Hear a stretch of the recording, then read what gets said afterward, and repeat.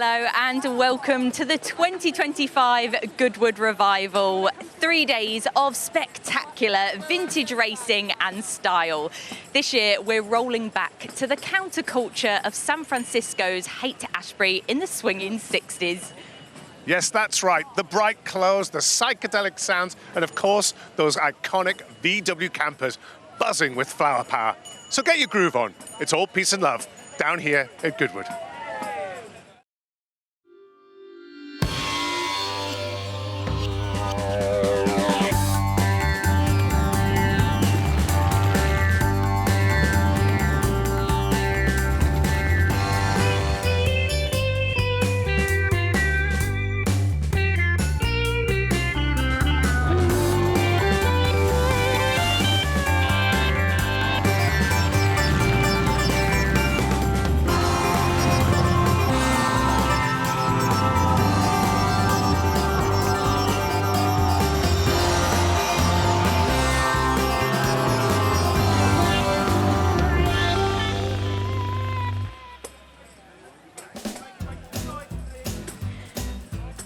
Well, let's take a look at what's heading out on track for this opening day of Goodwood Revival 2025. We are kicking things off with an incredible track parade that sees it being overrun by those Type 2 VW campers that are heading out at 9 a.m. This is followed by a series of practice from fantastic cars and motorbikes that will be going around the track. And of course, another track parade that we are celebrating the career of Jim Clark at 20 to 12. Heading into the afternoon, we have the St. Mary's Trophy practice at 12:35. The Whitson Trophy practice at 1:40. And then another practice with the Chichester Cup at 2:50, followed by that track parade of Alfa Romeos. Going into the late afternoon, a practice for the Sussex Trophy at 3:45. Another practice for the blue ribboned event, the RAC TT Celebration, will go out at 4:15. And to finish today's proceedings will be the first race, the Freddie March Memorial Trophy, named after the Duke of Richmond's grandfather, at 6:30.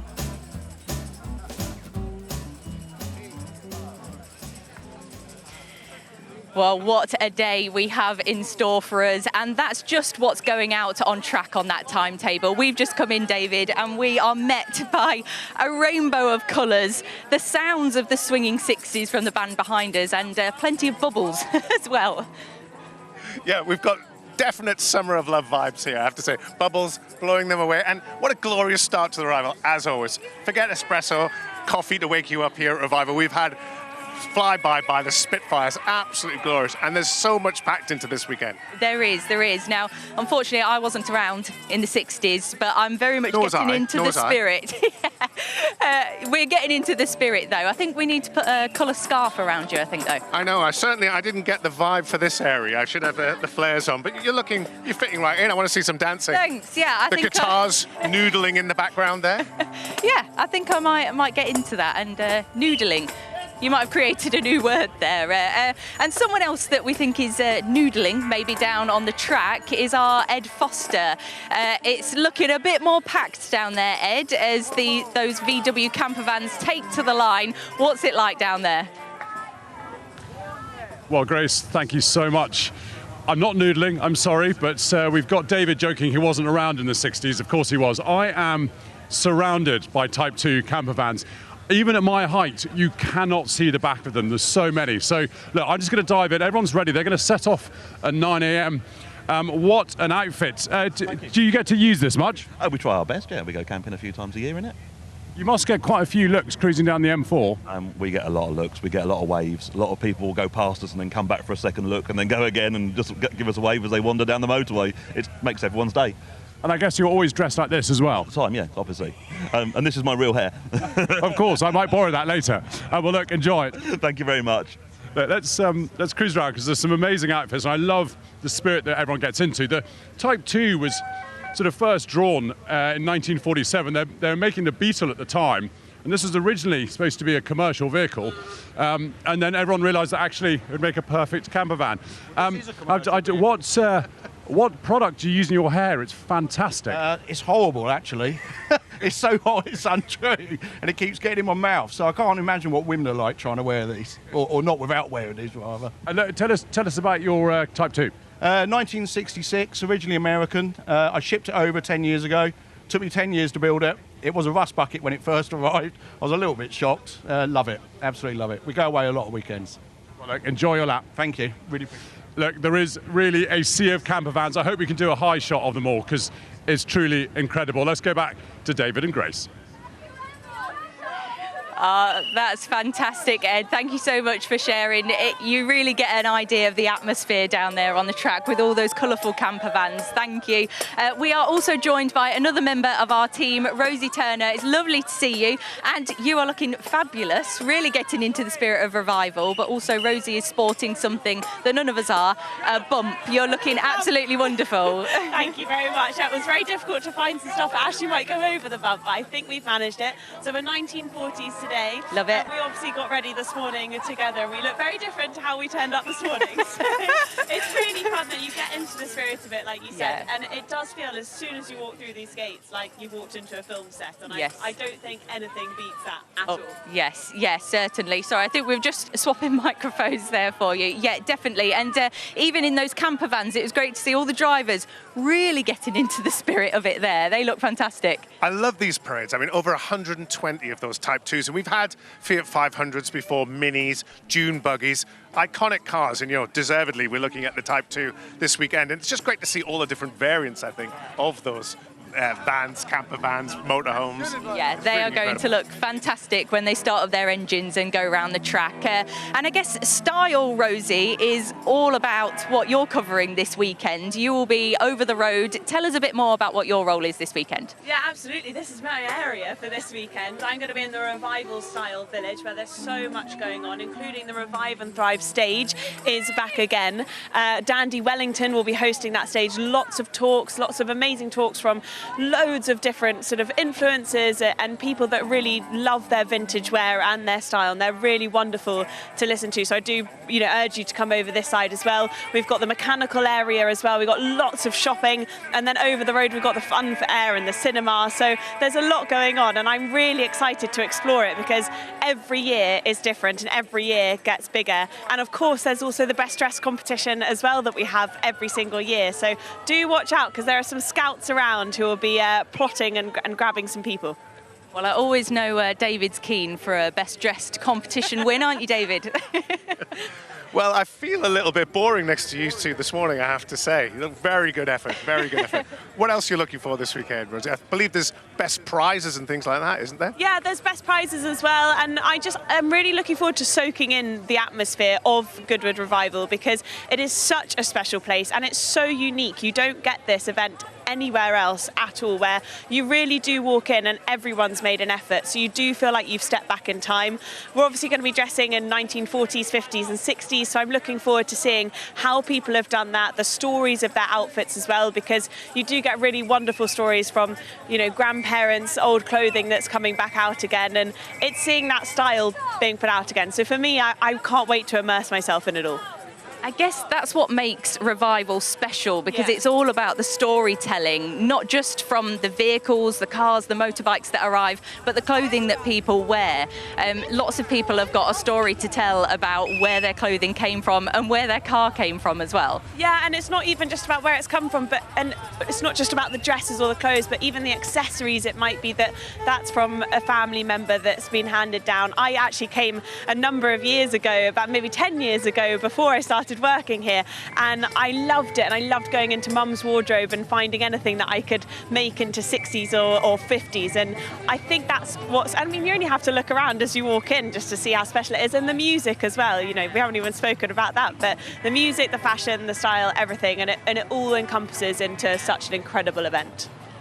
Definitely. My parents were born in the 60s and they were telling me lots of stories ahead of this weekend. But it's brilliant to hear all the stories that go with it. And Revive and Thrive is a theme that runs throughout Goodwood Revival. I mean, the items that I've got, I'm renting this weekend to try and be a bit more sustainable. So Revive and Thrive is really a theme that runs through the event. Yeah, and of course, and that goes all the way through to the cars as well. We are running sustainable fuels all weekend in the racing. It was a world first last year. We're going to be doing that again this year with the racing and the cars themselves. You know, we're keeping these cars going, keeping them running. You've got 120 Type 2 camper vans from the 60s still being used, still being enjoyed. And then the racing. I mean, you know, we get all of this stuff going around in Revival. I'm feeling slightly anxious I'm going to get around to see everything, but really, we get down to that racing and it's going to be absolutely incredible with some new faces joining us this year as well. Yeah, certainly. Sustainability is a key element that flows throughout the event. So we look forward to seeing all the cars running on sustainable fuel and the outfits that are going to be sustainable throughout the weekend as well. But for now, it is time to go to our commentary box for the first time to talk us through that incredible VW parade.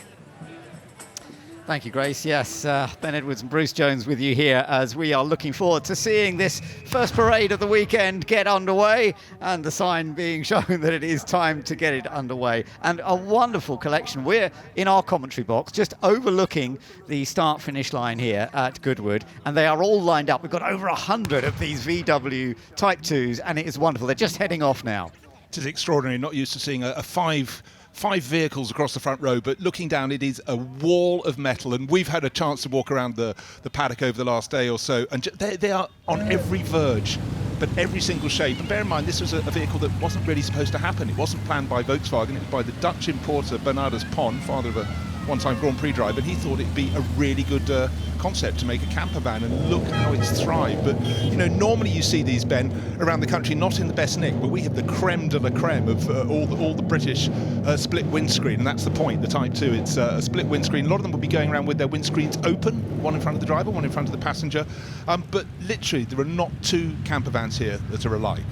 Absolutely. No, it is wonderful to see them. I've spoken to a couple of the owners who've come along, and they're thoroughly looking forward to this weekend. This is one of the biggest collections ever, although I was talking to one of the Swiss guys who's here this weekend as well, and he says in Germany every 4 years they have a massive collection as well. But here at Goodwood, I think this is absolutely wonderful. And as you say, none of them are ever identical, even though they were built in the 1950s and 1960s. And the way it developed so quickly, I mean, it started in 1950. That's what we're celebrating these 75 years since it began.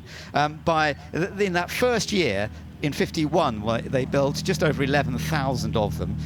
And by October 54, they saw the 100,000th one leave the line. And it just built up and built up. And by 1967, when this model came to its end, they had built 1.8 million of this type, as you say, with that split screen. And that was part of the aero side. I gather they did an aero check. And it was partly because if they put the split screen on, it improved the aerodynamics and reduced the fuel consumption, basically. Yeah, I mean, in those days it wasn't really considered too much, but just having that slight angle on the front coming forward to the prow, if you will. But of course, later the models became larger, became bulkier when you went on to the latter models, and they were more bluff-fronted.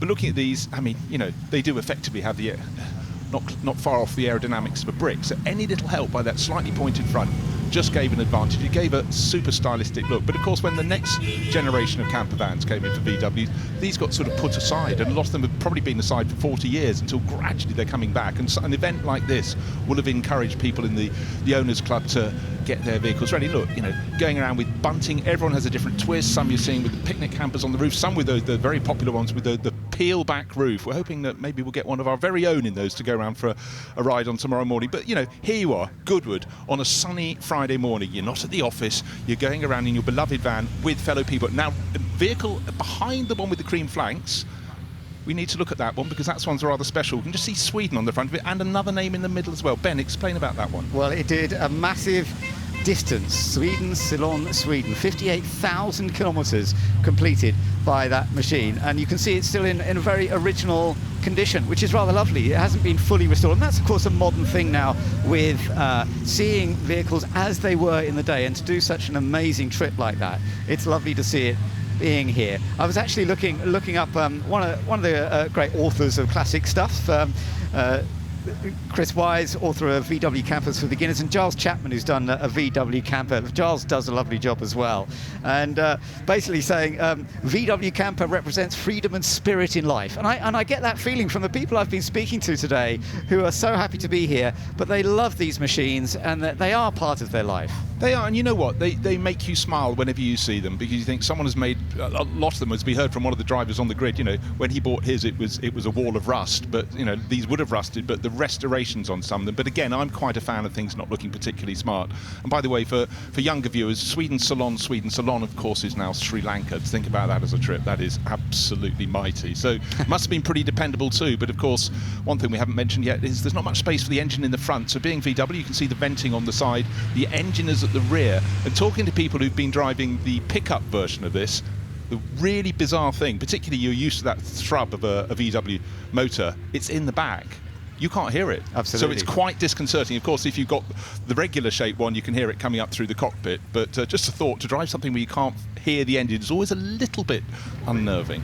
Absolutely. And of course, in the original days, they were built with an 1100 cc engine, the VW engine. That built up a little bit, upgraded to 1200, and then up into a lot of the ones that we'll be seeing out here actually have 1500 cc or even up to 17. But there are others with Porsche engines and all sorts of specials, aren't there? Yeah, and just spotting, they're very well caught there. There's a Mini-Me version on top. I don't know if that's going the Setchington Cup race alongside the Austin J40s, but that shows the level of passion and dedication, and certainly catching the eye around the circuit. But it's not just the vehicle, is it? It's the lifestyle that goes with it. It's the events they go to, and everyone trying to customise the flowers along the front bumper of FSU 642, their vehicle on the top. You can be sure they didn't just push it out and polish it to come to this meeting at Goodwood. It's been something they've been planning for a very long time, and isn't it great to see? It is absolutely lovely to see. And it became the first sort of machine that so many people got into, the transporter vans initially, but then becoming camper versions. And in the 50s and 60s, that was a real opportunity for people to go traveling at a time when, flying was a bit expensive in those days still. Now, of course, it's something that more people do. But this was a way that many, many people went traveling initially. No, entirely. Driving down through France in the 60s and 70s, these would have been absolutely everywhere, along with other camper vans. Camper vans don't get the sort of well, they're just not so prevalent now. If you can pick up a flight to the south of France for 30 quid, it's an awful lot cheaper. But then you arrive and you have to get a hire car. This is so different. I love to see the ones brought in from overseas as well, and multi-purpose, but also, Ben, don't forget, quite a lot of racing drivers had these as their place to be at windy Snetterton, to when they're not racing. A lot of these used to turn up at race circuits as a sort of place of refuge. But any family that's had a camper in it, it's used, it's loved. Often they then sit around for a few years until they get taken out again. But I think the passion that everyone has shown to get these vehicles here from all around Europe, and an awful lot from the UK, is something very special. But what a great occasion for them to come and display all their work. And then those who've gone the whole hog, the full, entered the sort of hippie element that we're celebrating here, that's something special too, even though the nylon wigs do look a little uncomfortable. Absolutely. You'll see quite a few left-hand drive ones. Quite a few actually came from America and been brought back to the UK. So you'll see quite a lot of left-hand drive. That very flat steering wheel, and I was chatting to somebody, the original steering with these is actually quite hard work if you're not moving. You need to be moving along, and you've got to turn the wheel quite a lot to actually do a decent turn. No, exactly, but it's when you discover the sort of idiosyncrasies of these things. But they've always been quite reliable, though, haven't they? And that's always been a major factor as to why it's sold so many. Yeah, I think so. You don't want to set off on your family holiday and find you haven't even got to Dover to get on the ferry. So, other ports of egress are available. But no, it's really something. And the fact that a lot of them got used for sort of 20, 30 years and then gradually got put to the side. But I think it's fantastic they're coming back. And also, can you imagine if you had a business that customised these? So many different versions with the pop-up roofs, the different, a lot of people say, I really would have liked the pull-back roof. We can see it on the Radio Hallen vehicle there. I really love that. That was clearly had a life in radio and television. That looks very, very original. And as you say, that roof actually is quite rare, to keep those still going all these years. It's lovely. As you said, it does depend on how they've been developed, how they've been modified. As you look at them all, you think, they're all the same. But actually, as you look at each and every one, they are all subtly different in slight different ways. And maybe that's because of the way it was produced initially. But often it's the way it's been adapted, changed. But as you say, some of these are very, very original from the early 1950s when it all began. And looking at them, an awful lot of them are running in, well, that one's more than two-tone. I was going to say a lot of people are running in two-tone. That one's been left outside of primary school, I think, and they got the paints out, I joke, but, great job to celebrate things here. But, when you had vehicles that were two-tone, it really gave you this enormous spectrum of combination of colours you could have. So it really did feel you got your own custom vehicle. Yeah, and the big VW sign on the front, that was very much a part of it right from the beginning. And it has worked extremely well, and identifying it, of course. And, you know, when you bear in mind that this is called the VW, initially it was the Type 2, of course, because it was based on the VW Beetle. But, of course, the Beetle wasn't called the Beetle when it first came out. It was called the Type 1, the VW Type 1. So this was called the VW Type 2, but very much based on the VW Beetle, which, of course, was designed by Dr. Ferdinand Porsche. So there is history in the Porsche background in producing these VW camper vans. He didn't design these, but he did design the Beetle. No, I know. The bloodline is in there somewhere, scratch a little. But, you know, to me, it's just a celebration of the freedom these vehicles provided. And also, don't forget, in those days, you didn't have Airbnb. So if you wanted to stay somewhere, it was probably going to be a hotel or possibly a little gîte if you're travelling down through France. But these afforded the ability to, you know, sleep en route, or perhaps this is what you're going to sleep in the whole time you're there. And some are slightly taller. Look at this one. This is on Danish number plates, and that's a much higher roofline on that one. So that already was created as something you were going to have a little more space to sort of go and play in. Absolutely, yeah. And you can see one or two have the slightly bigger rear door. That was slightly rare initially as well.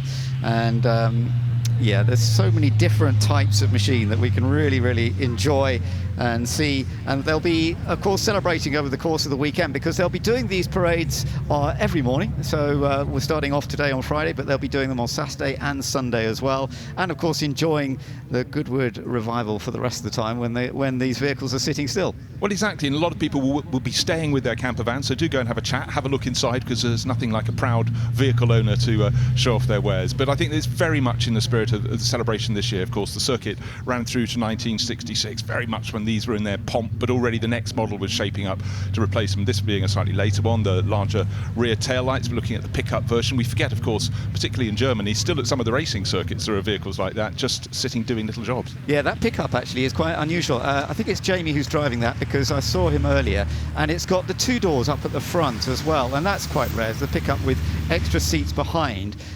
So yeah, you just see it on the left there. And he was saying, you know, he's basically put this all back together and made it as original as possible.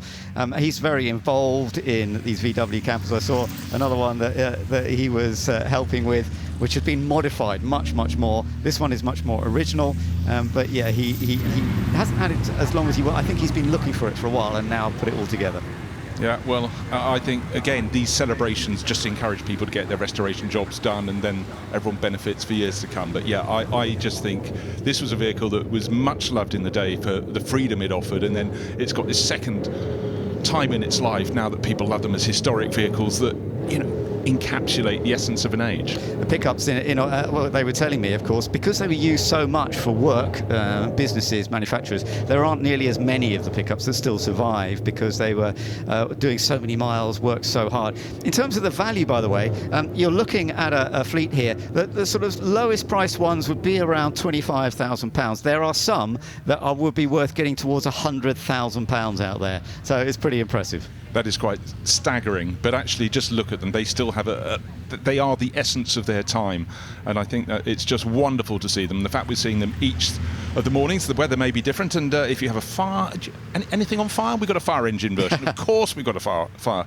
truck, but again, do take a look at them around the paddock. The love that's been bestowed on these vehicles is something very, very special, and very much a part of the Goodwood Revival, these most outstanding celebrations. We've got a Jim Clark celebration later today, and the most amazing array of 100 years of Alfa Romeo competition machinery as well, plus the practice, plus the race at the end of the day. So it's going to be a packed Friday here at Goodwood. It certainly is. Now, there's going to be so much to enjoy, but it's fun to see these VWs going out there nice and early and giving us a bit of an example of this first thing to be built in this way, as you mentioned, by Ben Pond, the Dutch Volkswagen importer who kind of came up with the design. He'd seen one that was a bit different, but he saw that rear engine could possibly work, and of course they didn't originally go for the VW Beetle chassis. They had to build a ladder chassis to make it work for a van like this. But look at that one, absolutely beautiful, very, very different, rather unique, and very, very special. And as you say,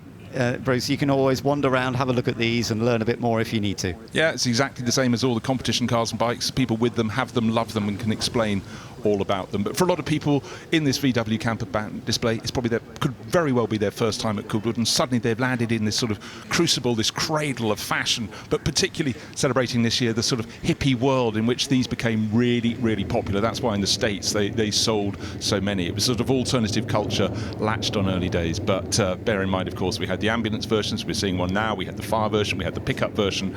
Everyone has a little different tweak, and everybody has embodied the fashion of the day. So fantastic effort, and thank goodness with rain forecast for later today we're seeing them in the sunshine. But what an array. And don't forget, air-cooled, of course, these rear-mounted engines, air-cooled, not water-cooled, but they work extremely well. And amazing that the reliability was always so impressive. There are one or two with modified engines that, particularly when they produced more power, they've found different ways. There have been some modern adaptations, actually, to even improve that cooling. When I was talking to Jamie earlier, he was saying that one of their ones with a more powerful engine would tend to rev quite high when it was getting a bit hot. But they've put in a slightly new system, and it has worked beautifully. And it's back down to 800 revs when it's just idling, rather than going up into about 1100 or 1200, which was making a bit of a noise. Yeah, that moment of concern when you're in a historic vehicle, when it's doing what it shouldn't. But yeah, all modifications. You could be sure the other people in this club, or even people who aren't in a club who've come here, will be picking up tips how to just keep them running as sweetly as they can. But I love some of the sign writing. The period we saw the radio one, the one with the Campagnolo script all over it, plus all the hippie ones. You know, every single one is different. And isn't it lovely seeing that this sort of collection here of 4 people, plus the driver, just having a wonderful view here at Goodwood. We've got a lovely bright morning, thankfully, so it's perfect for standing up and just watching everything go around. Yeah, there's a few more people with this lovely view, being able to watch the whole system together, going around the Goodwood circuit, this classic circuit that is so important to us. It was such a key part of motor racing post-war up into the late middle 60s, and of course now we celebrate here at the Revival that period of time for this Goodwood circuit. But it's lovely to see so many of these machines, as I say, a rare number of them all together. And they're sort of taking a split formation as they exit the chicane. Some are turning right to be parked around the paddock, and the others are going to the outfield of the circuit, and they will be pretty much everywhere. So do go and take a look. But around 120 of these Type 2 VWs. The VW, it was a utility vehicle, and it was an idea that turned into the camper van that was latched onto. But what a phenomenal array. I don't know how Goodwood does it every year. Just find these amazing displays to add to the racing. You know, I come here looking for the racing, but it's the extras that really sort of make me smile and just add something different. And I think for an awful lot of people around here, they will look down and go, I went in one of those as a child, we had one, we sold one, or we always wanted one. And I think that's very much, Ben, the essence of Goodwood. You see an awful lot of things that you wanted to have in period. Absolutely right. So let's have a little look back at some of the highlights of seeing these machines heading around the Goodwood circuit. Such an incredible collection, all sitting on the grid, ready to go. And then we got the sign to say, right, you're off. And you've got these wonderful families who have maybe spent many years with them. Some of them have owned them for 20 years, 40 years. Others have had them a little bit more recently, of course. But these were the first sort of transporters. They were buses initially, series production beginning in 1950, and they were building 10 a day initially. But by the end of that first year, they were building 60 a day. And it soon built up so rapidly with that ladder frame chassis, the steel monocoque body. But it was just trying to provide something that, and as they went forward, they developed, of course, more into the camper van, and that's what you're seeing so much. Really, really good to see. And we will see more over the course of the weekend. Now, let's go back to Ed Foster, who's caught up with a very important driver this weekend. Jensen, Alex, the sun is shining, briefly, hopefully all weekends. Jensen, this is your car. Do you find it adds kind of half a second to your lap time if it's your car? Does it do that, or does it take it away? I'm not sure. I don't know, but at least I know the car's prepared well. That's the important thing. And if the great thing is, if I don't feel right in the car, I just give it to him, and he just goes around really fast. So it's perfect. No, it's such a cool experience coming here anyway to Goodwood. I forget every time I walk in. It's such an amazing feeling. And then getting into this car, which is so special, ex-Fangio car, and has a lot of racing history. Some of it in recent years from this man racing it at Goodwood and Le Mans. and just pushing it to its limits. This thing's still on drum brakes, so we can't forget that when we're flying down the back straight. But yeah, very, very much looking forward to seeing what she can do in qualifying. And Alex, you've done a bit of testing with this car and it seems to be going well? We did a little bit a couple of weeks ago, literally just turned a few laps. Did 2 time laps, that's all he needed. We just had to bed the brakes in, like JB just said, got a lot of confidence in who's prepared this car. Reeling and Mays have done an awesome job on it, so it's just, you need that with a car like this. Like he's just said, it's on drum brakes, which we do need to remember going down the back straight at 140 mile an hour. It all needs to come together. So it's just a gorgeous car to drive, so it's great to be back. We were here with it a couple of years ago and we were really unlucky with it, so hoping that's not the case this year, and the weather's looking good for the race later, so long may that continue. And for a young up-and-coming driver, he's doing all right, isn't he? He's doing good. Yeah, the young lad's doing well. Well, look, guys, enjoy it. Cheers. Thank you. Cheers.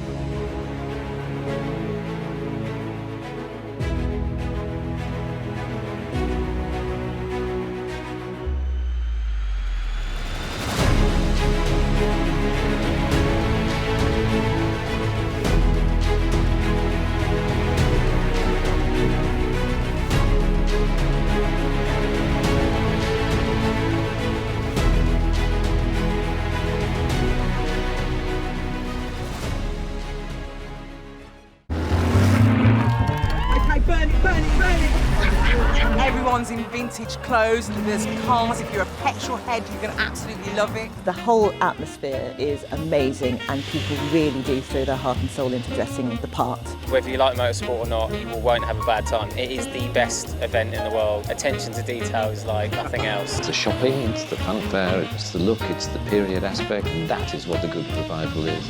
It's just a fantastic day out.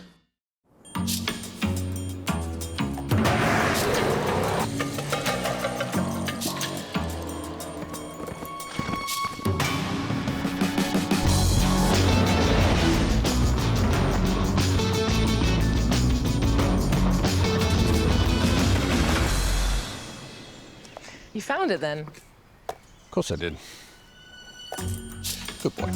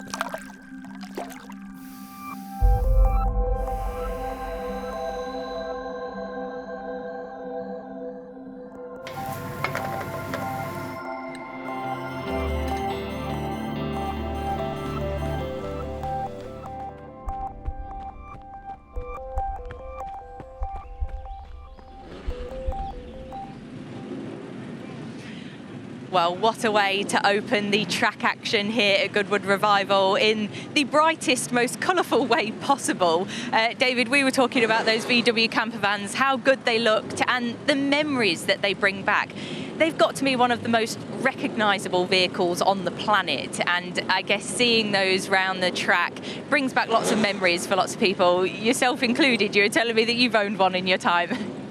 Yeah, I feel like I had to have one, but yeah, seeing all them out there, Bruce and Ben very eloquently talking about all those different variants. I mean, you think of a VW camper van, but seeing 120 of them there, you see all the different shapes and sizes, and that sort of home on wheels thing is fantastic. And yes, I did have to have one back in my time. I don't think it was quite good enough to make that parade. It was a red and white two-tone one. very much starved of air in London, I think, driving it around. Got very hot, and I think finally the brake pedal went through the floor and onto the road, so that was the end of that. And special to you, and that's the point. And speaking of special, we have got the Freddie March Memorial Practice about to go out on track. Absolutely brilliant to hear from Jenson Button there ahead of this. He'll want to win this one because he's got something very special in this race. Well, Jenson obviously loves Revival. Since he first came, he just comes, bought cars now. He comes with his own car, which is extra pressure, I think. But you can tell how much he loves it. And I think he's secretly been practicing a little bit, so he'll really want to win this. He looks like he's smiling, he looks like he's having fun, but he's a racing driver and he's going to want to win this. And a Formula One racing driver at that, so he definitely will. Well, we'll get to our commentary team who's going to talk us through this extra special practice. Thank you very much, and we're riding on board with our view immediately with Jenson Button, which is fun because, as you say, it was great to hear from Jenson. It's Ben Edwards here and Alice Powell joining me. Lovely to have you with me, Alice, and looking forward to seeing this as we go through the Freddie March Memorial Trophy. Some wonderful views here. The Freddie March Trophy, the grandfather of the Duke of Richmond, brought racing, night racing to the UK with the first of the Goodwood 9-hour races, and that's what this sort of celebrates in the early 1950s. And you get this amazing collection of machines. But there you are, number 38. Keep an eye on it if you're out there on the track right now with Jenson Button driving it. Yes, certainly do. His own Jag C-Type, as David mentioned there, Fangio car as well. But we're going to see a whole host of Jaguars, Aston Martins, Ferraris, Maseratis, and they all make regular appearances here. But we also do have some smaller cars, the Coopers, the Fraser Nashes as well. So this is always hugely competitive. Jake Hill won this race last year in HWM Jaguar. He's also out again this year, but he's in a different car, but he's still going to be super competitive. So this year Jake is out in an Austin Healey, but which actually the Austin Healey that he's in placed 5th in the 2022 Freddie March Memorial Trophy. So it's raced at the sharp end, but no doubt we'll be seeing it up the sharp end once again with Jake Hill behind the wheel. Just going past the Cooper Jaguar T33, number 16 there, of Katerina Kivalova and Phil Keane. Now, that could be a competitive machine too, but we're great to be riding on board with Jenson Button. Really is lovely to be a part of it all through, and we shall see how this goes. They've got good weather for the start of today. We've got the chance of a bit of rain over the course of the weekend, but certainly got a nice dry track on which to get going. And here we are, just looking at a little bit of view. Jenson making the most of the car through Madgwick, one of the various double apex right-handers. It's a rapid corner, and he's doing that very neatly, and you're riding back on board with him again. He is already making his C-Type dance as he goes through the wonderful corners that we have here, but we have got some perfect weather for the Freddie March Memorial Trophy. It will be a 1-hour race, which later on today at 6:30, a 2-driver race as well, so we'll often see some of the faster drivers take part earlier on, and then we'll have some of those, but maybe say not as quick, to take to the track a little bit later on. So we have 26 minutes remaining of the session. We will see people bleed into the pits bend and make their driver changes. The track's still a little bit green, so expect times to really tumble, and already Jenson Button has occupied top spot. Yeah, Jenson has set the pace initially, 1:33.0. You were just looking at that Cooper Jaguar T33, but Jenson is fastest at this stage. That's quite a margin initially. There's the number 16, as I say, Katerina Kivalova and Phil Keane. This Cooper Jaguar, one of 3 created and still around, built for 1955, and it competed in the Goodwood 9 hours back in that day, interestingly. So there's real history to so many of these machines. Number 74, that's the Sam Hancock Martin Hunt HWM Jaguar, and that, of course, we've got fewer of the HWMs, but it's lovely, as you say, because we had a win last year for the HWM Jaguar, and Jake Hill was driving it, but there's a slight difference this year in which ones they're out in. So this is the rather lovely Cooper Climax T39 Bobtail, Felix Goddard. It's going a little bit slowly. I don't know if there's a problem with it. He's raised his hand, so I think could be a problem. He's coming round Woodcote now. That looks like pulled over to the side, and he's not far from pit lane. He's going to navigate the chicane, so hopefully this won't be a stoppage during this session. I'm just checking out the commentary box window, filtering through the chicane, so he should make it back into the pits. As Jenson Button continuing to set purple sectors. He's 5.2 seconds clear of the number 74 as they're filtering through the chicane once again. It's all about getting a clean lap as well, Ben. We've seen in previous years, we've seen some good first and middle sectors, and then it all gets a bit congested at the chicane towards the end there. And we've got 27 cars out on track, so a whole host of cars, and finding a space. But I tell you what, Jenson Button's done a great job using all his experience to find a little bit of space out there. Yeah, he's going very rapidly. Lovely to watch. You're going through St Mary's, through the right and then the left.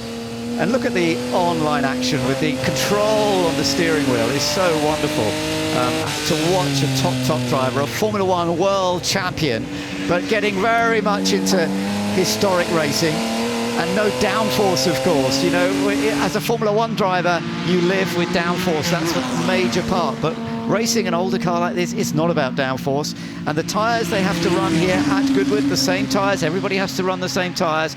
Quite narrow.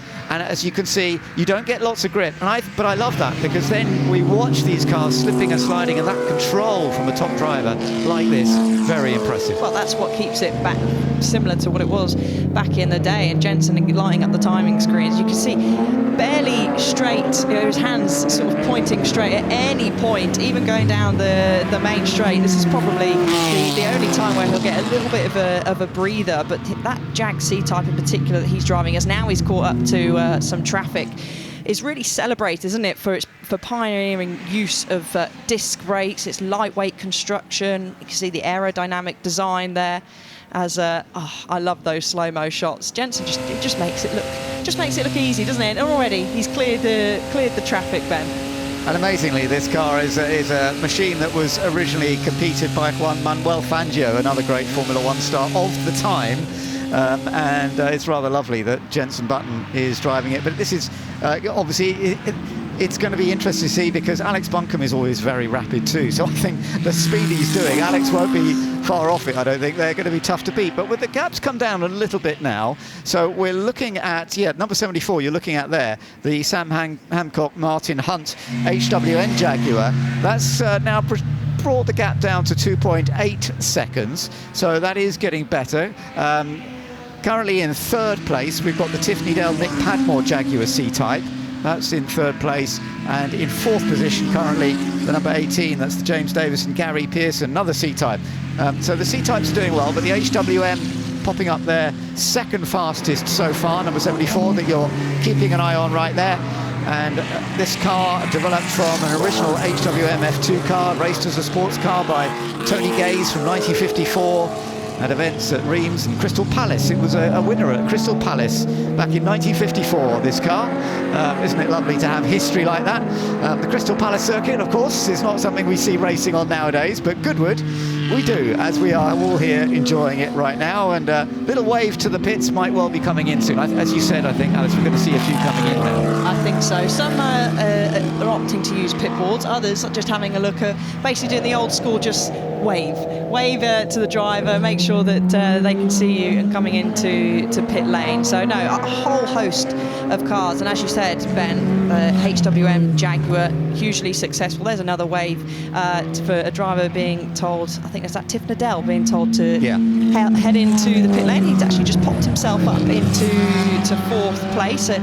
He's a regular, isn't he, at Goodwood, whether it's at members meeting or here at the Revival. He's in another one of our C-Type Jaguars out there, and a car that was very successful back in period. The C-Type's first overall victory in Le Mans was in 1951 with Peter Walker and Peter Whitehead, and it was actually the only C-Type to finish. And is that him either spotting himself on the TV around the track, or he's waving to the traffic to get out the way, or he's just enjoying driving around Goodwood? Could be any of those three. It's lovely to see Tiff competing, isn't it? He's in his early 70s nowadays, but one of the great star drivers, of course, and just trying. he got into Formula One. It didn't last particularly long in his career, but then raced very effectively at Le Mans in sports car racing. And then Tiff, of course, became a great star of Top Gear, Fifth Gear. And it's lovely to see him competing here again at Goodwood. Now, the number 99, this is a bit unusual, the Ford Thunderbird Battlebird. This is the Bill Shepherd Romain Dumas shared vehicle. So we'll see how this goes. Where is it on the pace at the moment? Not particularly far up the ladder, is it? Oh, yeah, it is. Oh, yeah, it's moved up to third. Sorry, yeah, it has moved up to third. That's good. Okay, I was expecting it to be going pretty rapidly because it's very powerful. It's got a 5.1 litre V8 supercharged engine. The braking doesn't always last around this Goodwood circuit, and it is coming in this time. So we shall see how it goes. I think Romain Dumas will be taking it on next. So we'll see how this goes. It and we know he can move. Yeah, Romain Dumas can move, can't he? And actually, this car can move on sand. Yes, sand. I am saying that correctly. At Daytona Beach, it clocked 200 mile an hour on some sand. So can certainly shift, and it will when Romain Dumas gets behind the car again. Another one of our star drivers here this weekend, a regular and the fastest driver at festival speed as well, up the hill. Yeah, it's been amazing, isn't he, going up that hill? Yeah, well, it's great to see. We're getting some of the drivers swapping around now, as you can see. Number 84, that's currently 9th fastest. And that's the Rick Wilmot, Tarek Mahmoud Jaguar XK140 Gom Special, as it is called. So a bit of an unusual one. It was reconstructed by Maurice Gom from an XK140 chassis in period, in fact. And so it came up with a rather unique look to it. Now, we're back on board the Jaguar C-Type. Now, is Alex on board? I think he might be now. Not quite sure if we've seen Jensen come in yet, or it does look like I think yeah, it does actually. You're right. Yeah. On the onboard for fours, no purple sectors or purple. Yeah, still Jensen at this moment in time. 1.8 seconds is the gap now between first and second. Jensen still occupying that. He'll come now up the straight, feeding through the traffic. We've got 22 seconds between our final running car up to Jensen, who's in first place, but some people are just purely out to enjoy driving these historic cars and being at this hugely special event. And Jensen will keep an eye. He's coming into the chicane now, whether he'll bleed into pit lane to swap over, but still plenty of personal bests being set throughout the field. He continues on across the line. This won't improve his time at the moment. But Romain Dumas, we'll keep an eye on him. He's back out on track in his Ford now, and I expect we'll see him challenge. There we go, on screen, on cue, and already making the Ford dance as he goes through the back section of the circuit.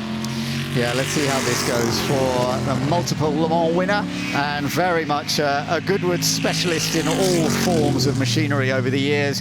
He's won so many different events here, and he's worked with the Shepherd family regularly with Bill Shepherd, for example, as well. You know, they're racing together this weekend, which is lovely to see. So this is an impressive machine. Whether it will now go on to take that pace, it's possible. We shall see, because the pace to chase is the 1:29.011 that Jensen Button has set so far.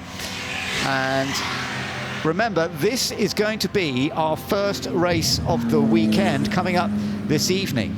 So at 6:30, this Freddie March Memorial Trophy will be the first race of the weekend. A 1-hour race with the two drivers, and it's going to be absolutely fascinating to see how our first race goes. This combination of machines, this super powerful Ford Thunderbird Battlebird. But is it going to have that consistency it's going to need? But I think there's going to be a good chance for it to set an extremely good grid time. Now, here comes Jensen, as we thought he would be coming in fairly soon. They're just around the half point, actually, during this qualifying session, or practice, actually, this practice session, and we shall see how it all comes together. prime example from the onboard here, how congested, how tight this old school pit lane is here at Goodwood as Jensen climbs out now. And it's actually really hard to spot your team when there's plenty of drivers are coming in to do pit stop changes. That was Jensen there signaling to the mechanic. It's a bit loose on the rear end, and probably letting Alex Bunker know that as well. But he's, again, a hugely experienced driver. So as soon as he goes out on track, we'll get a good feel for the car. So great team working together. Romain Dumas now, he is out there setting personal best. Nothing that's going to challenge Jensen Button at the moment at the top of the times, as we have several cars still making improvements throughout, but quite a few hopping into the pits to hand over to the second driver.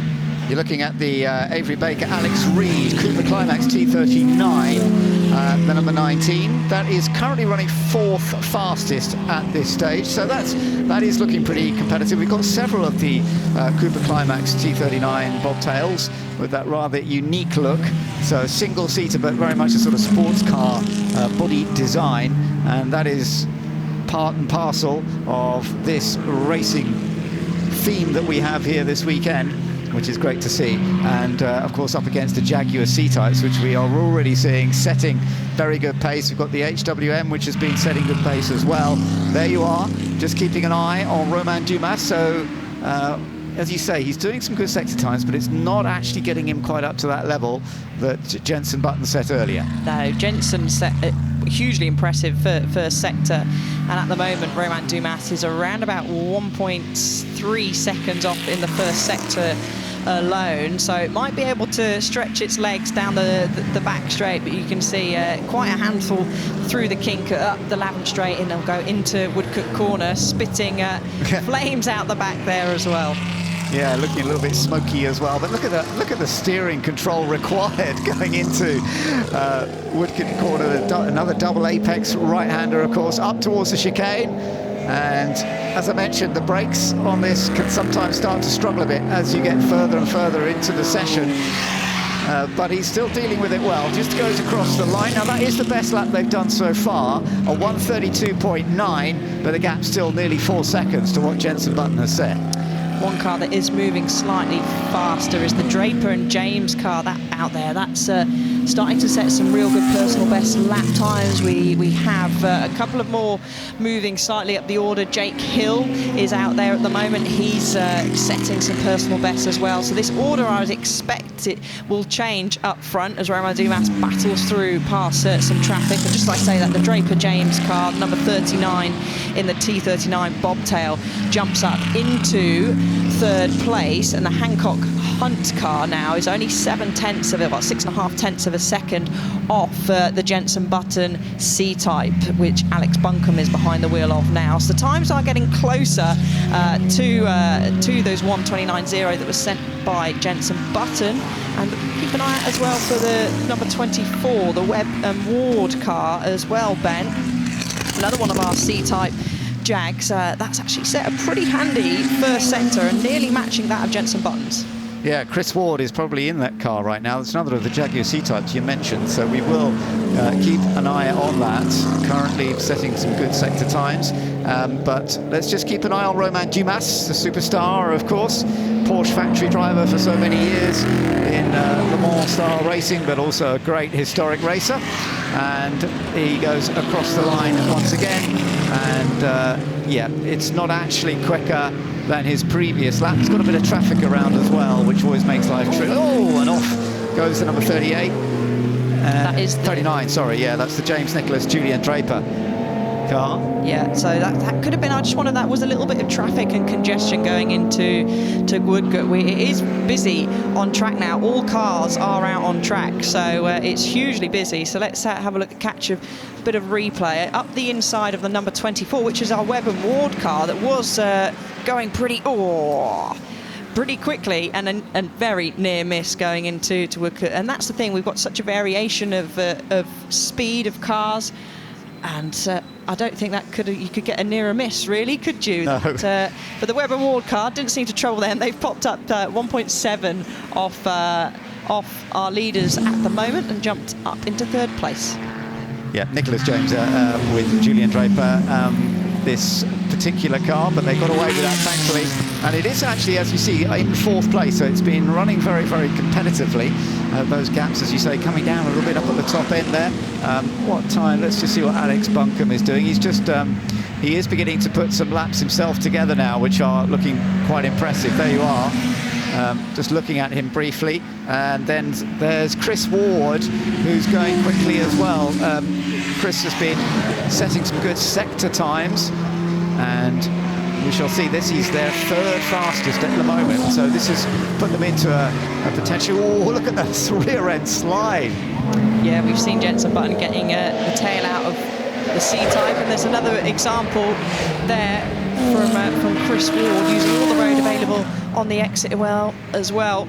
And this is not going to be a big improvement, a slight improvement for him. Yeah, so he's not changed position, but he's edged closer to the 1:29.0, which everyone's out there trying to beat. And actually, Alex Buncombe was looking to maybe not do doing a fairly reasonable lap, but he's caught up with some traffic because the middle sector is he's lost a lot of time. So plenty of drivers still further down the order as well, continuing to improve. Oh, that's a shame. The HWM Jaguar, which is running well, 2nd fastest at this stage, just 6/10 away from the fastest lap, but running a bit wide, but thankfully they have got it back on track once again. Let's just have another look and see what actually... Oh, it was already going backwards. It was. Rear entry into the corner, maybe a lock-up of those rear brakes, or touch the grass. There we go. Touch the grass on the outside on the approach. A bit too greedy on the way in, but luckily there's plenty of space out there. Saying that, we have seen several cars in previous years make contact with the wall, but the HWN Jag was able to continue. Now, just having a look, Webb Ward has set a very good first sector, but that's instantly beaten by the Buncombe Button car, who stretched their legs again in that first sector. And this could potentially be an improvement and our first car to dip into the 1:28s. Okay, so here's Chris Ward just coming across the line. You reckon this could be a better lap? Let's just see. In the end, it wasn't quite, was it? It was. No, he lost some time in that middle sector, a couple of seconds actually in that middle sector. Okay, but as you say, Alex Buncombe's doing a good job in the car that is already fastest, thanks to Jenson Button's times earlier. What's he just done? 28.6. He has gone a bit quicker, hasn't he? Yes, so he's dipped into the 1:28s, 6s. So. More time for others to find out there, and another decent sector for the car that we are following now, which makes its way through first part of St Mary's, then through the second part, and it's going to go up that slight crest into Lavant Corner, apexing just after the head of the curb. There we go. Get a bit of opposite lock on, chasing at that throttle before you go slightly uphill up the Lavant Straight. And then another heavy braking zone into Woodcote Corner. Yeah, and Chris Ward here is flying along, doing a great job. This is the earliest existing C-Type Jaguar, amazingly. This one, 1952 machine. It was the first privately owned C-Type, sold to the great late Duncan Hamilton in 1952. So this has great history to it. And the Jaguar C-Type, let's just see if this is an even better lap. That was very impressive, coming out of the chicane without going too wide. Over the line, yes. And he goes 2nd fastest, 1:28.65, missing out by 0.02 of a second to that pole position. Wow. That final sector, Ben, was hugely impressive, because actually he was half a second off the Button Buncombe car in the first sector, and then 4/10 in the middle sector. But absolutely found a huge chunk of time in that final one. But this won't be an improvement by the looks of it this lap, because just trying to filter through some of the traffic there. The Buncombe and Button car is not making any improvements at the moment, but the Dumas and Shepherd car, they've dipped into the 27 seconds in the first sector, so they could potentially make a move further up the order at the moment. Yeah, we are, as you say, working our way down. 6 minutes to go, but let's see if there are going to be any more changes. It's I'm surprised. It always surprises me that you can put so many laps together and still go quicker and quicker. Sometimes you get a bit of a tow from some of the other cars that are out there, but these tyres hold on well, don't they? It's a bit different to watching qualifying in so many modern categories where the tyres will last, if it's Formula One, about a lap. In some categories a bit longer, but these keep on going. They do keep on going, and sometimes you will often get the drivers that take the opportunity to take a cool lap, a little bit in like a professional racing, really, when you do have some traffic there. Just allow to bring those pressures down a little bit. I mean, so close was Chris Ward to the chicane, so this will be a slow lap due to the traffic. So this won't be an improvement at all as we go across the line. So actually, it was about 6 to 7 seconds slower than his previous lap. So he has got time to go again. 5 minutes of the session remaining. There's our car that's leading the charge at the moment, and a nice drift round Woodcote Corner. You're not going to see too many cars go through there without having some opposite lock, and same with the exit of the chicane. Yeah, talk about opposite lock, there was plenty of it there. That was quite impressive. It is lovely to ride on board with Alex Buncombe. What was the time? 1:27. That final sector has just gained a whole chunk of time. So the first car to dip into the 1:20 seconds. So just when the Webb Ward car has snuck up on the timing sheets to the back of the number 38, they stretch their legs. So they're making big improvements in that final sector. That seems to be the sector that's improving the most at the moment out on track. Just look at that correction on the steering, remarkable. But Alex Buncombe dealt with it very, very well, as you say. So he's now improved that pole position. They're still on target for that, no doubt about it. Romain Dumas, meanwhile, is currently 4th fastest on a reasonable lap right now. Let's just see if this goes any quicker. Yes, he does go quicker, but he stays in 4th place. So look, there's a bit of a damage on the front. Yes, I had a lug tap somewhere along the line during this session, or just happened to make its way slightly loose. But that's not going to say, well, we won't even know that he's got a bit of damage on the front there. But he's continuing up through. We'll cut the timing beam through sector 1. Still improvements in the first sector for at least our 2nd place and 3rd place car, and actually a good improvement in that first sector from Romain Dumas, and he's got a nice bit of clear track ahead of him, Ben. So we're heading into the final 3 minutes really of the session. We'll be dipping into the 2 minutes shortly, so this will be the crunch time for those that do want to make gains further up the order. Not too many personal bests being set out there. Most of the personal bests actually are from those that are in the top 6. This Ford Thunderbird really is a bizarre machine in some ways, with that massive V8 engine in the front. It's quite high, isn't it? You know, the ride height, you would think you'd want to be low, but that's how it was made at the time. So loads of power, but keeping the balance through the corners with this high ride height. I'm surprised, actually, the balance is better than you might have thought. They've developed it very, very well. Turns in well, a little bit of oversteer on exit, as you would imagine, and Romain Dumas is dealing with it. But can they find any more pace? They're down on that 2nd row, 4th place at the moment. Let's just see, 130.7 best so far, 130.1, so that is good. That is an improvement, but it does mean they are still in 4th place. It does, so he's continuing to make, and still got some good space ahead of him, so can still make improvements, but certainly this Battlebird was a one-off racing version, basically, of the Thunderbird, created by Ford to compete in high-profile endurance and speed events. So he's already mentioned the speed event that it took part in Daytona to do 200 mile an hour on sand, but because they didn't come back, the record wasn't able to be recorded. It had to be recorded both ways, as our 2nd place car makes a little trip across the grass. Yeah, got away with it though. So Chris is still going well at this stage, but as you say, the gap has opened up a little bit more now. The gap between 1st and 2nd, 0.8 of a second between them. But yeah, lovely to see. Yeah, as you say, that Ford Thunderbird Battlebird has such incredible history. A winning car here at Goodwood, including the St Mary's in 2023 when Romain Dumas was driving it. Freddie was in the car that time, Freddie Shepherd. So yeah, they've had victories with it here before. Whether it'll work this weekend, well, we'll find out. But at the moment, they haven't quite got the outright pace of the Jaguar C-Types, and it is a Jaguar C-Type 1-2 at the moment. Then the HWM Jaguar of Sam Hancock and Martin Hunt is in 3rd place. Then that huge Ford in 4th position. And then in 5th place currently is another, well, in fact, it's the first of the Coopers, the first of the Cooper Jaguars, the T33 of Katerina Kivalova and Phil Keane. They're in 5th position at this stage.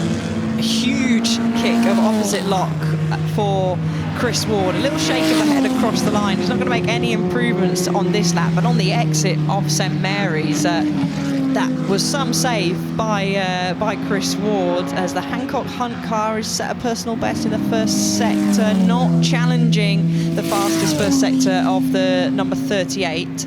But we'll have a look if he can make any improvements in the middle sector, but some making their way slightly further up the order, and I think we have actually got the Hill and Rawls car is missing and stopped out on tracks somewhere. It's got a symbol next to the name. It means they're not running, so that'll be disappointing for Jake Hill. And here is the 74 that set personal best in that first. Not a bad middle sector. He'll hope to have a clear run through the chicane, getting close to the barrier on the right, then the left, whole handful of opposite lock, using all the road available, and a little check over at the pit ward. Did he catch the flag? He did, so that will be his final lap. Does make an improvement, stays in 3rd place for the moment. So the Hancock and Hunt HWN Jaguar has done a good job here, and it's lovely to see it up there, but this is the fastest car that you're riding back on board with. Jenson Button was driving it a little bit earlier in this, and right now it is Alex Buncombe who is putting it together, trying to see if he can gain even more advantage, but he's got that 0.8 of a second over everyone else, and it is Alex who has set the pace. And although, as you know, he's done a very good middle sector there, as we can see. Is he going to go any quicker on this final lap? Well, if he's pretty much matched the first sector, let's have a look how smooth and tidy he gets it through the chicane. The traffic in front shouldn't bother him. Whole kick of oversteer on the way on the exit there. Let's have a look if he goes across the line. 1:27.245. Wow. So 1.4 seconds ahead of our 2nd place car, and that is a very, very impressive lap time there, Ben. That is very good by Alex Buncombe. Well done to him.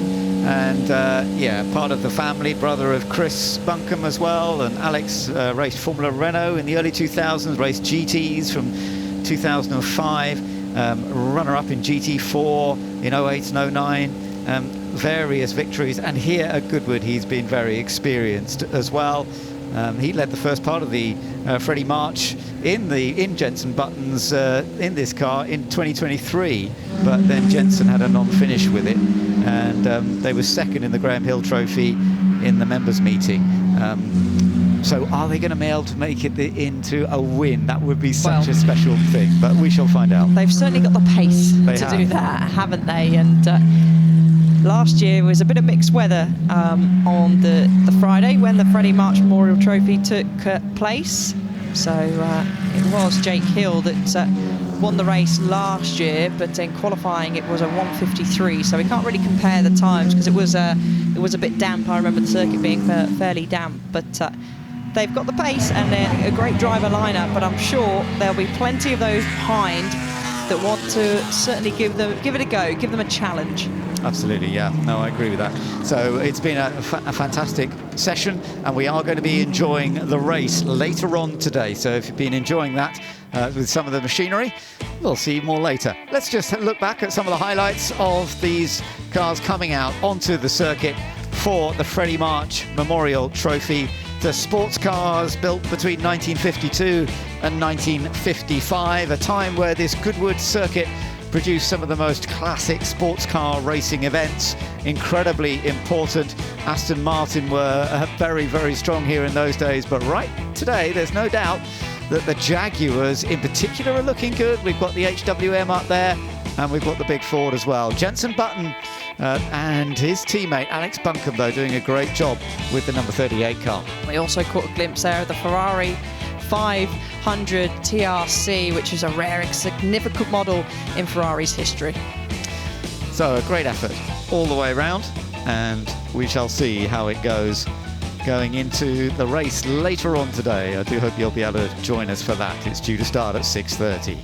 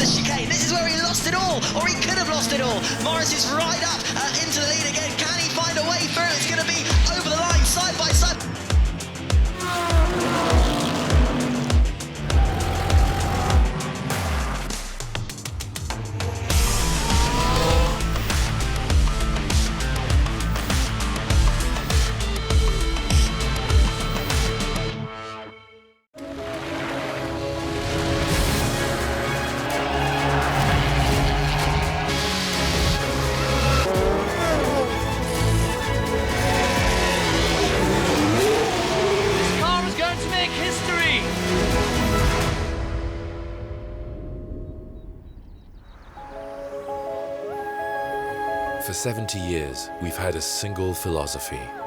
Lightness is a force.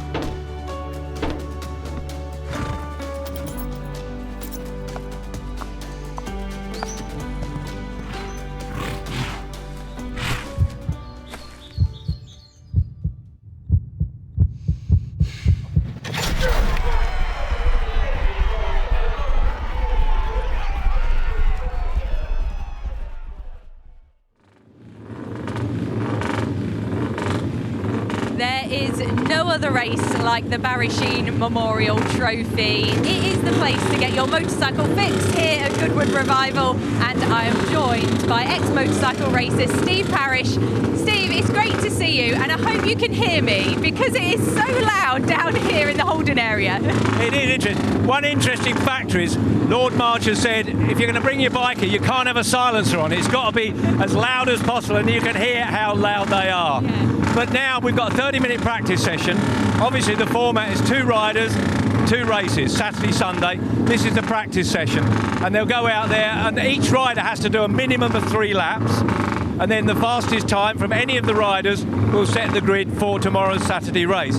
And I can tell you, even though there's so many professional riders here, they are nervous. This means a great deal to them. The prestige of winning at Goodwood, not just for the owner, not just for the rider, but the bike's value and everything else. It really is very, very important. Yeah, like you say, we've got loads of professional riders in this one.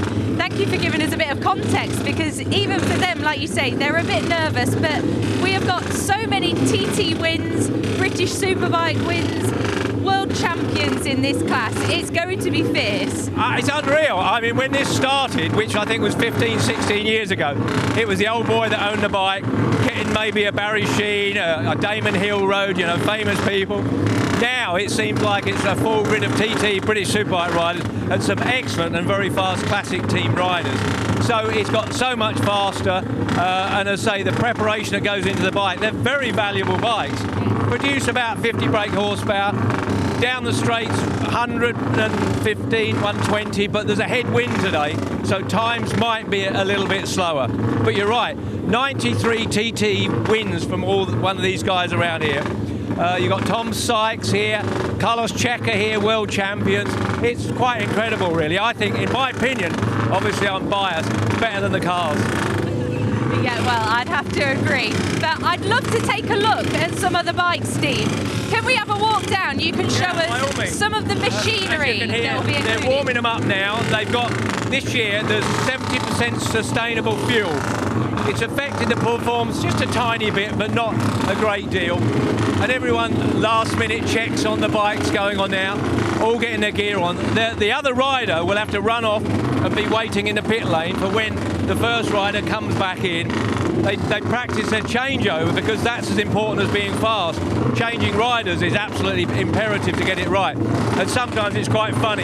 Bikes get dropped, riders trip over, all sorts of chaos goes on.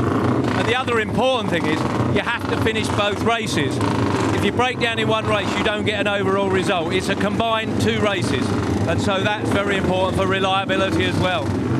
It really is all about teamwork as well. Yeah, oh yeah, very much so. And you'll notice some of the riders have nice black leathers made for this event because that's what they would have run in the 1960s. You've got Doc Bush there, who's a Harley Street surgeon. He owns a bike. I mean, can you imagine a Harley Street surgeon riding here at Goodwood? There's so many people from different walks in life. You've got Lee Johnson. He's riding the bike that I normally ride. And interestingly, he's running number 66. He was riding number 6, which was my number from last year, but Michael Dunlop wanted it, so it got changed. And so Michael, with 33 TT wins, he deserved to have his own number. But I'm told Lee, be careful with that bike, because it's sort of part of my history as well. Dean Ash, we've got Dino here just walking past. They're all getting ready. Lee! He's gone. That shows how loud it is. I just want to give him last-minute instructions. But I'm sure he'll be fast. Because they're only kind of low horsepower, they need a light rider. So Lee, who's only this tall, he'll go pretty fast, I'm sure about that. Thank you so much for that, Steve. We'll stay down here in the paddock to see if we can get a word with some of these riders. We're excited to see them go out on the track. We're going to stay down here and enjoy this one. Thanks so much, Steve. Pleasure. See you later. We're going what? Goodwood sets the standard. On September 18th, 1948, Goodwood Motor Circuit hosts Britain's first professionally organised post-war motor race meeting. At the 2023 Goodwood Revival, the Ford Water Trophy was the first historic race in the world to run on sustainable fuel. And now, all cars will race on sustainable fuel. Another significant achievement for the Goodwood Motor Circuit. Goodwood, Racing Green. Well, here we are, very much looking forward to seeing the bikes out for the qualifying here this morning. Ben Edwards with you once again, and I'm joined by motorbike expert, great racer, but also great commentator on everything that's going on motorbikes, James Hayden. James, it's lovely to have you with us once again, and it really is a tremendous battle that we've got here. Steve Parrish was telling us about some of the stars that are out, some of these bikes that have great history, but we've always enjoyed the racing here at Goodwood. It's always highly entertaining. Yeah, no, it's fantastic, and as Steve mentioned there, it really is stuff full of absolute quality. You know, we got double World Superbike champions. You know, we got Tom Sykes, we got Carlos Checa, obviously TT riders. You heard how many TTs they've won. We got top British Championship guys from BSB, and then we've got this wonderful collection of the classic racers who are racing in the Lansdowne series and throughout the world. And more importantly, we've just got this beautiful collection of absolute classic bikes. Absolutely. The Norton Manx, of course, is, or Manx Norton, whichever way you want to call it, is one of the most regular here. But you've got the Triumph there as well, Triumph Daytona. We don't have many of those. I think there's only one entry. That's right. It's dominated by the Manxes here this weekend, and the Maxxis G50. They're the two most popular. We got we got the one Hanson Honda, the one Triumph Daytona, and then we've got a quartet of really nice BMWs, 3 BMW Kaxor R50Ss and one R54 short stroke as well. So yeah, that's sort of the difference. But we did just hear it also. It's just starting to spit out there maybe at the moment. So what will be, you might actually put in the first quickest ride on. Sometimes they let the other rider go first, warm it all up and come in and swap. But you might see the top guys going out just trying to get a lap in before the rain. So is that John McGuinness on the number 3 heading out on this first one? Yeah. So yeah, we got John McGuinness and Barry Bowell. That's actually Barry Bowell on it at the moment. Yeah. He's got his BMW leathers on. So he's racing in BSB in the BMW series. So yeah, that's a lovely as well. That's a beautiful Manx Norton we're looking at there, 1961 bike. And again, because it's this pre-66 this year, you know, you see them with all of their fairings, a little bit more aerodynamic. This year of bikes, they're just raced all the time, so they're a lot more sorted. Yeah, no, it's lovely. But if we are going to get some rain, this is going to be tricky, and it will sort of, yeah, as you can see, coats are going on. I wonder if umbrellas are going to start popping up. We're in the commentary box, so we're lucky. We actually get a bit of cover here, but it could be a tricky one, and it does depend which of the star riders are actually going to go out for this first part. It does indeed. I mean, they're off out straight away, and actually at the moment it's not enough to wet the track. We call it psychological rain because you see a bit on your visor on your screen, but it's not enough to wet the track. So hopefully, you know, we've got quite a bit of wind, so hopefully that'll just shift it along. But it does mean the guys are just going to have to get going that little bit quicker.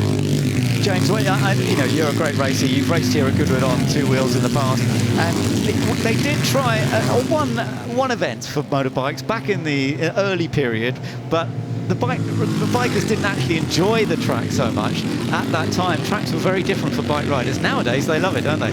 Yeah, it's a fantastic track. I love this Goodwood circuit. You know, it's fast, it's open, it's old school in a lovely way, and it flows beautifully. Nice undulation. So it's a great track. We're just having a little glimpse of the match list. The G50 there, number 37, James Hillier, he came through, and there's one of the BMs. You can see that big sort of Boxer twin engine, and as we say, it's just and there's the Triumph. Just seeing that bike go through there. So number 32, the Triumph Daytona, the blue and white one. Absolutely, really, really good. We shall see how these come along. Number 7 that we're keeping an eye on there. That is the one of Glenn English and Steve Plater. That's another of the matchless G50s. The matchless motorcycles manufactured in Plumstead 1899 to 1969. And that, of course, a very important racing success. The G50 single cylinder created in 1959. But we're looking at a real mixture of them here. You're looking at a Norton Manx there. That's the Andrew Astley, Leo Haslam bike, number 82, but number 37 just up ahead, the James Hillier, Dan Jackson, Norton Manx. And we've seen Dan Jackson go very well in the past here. Exactly, and he won the members meeting earlier in the year on the TZ 350, so he is definitely a man to look out for. And that's a really quick pairing, James Hillier as well alongside him, so we'll keep an eye on him. And he, as we say, he knows the track, he's got a good flow, and behind him, number 82, that's, as you say, Leon Haslam and his teammate Andrew Astley. It's interesting, as you say, because Dan Jackson and James Hillier in the match on the match list were second on combination last year in 2024. So are they going to be able to try and take it? Of course, it was Michael Russell and Michael Rutter together who took the victory. What a duo they've been over the years. The Russells, anyway. It's they've been fantastic, and you know, you've always got to keep an eye out for those guys, because they're always knocking on the door. But how's it going to work this time with Michael Russell teaming up with a car racer, Emanuele Pirro? I mean, we'll keep an eye on number 68 when we get a chance. Yes, we will. And I don't know whether Emanuele's out. It's probably Michael who's probably out first. I don't know, but we shall see. But it's a combination. Lovely. It is, yeah, great to see him. And as we just looked through there, you saw a little bit of rain on the camera, sort of coming out. But again, that wind sort of pushed it on. As I say, it's just enough to get in your head. 26 minutes remaining. Remember, both riders have to have ridden in this session to qualify. Both have to put at least 3 laps in. You were right about these being competitive. Look, they've set first and second fastest times. I know we're still waiting for plenty more to come round, but getting out first when the track was still dry, that has helped 82 and 37. They are first and second riding together. Yeah, they are, and exactly that. They're getting the earliest laps, they're getting the most laps being out in front, and just behind them as well, number 77. That's really interesting, because Ben Birchall and Jake Detloff are riding that bike, and Ben Birchall, obviously 4 times world's sidecar champion. I've actually never seen him ride on 2 wheels, so this is a first for me. That's the man we're talking about. That is actually that's his teammate Jake Detloff. But it'd be interesting to see them going in there. We've seen Ben do a star job in sidecars here too in the past. Oh, absolutely. And just looking through through the charts, at the moment it is the number 82 bike of Taylor and Haslam out front, Hillier second, and then that Russell Pirro in third, so that's good. But just look at these names: Plater, McConnell, Laverty, McGuinness, Sykes, Barrier. Barrier's a 2-time world champion in World Supersport. Ian Hutchinson, it's just racked full. Davey Todd, obviously Michael Dunlop. It really is a wonderful display of top riders and top classic machines. Yeah, you're looking at another of the Norton Maxes here, number 77 of Jake Detloff and Ben Birchall, as you said. Ben Birchall, that sidecar specialist, but riding on 2 wheels this weekend. They've got third fastest with that bike on that lap, so we are seeing some more improvements. And in fact, now it's the Michael Russell Emanuele Pirro bike that has gone fastest of all, number 68. I guess it's Michael Russell on the bike at the moment. I would think so, indeed. Yeah, Michael Russell. This is going to put pressure on Pirro, isn't it? Just so there it is. Number 68. You can see it there. Yep. So that's Russell on board. As you say, they've won this event many times. Again, a really good fast pairing. Obviously, Sally, his mum is like, helps it. His father, Gordon, races as well. They're a real racing family, and they love to be here. And then number 3, that's Barry Burrell. Just he's going past there, the outside of Barry Burrell, second in the British Championship at the moment. And he's about to just slip up the inside here, nice and smooth and neat. Barry Burrell, number 3, will try and tuck in, no doubt. So, yeah, both of these guys on Manx Norton's, obviously. And the Manx Norton was the bike, and 62 was the last year of the Manx Norton, so most of these guys are riding the 62 machines. And then at number 7 we've got a problem here. Number 100. That's one of the BMWs. That's the Klaus Clausen Roland Resch machine. Yep, so that looks like it's gone bang. You can see the BMWs with that sort of boxer engine, so they have their own look with the cylinders coming out the side. And that looks probably terminal. I think the boxer engine is ended, yes. Yeah. Unfortunately, as you say. So this is the fastest man so far. He's just waved just to say he's coming on this lap. 130.9. Yeah. No one else is in the 130s yet. So Michael Russell really finding form and looking really good once again. Yeah, as you say, always very impressive to see Michael Russell. But I want to see what Emanuele Pirro can do, because they will be sharing this bike. Yeah, they will indeed. And it's all about with these, you've got to keep your momentum, keep your speed up, get tucked in. And you can see he's very economical on the bike, just keeping it neat, keeping it tidy. And one of the other things that modern riders have to be very careful of is you've got to be sympathetic on these motorcycles. You can't just hammer down the box. You've got to match the revs really nicely coming in the turns, keep the bike settled, keep it neat. And watching Michael, he's doing that as good as anybody out there. Oh, it's beautiful to watch, and he's, as you say, doing a lovely job. 6/10 faster than anybody else so far, but how many more laps? So we've still got a bit of time, as you can see, nearly 22.5 minutes still to go, but they will be swapping riders at some point, and it may well be that he wants to get Pirro on the bike fairly early, because... he did wave on that last lap, so I think he might be sort of coming in now, and he's sort of quite happy with that. So and the rain's not getting worse. No, it doesn't. It seems like we've got a little bit of sun coming out now, which is ideal. So he's coming in now. The question is a 30 going to be enough? At the moment, as you say, he does. Oh no, he's doing another lap. So you'd have thought he'd have done a little bit more. Oh, it's getting tight there in the pack. We were looking at number 82. Oh no, he has come in. You're right. Even though he did a fastest middle sector, he has come in. Michael Russell. Yeah. It's funny, isn't it?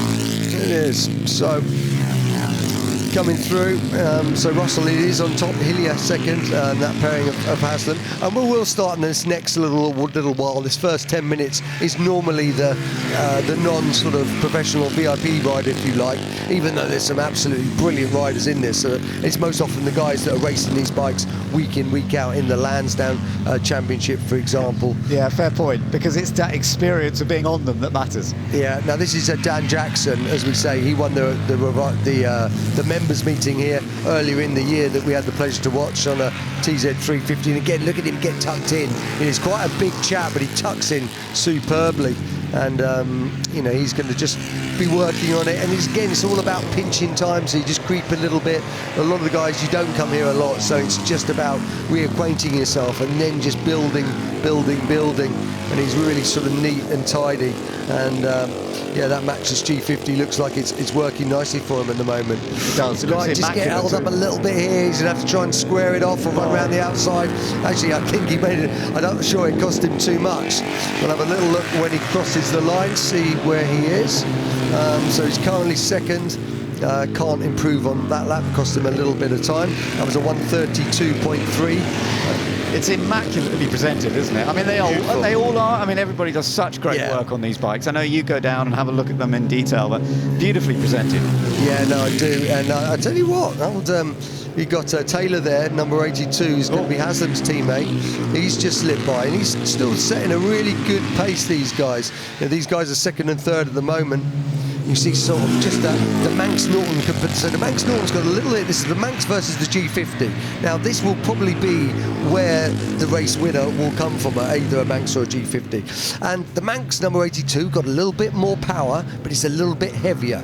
And number 37, the Matchless G50, is a little bit lighter. You know, you kind of grab it by the scruff of the neck a little bit more. I always used to race the G50 when I was racing here. You know, for over 10 years for Ian Garbutt's team, who by the way are in 8th, and that's Sinclair and Sykes. And the matches, you know, but they handle beautifully. You know, it's kind of, I wasn't sure what to expect when I first jumped on them 10, 12 years ago, but you know, they're just a lovely thing. Yes, they're kind of, you know, the power and the brakes is something to get used to, but you know, the way you can corner them and ride them really hard is a lovely thing. That's good to know. That really is, and it does make a lot of sense, and it's great to see them out there having a good time at this stage. A few more are coming in now. Yeah, it's about that 20-minute mark. People are going to come in, let the other rider have a go. So let's have a look. So he's just improved a fraction to jump into second then. So Taylor there, he's just got ahead of Jackson and Hillier. So Jackson's pulled in, he'll be swapping. He's put his arm up as well, just to warn them that he'll be coming in. So yeah, this is when we're going to see the all the sort of the ex-pro riders or pro riders starting to swap over. Absolutely. Michael Russell has still set that pace, but Emanuele Pirro is out on the track right now. He's only just beginning to get going. He's just going through the first sector at this stage on a timed lap, and he will pick up the pace a little bit, but this is the second fastest bike. Taylor doing a great job so far, as you say, just 6/10 off, but it's virtually the same time as the number 37, the James Hillier, Dan Jackson, Norton Manx as well, and that's obviously going to be coming in. Another sign to say I'm getting out of the way, and keeping a close eye on what's going on behind. The tuck down you have to do down this long straight always makes a big difference. Well, it does. It's so important on these, and just to get tucked in, and like any bike, when it doesn't have the torque or the power, you know, it's all about just those little bits, so everything counts. Tucking in, rolling around just 1 mile an hour quicker, just to kind of keep it flowing. And he'll be coming in and out the way, and he'll be swapping over with Leon Haslam. So Leon Haslam, obviously an ex-superbike star himself, ex-British champion, and you know, it'd be great to see sort of Leon riding around here today. I mean, Leon, he's finished second in the world superbikes. He's been BSB champion. He's won Suzuka 8 Hours, which is a massive event in motorcycle racing 3 times, and son of the great Ron Haslam. And there's the swap. That's the man we're talking about.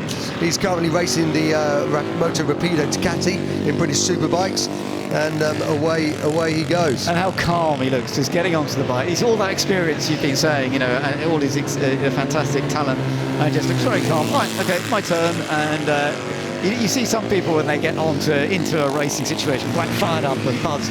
He's just calm, but he will go out and go quick. We know that because he's very talented. Yeah, he is very, very talented. We're looking at Glenn English there. So Glenn English, where are they? They're in 4th at the moment. So they're in 4th. He's teammates with Steve Plater, and you know, there's again this matches G50 there, and he's a very, very fast classic racer. Yeah, second. They were second here in 2023 on the combination. They actually won the first race. Second race didn't go quite so perfectly for them. So yeah, that's going to be interesting to see whether they're going to be able to be fully competitive. I think they can be. We shall see. Yeah, I think they will be, as you say. It's just a good pairing, because it is about pairings as well here, because you've got to swap. You know, you've got to swap with your partner. So it's no good being the quickest guy and then having a huge gap. And as we just glimpsed, this is we're back with Glenn English, looking smooth, neat. Yeah, on board the Matchless, this single-cylinder machine, and. So the top speed of these is about, what, 135? Yeah, exactly, 135, 140 with a downwind.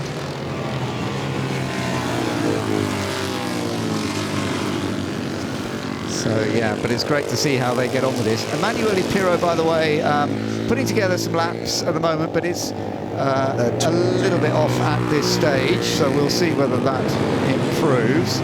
We've just seen going up to second fastest now is the number 22 of Francois Rivaz and Storm Stacey. the number 22 up to second place, so we'll keep an eye on that one as well, because that's Storm Stacey, another exactly. star rider. Really saw one of the upcoming talents in British Superbikes riding the BMW for Batham's. Michael Rutter's team, obviously Rutter we know very well, and he's been really impressive. Those guys have just, as you say, they've jumped to second. A little problem there for Higlet or Laverty. It's actually, it's Laverty by the looks of it, but he's got a problem, so he'll be getting off the track.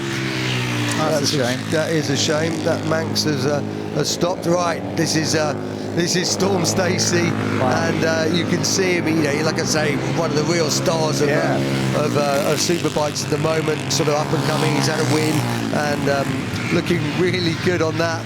Gone fastest. And he's just gone fastest, 1:30.6. But you could see when he was coming out, you could see he was really sort of going. And you know, he's only done a couple of laps, and already Storm Stacey there is, you know, he's a hungry kid, and you know, again, he's a big, tall lad, but look at him tuck in. Yeah, fantastic to see. Let's just watch and see if he can go. His style, the way he tucks himself is brilliant. And then round the outside into St Mary's. Yeah, that's sort of flat in fifth, and then it's down to fourth as you come in here. That big bump you saw, he just stuck on the front, and then you sort of got to get it back to the other side of the track as you come into Levant. And Storm Stacey looking really fast here. So as we say, he's just pipped Russell and Pirro there. He's on a 1:30.6, and it looks like he might even be taking it a bit again. Hillier's improved a little bit as well, so it's sort of bunching up. That top five are separated by less than a second. It's great stuff to see.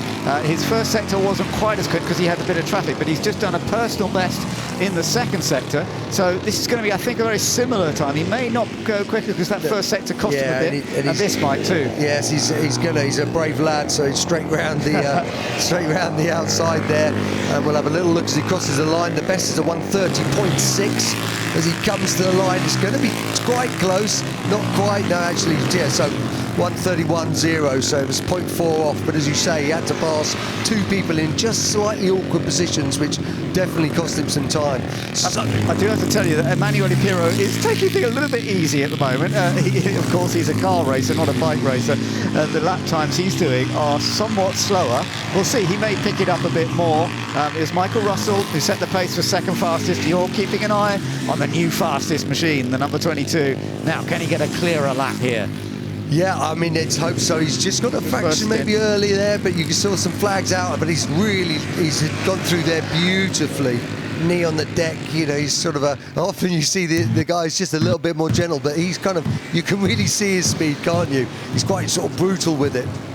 Yeah, absolutely. There's been an improvement for the Lee Johnson, Richard Parker, Norton Manx, number 66. That's come up to 8th now, so that's on its way up a little bit. But this is the one setting the pace, and we'll see whether there's going to be more. It was a good first sector, personal best in the first sector, but it could be a bit tricky. But that's the fastest middle sector. Can he keep it clear in this last one? Well, I think so. So we're going to depend. I think he might be lucky and not quite hit them. Or let's have a look. No, I think he's just going to be able to get through. He's going to have to really just work hard, sweep it.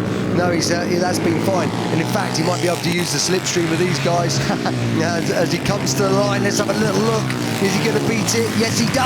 First man in the 29s, 1:29.5 for Storm Stacey.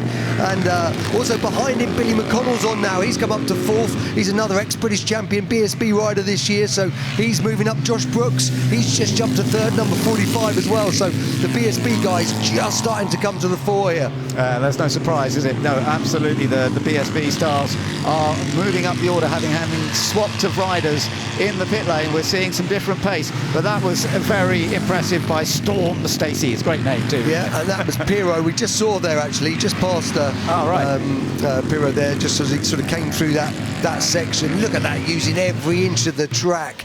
And you'll see behind him the number 3, Max Norton of John McGuinness is just trying to sneak in there. So yeah, he's the bike with the grey fairy just behind. Yeah, and we may see some more changes. But Pirro at the moment, he's sort of lapping in the 1:37s, 1:38s. So it's quite a long way away from what we've now seen going into the 1:29s. But you are going to see a few more stars putting in some rapid laps here, I do believe. Yeah, number 12, just behind. That's Ian Hutchinson, obviously multiple TT winner and again, a British Championship man. So he's coming in now. Number 45, that's Josh Brooks. He's just gone third, and he looks like he's had to come through some traffic, but he's on the Matchless G50 as well. As he comes around here, is he going to get held up? Josh Brooks, a double British Superbike champion. He's won World Supersport races. He's been there, he's done it, and he's really riding well. He's going to get a nice little slipstream here as he comes to the line. Let's have a little look. 130.4. So again, he moves to second now, so overtaking Russell. That was impressive, yeah, as you say. So the gap now is 0.8 of a second between first and second, but Brooks doing an excellent job there. I wonder whether he can be able to find just that little bit more. As you say, there's such talent that he has shown in British Superbikes over the years. Double champion, 4 times runner-up. I mean, absolute top level. And now he's got to find about 0.8 of a second to try and take that absolute top spot. Well, Josh he'll be one of those guys that will just be picking away as we have a little glimpse at Storm Stacey in the pits, who's just coming in. Hopefully it means there's not a problem with the bike, or just maybe he's parked it up, maybe he's all happy there. So he's certainly put in a good lap time, and maybe they just said, look, if you're happy, come in, bring them, because they are fragile things. They're old motorcycles. So you can see Storm Stacey there. He's a big smile on his face. He'll be enjoying it. He just loves racing motorbikes, loves playing on motorbikes, and as we say, doing a really good job. Yeah, and he'll be having a chat with his teammate Francois Rivaz about how he's got that really rapid time. Yeah. But it is potential pole. We'll have to see with just over 8 minutes to go. Are any of the other stars going to shine? Well, James Hillier, that's the man we're looking at there. So Hillier, obviously, he's been great. He's won round here before as well. He's on the Matchless G52, and he's. Let's have a little eye on what he says. At the moment, Hillier Jackson, they are in 4th. A 1:31.0 is their best time. And as we'll see, James Hillier just come through here, flick it right, flick it left, keep it neat and tidy, use every centimetre of the track, which he did. He nearly just clipping the grass there, comes across the line, and he improves. His fastest lap for him, a 1:30.7. So he improves in time, not in position at that point. No, but that is actually, no, he does, doesn't he? Because it's John Russell, sorry. Yeah. So Hillier, that man has just moved up. Here's Pirot here. So Emanuele Pirot out on the motorcycle and enjoying it. Absolutely, yeah. So we shall see how this all goes. 34. Now, I'm just wondering, have they swapped back again? Because now it's going very rapid. I wonder whether they've actually swapped back. Is that Michael's his helmet? Yes, it is. They have. Yeah. They have. Well, they can do that. You're allowed to do that if the rider's happy. I think with Russell's thinking, all right, we slip down to 4th here, so I might need to go back out and just see if I can improve. Remember when he came in, a little puff of smoke there. When he came in, he was the fastest by some time. So, and actually he's positioned himself beautifully there because he's got Hillier just in front of him. So he's in a really good position to make advantage. A bit of clear track there, and just on his own line. It's quite funny, as you say, because they're actually one behind the other in the order at the moment. They could end up racing like this, so it's always quite actually useful when you know you're going to be competing against someone. Oh, where are they quick? Where are they not so quick? Oh, no, exactly that. And you're also talking about the matchless versus the Manx, timing as well. So let's have a little look. Yeah, there you go. There you go. Michael Russell puts in a beautiful lap. Number 68, a 1:29.0 to go fastest. And just what have we got? Just under 6 minutes to go. So he used that Hillier toe perfectly. And now he drafts past, and I think Hillier will try and return the favour. They are brilliantly done by Michael Russell, as you say, and you knew that was the ideal opportunity for him to get that little bit of a toe. He's used it so well. 1:29.033, half a second faster now than the Storm Stacey. lap, then that is still in the pits. So they're not back out there at the moment. They're just watching to see how it develops. Yep, so it'll be interesting to see what they do there, whether they're going to go back out, or sometimes it's just if you don't want to put too many laps on if you're pretty happy, because you're thereabouts, in that sort of top 5, top 6. That's all you need for, to get started here. As they go past one of the BMWs there. Yeah, I'm just looking at that. That's the Sebastian Gush Gordon Russell one. Yes, it is, and just a really lovely thing. That is the RS54 short stroke. Yep, that is a nice chill pairing of Stacey there having a chat. So those boys, they're definitely going to be in the hunt. Yeah, they are, but they don't look panicking that there's anything wrong with the bike. I think, as you said, they seem happy that they've done a good lap. They've set a good pace. They might not be worried about getting the fastest time of all, and that has been taken now by this machine of Michael Russell, but they're still looking at a decent front row start. Yeah, they are, as we look at Ilio, who's just still trailing Russell there. So I wasn't sure whether Russell was going to sort of back it off, but he's not. And it's interesting to see the two bikes again. You see the Manx has just got a little bit of top speed on the match list, so the number 68 bike, but that match is being a bit lighter. Most people think it handles a fraction better, and he's just sort of pulled it in a little bit on the brakes as we come into St Mary's. What a section this is on a motorcycle. It's gorgeous.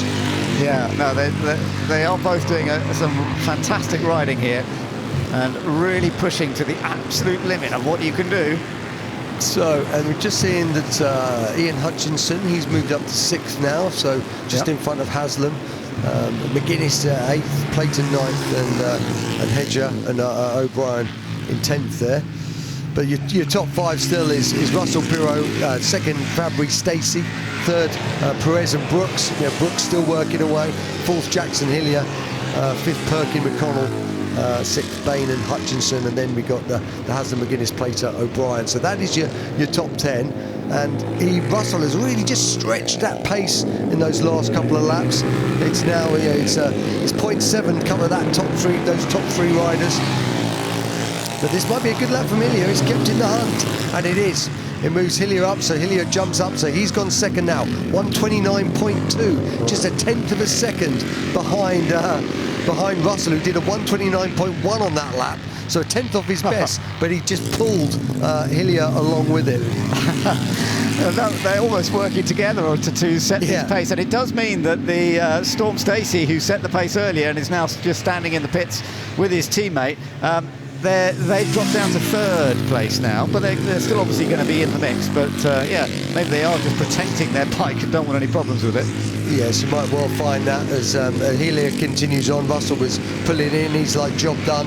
Obviously he knew he could go quicker, number 68 Michael Russell, and he knew he could do it, so he kind of came back out, put that lap in, and he'll be happy. But with just 2 minutes and 15 seconds to go, there's not a lot of time now for the guys. A lot of these guys are just going to get one more flying lap in this last part of the session. The question is, can anyone dethrone these guys?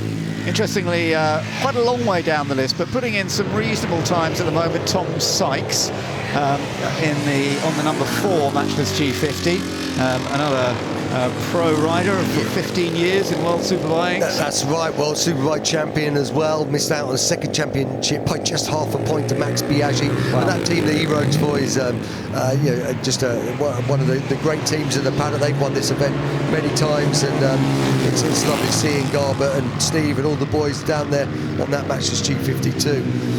That's great. Yeah, it is great to see. But it's Hillier. No, it's Hillier just sort of just going around the outside of number 53, another Max. That one's being ridden by Michael Dunlop, of course, but it's not Dunlop on it at the moment.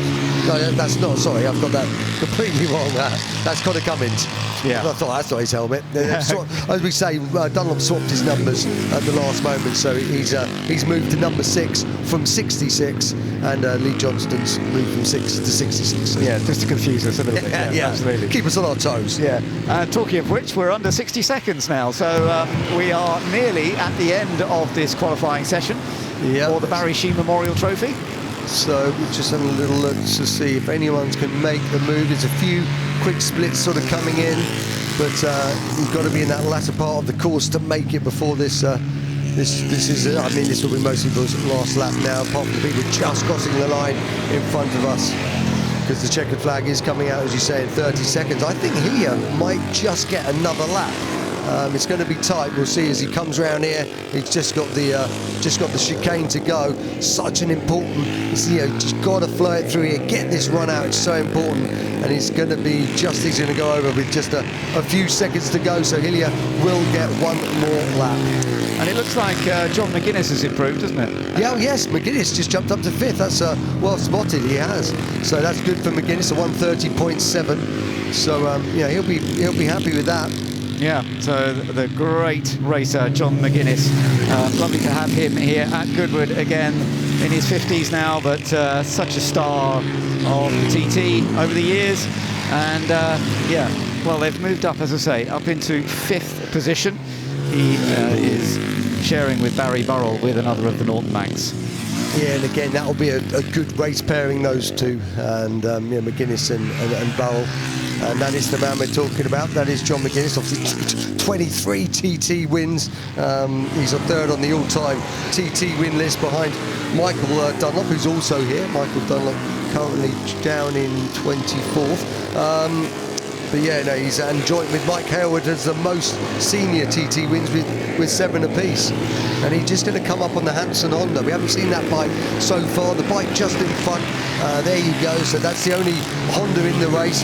1966 bike, and it's just been a regular here over the years. But great to sort of see that bike here. It's an ex-Daytona bike, and it was Bob Hanson's, obviously, which is why the Hanson Honda, but they've crossed the line now. Yeah, checker flag's out. Yeah. And that was a slightly better lap, but he's still in 5th place, so 30.4, but it didn't actually improve his time. So there you are, looking at 2nd fastest bike. That's the James Hillier, Dan Jackson Norton Manx that is going to be 2nd on the grid, but it is the Michael Russell Emanuele Pirro bike, the sharing of a great bike. There it is, number 68, with a car racer Le Mans star Emanuele Pirro, who was nowhere near the pace of Russell, I don't think, when we saw him out there.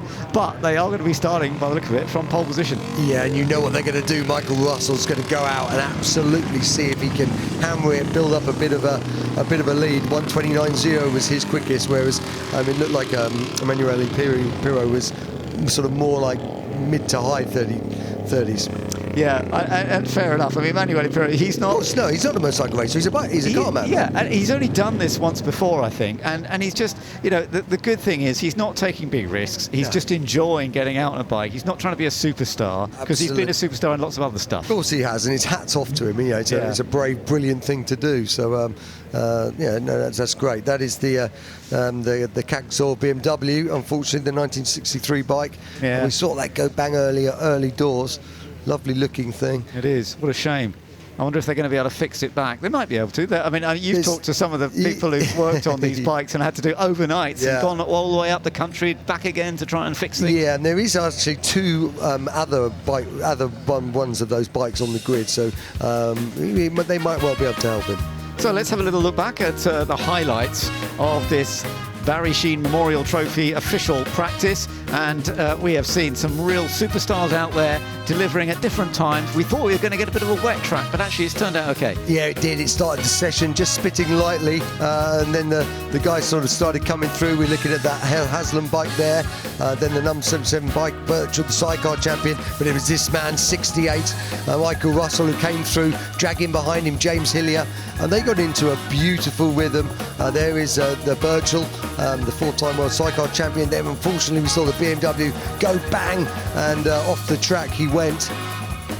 And then we looked through also obviously the number 7 bike of Plater, but then we swapped over the riders, did a nice little change, but then this man came back out and he absolutely nailed it. Well done, Michael Russell.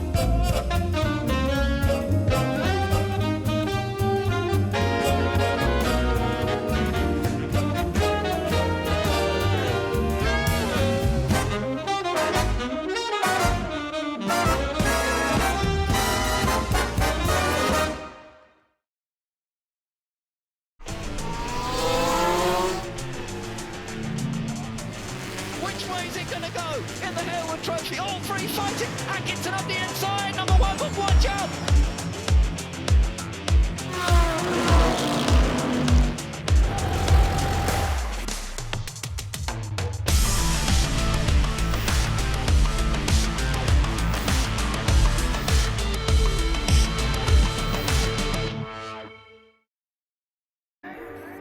Goodwood is just absolutely fantastic, and if you guys have never been here, you've got to come here very soon. You can get close to the drivers, you can get close to the cars, you can really feel like you're involved in the action. Every form of motorsport here, from classic side all the way through to the most modern cars. I see Goodwood just increasing and getting better each year. Lots of ideas spreading around, a lot of familiar faces. It's a fun fair, but with cars.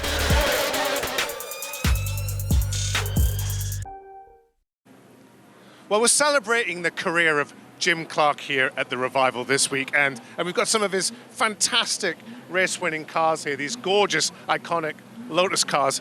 But actually, we've got something a little bit special as well. Normally on Goodwood Revival weekends, Bonhams are selling cars. We all seem to know about that, but they also sell a lot of memorabilia. And this is a particularly special piece of memorabilia. And I've got James here from Bonhams. Tell me more about this wonderful trophy. Yes, Jim Clark, absolute legend of the F1, 25-time race winner, and this is number 23. So it's Watkins Glen, 1967. Quite an infamous race, full of history, but so few of them are out there in private hands. So great opportunity. Yeah, this was his third win in America, I believe, and last, obviously. But yeah, he just limped the car home at the end, didn't he? With Graham Hill, his teammate, right behind him in second place. Indeed. There's images of I think the right rear wheel. Where the suspension's fallen down, and he's just crossed the finish line just in time. So you're auctioning this trophy this weekend. Is there a big market for F1 trophies? Yeah, it's surprising. There's massive collectors out there. We've got other great race winners, Nicky Lauda, Jackie Stewart from the same collection, but providing the provenance is there, there's always a market for it. It seems like the perfect weekend to put this on auction. Yeah, indeed. An estimate of 40 to 60,000. It seems punchy, but I think so few out there. It's well priced. Well, obviously one of the greatest drivers of all time, and one of how many race trophies that are on the market recently?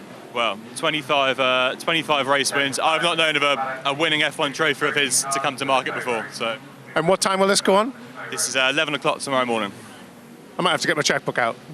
Thanks very much, James, and good luck with the auction.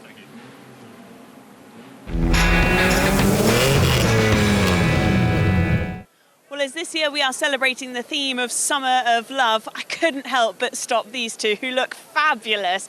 Danny and Freddie alongside me now. Freddie, why were you here so early? Because there's a specific reason. Ooh, well, mostly because we wanted to get here nice and early to have a bit of breakfast, but also to see the 75 VW split screen camper vans, which we absolutely love. We've been advocates of those vans, those buses for years, and we have our own. Not quite in the same league as the split screen, but it's magical to see such a parade.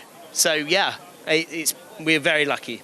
And Danny, do you go camper vanning in your camper van? Yeah, definitely. We call it the adventure bus. We absolutely love our camper van, and we have a 3-year-old who's really into camper vans. He'll be completely gutted that he missed this today, but that is why we came here. We're really into camper vans. We love Revival, such a good vibe. We feel pretty groovy in our outfits.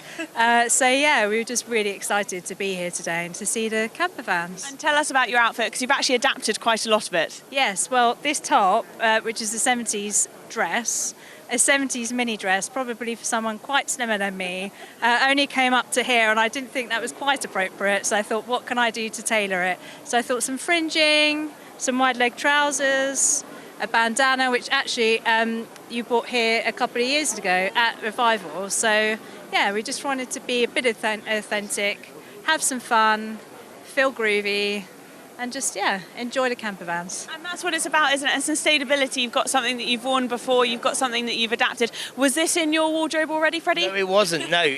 Much like Danny, this is bought from local, and it's just brilliant. There are so many great retro options and vintage options, and actually, Danny's pointed this out, and I just had to have it. It was so cool, and the glasses come with it as well, and it just fits the bill, I think, for today. Oh, you totally fit the bill for today and the rest of the week. Enjoy your time. I'm so glad you managed to get in time to catch the camper van parade. Danny and Freddie, enjoy the rest of your time and stay groovy. Yeah. Thank you so much. Peace and love. Peace and love. Staying groovy all throughout the day then. Welcome back to more action from earlier on. Actually, we had Spitfires and Hurricanes in action early doors this morning. Beautiful conditions for it. That rain holding off. And the Goodwood Aerodrome looking absolutely splendid. And seeing a true celebration of all things powered by an engine. With so much history here. Of course, built on the former RAF Westhampton site. Flying in formation to kickstart proceedings here for the 2025 Goodwood Revival. Absolutely splendid display of perfect flying precision. Every morning. This happening as well, with a perfect landing as well. If you're here bright and early, 8 o'clock over the course of the next couple of days, you can see just some of the aeroplane in action. But we are soon to get back to more track action today. Next up will be the Goodwood Trophy action for Grand Prix and Voiturette cars between 1930 and 1951. We'll then do the first tribute to Jim Clark with our track parade at 11:40. The Stars are in action for the St Mary's Trophy just after 12:30, and then it is thick and fast throughout the afternoon. We'll have the Sterling Moss Memorial Trophy as well for closed cockpit Grand Prix later on, and of course many of the most famous and successful racing cars from Alfa Romeo being celebrated with the track parade at 3:25 before more racing action. The RAC TT celebration at 4:15, and towards the end of the day, the Freddie March Memorial Trophy at 6:30 with those 50s sports cars in action. But more action to come in the form of Ed Foster. Patrick, there are some wonderful, wonderful cars on this grid, but it's hard to walk past this one. Just tell us a little bit about the Fane Monoposto. So this is the 1935 Fraser-Nash single-seater works car, driven in period mostly by Fane, who was an amazing British driver who just before the war had been offered a drive with Mercedes. Sadly, he was killed in the war in his Spitfire, and I've coveted this car since I was a young child.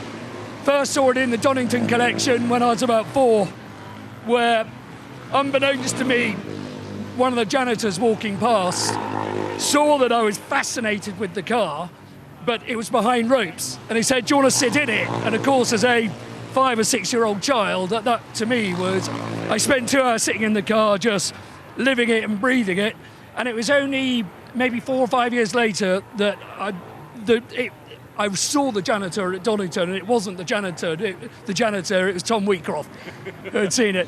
But yeah, so I'm doing my rain dance. It's we had a little sprinkle, but not enough water around yet in order to help me on my mission, because this car's great in the wet, but then, you know, Mark's pretty handy in the wet as well. But you never know, we'll give it a shot. If we manage to do 2 laps without it exploding, I'll be happy. Well, look, enjoy it. We will. Thanks very much, Ed.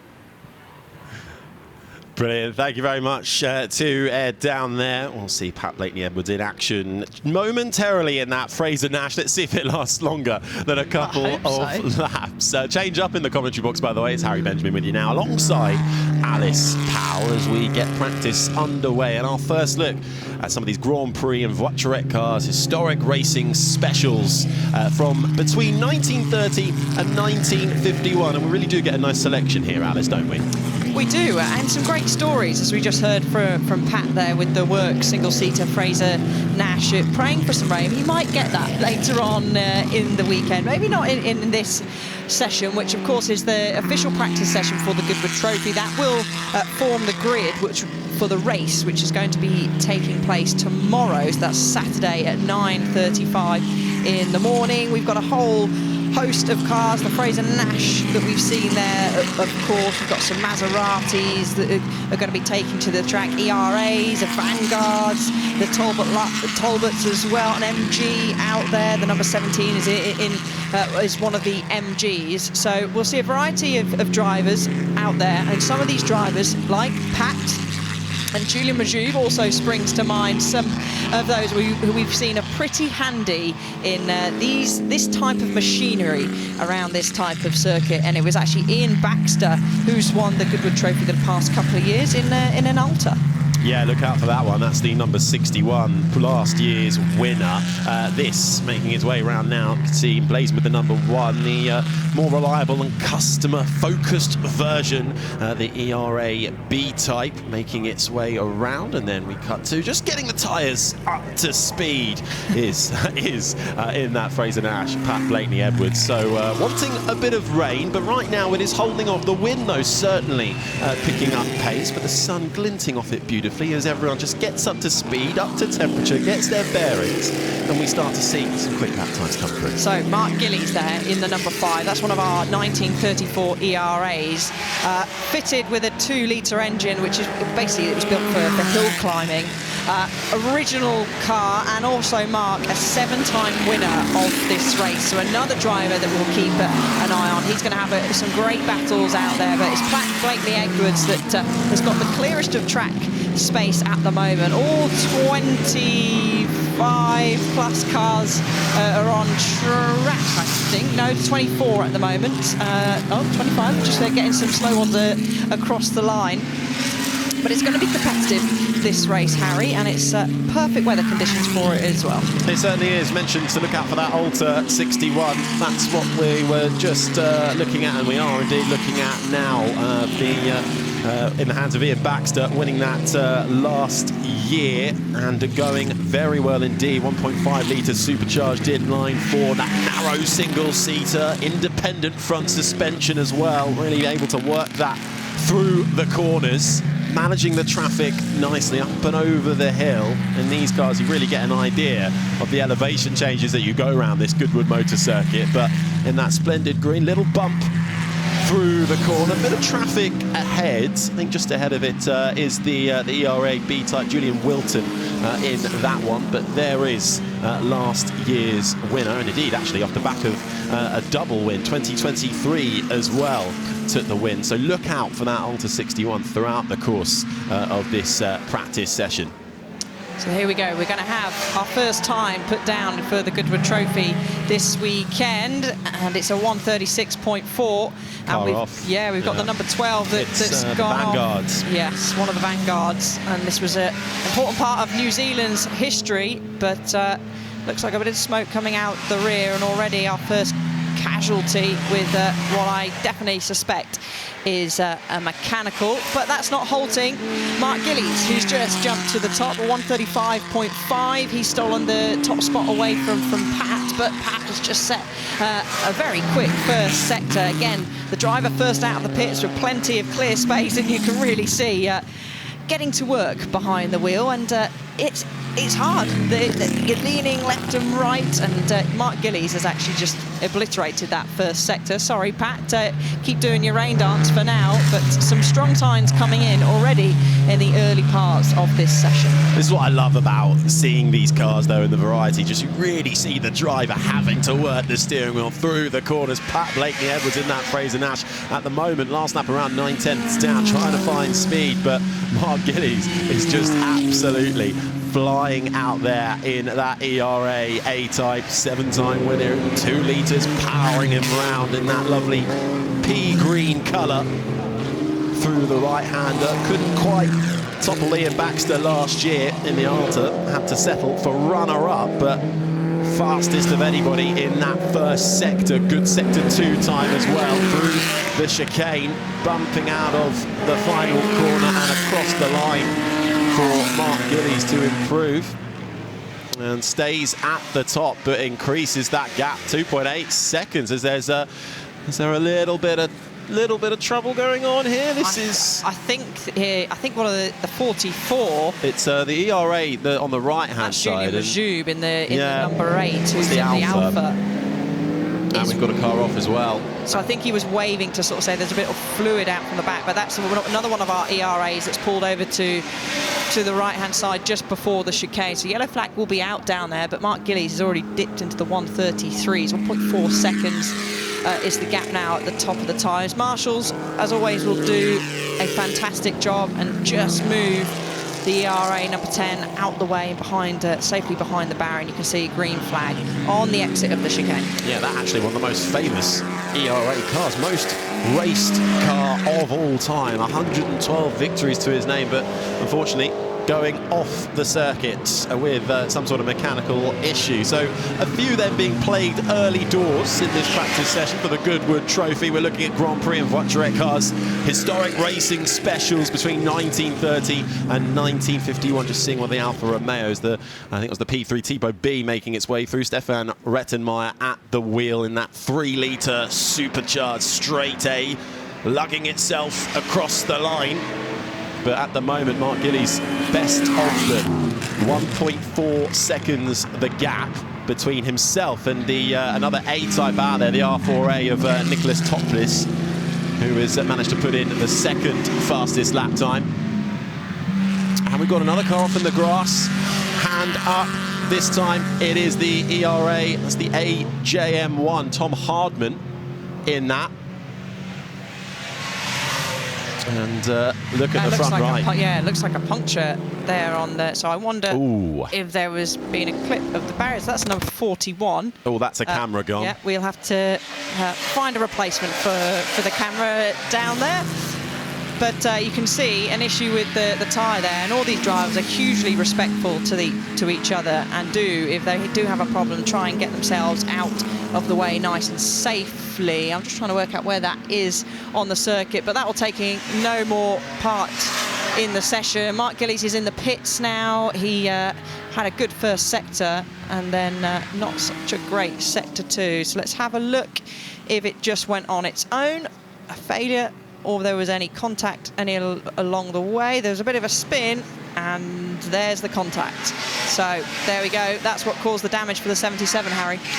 Bit of traffic, bit of speed, and round he went for the 77 ERA AJM1.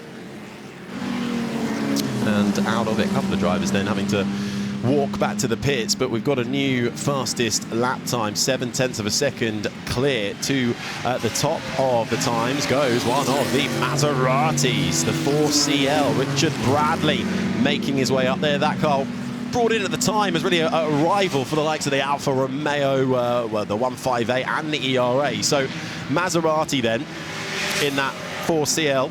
It was actually appropriate. We've got a fair few Maseratis in here. Reg Parnell won the first trophy race in 1948 at the wheel of a Maserati 4CLT.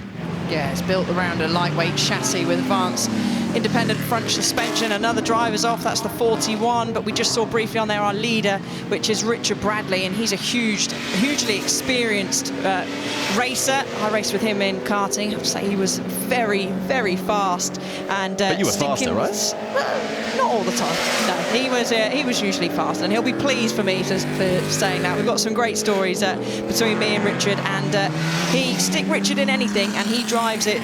He drives the wheels off it. He drives it fast, and he certainly is at the moment. 0.7 of a second. Mark Gillies is on an outlap, so he is back out there. There is Richard, who's racing in several of the classes over the course of the weekend, and I recognise that lean. He used to do that in karting.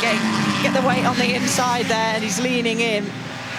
And they're not strapped in here, so he's to be a new experience for him, but he's taking to it like a duck to water.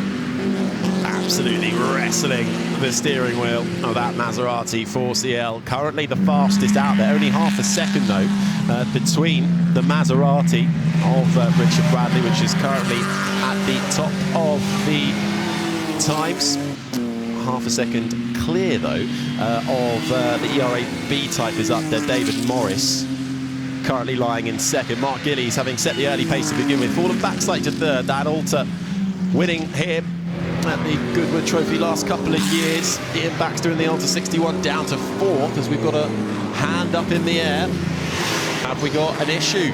on board. We might do. He was having a look to the left-hand side, and he hadn't set personal bests in the first and second sector, so I think he might have an issue there. He's going to come into the pits by the looks of it, raises his hand to give the signal to those behind that he's coming in. Just over 8 minutes of the session remaining. We've got the number 9, that's David Morris, and another one of our many ERAs. Actually, that particular car has won the Goodwood Trophy twice. He's had a pretty handy first sector, so we're looking to try and improve and challenge Richard at the top of the times.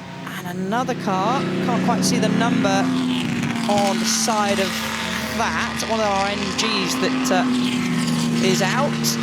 Yeah, pulled off the side and having to get out fairly sharpish then. I think is that Steve McAvoy? I think it might well be in that MG, the Bellevue Special, having to pull off and get out of the car. So a couple of teething issues then, but still those going round. Richard Bradley's come back into the pits now to see if that issue can indeed be fixed, but he's got a little bit of time out in front. I say that, it was half a second, but hello, welcome to the club once more. Ian Baxter up there in the Alta puts himself up into second, just over 2.5 tenths of a second back now from Richard Bradley. Morris has fallen to third. Mark Gillies, the early pace setter in his ERA B-type, fallen down to third. And actually Ben Fiddler put in a decent time earlier on in the ERA D-type, falling down to 6th at the moment as we get a look at David Morris in his B-type, trying to find that little bit more time. A little bit of smoke still coming out the back of that, but Baxter's on a mission back to having a look at my sector times here. He's set a very challenging first sector, so can he steal away whilst David Morris is trying to filter his way through a little bit of traffic? Can Ian Baxter improve? Experience won the last 2, as we've said, of these Goodwood trophies. He's in the Outer 61, which has independent all-round suspension with vertical sliders, coil springs, and it's great if you do get a chance to go down into the paddocks. You can get up close and personal and look at all the fine details on these machineries. But Mark Gillies, as I say that, has just set the fastest first sector of anyone. There is Ian Baxter on the screen. He's a fairly decent middle sector. Is it going to be an improvement on this lap? No, it isn't. A couple of tenths shy of what he set last time round. But we'll have keep an eye on at least the screens. Mark Gillies, the number 5, who has clearly got some good track space out there in the ERA. I think Richard Bradley's back out there in the Maserati. We're looking at second place man at the moment, Ian Baxter, in that Alta, originally commissioned for the 1937 Isle of Man Trophy race, weaving its way through the traffic, and here is that pea green of Mark Gillies. He's lost some time, Harry, in that middle sector, so he must have got a bit of traffic there. Making his way around, just over 5 minutes remaining, threading the needle through the final chicane in this A-type. Built originally aimed at doing hill climbs, proved to be rather nifty around a track as well. Didn't find the time, as Alice was saying on that one. Falls off the pace in the last couple of sectors. Was pretty mighty in the first sector though, so Mark Gillies strong in that ERA straight off the bat. Baxter though has set a good middle sector, but again there must be quite a bit of traffic in he set a good first sector, but there must be a bit of traffic in that middle sector. There he is on screen now. He's cleared it, going into the chicane, and I think Richard Bradley is back into the pits, so he may not be able to improve at all this session. Just under 5 minutes left, so personal best you can see on screen there. No, cannot make any improvement. So there is currently out on track, well, majority of the field, apart from we have had 4 cars that have pulled over. Richard Bradley is no longer in the session, so we've got about 22 cars out on track, which is a lot of cars, all going at a different pace as well. So trying to find your space. Some of them out there are just out there enjoying driving these beautiful historic cars, but others, like your Bradleys, your Baxters, your Gillies, your Morris, they want to win. They want to be fastest. Yeah, we're sort of reimagining the kind of competition that would have headlined the early race meetings at the motor circuit here back in 1948, with having such a wide selection of Grand Prix and Voiturette cars in this Goodwood Trophy, sort of ranging between that 1930 to 1951 period. Fair few Maseratis, ERA, very well represented. Keeping an eye out for those B-types. It is, though, back into the pits for Richard Bradley, who is currently sitting pretty in that Maserati 4CL. The Fraser Nash is still out there. It's surpassed 2 laps and is going okay, considering Pat Blakeney-Edwards wanted a bit of wet weather. Currently down in 7th, about 1.5 seconds off the pace, but carving its way nicely. I hope you've not just done a commentator curse there, Harry. He's pointing and looking down.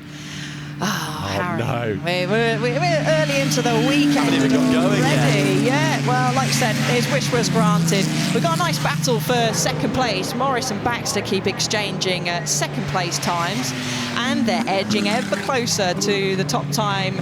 Richard Bradley is still in the pits, and I think Pat is doing a great job of keeping out the way for those behind him, but he will probably be coming into the pits at some point. There is Baxter making his way through again, getting that lean, making all different kinds of corrections. But he is going to come across some traffic. He's set an electric first sector. But, he's going to get boxed in at the first part of St Mary's. And he's got the 49 in front, which is Andy Willis in the Maserati. So he just about manages to get through, but I think he probably would have lost quite a bit of time there, Harry. Ian Baxter's closed a bit of time, though, to the current provisional pole sitter for later on, tomorrow, I should say. This Goodwood Trophy race will get going 9:35 in the morning on Saturday. Here is Ian Baxter. Nothing between the Maserati and the Alta right now, just less than 0.2 of a second. Good first sector for Ian Baxter. He's lost time in that middle sector. 2 seconds to himself. He's the fastest in that middle sector. But he needs to pull something out the bag in this last sector. He will get, when he crosses the line, one more lap. He might actually get 2 more laps if he's lucky, which he should, with crossing the line with 1 minute 40 left on the clock, providing he doesn't get held up. And just as I say that, wow, that final sector has propelled him to the top of the times. With that clear track, he was really able to dig deep and find some time. So stolen the fastest lap time off Richard Bradley, but he's going to have a challenge from Mark Gillies, who's pretty much matched his fastest sector in that first sector. So again, another driver that'll be hoping for a clean run through the middle of the course. Yeah, Richard Bradley, though, running out of time to get out there and do a lap, and we've got a slow, by the looks of it, Julian Majou in the Alfa Romeo. That's the 308C, running rather slowly. 3 litres, 8 cylinders, Type C chassis is what it stands for. But in the last minute, yellow flag coming out, and I don't think anyone will be going faster. I think that would rather secure it then for Ian Baxter. 2 wins here on the trot in the last 2 years. We'll have the best view in the house by the looks of it for tomorrow's Goodwood Trophy. Just pipping that Maserati, but that Alfa pulls up on the side. The 1938 Alfa Romeo works car, used by them again as well in 1939. Are we seeing it slide across the grass, or we're getting a bit of a lock-up first? As oh no, it's not a lock-up, it's just smoke coming out. Bit of a leaky exhaust somewhere along the line. They're putting the... Has that laid down a bit of oil, perhaps? And we've seen we had a couple of yellow flags on circuit, and of course it was in that middle sector in particular, so you have to lift, you can't improve in that sector. So it is with the checkered flag out and everyone having to sort of slow down in that mid sector, it's going to be Ian Baxter that takes the fastest time with a 1:32.606, as he has a little check left and right, all in one piece still. Richard Bradley, what potentially could he have done, Harry, because he was looking the early pace setter in his Maserati, but issues for that. They have got time, as you mentioned, Harry. Race is not until tomorrow morning, so any issues with the cars that they may have had, with several of them pulled up on circuit, they've got plenty of time to get them fixed up and sorted.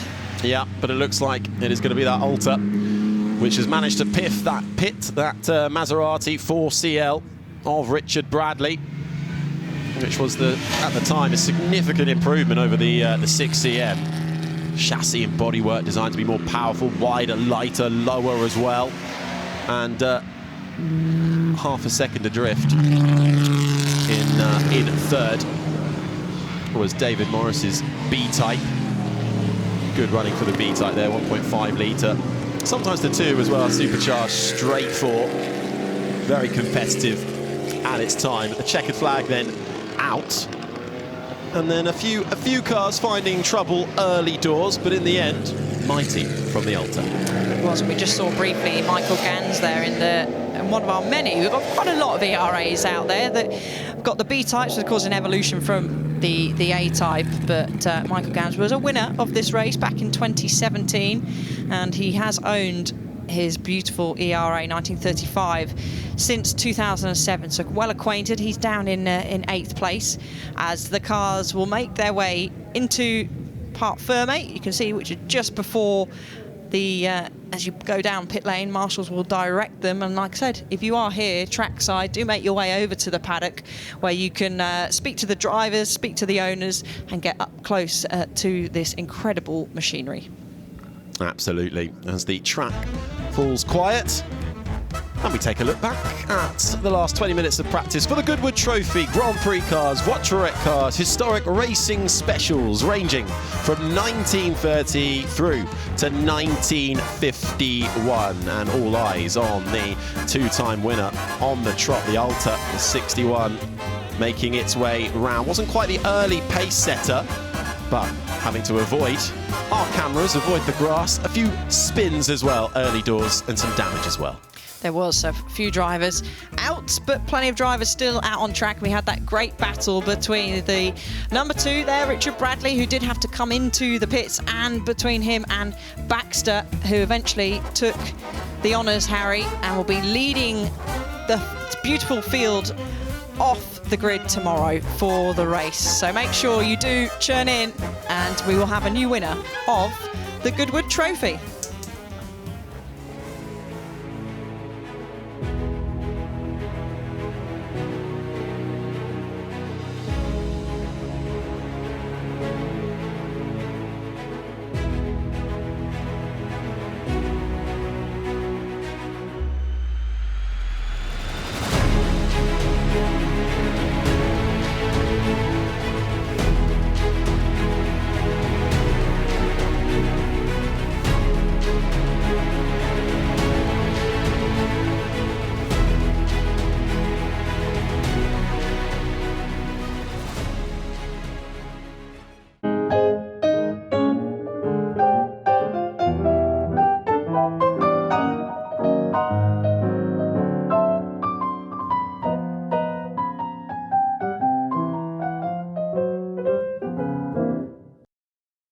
Unforgettable, that's what you are.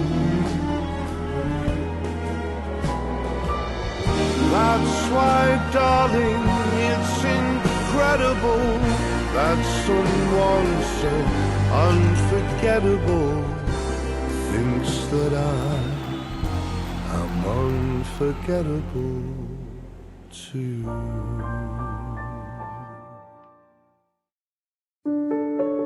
Good gut health affects every single aspect of your body, from your brain wiring to your energy output to your hormone regulation to how clever your immune system is. Everybody benefits from better gut health because it makes your body work better. I would thoroughly recommend Goodwood Gut Health Programme. It's been quite life-changing, really.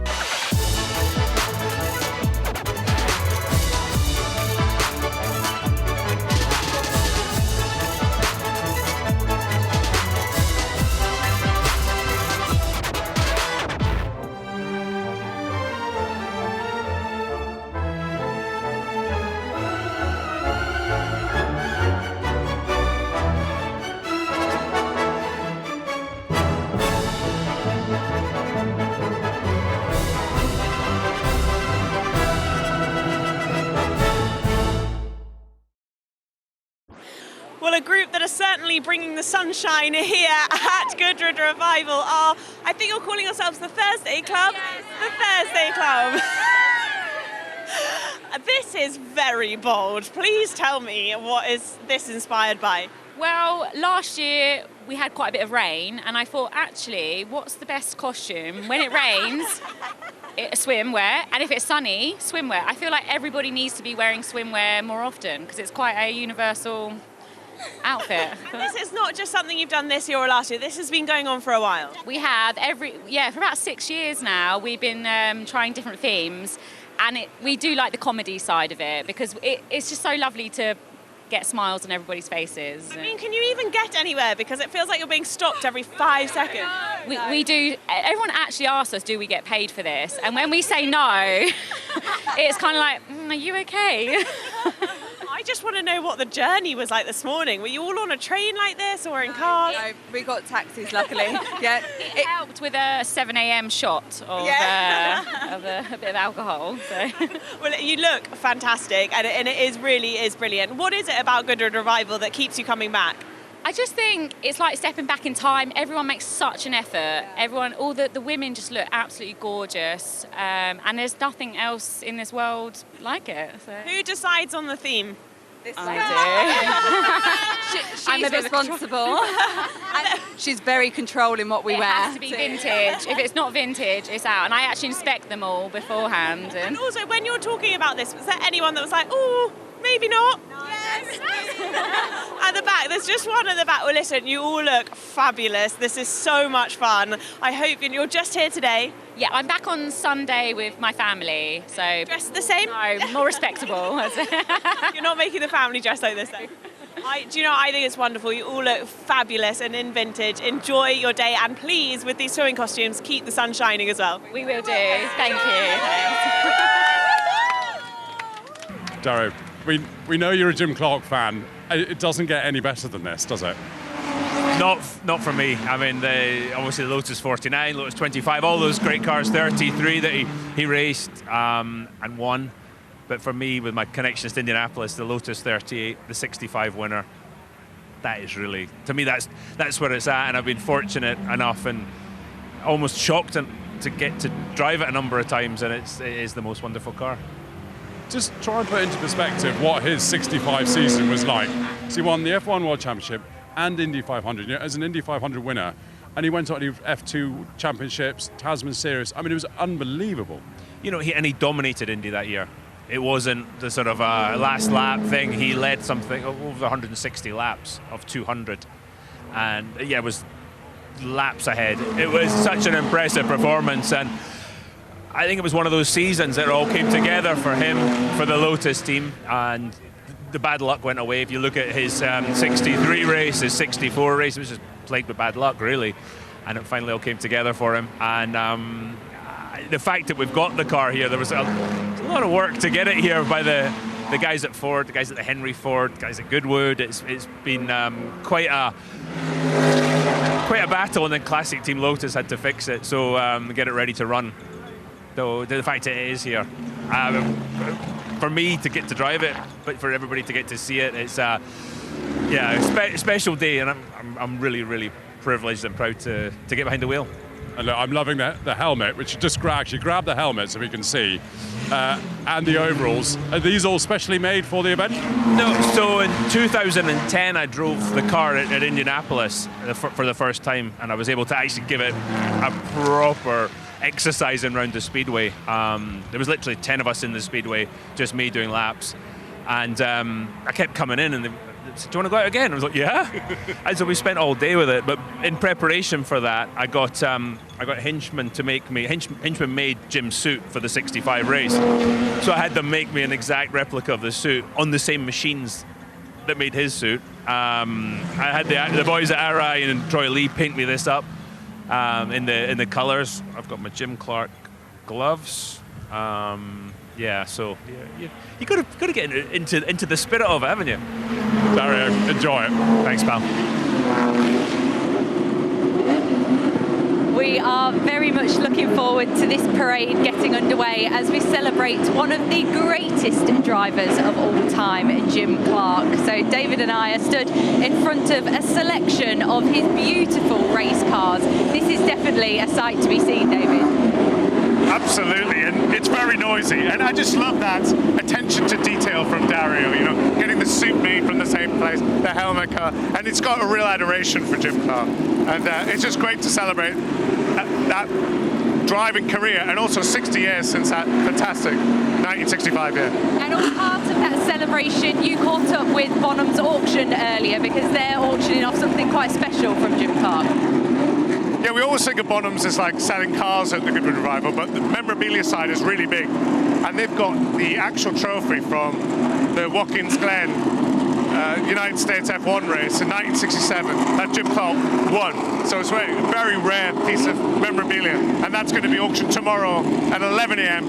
And the guide price is £40,000 to £60,000 if you fancy it. Well, I'll see what pennies I've got in my pocket for that. It would be something quite special to own, as well as this celebration that's happening behind us. So as we can see, some of his Lotus cars are about to take to the track, and he had quite a strong relationship with Lotus throughout his career.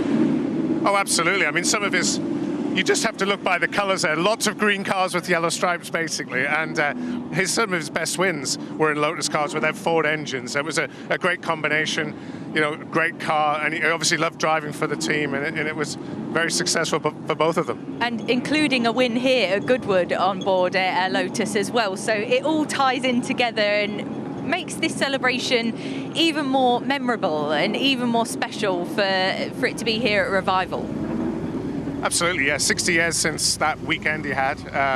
It's Goodwood, that Easter weekend, and I love that fact that he shares the lap record here with Jackie Stewart exactly the same time. Yeah. And that's still yet to be beaten here. Yeah, and so many big names, like you say, Jackie Stewart.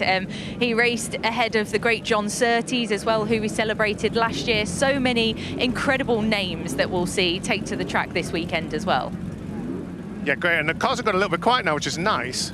But yeah, I just love it. I think the preparation of these cars, they look absolutely fantastic. And you just think of the speeds they were doing in these quite fragile looking cars. It's incredible. Yeah, and just how pristine they look now.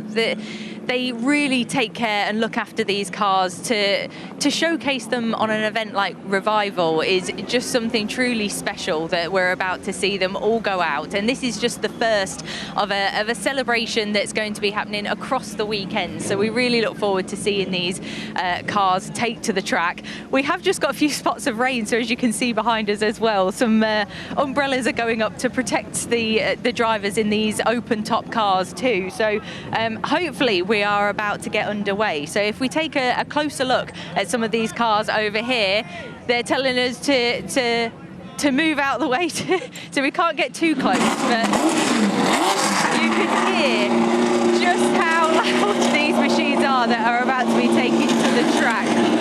Helmets are on ready, the drivers are just spotting their visors down, they're about to get underway.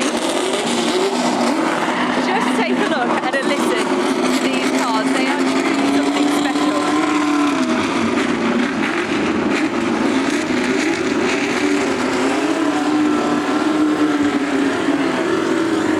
That is absolutely fantastic. Well, the first car has got onto the track, so let's go to our commentary team to talk through this parade. Thank you very much. Yes, we are really looking forward to seeing these cars out on track, even though the weather is changing a little bit. Ben Edwards and Bruce Jones with you here to celebrate Jim Clark. And as we've been hearing, such a great hero of motorsport. The man who was born in 1936 in Kilmeny in Fife, moved very early in his life to another farm, actually, which he grew up, of course, very much a part of the farm. And that's something we'll be going into a bit more tomorrow on Saturday. Driving a tractor at a young age, about 10 years old, but then going on into a racing career. And what I love, Bruce, is this variation of cars that he not only raced, but won with.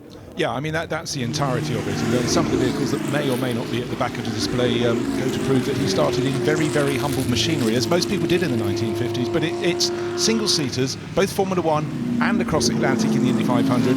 It's sports cars, it's touring cars. But 1965, 60 years ago was his year of years. It was. Second Formula 1 World Championship, Formula 2 Championship, just, you know, odd weekends out.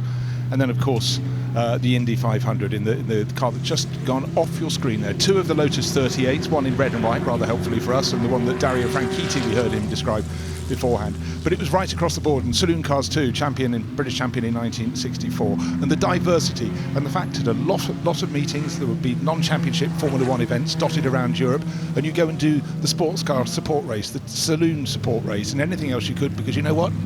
It was start money, it was prize money they needed to put in the pot. And there were times, even in a driver's career as supreme as Jim Clark, and naturally in everything, that he doubted it and thought, I've got to go back to the farm, I've got to go back to the farm. But people around him kept talking him back into driver's seats. They found seats for him, and he just delivered in everything. He did. I mean, the Lotus Cortina, of course, he was effectively a British touring car champion. I say British touring car, it used to be British Saloon Car Championship then, but what we call the British Touring Car Championship nowadays. So he was a winner in that as well as in Formula 1. At 1965, which we are celebrating the 60 years since his second and final title, and all those other successes that you talked about. By the way, the Autosport magazine has just come out. Paul Fernley's done a lovely piece about all the victories and all the races that he did in that 1965 season. And just going through the number of them, I was just astonished how many entries. He did 3 here at Goodwood in one weekend, but he was doing nearly all weekends throughout the year, and he started on January the 1st of 1965 and won the first Grand Prix of the season. They used to have it on New Year's Day. Yeah, and they used to basically have a really strong South African season. They'd go down and have a lot of the races, not just at Kyalami in East London, they'd have Killarney, and what a nice way to spend a winter, rather than being on your farm on the Scottish borders, much as I love the borders, to be down in that sunshine. And talk about being race fit. That's what they were, so they could race. They used to have, of course, the Tasman series in Australia and New Zealand. Yeah, and he won the Tasman at 65 season, didn't he? Oh yeah, another one for that year. Yeah. And different cars, different engines, different countries. Unbelievable. You think about what people did in terms of travel then, very little. Yeah. Live. I know. Absolutely astonishing. You know, what he did, and such a talent. And so sad that we lost him, of course, at Hockenheim in 1968. Karun is out as well, which is fun to see. Karun Chandhok, one of our people here at Goodwood who works with us on the coverage, but is also a great racer himself, and we often see him delivering. Well, of course, look at the this rain is now. Phenomenal rain. Of course, Karun is, well, they're all the single-seaters, no protection for the drivers. Karun is driving the Lotus 49. Epoch-making car. It was the first Formula 1 car to be fitted with Ford Cosworth DFE. It was available to other customers in 1968, and it won on its debut the Dutch Grand Prix at Zandvoort. And so for Karun, a chance to drive it. And of course, the other driver in the team was Graham Hill at the time. Yeah. And Damon will be running that car Saturday and Sunday here. And of course, Graham went on to win the championship that year after, so sadly, Jim Clark died. It wasn't in a Formula 1 race, it was in a Formula 2 race. It was a not particularly significant race. He felt the car wasn't working very well, but it was a tyre problem.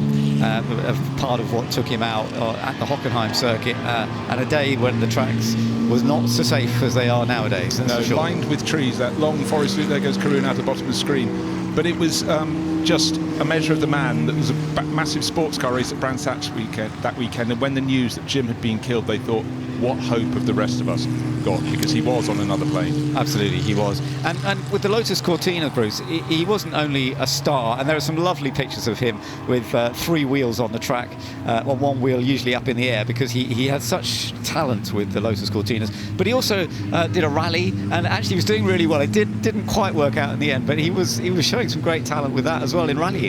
Look, I think we have to understand is back. Oh, now look, I'm an optimistic sort of guy. Look, we've got blue sky up ahead as long as you're facing towards that corner. So riding on board now in the Lotus 49. Of course, by the following year, suddenly the car looked rather different. Whoa, look at that. You see, he had a wheel spin. Yeah, that is, keep it up, Karun. Don't forget to smile, you're having fun. But of course, by the following year, they suddenly sprouted wings and the cars began to look very different. But this is really the last of the line of cigar-shaped tube cars. That's very true, actually. And just look at the driver's position compared to like a modern Formula 1 car. So this is a Formula 1 car of the late 60s. And look how you can see the driver, his shoulders almost above everything else on the car. Now look at Karun, entirely. And I mean, you know, there was a phrase, all arms and elbows. That was, I think, Innes Ireland's autobiographical book that made everyone laugh. What a story. But you could see what they were doing. You could see if they were struggling. And not to put too fine a point, in the 50s and 60s, there were some slightly larger shaped drivers, and there was an awful lot of torso. You think Jose Froilan Gonzalez, known as the Pampas Bull for no small reason, apart from the fact he was exactly the same shape. But, yes, you can see what they're doing so much more. When he started out in single seaters in Formula One, well, he came up through the ranks. He did a lot of it here at Goodwood, learning about them. It was in a funny sort of schedule for Formula One when they went to 1.5 litre, but Lotus was suddenly coming on top, putting it rear-engined, and they delivered an incredibly impressive performance.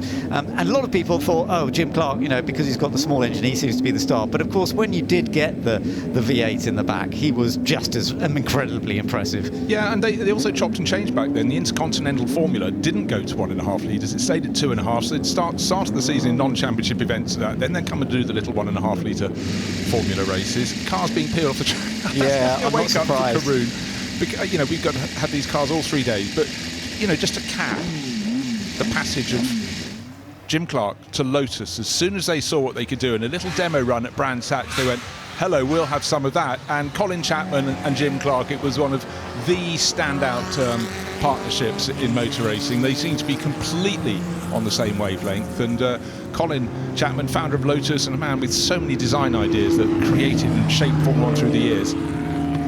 He had so much confidence in Jim and vice versa. A lot of other people didn't get on so well with Colin, but as long as it worked for Jim, Colin was happy, because what happened? You got a winner's trophy. Yeah, no, you're absolutely right. Their relationship was remarkably good. I think the loss of Jim Clark hit Colin very hard, and he was very different with drivers after that to a certain extent, but that was fully understandable. So you're seeing a real mixture, and some of the single seaters, of course, he raced were some of the juniors when he started to develop, and then going into the Formula One level. We're looking at Dario there, aren't we?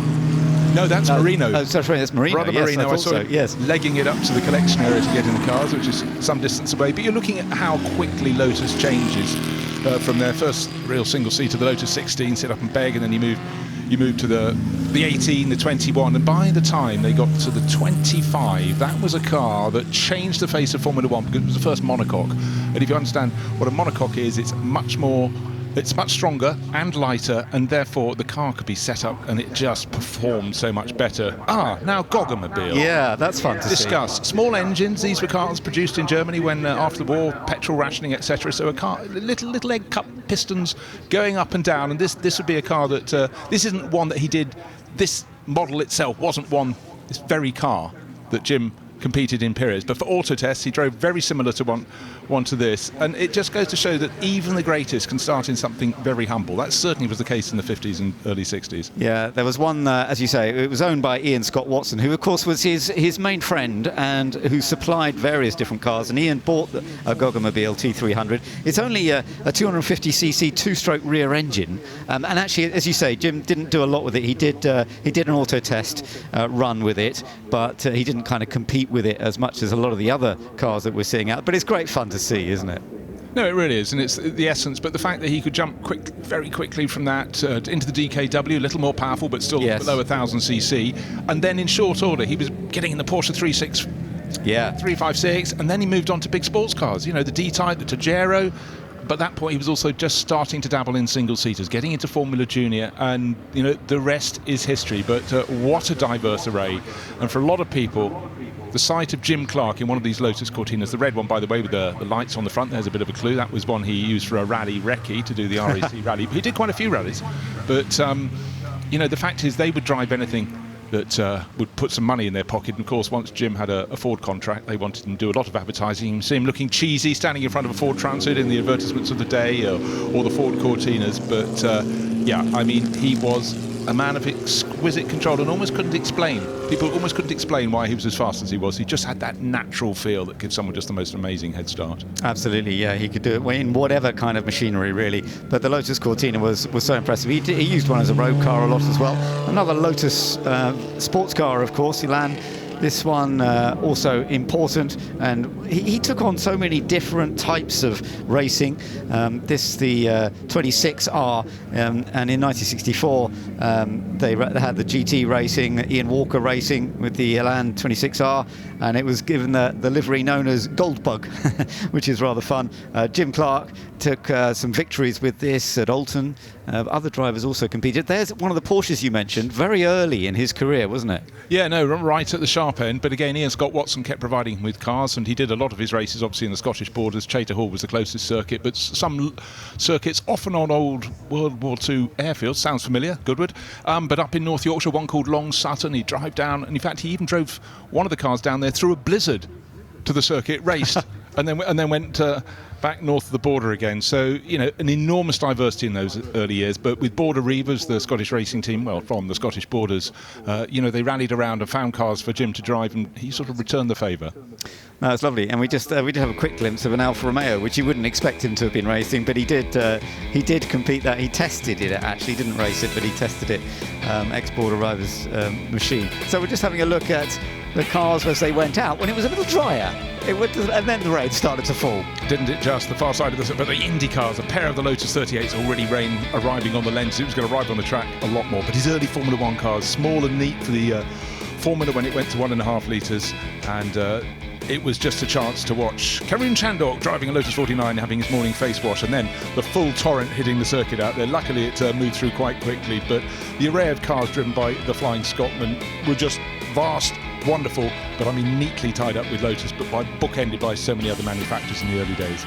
I tell you what, Karun Chandok has driven probably more variety of Formula One cars over the years than almost anybody else. He really has a wonderful time, and and he looks after these cars extremely well.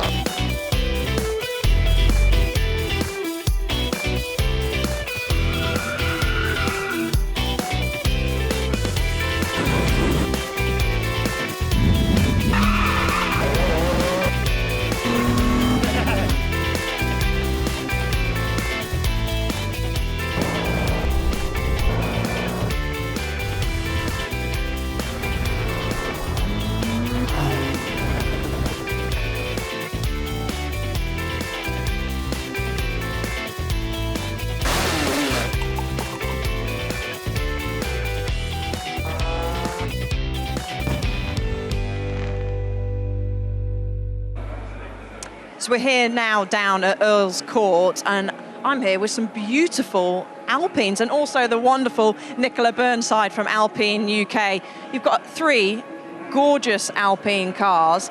Tell us a little bit about the history, because they're all pretty relevant to female motorsport today. They are. So it's our 70th anniversary this year, and each of these cars has played a really important role in our racing history.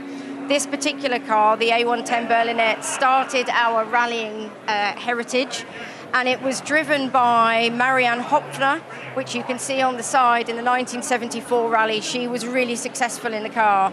And this car was also the starting point for Michelle Mouton's career, probably the most famous rally driver, female rally driver of all time, before she moved on into Audi. So this tells such a story for us and the starting point of the brand. This particular car is one of 15 and was campaigned throughout its life, so it still is a rally car today and competes. And this one is so gorgeous. In particular, there's a name I want to focus on the side of the car there. Leila Lombardi, the first female to score points in Formula One. I mean, you've had some fantastic, you mentioned Michelle Mouton, but for Leila to be behind this car, I mean, it's just stunning. I mean, this car is iconic. It's one of only 4 A441 cars, and this is the only A441C driven by the 2 fastest women of the period in 1975. These cars were so successful, they entered 7 races in the 2-litre series, they got 7 poles, 7 wins, 7 brilliant. fastest laps, and these 2 women were successful even competing in Le Mans. And finishing in the top 10. So really such an iconic car, and it's so special to have it here today. And Alpine just has, as you've touched on, such great success with females in motorsport. But even in the modern day, obviously Abby Pulling was the F1 Academy champion for Alpine last year. Nina Gaven's been out, she was winning last time out at Zandvoort in F1 Academy. And Sukhmani Kira's having great success in karting as well. So Alpine are really helping the next generation of females in motorsport. I think that's what I find so inspiring, working for the brand and bringing that into the modern era. We continue that support for females and for up-and-coming talent. You've mentioned all of our successful recent drivers. I mean, Abby Pulling, you know, what she's achieved is incredible, and I'm sure she's going to go on to even bigger and better things now. And Alpine, to be a part of her story, is something we're all incredibly proud of. And even the modern cars now, there's testing that's done with female and male drivers, and even for me as a brand director of such a brand, it's female through and through. So it's something we're all incredibly proud of, and we wanted to talk about here at Goodwood Revival. And of course, that we've got Sukhmani and Nina that are coming down this weekend, so the crowd can come and meet them. But Alpine, a special place in my heart, and great success with females in the past, but also in the future as well.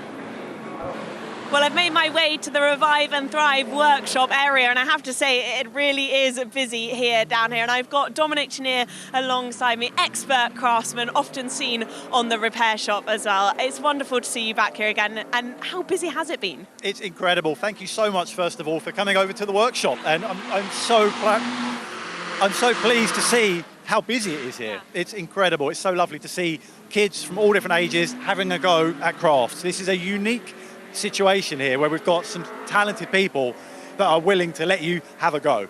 Well, you were willing to let me have a go on certain things. We'll have a look in a minute. But what have you got going on in this area?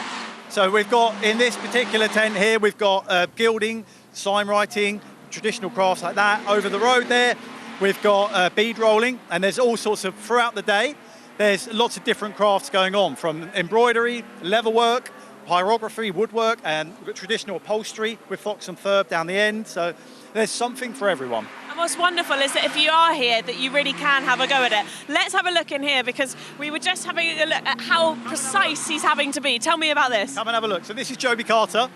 Hello, Joby.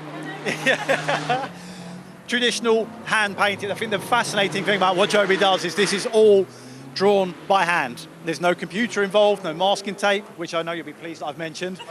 And if you watch his work, it's just fascinating. We've had people come and just sit here for hours and just sit and watch him paint, and me being one of them, it's fascinating. I have to ask though, how many times do you have to restart on any of this? Well, look, I put this apron on today, and that's me. I make a mistake, wipe it off. So that you can actually tell with a fresh apron how many mistakes I make. You do make mistakes. Yeah. I just made a mistake then. And but it's very fluid. It is by hand. If it looks right, it is right. But if someone asks how long this sign took to paint, I might say, well, when I finish, it'll be 6 hours and 33 years. Yes, it takes a lot of skill and a lot of precision to do that. Thank you for letting us have a look. I'm looking forward to seeing how that progresses across the weekend. I do want to meet Dave. Dave, we met a couple of years ago as well, and you very kindly said that I can have a little go here. But tell us about this skill. So this is reverse glass gilding, it's Victorian techniques, literally from, even 1890s right the way back. And it's a beautiful craft. Everything's done in reverse, painted in reverse. And, I love to teach this and keep it alive. You can see this is all from the background. It's all like transparent, but it goes really dense once we finish. And you can see Just if I turn it around, you can see here the gild and the gold leaf all shining. You can see it all like, if I keep it about there, you can probably see it a little bit better there. So this is all etched, and there's abalone, and this is 23 karat gold. And this is the stuff they used to do, these techniques used to do back in the day, you know, back in the day really, wasn't it, Dom, sort of thing? So Dave, when you said to me you can have a go on the back of it, I thought you were being kind to make sure that no one's going to see it, but everyone will. So I tell you what, let's have a go at this and see how badly I can do at this. Backed up. So this is at the early stages really, this has been painted, but once you back it up it goes dense, and then we've got to put all the colours into here. You can have a go. Come on. Listen, I'm gonna have a go at this and see if I can actually. You hold the mic, Dominic. You can commentate on just how badly I do this. Have a go. I'm also a lefty, you know, that's never a good thing. So you can paint over the gold here, doesn't matter. You come all over that. I can paint over the gold and then no one will see what I'm doing. Keeping the lines. Keeping the lines. I'm not kidding, keeping in the lines. I'm a lefty. That's actually a very specific brush as well for sign writing. So. And then if I go, do you know what? I'm going to do a tiny bit here, and hopefully colour in that. On your finger already. That's perfect. That's what we're meant to do. We're going to get involved with all of this. But listen, it's wonderful to come down here and see people getting involved. Thank you for letting me have a go. I might stay here and learn. We've got a whole sign to finish. Yeah, we've got a whole sign to finish. I'm going to stay here and learn how these guys do this. But it really is a fantastic area and so much to get involved with. There really is a lot to get involved with. Harry Benjamin and Bruce Jones up in the commentary box with you now. Look out for the maps dotted around the motor circuit to tell you where you need to go. I think we're going to do a bit of hand drawing next, aren't we, Bruce? I think we're better off in the commentary box, Harry. Speak for yourself. We've had the dousing of rain in the last 20 minutes or so, but it looks to have passed over us. The track, though, slightly damp, but the blue skies re-emerged. Bit of sunshine as well, glinting off the beautiful cars and bikes we have on display, and we're not too far away from our next bit of track action. Yeah, great to see people moving around. There is so much to see and do, not just the on-track action over the roads, bridge to take you, but this year it's full-on hippie alongside tweed and cravat. It's the real mixture that go inside Gate 2 and you're at Hayton Asbury. It may not be San Francisco, but it jolly well feels like it. Bandanas galore, and also then we go back in time, of course, throughout the generations, all the way from the 30s to the 60s on offer here. And if you get the chance, do have a look at some of the Spitfires, the Hurricanes on offer as well at the Aerodrome, flying every day at 8 a.m. Yeah, the aviation very much a part of this, because of course it was RAF West Hampton, but of course Tony Gaze and Freddie March got together and thought that perimeter road that the young pilots come and siphon off fuel from their planes and charge around with their MGs, that could make a race circuit, and we're the lucky beneficiaries of that. Right, you can see in the collection area it's a wee bit damp under wheel, but these small sports cars of a type under 3 litres that race between 1960 and 66 and they go venturing out, and it's a real mix of machinery. We've got Brabhams, we've got Elvas, we've got Lotuses, and the one right there, number 15, a unique car, the Pandora. We'll come to that later. No, I tell you what, we'll come to it right now. 1961, 3 students went up to Brands Hatch for the Boxing Day meeting, came back to the pub, the White Hart in Chichester, just down the road from here, and said, why don't we build our own racing car? And that was the fruit of their labours. Came out in 1963, and it's called the Pandora because a very nice lady called Pandora lent them a garage to build the car in. There we are. I love Talk that about story. A cottage industry. I love that story. Very much as we go along, we'll figure it out mentality too. Fabulous. Yeah, and they even have echoing the shark-nosed Ferraris that won the Formula 1 World Championship in 1961. There's a sort of echo of that and the proboscis of that white and green number 15 Pandora. But by and large, among them, it's Merlins, Elvas, Brabhams, the Piper in there, lots of Lotuses, Crossleys too. So plus a couple of others, but small, nimble, and again, I was talking in the Jim Clark parade about how you see what the drivers were doing. And of course, being a sports car, it had to have the scope for 2 seats. And I hear engines revving up. The car's now starting to leave the collection area. And as you can see, the track has little patches of damp, and coming out of the chicane, there are puddles on the circuit, but there is quite a breeze. So hopefully, as you can see, the Union flags behind the pits really blowing away. Hopefully this will dry quite quickly. Yeah, so this practice session then underway, setting the fastest lap times they can to line up for the race for this Madgwick Cup, which is going to get going on Saturday from 12:30. So that's when the racing action will get going. But right now we are seeing very much inspiration for sports car races that took place during the 60th and the 64th members meeting under 3 litres, all heading out into the sunshine, which has rejoined us once more. Bruce, you were saying the mixture of manufacturers that we have on now. I'll add a Alfa Romeo in there as well, which you'll see that's got the number 60 on the side of it, that light advanced design. Some of these built on that tubular space frame as well, and then widen out to incorporate that second seater, deriving as a sports car. Really small, really nimble, and actually an incredibly good sort of car to learn your craft in. They really react beautifully to input, and sort of for a lot of people in time, this was their affordable way to go sports car racing, with aim to bigger things. But these were such fun cars, and really, these were some of the bread and butter for manufacturers like Lotus. Of course, they were trying to sell road cars, but for Colin Chapman, it was all about competition alongside that, and they sold an awful lot, and some really tiny little designs. That was the Lotus 23B just going out of shot. We've got a host of 23Bs, and look how small and low they are. The odd one out is that just out of shot, just behind the number 4, which is one of the many Elvas. That's Andrew Owen's car, the blue with the orange stripe. It's the little Bobsy, the next car along. So there it is, yellow with the white stripes. That's the one with an Alfa Romeo engine. That's Thomas Seckel driving that. But you know, you had these outliers. But if your car was winning one year, you could be sure you'd be selling lots the next year. So Lotus definitely rose to the top. And the number 8 is one of the many BMW powered Elvas. They raced a lot in Europe, but also did really well in the American market. The American market was a large market, so every manufacturer, every constructor wanted to play over there. Yeah, making its way through the chicane now, known for its racing prowess, that developed by works drivers like Chris Amon and Bruce McLaren too. And certainly, as you say, if you did well as a manufacturer, you then had the customers calling your name, very much so. This making its way on your screen now, the Lotus with the Ford engine, the Lotus 23. Andrew Hibbard at the wheel of that, a car designed by Colin Chapman. One of those giant killers. Yeah, and in fact, that's going really, really well this year for Andrew Hibbard. It's leading the HSC Guards Trophy. Oh dear, a bit of a spin, or a spill at least, for the number 8. That's the Elva with Mark Gillies. Of course, he's just hopped out from the Goodwood Trophy from an ERA. And if it's quick, Mark will make it quick. But was that all on his own? I believe it was. Just settling in. There we are. So. Kept it on the grey stuff, the black stuff. That's the important thing, because obviously the grass after that sprinkle will be somewhat slippery. Getting another look at it, just losing it. But no harm done. Not getting in the way. The car approaching, but very much off the racing line. Finds gear again, and off he goes and rejoins this practice, this Lotus 23 that we saw right at the start. We didn't see that, though, at the time. Well, hold on. I tell you, that shows how slippery it is. If 2 of the top drivers, Mark Gillies and Andrew Hibbard, are going for a spin, then it is more slippery than it appears. But we did have that little flurry of rain. It was quite heavy at the far side of the circuit. Oh, dear, Andrews looped it in. Quick work, Marshals. That's very good. And again, it shows how light these cars are. A heavier car would have sunk into the gravel there, but you all right? The car's okay?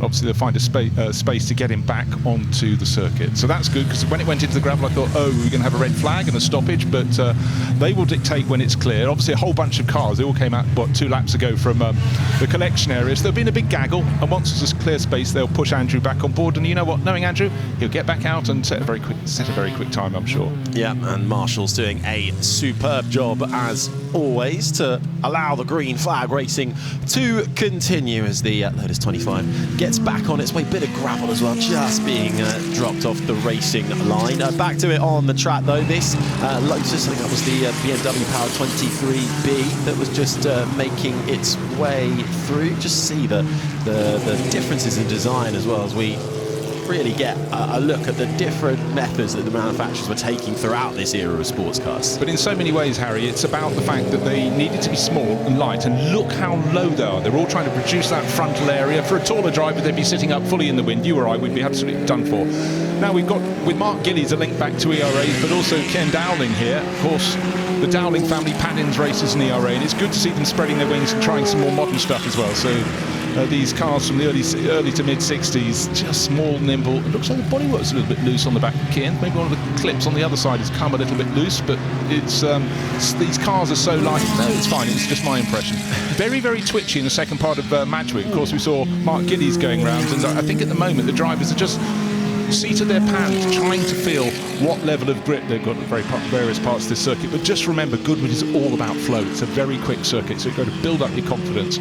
Quickest time so far, well, we've seen that name at the top before, and it's Will Nuttall. He's in an Elva, one of the BMW Mark 7s, but the times at the moment, actually there's a big difference because of course we had the waved yellow flag with the Andrew Hibbard car off, so that probably spiked the guns. But you know what, I think a lot of the drivers are just feeling their way in and they're going to start building up their pace. This is the car that is currently quickest in the times, but as you say, expecting to see those times come down. This Elva, the Mark 7S, William Nuttall at the wheel. Revised chassis, had larger brakes, wider wheels as well compared to the earlier editions of it, and widely campaigned still today throughout historic motorsport. 2-litre BMW engine in that one, and Will Nuttall currently making his way through, and just this is what I love about this Goodwood Motor Circuit, is seeing, especially when you've got a few damp patches on the track still in various different places. Sometimes you've got to go offline as well. If you're on a slow lap, there's a quicker car coming through. All it takes is one small nudge of the steering wheel and you could be heading for the grass, and as a result you just see the intensity and the skill that is demanded from a driver in the car. And most particularly at the part of the circuit, St Mary's, where we're seeing the pace setting Will Nuttall at the moment, and you can see someone else has gone off. That's car number 4, we saw that earlier, that's Andrew Owen, but off circuit he put up a real splash of water on the outside, so it was a short flurry, but it was quite intense. And with these treaded tyres, even on the bits of track that look dry, you can see the spraking up. The start and finish straight is really quite wet. It looks like, have we got a bit of flame out at the back? Yeah, brilliantly picked up by the camera crews there. Yeah, we have a small flame out the back for Charlie Best in the Lotus 23C, one of only 6 in existence and the only one currently racing in the UK. So we'll expect him to maybe have a little gander back to the pits to check that one out. Just over 12 minutes remaining. We were talking, well, let's have a look at someone getting something. Okay, someone's hit look like a mark. Okay, bit of steam coming. Oh no, it's a lot larger than we initially thought it was. Yeah, so we were looking at the number 4 Elva coming back on the circuit, but really the possible story was in number 17 tucked in behind, which is the Charlie Best car. That's the one with the wider wheel arches being at C. And all at sea, I suppose you could say. There is the Piper, yeah, Chris Atkinson. And again, you just glissade across that grass. It was at fairly low speed, but he's gathered it up again and will get back on the circuit and continue on his way. But conditions, I think we can safely say, are tricky.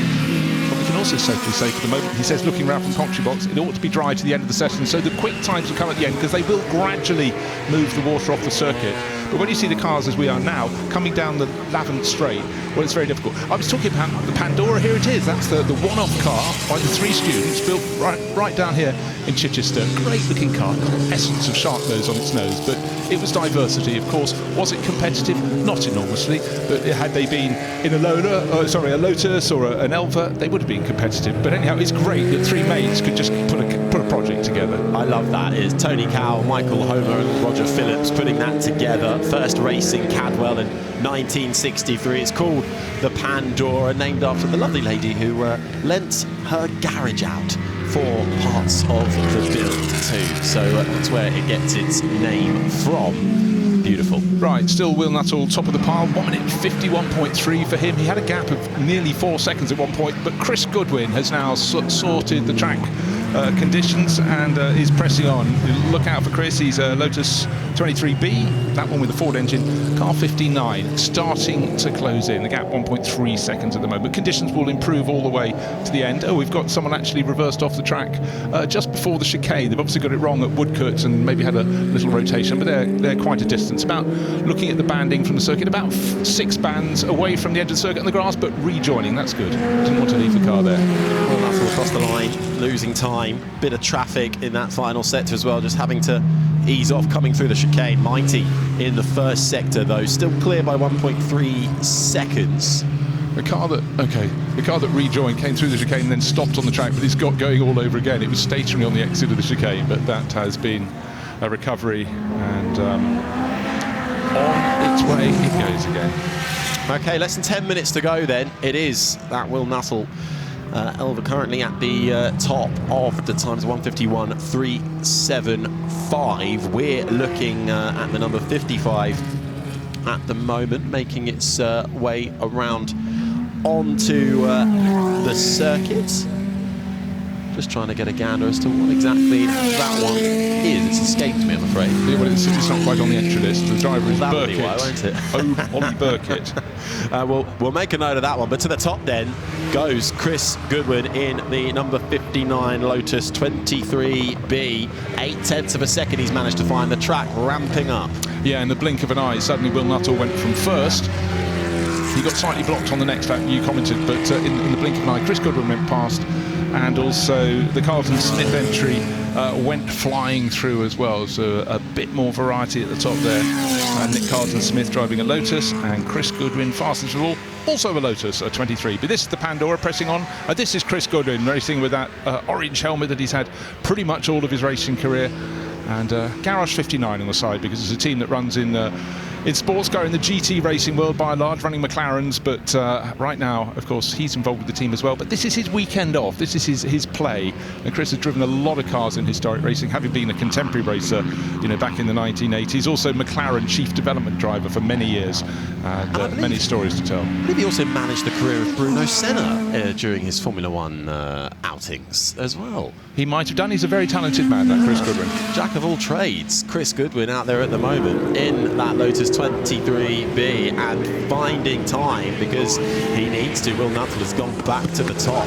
The track really is, with every lap now starting to dry up and just dipping a little bit of a wheel on the grass. Dangerous territory. You can quickly find yourself facing the wrong way. Onto the brakes through the chicane. Fastest of anybody in the first sector. It's actually the Lotus 23B of the Carlton Smith that has gone up to the top of the times, but I think Chris Goodwin, good exit out of the chicane needed, across the line, really hugs that pit wall, can't quite go to the top, but certainly finds his way to second, but it's still a hefty gap. Yeah, but I tell you what, just before, about 5 minutes ago, the fastest car was doing a 1 minute 51. We're now down to 1 minute 46.2, so Nick Carlton Smith absolutely flying, but it's all about the track drying out, the driver's getting more conversant with it, but the biggest puddle of all is on the exit of Woodcote. We've seen one car splash it up, you run into the second part of that corner, run wide, and you're going to be, like you've gone into the sea with two of your wheels. Pandora pressing on, but it wasn't competitive, particularly in period, but it's great to have it here. I did think the lap time from Nick Carlton Smith was quite quick, and it's actually been disallowed. That'd be that's why it was in 1 minute 46. I couldn't work out how they gained 6 seconds. I could understand about 3 seconds being gained. So Nick Carlton Smith has been, popped back by 4 seconds. At Waterpoint, that lap was removed. And so that puts Chris Goodwin back on top in the Lotus 23B, and only momentarily though, because Will Nuttall is straight back up there. And I'm really glad we're still looking at the Pandora. A, it's a great story, but B, it's got Ben Colburn on board. He's a really, really quick driver. This wouldn't have been competitive in period, but here it is against the greats of the age, 8th fastest. So it's in the mix at the moment. But it's the Elva which has the pace at the moment. This making its way through the Aurora BMC. Nick Swift at the wheel, celebrating the 60th year since the ex-British Formula Junior champion and former Lotus F1 team driver Trevor Taylor raced the Aurora BMC at the 1965 Goodwood Easter Monday International Trophy. Yeah, and it's a really nice story that Anita, who was a racing driver herself, very good racing driver, who was Trevor's sister, and his son Nick will be reunited with this car this weekend here. That's rather nice. You don't always own what you race for other people, but a chance to get reunited, well, that's very cool indeed. And up to third, Chris Goodwin has retaken top spot from Will Nuttall. Those two chasing the times against each other, but putting that Aurora up into third place is Nick Swift as Ben Colburn crosses the line in the Pandora. Decent that time, up into fourth spot. Just over 5 minutes remaining, and the times really are coming down as we are setting our grid for the Madrick Cup, which will be racing your way on Saturday at around 12:30. These under 3 litre sports cars from between 1960 and 1966. I just love the look of them. They just look so nimble. They've got a bit of grunt, not a lot, but enough to entertain. But they handle so beautifully. And actually, of all the cars here this weekend, it's going to get very windy later through the weekend. These are probably about the lowest cars in any of the races, so they would be sitting a little more firmly on the deck. The wind across the pits, the flagpoles are starting to get a bit of a workout. Right, Nick Carlton-Smith tumbled down the order. Remember, he was fleetingly fastest. That time was taken away. He will suddenly move up, but he's dropped down to 10th position, comes across the start-finish line in number 39 and goes fastest. Hold on, did he cut the chicane? 1 minute 44. He's gone fastest by 3 seconds. Well, yeah, very briefly, Max Bartel made it up there in the Elva, but very swiftly moved down to third already as we have Burkett up there in second in the 55. It's still 3 seconds the gap, so mighty job from the 39 Lotus 23B with Nick Carlton-Smith at the wheel of it. This is another one of the Elvas. This is the 4th placed Elva at the moment. Yeah, this is Max Bartel running in the original Radio London livery. I like it when a racing livery is kept on board. But again, the combination of Elva and BMW, you know, it really, really worked in period. It's looking pretty good now. But that time from Nick Carlton-Smith, 1:44. That is absolutely flying on a track that still in certain places is very slippery indeed. Chris Goodwin closes in slightly, but it's still 2.3 seconds. Chris Goodwin's Lotus 23B is behind this Elva, the BMW engine powering it through.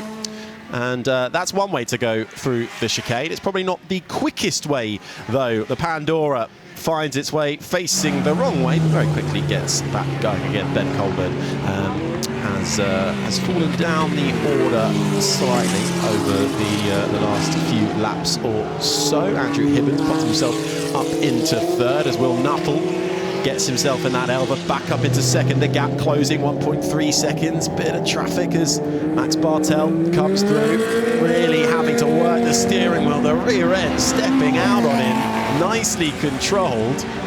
Not the quickest way though. Finds a bit of time, pops himself up into third. Still nearly 3 seconds away. And that phrase, meanwhile, Nick Carlton-Smith there, 1 minute 44. Now I'll do a 1 minute 42.7. So every time Burkett, Nuttall, Bartel and Goodwin try and close in, Carlton-Smith is just slaying them at the moment. What's left on the clock? Just over 2 minutes. One of the Pipers, or the Piper, just making his way in the foreground. And then the rear end, just every little bump, you can see how much of an effect it has on these really small, nimble sports cars. Chris Goodwin's getting closer. He pops himself up into second, 8/10 adrift. The time is coming now. This could really go down to the final minute. Last car across the line. Set your fastest lap if you dare. Give yourself your best chance of a good starting spot for the race tomorrow at around 12:30.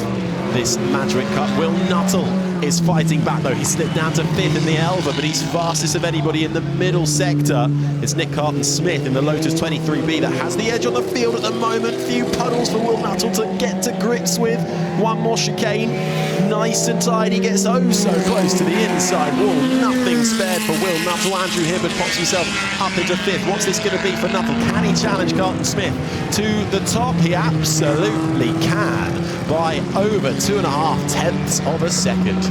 Wow, that was a gain of 2 and a bit seconds. This is the last chance now. The checkered flag will come out in a minute. So next time Will Nuttall comes around, he'll be greeted by the checkered flag. But they're going faster and faster and faster. But at the moment, we've got the first 2 cars coming by. Hey, let's call it 1/4 of a second. The further second back was Chris Goodwin. But you know what? The target's moved again. Nick Carlton-Smith has just gone on 1 minute 41.1. He was a 1/4 of a second behind. He's just gained 1.6 seconds. Wow. That Lotus 23B, what are they feeding it as Burkett pops up into second, still over a second adrift though. This is the 55 that we're looking at the moment, making its way neat and tidily.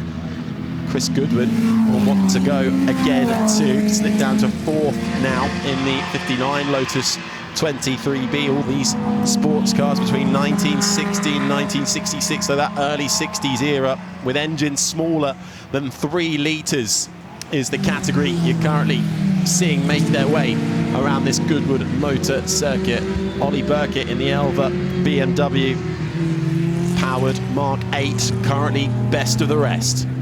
Right, the checkered flag will fall on the end of the session on all the drivers. Down it goes. Right, 20 minutes of practice complete, but no, it's not complete because people are still flying around this final lap. Nick Carlton-Smith, his target, 1 minute 41.1 seconds. There he is being chased by Ollie Burkett. Here's Ollie in the metallic green car with the white stripe. That's an Elva Mark 8, again BMW powered, but looking to see if he can redeem himself, get to the top is Will Nuttall. Will this be faster than anything before? Yes, it will. Does he go top? No, he goes second. He's down by 3/4 of a second. What a mark has been set. Now, a lot of the cars have taken the checkered flag, but still some of the quick charges are coming through. One who we haven't talked about at all, car number 48, Stuart Tilley, a Lotus 23, has put in the fastest first sector of anyone. He's got 2 more sectors to do, and he's sitting down at the moment in 6th place. It's chopping and changing. And I think we've also, just to the top of the times, Nick Carton-Smith has been toppled. He will not start from the pole, 7/10 of a second, because Bartel has managed to get up there in the Elva. Mark 7 has taken the time, a 1:42.82, 7/10 of a second. Checkered flag is out and waiting, and I don't think we're going to get any more improvements now. Hands up in the air, slow car coming into the pits. Yeah, Chris Goodwin had backed out of it, so he's going to end up starting, oh gosh, in the 4th row of the grid perhaps, but car number 48 is pushing and shoving and trying to make his way around, going faster and faster, but for Tilley, that was the driver who suddenly could have got to the top, Ben Tilley, but I'm afraid I think traffic has somewhat hampered him. Yeah, the Aurora just in front as well, maybe, through the chicane. So quick in that first sector, can he improve a little bit? He can. Ben Tilley up to 5th spots in the 48, so nicely done. But you have to say, Nick Carton-Smith, who had the edge for some time in the closing stages, 7/10 of a second pipped by. Yeah, and a good run from Martin Verdenroe. He's picking up the pace, got into the top 10, but really that was a session in which the quickest times were in the early laps were improved upon by 10 seconds. We had the flurry in the Jim Clark display just before this, but they had to adapt. Big puddles at various points around the circuit, and it was biding your time, getting the confidence in the car, and at the end, fastest time to Max Bartel really pushed, but it was about gauging the conditions, and he put that Radio London car to the top. That chopped and changed. In the end, Harry, nearly 8/10 of a second was his margin. Incredible work, but your top 3 then, the Elva.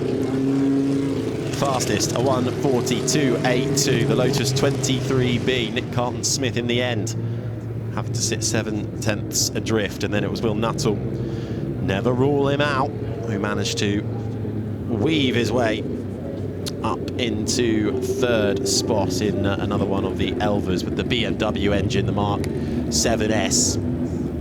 But that is the same car, but in the hands of a different driver, Max Bartel. I think he'll have a smile on his face after that one. Challenging conditions to begin with, all throughout really. You have to keep on your toes for that one. You did, and I think we had probably 6 different drivers who had a turn at the top of the timesheets as the times came down. They didn't come down in moments, they came down in great chunks. Let's take a look back. It was sunny conditions, but the drivers knew when they were assembling.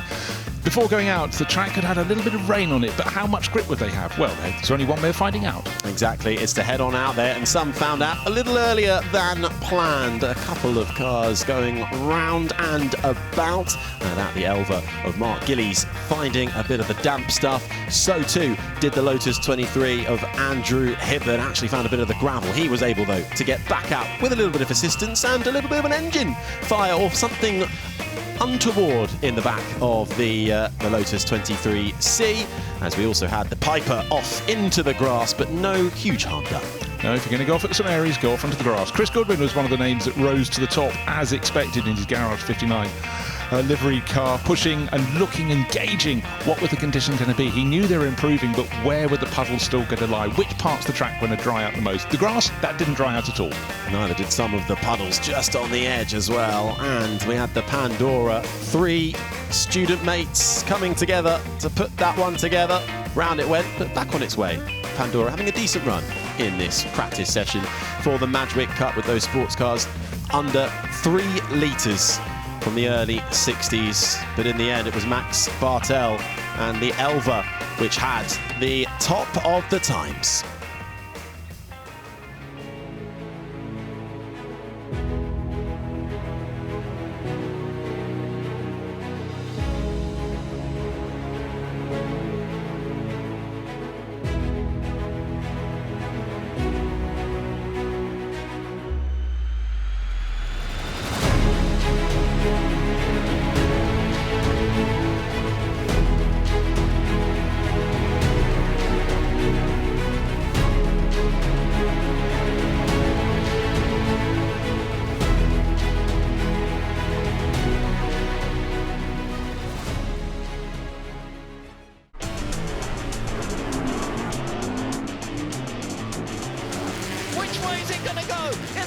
Trophy. All three fighting. Atkinson up the inside. Number one, but watch out.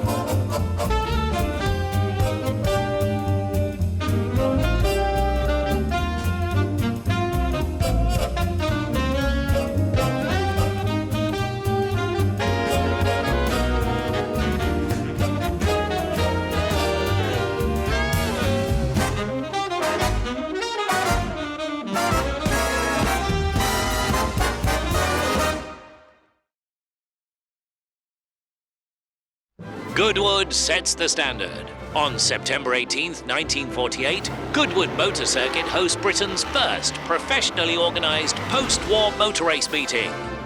At the 2023 Goodwood Revival, the Ford Water Trophy was the first historic race in the world to run on sustainable fuel. And now, all cars will race on sustainable fuel. Another significant achievement for the Goodwood Motor Circuit. Goodwood, racing green. Tony, Scott, the moment has finally arrived. Tony, first of all, how's the revival going? I'm so lost. It's like it's my first day. My parents dropped me off at the racetrack, and I have no idea what I'm doing. But it's awesome to be here with my best friends. First time here, so we'll see. Never driven the track, never driven the car. Scott says he's gonna leave me for a couple of laps, so I don't trust him. Yeah, you don't want to be following me, man. Scott, we had a chat a few weeks ago ahead of this. Has he asked for any advice yet? Because he hadn't then. No, I think he's been studying up hard, just trying to keep it on the quiet. But no, it's nothing like anything you can watch visually. I think you got to get out there. It's so much fun, especially in this category, which is nice for TK to see the first laps. But I told him it was pretty much like an oval, just the opposite direction. Yeah, I mean, it can't be any more different than Indy, this, can it? No, that's how much help I'm getting from my best friends. I might as well not listen to them, but you know what? It's all fun. I love. Always wanted to do Goodwood, obviously throughout my career, and never had the opportunity. So glad to be here. I gotta thank everybody for making this happen. These guys are being advertising this for so long, and we'll see. I mean, I'm not gonna brag too much about it. I just want to come back after this first session. Actually, I want to come back to the pits. One piece. We win one piece. Yeah. Look, Scott, I mean, you know Goodwood reasonably well now. It's a quick grid and it's a quick circuit, isn't it? Yeah, definitely. And I think this is like the previous times I've done it, it's only been in one category. So I'm in 3 this weekend, which I'm really looking forward to, different cars. But no, I think they tried to put us in similar cars. So hopefully, Jimmy, Dario, TK, and myself will all be, fighting it out. Guys, enjoy it. Thank you. Tom, I know it's sunny and it's windy, but you must be rather delighted that the track still looks damp. Yes, I think so. I mean, this place is particularly greasy when it comes to wet weather. It doesn't seem to have any resemblance of grip at all. So maybe something a little more underpowered is probably the car to be in versus others. I've not driven this yet, So this will be the first time I get to drive it. So sometimes actually jumping out in a car when it's a little bit greasy and a little bit wet fills with a little bit more confidence. But it's a quick car, this one. You know, James and his team put a really, really good car together. So it's going to be nice to jump in one and have a play. Any advice for this? I guess that you just try not to lose any speed. Well, I've been told to hang on, which, I'll be honest, is never something that fills you with a huge amount of enthusiasm. Just drive it as fast as you can, which is also some strange kind of advice, because I would have thought that applies to anything, really, any race car. Have you considered driving it faster? No. Well, maybe you should. It's kind of that logic. So yes, I don't know what to expect. I expect that it's going to be lively in the wet. It might even dry out a little bit because the wind's up. There's a current bun shining on us. So yeah, it's going to be a little bit changeable. But have I got any more excuses? I don't think I've got any more excuses, really. I think I'm all out of them. I haven't driven it yet. There's one. I've got. So there was that famous comment from Patrick Head to, I think, Jarno Trulli. You said, whatever you're doing, Jarno, do it better. Do it better, yeah. That's been said to me many a time as well. Have you considered doing everything you're doing better? I've never considered that. Turns out it's great advice. Well, today's the day. Enjoy it. I'll put it into action. I'll see what I can do. Thanks, Ed.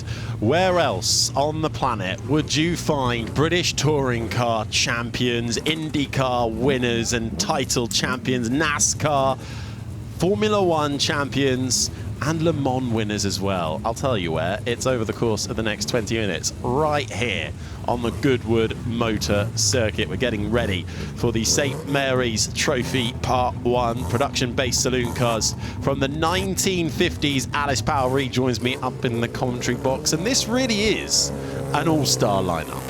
I was just saying to you, this is one of my favourite races of the weekend, and not because I'm commentating next to you, Harry, but because we get, like you said, a whole host of fantastic cars, but also drivers from a mixture of experiences. Tom Ingram is saying there, he's not driven the car before. I'll tell you what, he will be quick, I promise you. But it's been a permanent fixture as the St. Mary's Trophy ever since 1998. And it's a two-part race, and the cars are shared by your pros and then the owner drivers, with the overall result derived from a combination of the two. So we will get the first part of the St. Mary's Trophy. So that's part one. The race will take place Saturday, so tomorrow at 2:30, and then we have Sunday will be for the part two at 6 o'clock. We're really seeing saloon cars kind of plucked from retirement. We've got upright and austere Austins, battling cars like the Jaguar Mark 1. We've got a few Alfa Romeo Giuliettas in there, a smattering of American machinery too, to add some spice to the proceedings. Scott Dixon is out there as well in the Ford Zodiac. Looking rather resplendent, is the six-time IndyCar champion, Indy 500 winner as well, making his way round on the track. Just looking out, I think we'll be okay for a bit of weather-wise, although some of the clouds look a little bit foreboding. Like there's maybe a bit of rain there on Tony Kanaan's windscreen there, and oh look, our camera's going to move as well. Copy, there is a bit of rain, or could it just be a little bit of spray off the back? But certainly the windscreen wipers not quite engaged for the 2004 IndyCar They don't champion. race in the rain, do they, in IndyCar? So he's probably like, what on earth is this falling from the sky? But he's forming behind the queue of cars that are just going into Woodcote Corner now. He's, of course, in one of our Ford Zodiacs. They're a little bit less agile than the Jaguars and smaller touring cars. So we'll keep an eye on all of those. And Tony Kanaan, again, he did say he's never been around here before, so why not stick him out in some dank conditions? Yeah, let's go for it. And there we go, puddle confirmation, Harry. It is raining. We have got light smattering, not bothering Dario Franchitti. We just saw inside his Riley 1.5 that he is in. Dario Franchitti, a four-time IndyCar champion. Scott Dixon out there as well. You saw Tony Kanaan, a real representation of IndyCar. We've also got Jimmy Johnson representing NASCAR. 7 NASCAR titles to his name, but we've also got Formula One stars there as too. Jenson Button, have a look out for the 2009 Formula One world champion, and Alfa Romeo Giulietta, and making its way through at the moment. We're looking at the 72. This is the Austin A40. This is Jake Hill at the wheel, reigning British touring car champion, and pretty nifty in any car you put him in, especially around this Goodwood motor circuit. He is. He's taken part in some great races over the course of several years at Goodwood, and this little Austin is fast. It's actually won its class at Donington Park earlier this year in the Donington Historic Festival. So this car can shift, and of course with the likes of Jake behind the wheel, and even more confirmation of the rain. And it's about getting these lap times in early, especially if the conditions are going to worsen. And there's a small queue forming up behind Jenson Button in the Alpha. Yeah, that Ford Fairlane though in the middle. Steve Soper, arguably one of the best touring car drivers of all time, regarded as nearly losing the rear with a bit of a puddle, making his way past Jenson Button to get first dibs coming in to Madgwick. And this is why I love this kind of racing, because those trio all in a row, such different shapes, sizes, engine power. You've got the American representation at the front, then you've got a bit of Italian flair. If you get the chance to see those Alfa Romeo Giuliettas up close, they are sublime. I was having a little walk around the paddock earlier, and they really are beautiful. Jenson Button in the wheel of behind the wheel of one of those out there. This is Steve Soper though in that Ford Fairlane, making his way around with the number 57 emblazoned on the side of it. A legendary car known for that styling, long, low design. It was brought in to compete with the likes of Chevrolet back in its saloon car sports championship days, and still iconic today.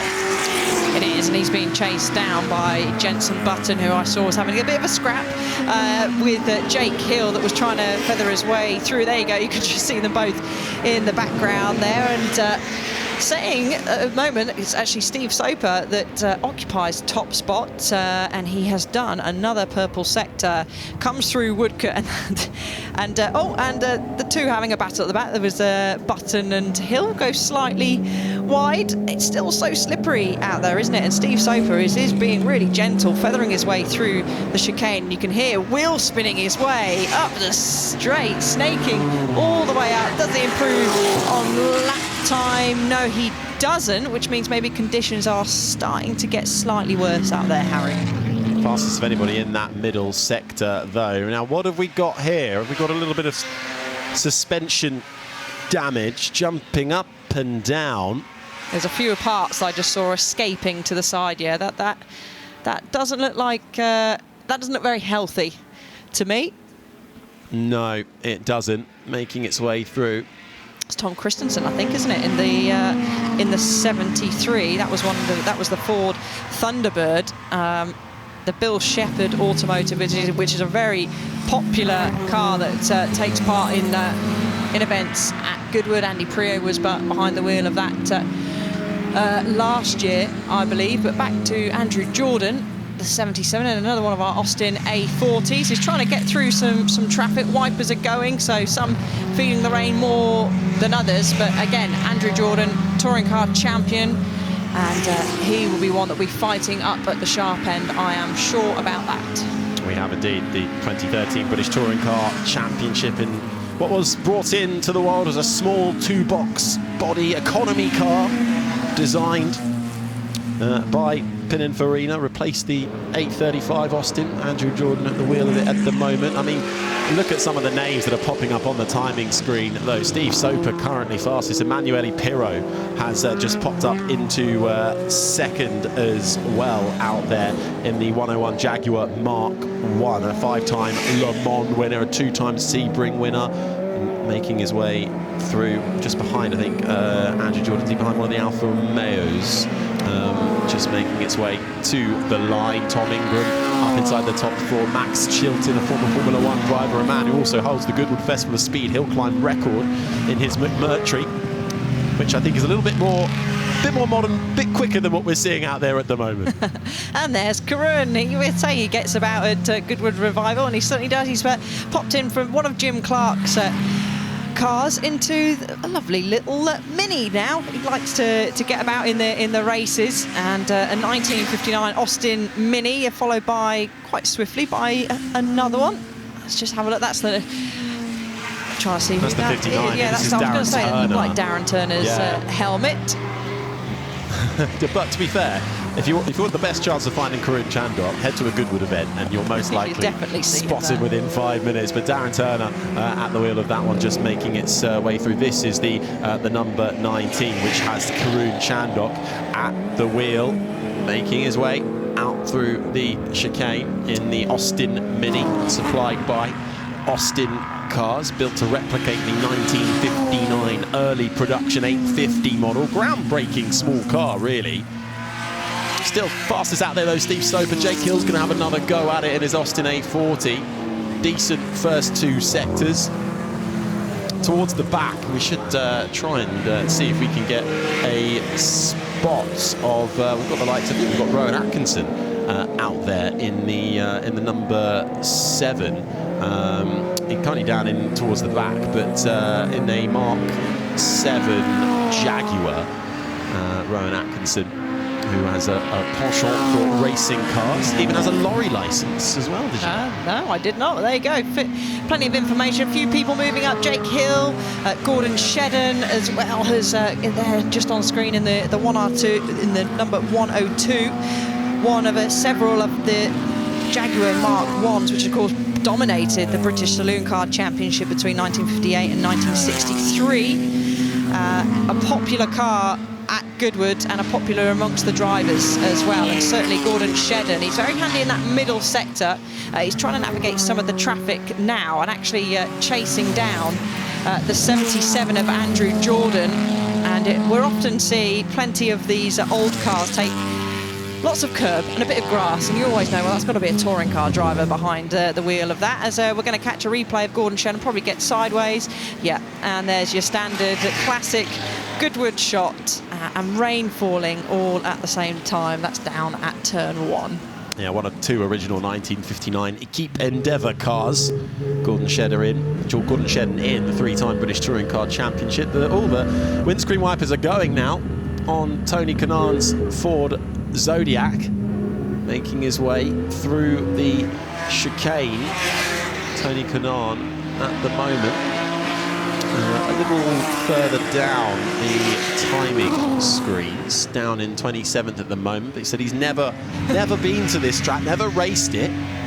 Felt like a kid being dropped off at school for the first time. I can imagine, and you can just see constantly working at the wheel. His eyes will be wide open, a totally new and different challenge for him to experience. And it's hard. There's over 30 cars out on track, and you've got a whole range of pace out there. He's down, as you said, Harry, down in 27th place at the moment, 11 seconds off the pace, but it's a hard thing to keep an eye on and keep out of the way. Everyone on here is hugely respectful, not just the cars, but of each other as well. But Steve Soper is continuing to set the pace out front. Scott Dixon, he's out there 21st at the moment in another one of our Zodiacs, the 2.6 litre, and you have to say that the Mark II really established Ford's presence in this saloon segment, demonstrated the potential of mass production, performance, and kind of showed that saloons were capable at club level motorsport. So another popular addition to the St Mary's Trophy entry. British touring cars, though, the order of the day, top 5, all occupied by touring car champions and winners of the series. Steve Soper still fastest out there at the moment in that powerful Ford Fairlane. That legendary transatlantic collaboration car. How's Jenson Button getting on then in his Alfa Romeo Giulietta? Jenson Button racing and a few things across the weekend. Got his E-Type as well out later on today. Jenson currently down in 6th spot in that beautiful Giulietta, 4-door version of the compact Berliner, nicknamed Little Red Rocket. So he finds a bit of time in that final sector, but doesn't improve up the order. Gordon Shedden has just managed to jump up to 2nd, though, in his Jaguar Mark 1, getting a little bit closer, within 1.5 seconds of Steve Soper. Marcel Fassler as well, up there in third in the 138. That's the Austin A40 Farina Mark 1, the 3-time Le Mans winner and world champion in the World Endurance Series, currently occupying third. Manueli Pirro's just made his way slightly further up. Another one of our Jaguar Mark 1s. He's still got the wipers going, but I don't think it doesn't seem like there's much rain out, at least through that part of the track that he's on. He's just turned them off, but he's looking pretty quick at the moment. Another personal best in the first sector, and a handy car is the Mark 1. Shedden's currently in one of them in P2, again with a very strong first sector, so seems to be strong in that first sector, apart from Shedden's in amongst some of the traffic, and so is Manueli Pirro, and there's Shedden on the screen now. And with this first sector, he is able, Harry, to navigate through some of this traffic quite nicely, which looks like he has done, just past Jenson Button in the 34 there. This could really challenge for the lap time that's been set currently by Steve Soper as it wiggles its way out of Woodcote Corner, stamped on the brakes into the chicane. A nice clean run here, and we could see him, Harry, jump to the top of the times. Yeah, nice drive out of the chicane for Gordon Shedden in the Jaguar Mark 1. The target to beat a 1:38.5. He's not gonna do it. Gordon Shedden still 1.4 seconds or 4/10, half a second off, but was second. Now his second 4/10 adrift. Andrew Jordan, I should say, has just popped himself up into third. Manueli Pirro in the other Jaguar Mark 1. The two original Mark 1 Jags out there. First time they've been on a track together since 1959 at the Goodwood Motor Circuit. So certainly history as well. And the stories up and down the field being showcased. We're getting into the final 5 minutes. Steve Soper's time now starting to become reachable. Jake Hill pops himself up into fourth, but still about a second adrift, but just manages to get ahead of Manueli Pirro. Who else have we got out there? We've got some big names still. Steve Soper still making his way through as a very strong first sector. We have Jimmy Johnson out there in one of the Austin A105 Westminsters, of course a 7-time NASCAR Cup champion, and he was a teammate to Jenson Button here at the Revival in previous years. Tom Christensen, He's just popped himself up into second. Who's just popped himself up, as you said, second place, most wins at the 24-hour of Le Mans, 9 wins to be exact. So we've got a whole host. Andy Prio, Daniel Franchitti, Alex Brundle is out there circulating as well. So it's competitive. Oh, and skidding his way through the grass is the Austin A105 Westminster of Jimmy Johnson, the NASCAR champion, making a few wheel tracks on the grass, but back underway at the moment. Jimmy Johnson down in 13th at the moment. So the times have changed quite a lot in the last minute or so, with less than 4 minutes to go. Tom Christensen got to within a tenth, then Steve Soper came back across the line and managed to retake the lead by over a second. Now Tom Ingram, Marcel Fassler, Andrew Jordan, Gordon Shedden and Jenson Button as well have all managed to make their way ahead of Tom Christensen. We're having a look at Jake Hill, who is having another go here. He's down in 8th at the moment, is the Jake Hill round number 72 Austin A40. Nimble, the box top, slightly elongated at the back, was quite an affordable family car back in the day. And now on the racetrack. Jake was bouncing his way through on up the inside to try and clear some of the traffic, but Jake's particular Austin has had a best finish in the Revival in 3rd place. So Jake, of course, will be hoping to improve that. And Gordon Shedden has setting the timing screens alight. Track is improving because this rain has stopped. So we are, even with just over 2.5 minutes remaining, we will see these times really start to tumble. So this order could change, but also it's managing the traffic out there. As we said, with a lot of cars on track, a whole spread of the field. Looking at the spread, Gordon Shedden go to the top of the time. We'll definitely see them dip into the 135s, potentially even the 134s as well. But just to put that in context, 13 seconds the spread of the field, and if you happen to catch one of those down the tail end of the field, that could really disrupt your lap. Gordon Shedden to the top. Steve Soper, all eyes on you to have another go. Tom Ingram's popped himself up into third as well in another one of the Austin A40s. This is Romain Dumas in the Austin A95 Westminster, currently down in 11th in the number 8 car. Let's see if there is improvement to be had. There is a little bit, and up into 9th spot, less than 3 seconds away though for Romain Dumas, the 3-time Le Mans winner. Wins at the Spa 24 Hours, Nürburgring, Sebring as well. Pretty quick up the hill climb too. Always a firm favourite for Romain out there in that Austin A95 Westminster. But now it's Gordon Shedden who has gone to the top of the times in the Jaguar Mark 1. Steve Soper currently in second, and out there on track at the moment, going quickly, not a lot between them, and indeed he's gone back up to the top, has Steve Soper, and retaken P1, but there is less than 1/10 of a second between it. Oh, look at that sight as we come out of the chicane. So some people will be starting their final lap. For some out there, that if they're not long started the lap, they will be on their final lap. So Gordon Shedden extends his lead, a 1:35.546. Steve Soper, though, in the Ford, has just set an electric first sector. So he'll be hoping that he'll be able to manage the traffic on his way through as this order will continue to change. Jenson Button pops up there in 4th place. Jake Hill now slots in 5th.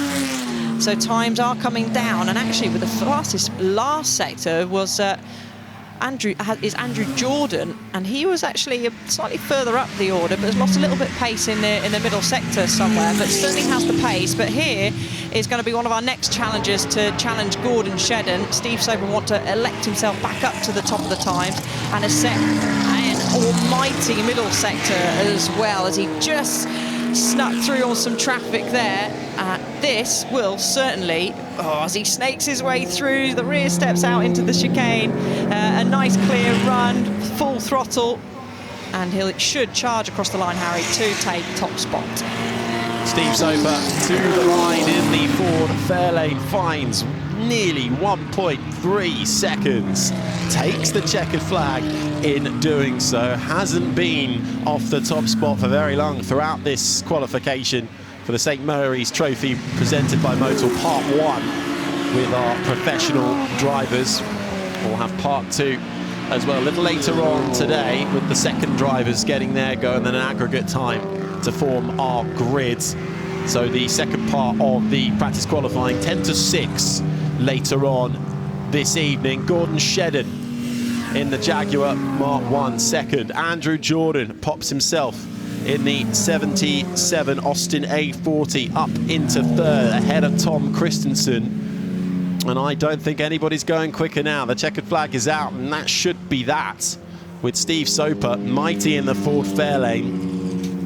American grunt in that Ford, powering it to a 1:34.252. There is Andrew Jordan's Austin A40. That small 2-box economy family car, plucked from its retirement and spec'd to race around the Goodwood Motor Circuit. And nifty time there, couldn't quite manage to beat Gordon Shedden, who finished second in the end in one of the 2 original Equipe Endeavour Mark 1 Jaguars.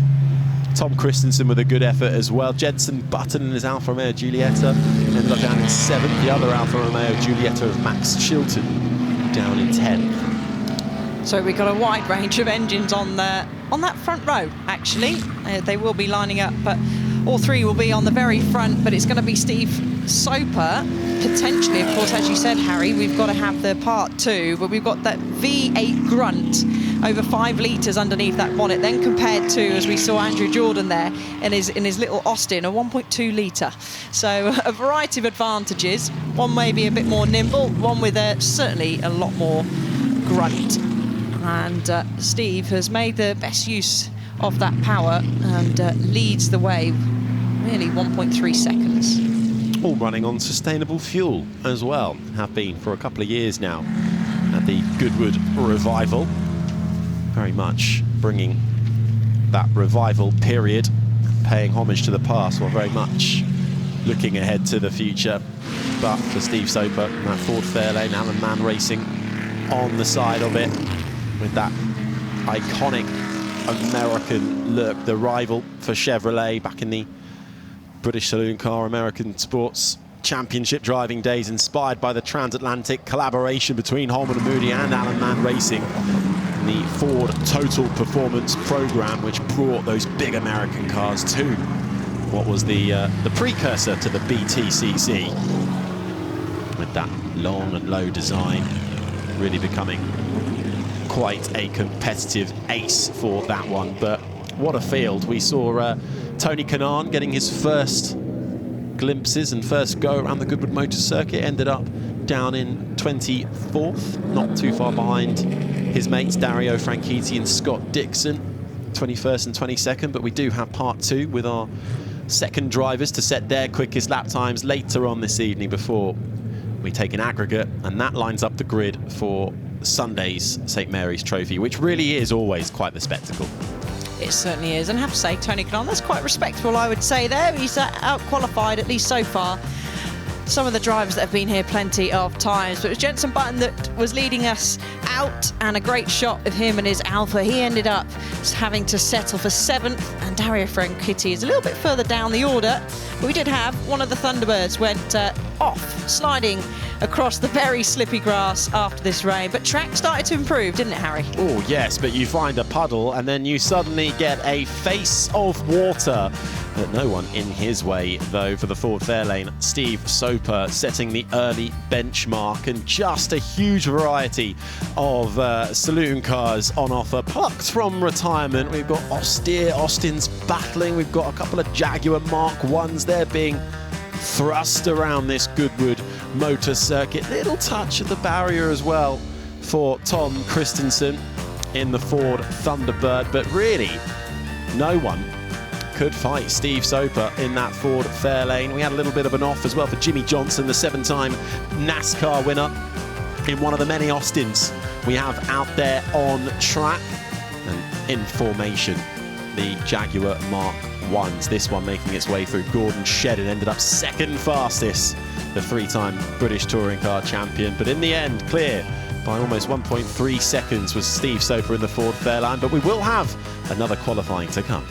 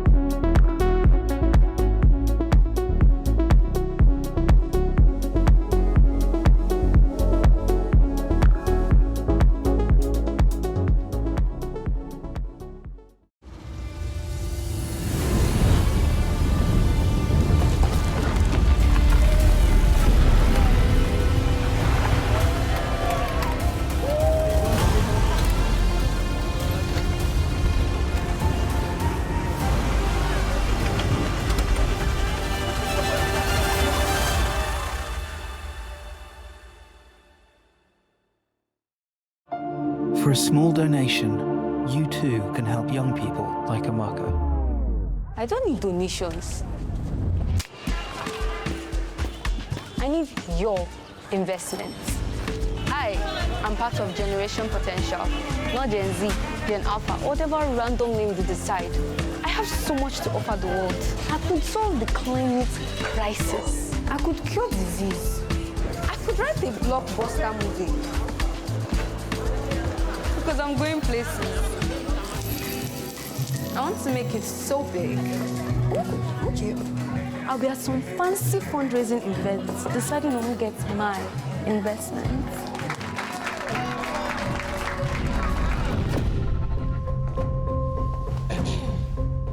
Today, I am here looking for your investment into our future. We want to learn skills, to gain confidence, to find opportunities, to change the world for the better. Invest in us. Invest in Generation Potential. It shouldn't matter how we start, it's what we do next that counts. Hey! Guys!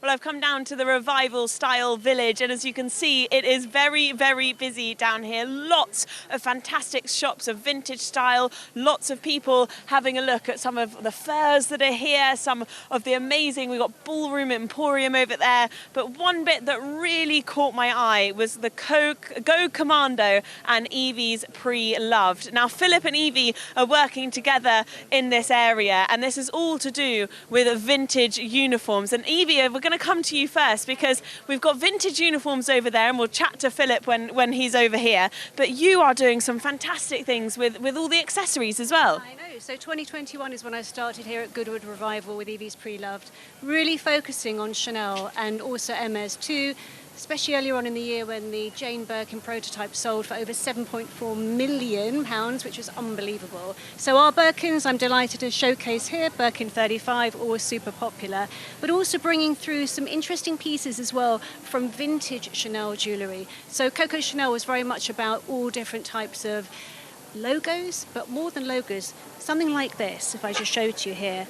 She was obsessed with anything that sort of was a motive. This is wheat, so this is all about harvesting. So a lot of the vintage Chanel pieces that we bring to Evie's Pre-Loved will have some type of motif which is very unique for her collection. And also, if you see the tone of the gold tone hardware, it's incredibly warm as well. It's so special to see all of these pieces still have life in them, and they look so special and actually almost new, but with that wonderful vintage style with them. So we always like to say, let your pre-loved be reloved. And every piece for me has got a unique story. So I'm always really, really touched whenever something's consigned to me, and I can also share the story of that piece and how it came to find its purpose again. Well, listen, Evie, thank you. I'm going to grab Philip as well.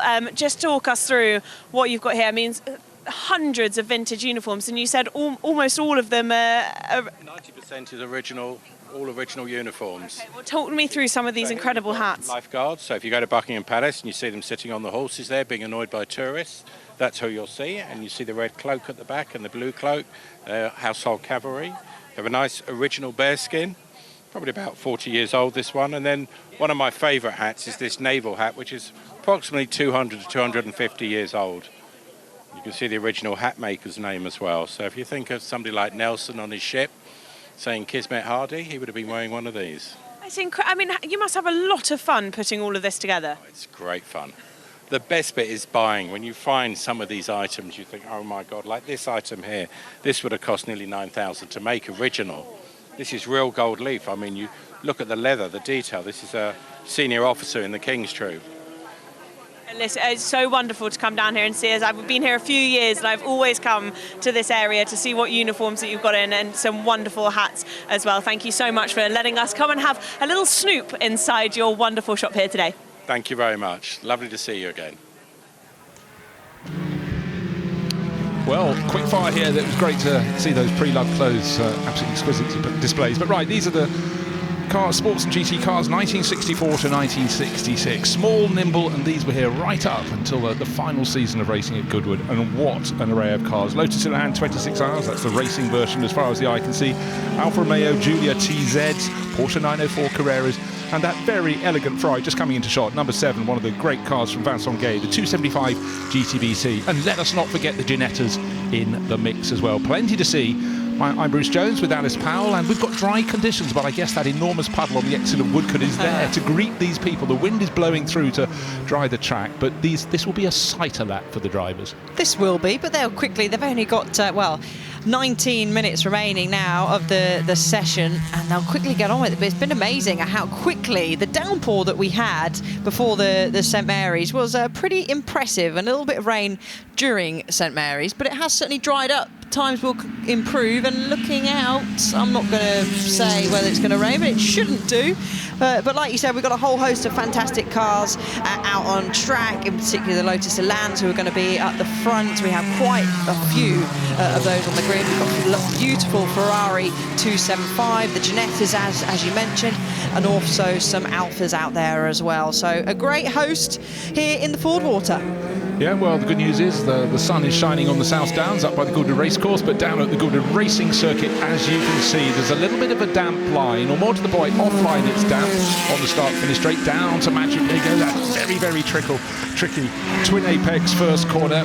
Ginetta getting right in the mix with the 26Rs, and we've also got some Shapecraft Elans. There is one with the long fastback tail, and again, anything to get an aerodynamic advantage. Ian Walker racing the Goldbug Elan right at the front of the field there. The quick times will start to come in, but this is the first flying lap. They've done the outlap, seen what is what and where is the grip. Down to Ford Water, it's fast through St Mary's, such a tricky corner for them to negotiate. Up to Lamb, just getting a feel for the circuit. It's going to be interesting to see who's going to be at the top, and we've got some great names in there. And one name I just want to pick out is Gunnar Jeanette, over from the States. He's in the Abarth Simca 2000 Corsa, a couple of those out there. But if you like your Porsches, car 47, a bit of a treat for you. That's a 904 Carrera GTS. Andrew Smith at the wheel. He's driven everything historic, so he'll be absolutely lapping up these cars that were so nimble in the period. In fact, Alice, looking at this field of cars, it's all about being small and nimble, isn't it? It is, and actually you mentioned Smith there. He's just set the fastest. Anybody in the first sector?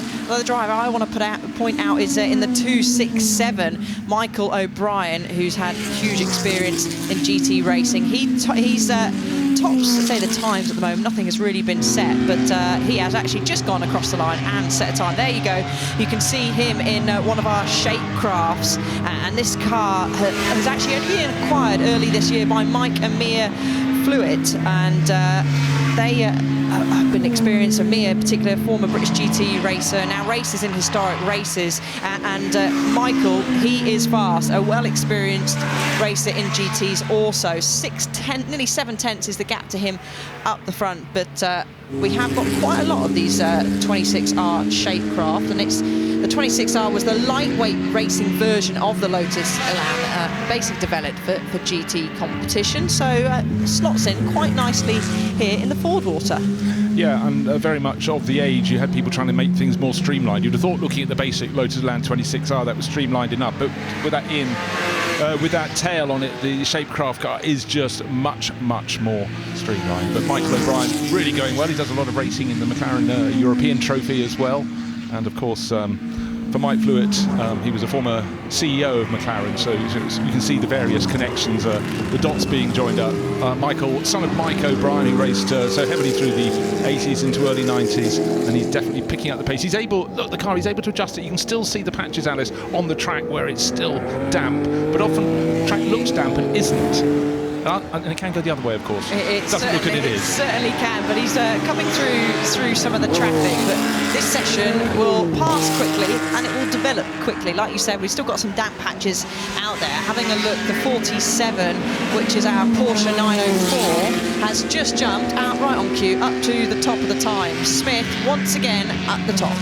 Yeah, so suddenly finding about a second, also going incredibly well. Car number 16 with Maxwell Lynn on board, and his father Sean's 26R, one of the many, many McLarens in the race. Just going back to the car that Michael O'Brien was driving. In period, it was raced for the Flirt team, which you may be aware of this, you may not, but there was Jackie Bond-Smith, and her team was the First Ladies International Race Team. I quite like the little play, the acronyms for Flirt, but fun days. But now we're seeing the drivers starting to work their cars the hard. There's Andrew Smith getting very confident. He goes through the first part of St Mary's, goes over the rise.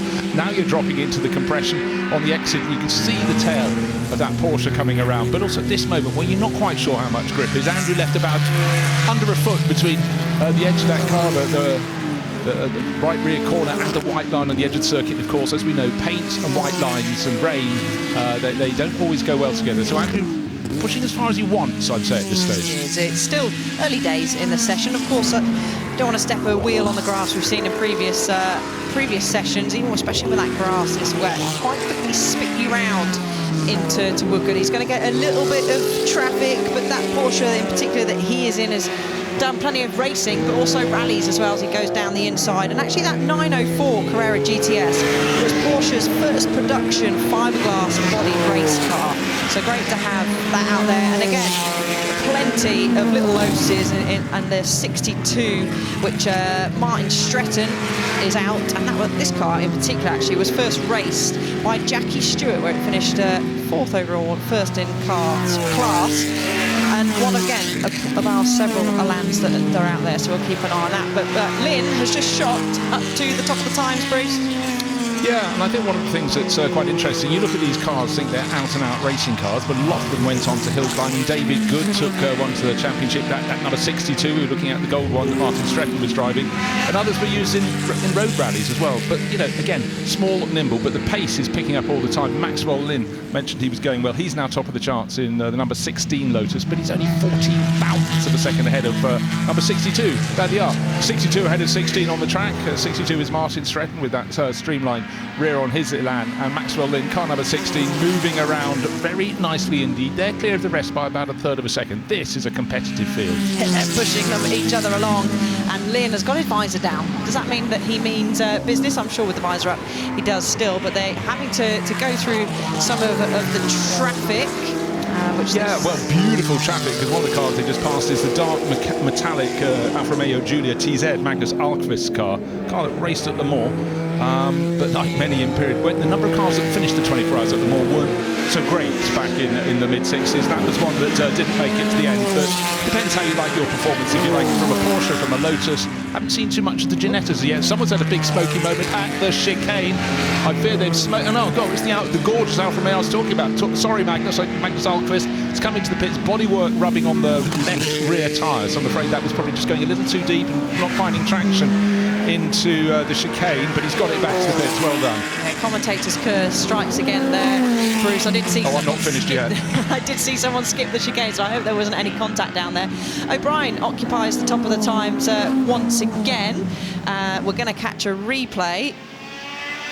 And that is no contact, just looks like you said, a bit of bodywork rubbing potentially. Well, I thought it was, but actually... Is it? No, it's coming out of the exhaust pipe, so I'm afraid it's not body. I thought he'd just gone in too deep and maybe hit the left rear corner of the car, but clearly rather more than that. So hopefully that's just a pipe coming loose and they can get going again. But at the moment, Magnus Alkvist way off the pace after just a couple of flying laps. So really, effectively one flying lap. But at the moment, we're sitting at Michael O'Brien, back to the top of the charts, in number 267, which is one of the Shapecraft Lotus Elans, Mike and Mia Fluitt's car. And he's clear by just under 0.2 of a second from Maxwell Lynn. So it's Lotus, the top three positions, and Porsche number 47 is 4th overall. And I'm expecting... He is flying. Andrew Smith, fastest first sector, fastest second sector of all coming through. He's got to get below 1 minute 28.5 seconds to go to the top of the chart if he can. He does 1 minute 27.5. He's clear by a second. He is. So, yeah, I was expecting him to jump up. And let's have a look if he's got anyone else that's really going to challenge him on this lap. So O'Brien's just crossed the line, same with Lynn and Stretton as well, and they've not managed to really improve. So good track space for Smith out there at the moment. Again, we've got 25 cars, actually, 26 on the grid. We're only 24 running at the moment with a couple of cars in the pits. So getting out of track space, as always here at Goodwood. It's quite a short circuit, but it's with plenty of cars. It's quite hard to get that space, and I have to say, Smith's doing a great job at that at the moment. Yeah, I think he's invented his own personal force field. This was a car that did rallying in period, raced in the Rouse 12 hours, or Reims, as some people call it, raced at Monnery as well on the bank circuit outside Paris, but just so nimble. And the 904 Carrera was one of the cars that really put Porsche on the road to what started becoming, went from class wins, and of course suddenly 1970 Le Mans victories, the first of 19, started flowing for Porsche, and you know, you build up slowly and you hit the top. Of course, Ford went to Le Mans in the 1960s, built up big, and it took quite a few attempts until they started their steamroller. But Lotus in this mix, just a heady combination. The performance was there from the outset, and in fact I remember Jackie Stewart saying the car in initial form was dreadful, awful handling, and you think, hold on Jackie, these cars were famous, but once they developed for racing, it became the 26-hour, different thing. Now here's a car with a bit of history, another one of the Carrera Porsches, but this one, American artist, graphic designer Daniel Arsham has done the livery on this.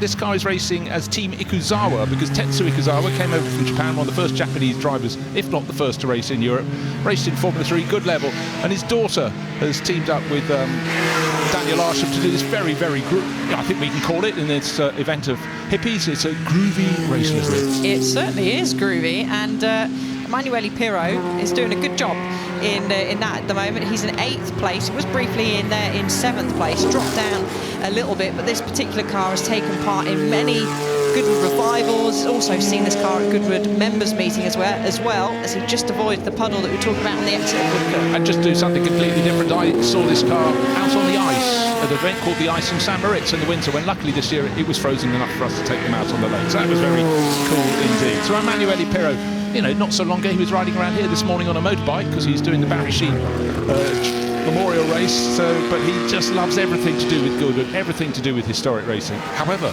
he is not fastest, it's still Andrew Smith, top of the charts, 127.5, next closest car, a whisker under a second down, it's Michael O'Brien, the number 267 Lotus, that's at the second place, and then it's relatively close behind, half a second back to Maxwell Lynn. So here comes Martin Stretton. He's 4th at the moment. Will he improve on that lap? Very quick at the end of the first sector. He does not improve. He's within a whisker of his best, but no gain.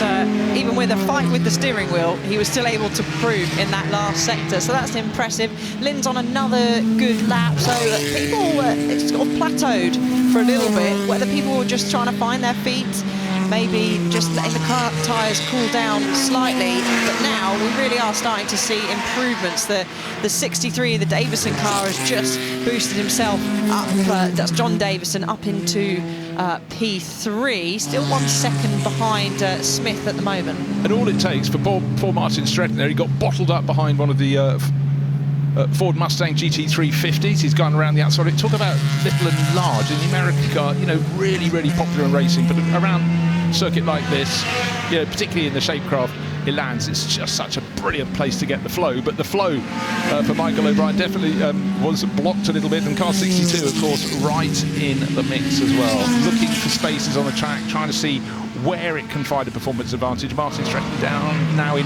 5th place, and the big story there, actually, the change comes from number 63 moving up to 3rd place overall. And, you know, we haven't talked too much about that, and that's John Davison in, guess what? Another Lotus Elan, another gold one, the gold bug. I feel like we're going to be saying this a lot over the Ford. Another Lotus Elan, another Lotus Elan. There is quite a lot. We'll have to do a count of how many are actually on the grid. Does the 62 make an improvement? No, not of lap time, not of place. That was actually a good first sector from him. Again, maybe some traffic in the middle of the course somewhere along the line. Davison, a decent first sector, not a bad middle one. Can he improve?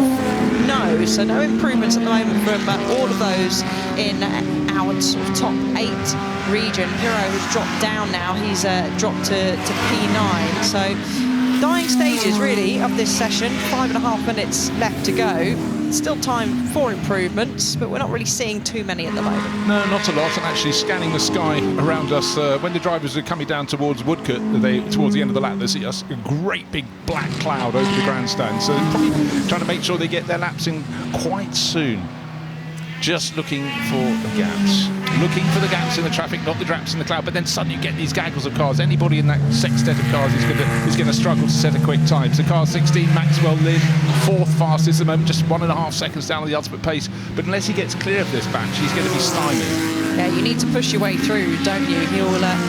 He'll be aware, really, of how long's left of the session. There's plenty of pitfalls I can see going out over the side, some with lap times on, some with position, all with time remaining. So they'll all be pretty much aware of how long they've got left in the session. And I think what's happened there, Maxwell Lynn in the white Elan with the green stripe, I think he's just trying to build himself space in the traffic. He's let that gaggle of cars go. He'll go slowly through Woodcote. He'll also take a time to look and check if that puddle is still there. It'll be just over by the curbing on the right-hand side of the screen if it's still lying there. But then he'll have the clear track ahead of him and he can press on. A short while ago, we were looking at the number 63 Elan. And, you always admire a driver for their talent. But when you find that driver has another talent up his sleeve in being an Olympic medalist, Olympic champion in clay shooter, you go, really, is that fair? A bit greedy. Well, plenty of talents that we've got out there, and people are starting to make improvements. Oh, and there's the 62. Stretton's made an escape across the grass and trying to track. Was that the first part of the St Mary's? That's a fast part of the circuit to go off. Yeah, and he was really, really picking up the pace. He did his fastest sector in the first sector, the fastest pace through the speed trap at the end of that sector. Here we are in the Ford Water Trophy. Here's the track. Here's a Lotus Elan, and they will join up again after the grass. That's the turning part of St Mary's before you get to the point where it stops turning to the right and goes over the crest and turns to the left. But, you carry all that speed down through Ford Water, and then as you approach the first part of St Mary's, the tyre wall seems to come closer and closer, and drivers describe it as going into a tunnel. And there, the tunnel got very narrow for him. Yeah, it did. I bet his heart was pumping through his chest there as he went on that wet grass. But he survived, lives to tell the tale, and he has enough time to go again. But O'Brien is inching now, Bruce, closer and closer to the 127.5 of Smith. He was 9/10 off. He's now, nearly 8/10 off. Yeah, he's found almost, actually, to the thousandth of a second, he found a fifth of a second. Yeah. He's going to have to find 4/5 of a second to go top. He's down by 0.795 of a second, but suddenly, the gaps open up. Martin Stretton, after his grassy moment, I'm sure it was intentional, has now got clear track ahead of him. Yeah, here is O'Brien. He's got a little bit of traffic. He hasn't done the strongest of first sector, so maybe he isn't amongst some of the traffic that we've been talking about that's out on circuit. A gaggle of cars, you approach him, he's got Emanuele Pirro in front of him, who has now dropped outside of the top 10 and has actually not been setting any personal bests for the past couple of laps. So either he's got a problem, brakes are squeaking as the heads into Woodcote, hits the apex nicely. Let's do the puddle check, still there, Bruce, but manages to avoid it down into the chicane. This at the moment's not going to really be any major improvement on time, but Stretton and Lynn, and as I say that, Stretton has just set a very impressive middle sector, Bruce. So could this be the challenge for the top of the times? Well, be the last crack at the winner. They might just squeak in one more. Another person who's suddenly gone well. We've got two Hyats together. Ross was sitting in 6th place overall in his Ginetta G4. But suddenly Charlie, one of his sons, has just gone into 6th place in his Elan. So things closing up at the front, but really it's any of the top 5 drivers I think could take pole position. But still, Andrew Smith is on top, but by much less now, because suddenly Martin Stretton, number 62 Elan, has gone to 2nd place, 0.125 of a second beneath, and pressing on even more. Here comes Martin Stretton. He knows, he will know this is his last lap, and he went off in the middle sector, not on the previous lap, the lap before, we caught the replay, but then he just casually went round and set the fastest middle sector of the race, so he wasn't bothered by that. But he's going to catch up this little bit of traffic, and he's a whisker away from his personal best. Oh, he might get boxed a little bit here, Bruce. He goes through the second part of St Mary's. Yeah, the Abarth Simca just sitting in his course. This is from based in the Rebs Institute, Naples, Florida, minding his own business. Gunnar Ginetta, the wheeler driver, who was at one time was the youngest ever racer in the Lawn 24 Hours, American racer, versed in race history, the family preparation business, but right now a little bit of a flying ointment for Martin Stretton. 30 seconds till the checkered flag will fall, meaning that 267 going through now. Michael O'Brien third fastest. He may improve, but he's got one more chance because 20 seconds left on the clock. He gets that final lap in. He does, inches himself ever more closer and actually sets the fastest final sector of anyone out there. So as you said, this is going to be his final lap. He has got a little bit of traffic in front of him, so he'll hope that it will time it perfectly right and able to sneak through before they get up through St Mary's. He's going to go through the kink now at Fordwater and follow his way on through. You just rely, don't you, on the marshals waving the blue flags to let you know a faster driver's coming through. And I must say the marshals are very good here. But when the rain starts coming down, when it gets darker, it's a little bit harder. But they work really nicely there. So Michael O'Brien would have been very pleased indeed. Before he got to St Mary's, he wasn't impeded. The yellow Alfa Romeo just slid out of its way. That was very well done indeed. But going out of Lavant, he's got traffic up ahead. Can he improve? Target time still 1 minute 27.59 seconds. He's hoping number 42, the Elan, stays out of the way. Well done indeed. It does. That's Haythornthwaite's car. We're just going to wait then for him to cut the beam. Oh, it's an okay first sector, but he's got to pull something mighty out of the bag. In this final sector, he wants to have any chance of improving his lap time. The target at 1:27.590. Those in front of him have taken the checker flag, and those immediately behind him. So he's the last driver really of this bunch, can make himself further up the order. Can he do it? No, he doesn't. Stays in third place. Yeah, he lost a little bit of a time on the run between Fordwater. We saw him getting past the Alfa Romeo, but he was on the wrong line. It then compromised his St Mary's. So at the end, Andrew Smith set that time pretty much mid-session. He did 13 laps in all. It was on his 6th lap, so the track was still gradually drying out. But the sun then shone. It carried on drying, but none of the Elan drivers could get up with the flying number 747 Porsche. That's top of the charts. The last cars coming through. One car, I think, has stopped out on the track, which is the Morgan +4 SLR. That's the streamlined Morgan. Didn't get a chance to see that. That pulled off sort of halfway through the session, but everyone else seems to have gone out. But of course, Paul Magnus Alquist coming in with a lot of smoke coming out of the back of his Alfa Romeo as well. But fastest man, Andrew Smith, has been before, will be again, but the car that raced in the Reims 12 hours, here it is, coming in fastest of all, and in the end, only an 1/8 of a second. That leaves us in for a very exciting race, it must be said, in the Fordwater. That takes place tomorrow, Saturday. That is at 12:30 in the afternoon. And if you didn't fancy sitting in the grandstand, I mean, maybe you could have caught some of the action in the helicopter that's coming in to land around here at Goodwood. But certainly with our top 3 separated just by 0.4 of a second, and then a bit more the further gap, 0.6 between P3 of O'Brien and Davison, who's in 4th. We're going to have some exciting racing out there with 26 cars on the grid. Well, let's take a look back at the highlights of the practice session for the Fordwater Trophy. A field packed with small nibble cars, plus that great big 275 GTVC Ferrari. The Ginettas were in the action, but it was the Lotuses that rose to the top. And, of course, in the action too was the best of the Porsche Carreras.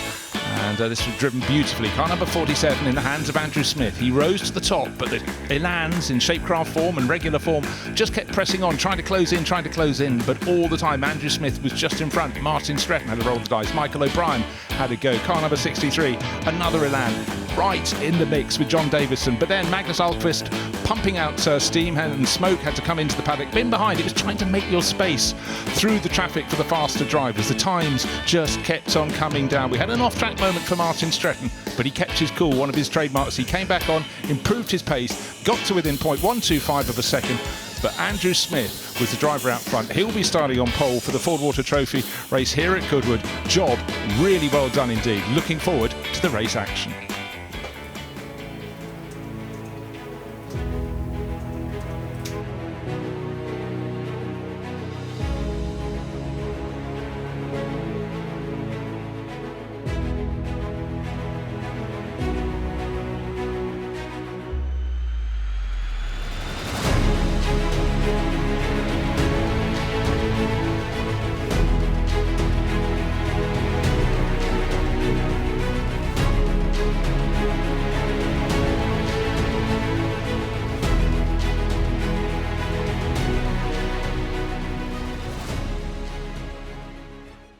This is an event like no other.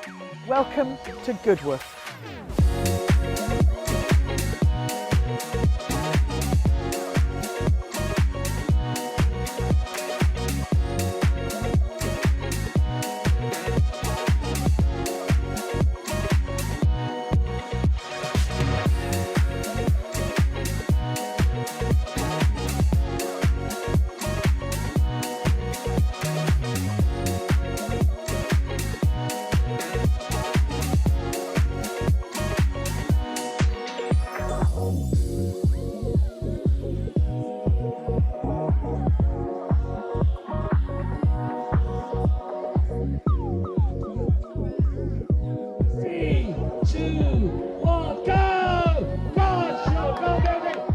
that is it from Goodwood. It's been amazing, hasn't it? Wonderful time.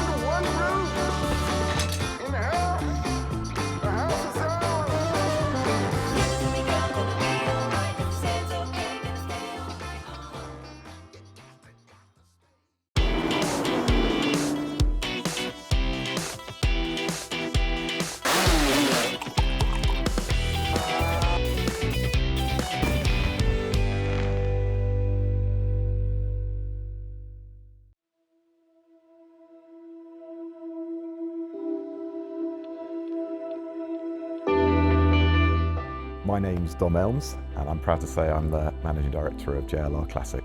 So at the very heart of what we do here is to cherish and sustain our wonderful brands and, importantly, the very rich history of cars that we have across Range Rover, Defender and Jaguar, and ensuring that our customers and clients today, but importantly of the future, are able to enjoy these cars of the past. There's something fantastic going in Earls Court, certainly from a Range Rover perspective. Really delighted that we have one of our factory restored Velas, one of the first Range Rovers, which is owned by one of our esteemed clients, who's allowed us to demonstrate this. But really proud to have that. That's one of our sort of Comcos level restorations that we're extremely proud of. And on the Defender side, we're having a little bit of fun. We're bringing the old and the new, so we have the fantastic Octa, but we're matching that with a classic V8 Defender, which takes cues from and pays homage to the Octa as well, so bringing the new and the old icons together. So yeah, really excited about that. I think it's fair to say that Revival is the home of Classic. There is no bigger event across the UK or indeed the world than Revival.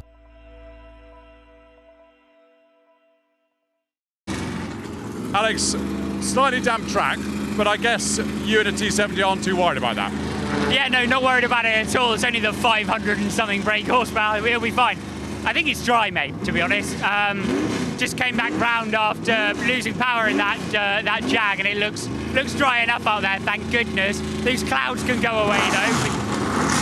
Those clouds can go away because, as you can hear, they're not very welcome.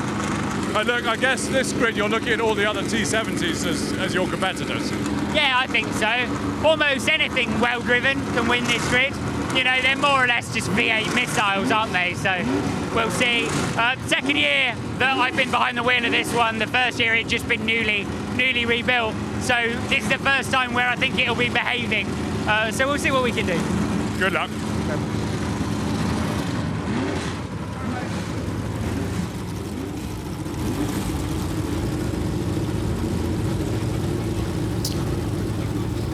Alex Brundle then having a little look and last thoughts before he climbs into that Lola, the T70 Spider. Harry Benjamin with you up in the commentary box alongside Bruce Jones. Bruce, are you ready for a bit of noise, a bit of colour, a bit of speed?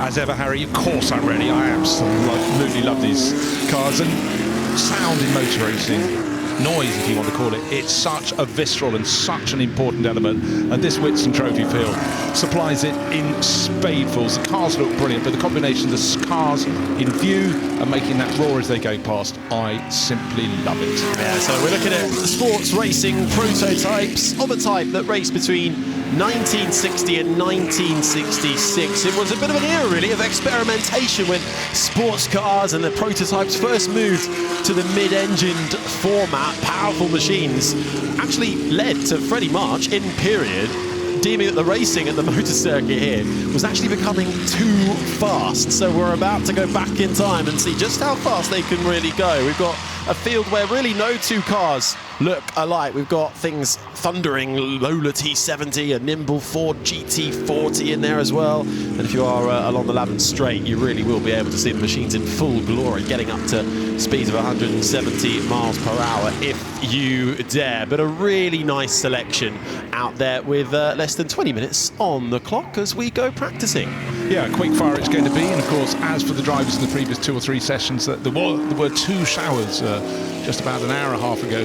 And still, as the cars go into Woodcote for the first time, where they've already committed to the corner, there's still that big puddle on the exits. They'll be clocking that on this, they're out that. And then they'll be starting to go, how much heat am I getting into my tyres? How confident am I to push really hard straight from the outset? They'll be scanning around. Dark clouds over towards Lavant. I think they should stay away. But we've got the stepping stones, McLaren really in the mix in that early years, and don't forget what followed after the M1A. We're looking at that car number 44, Miles Griffiths driving that.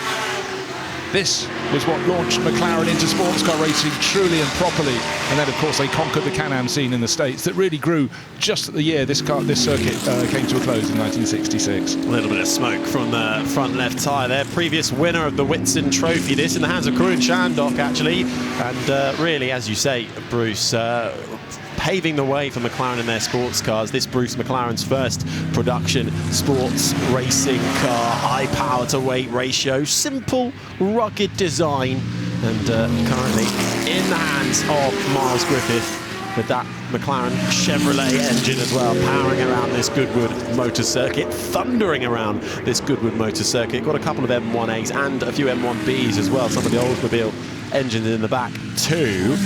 This is a little different. This is the Attila Chevrolet that we're having a look at now, the Mark III. Julian Draper in the wheel, and just behind, following it, is the 29 Lola T70 Spider. Ollie Bryan, he's got good form in the Whitson Trophy, 2-time winner. Indeed he has. He hunted it for years and managed to nail it. He's definitely one of the favourites in this race. And what I love at this period is the liveries on the car. The Attila in front with the red and yellow racing colours of Guernsey on its offset stripe, but then the red stripe for Ollie Bryant and the Lola T70 Spider sweeping in. Now this is the chance to see them going through Madrid. One apex tick, second apex coming now, catching up the GT40, the Ford GT40, the sort of sandy orange colour with Dutch racer David Hart at the wheel, slightly in the way of Ollie Bryant. And that moment when you get to Ford Water, you're really tramping on, have they seen me, have they not?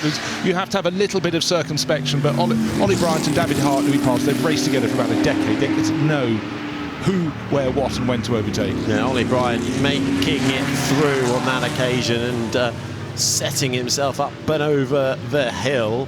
Quickest lap time at the moment from Nick Padmore, 1:21.0. That's in, he's at the wheel of another of the Lola T70 Spiders, that one owned by Grant Reed, but we are looking at the 29 to see where it can sit in the hands of Ollie Bryan when it crosses the lap time. Ollie Bryan down in 4th place, bit of traffic coming through the chicane. The Ferrari, the Lotus Ferrari ahead of the 44. And I tell you what, that Lotus Ferrari, really unusual. That's not a normal combination, but it was racing down in Australia. It got crashed, and at some stage they stuck a Ferrari V12 in. It's not going to be fast. The level of preparation, in fact, it looks like the bodywork's just been lying in a shed or a garage for about 50 years. But anyhow, I love these cars. You haven't really seen racing come back. But it was a car that was raced in periods by, these names are famous, Sterling Moss, Pedro Rodriguez. There you go.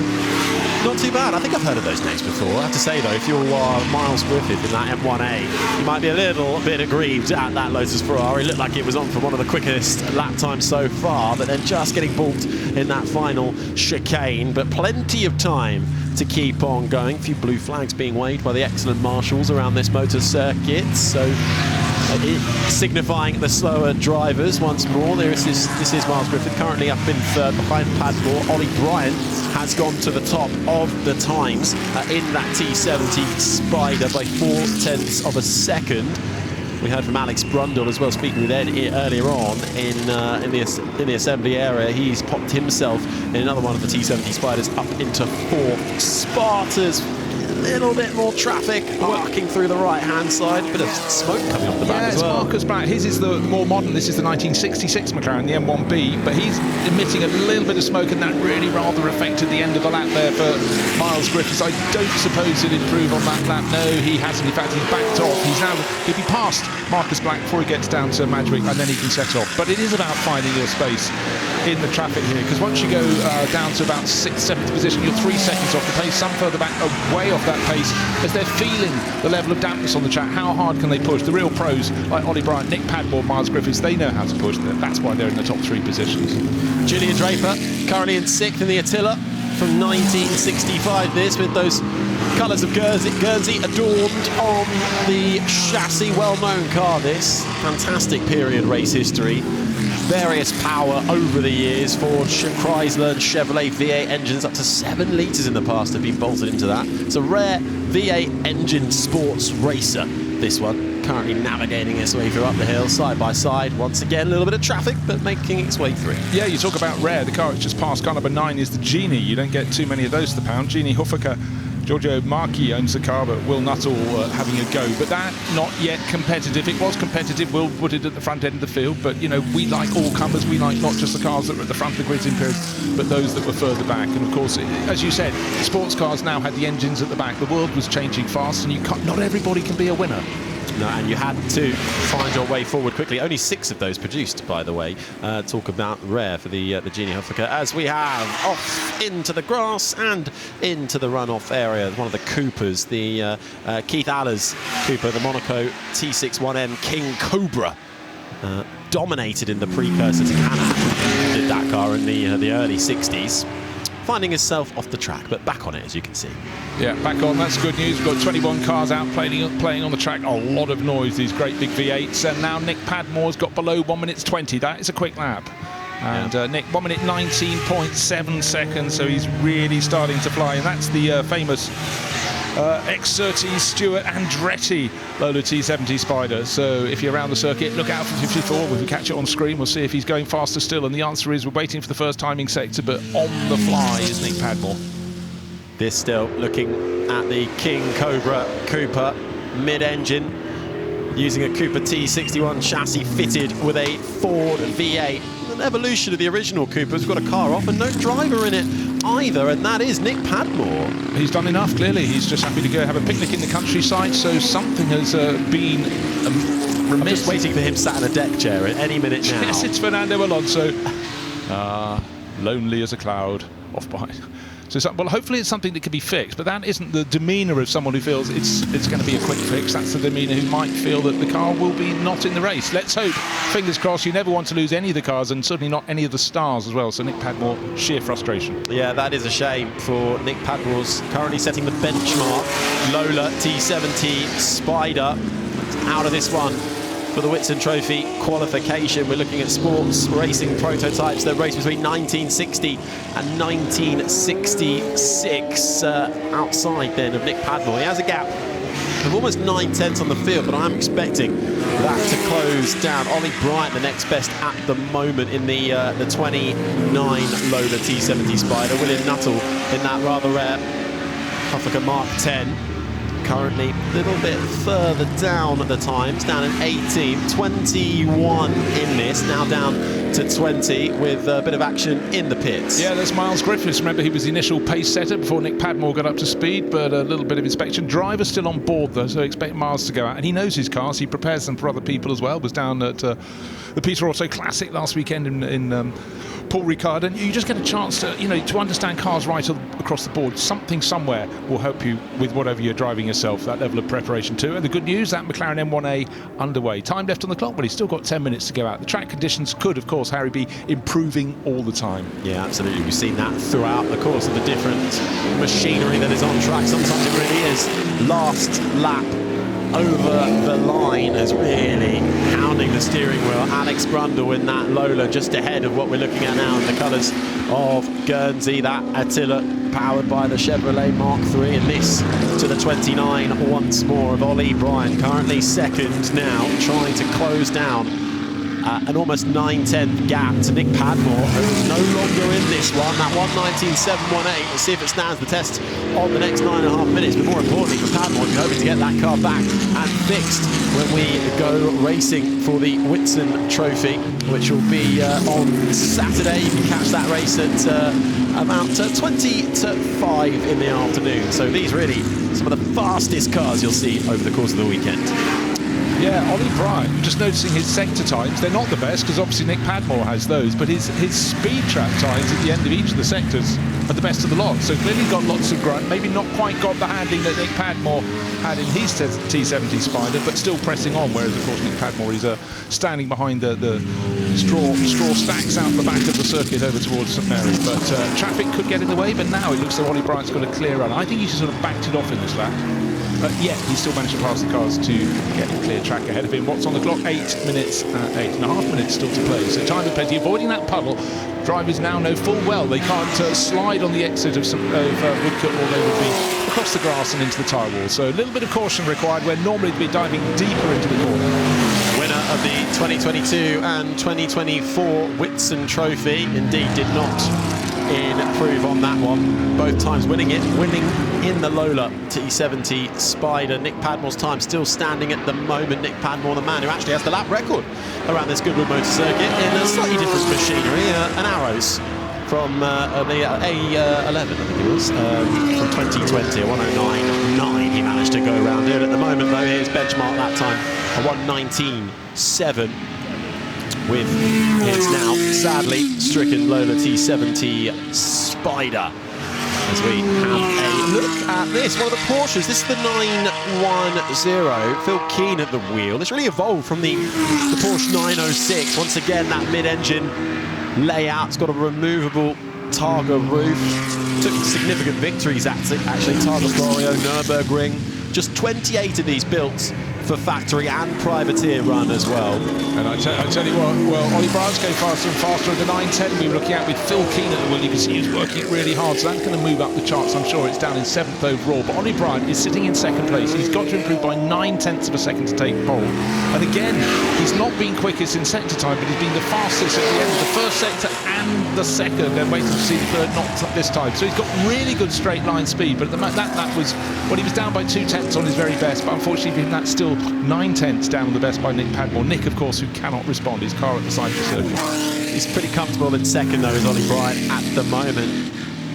2 seconds back is Miles Griffith in the McLaren M1A.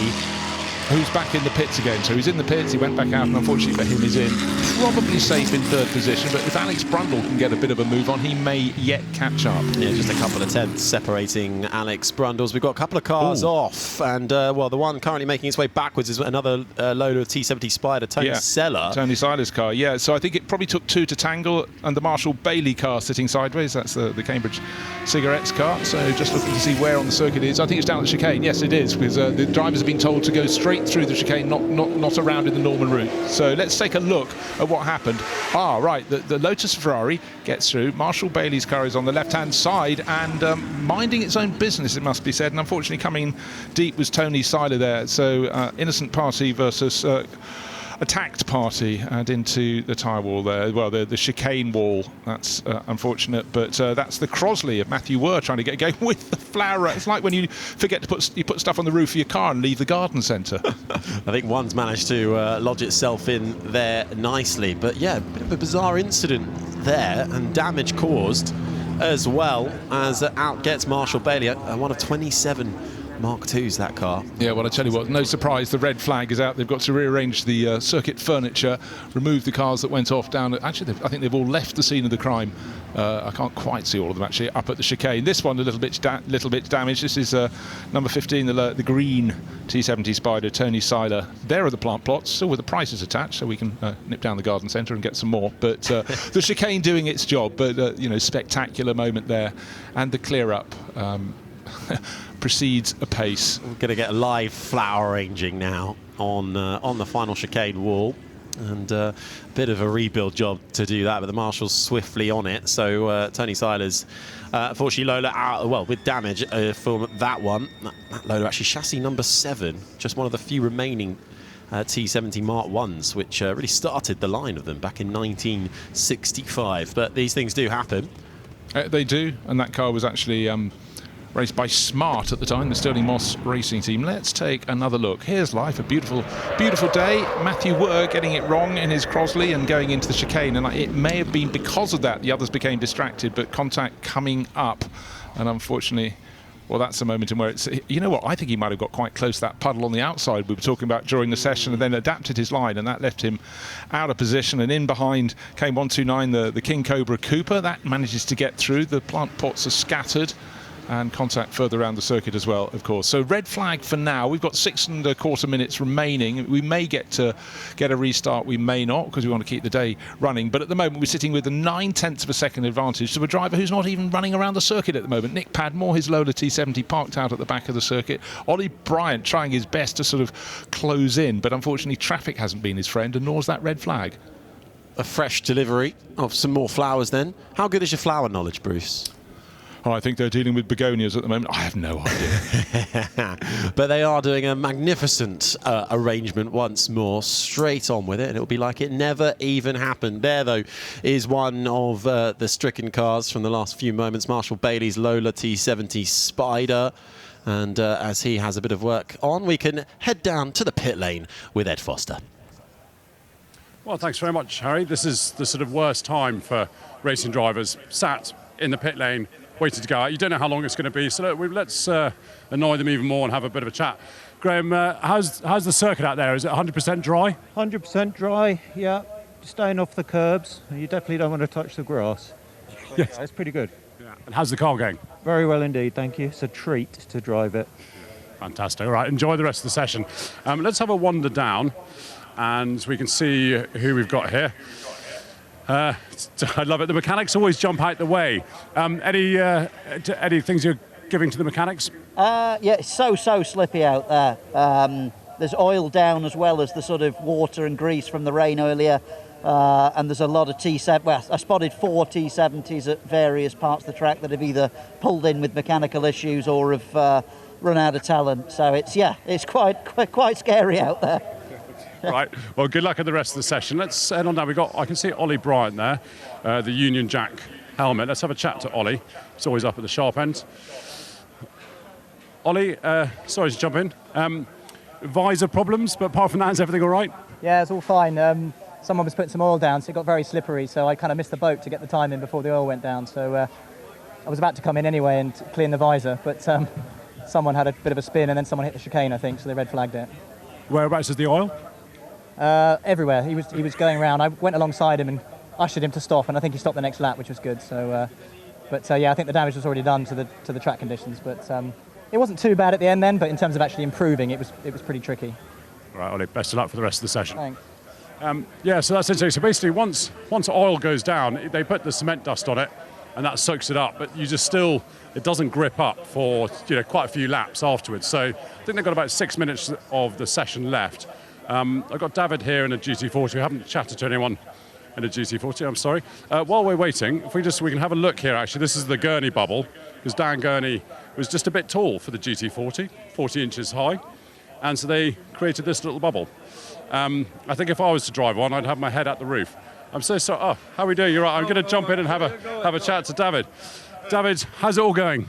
Yeah, I'm back. That's the important thing.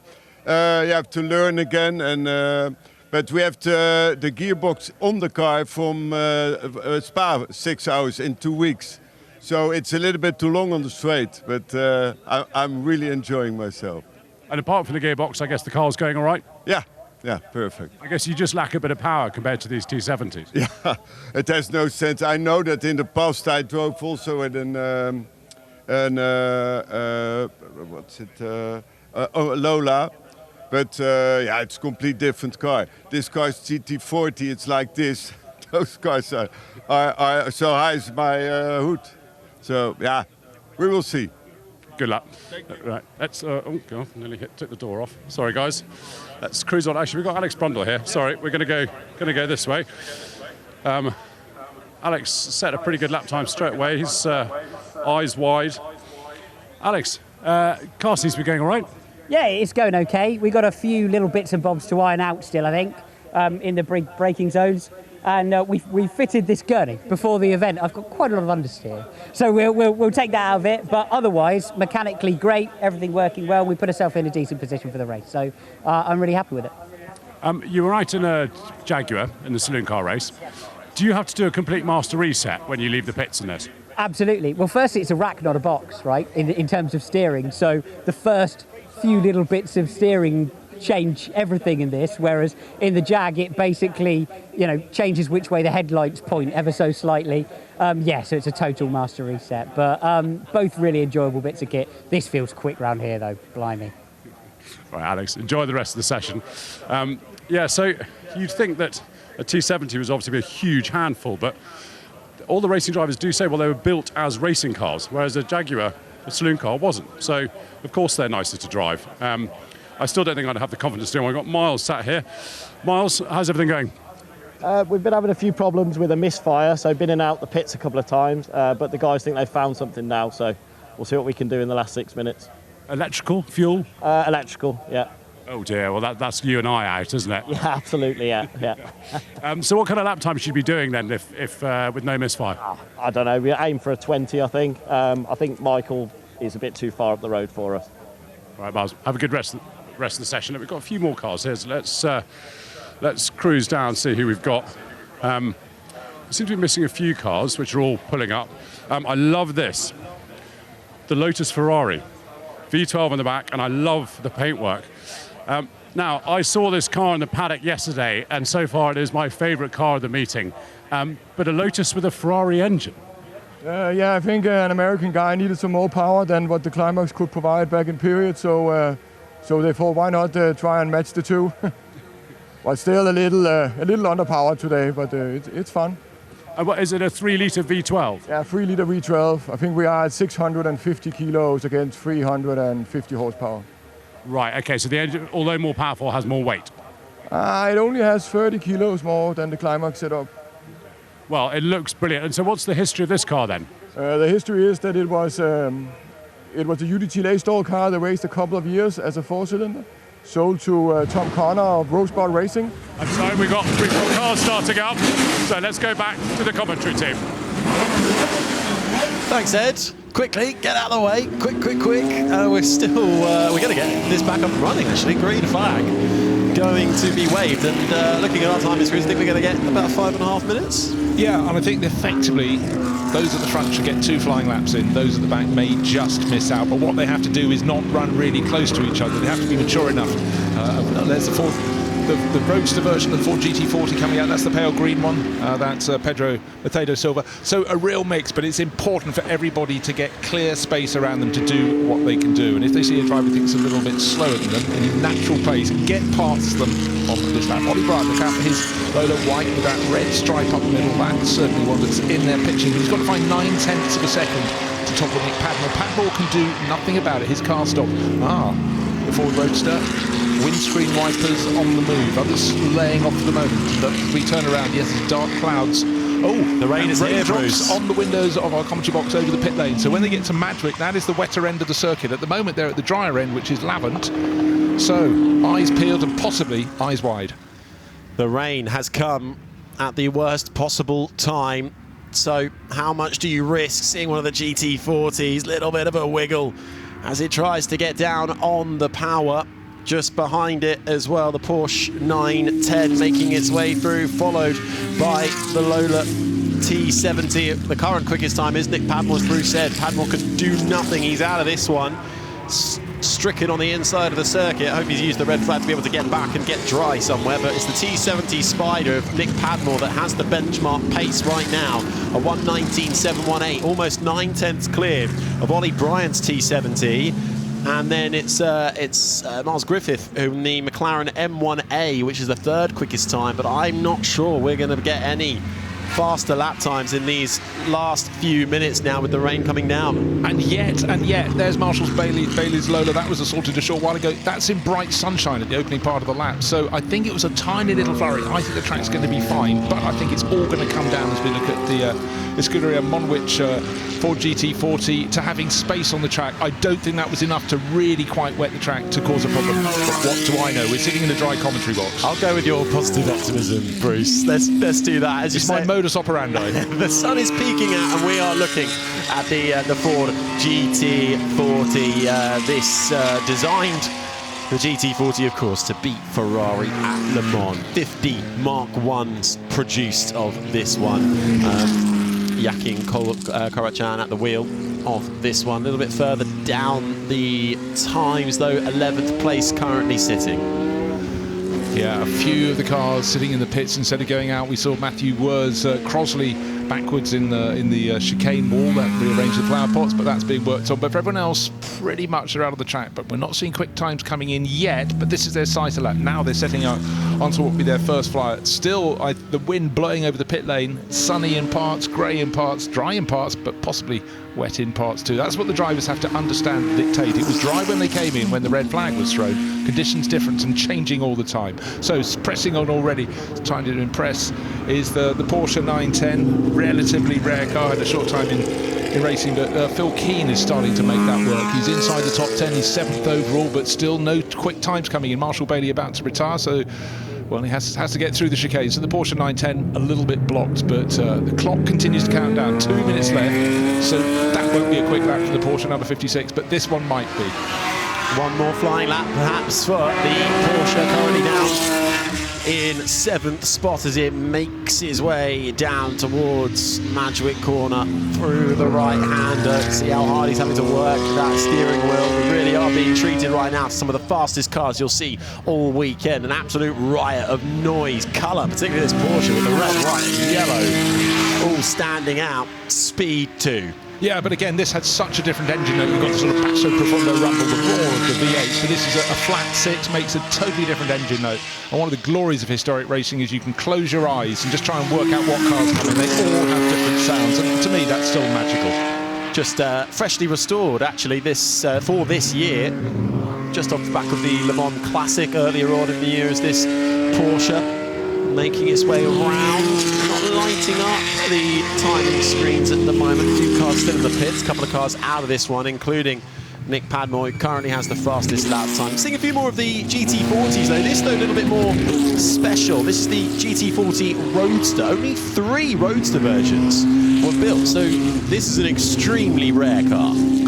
Yeah, and the Mercedes Silva family have had this for a very long time. It competed on the Targa Florio, that most completely bonkers and mad road race around Sicily that just had some of the epic shots of the 1960s. Amazing cars threading their way between the fans, the houses, and with drops on most sides of the road. Just a phenomenal event. If you get a chance to go to Sicily, do retrace the course. It is amazing. This has got the flattened rear deck and basket-style roll hoop on board, which pinpoints it. It's the Porsche 910. Comes to a slow and comes into the pit lane, and we're not going to see the Porsche finish its lap time with just 5 seconds of the clock to count down. I think Nick Padmore, well, the main concern will be to get that car fixed and figure out whatever the problem is. Nick Padmore with the benchmark lap time, and with perhaps the flurry of rain coming down the track, losing its speed, not quite finding the improvements. For Ollie Bryant in particular, the closest to Padmore before the red flag. The checkered flag is now out. It's T70 Spiders, the order of the day, but one is out of this one. And we hope to see it for the race on Saturday for the Whitson Trophy, and that'll be 4:40 in the afternoon if all is running to plan, to see the fastest cars of the weekend do battle. 2 T70s, 1 and 2, and the McLaren M1A of Miles Griffith up in 3rd. Yeah, there will be no further improvements. The checkered flag has fallen and not a soul found a faster sector, apart from John Spears, who picked up the pace a little bit, but he didn't improve across the course of the lap. But Nick Padmore cleared by 9/10 of a second. Well, there it is. So looking out from my commentary box window, it looks dry all around, but it clearly wasn't for those drivers when they went out with, 6 minutes remaining. There'd been that flurry of rain. sometimes it might have reached the track, it might have reached their mind. Therein lies the conundrum, but nobody found an improvement. But we have no idea if our fastest driver in this qualifying session for the Whitsun Trophy will even take part in the race, because his car, Nick Padmore's car, is parked out halfway around the circuit. Hopefully it'll be a quick fix and it'll come out to play. You never want to lose your front runners. No, previous winner of the Whitsun Trophy as well as Nick Padmore, as is the Lola Chevrolet T70 Spider. But we've got rivals, the McLaren M1A, the first of them, with Miles Griffiths piloting that to third. Alex Brundle finishing in fourth. Looked like there might have been maybe a couple more tenths if he could have found it up to third, but that last flurry paying put to that. As the clock is now counted down to 0, checker flag is out for the Whitsun Trophy, which we have just enjoyed. 21 cars heading out there, but wasn't exactly smooth sailing for some of them, but a powerful collection of machines out there celebrating sports racing prototypes from 1960 to 1966. It was always going to be a question of grunt. It was going to be a battle between the Lolas and the McLarens, and that's exactly how it proved to be, with Ollie Bryant setting early pace in his number 29 Spider. Fantastic low shots as the car's threading the eye of the needle to go through the chicane onto the start-finish straight. We did a collection of cars out there, and a few finding the speed and finding a bit too much of it. One of the Coopers, the King Cobra, finding the grass, and how's that for a sight? Set the benchmark pace, did Nick Padmore, and then had to pull up on the side and out of the car for the rest of the session. That was before the red flag came out. Others still trying to vie and improve and get close to Padmore. The Porsche 910 being one of them that couldn't quite find the pace. And then a bit of a bizarre incident, and that was a little bit of damage. Yeah, hand up, but unfortunately Marshall Bailey's hand was not seen, and contact Tony Seiler clipping him, spinning around. Then Matthew Were getting it wrong at the chicane and reversing into the undergrowth. Well, no, they're potted plants, but that brought out the red flag. The chicane had to be rebuilt, the begonias put back into position, and then we went out to qualify all over again. But nobody could do anything about the pace of Nick Padmore, and he will start, hopefully tomorrow, on pole position for the Whitsun Trophy.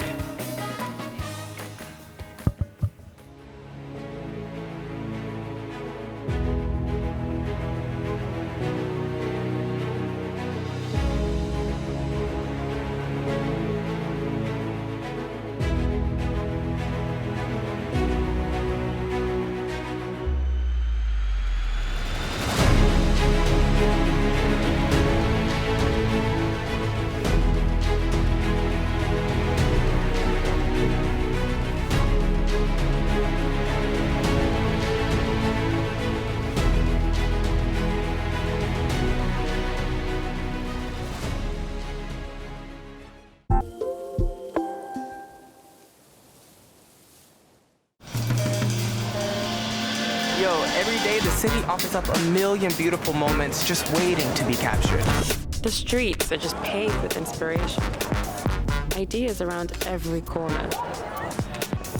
It's the scale, the characters. The buzz, the color, the energy. You never know what you're gonna see that day. It's crazy. It's a different place every day.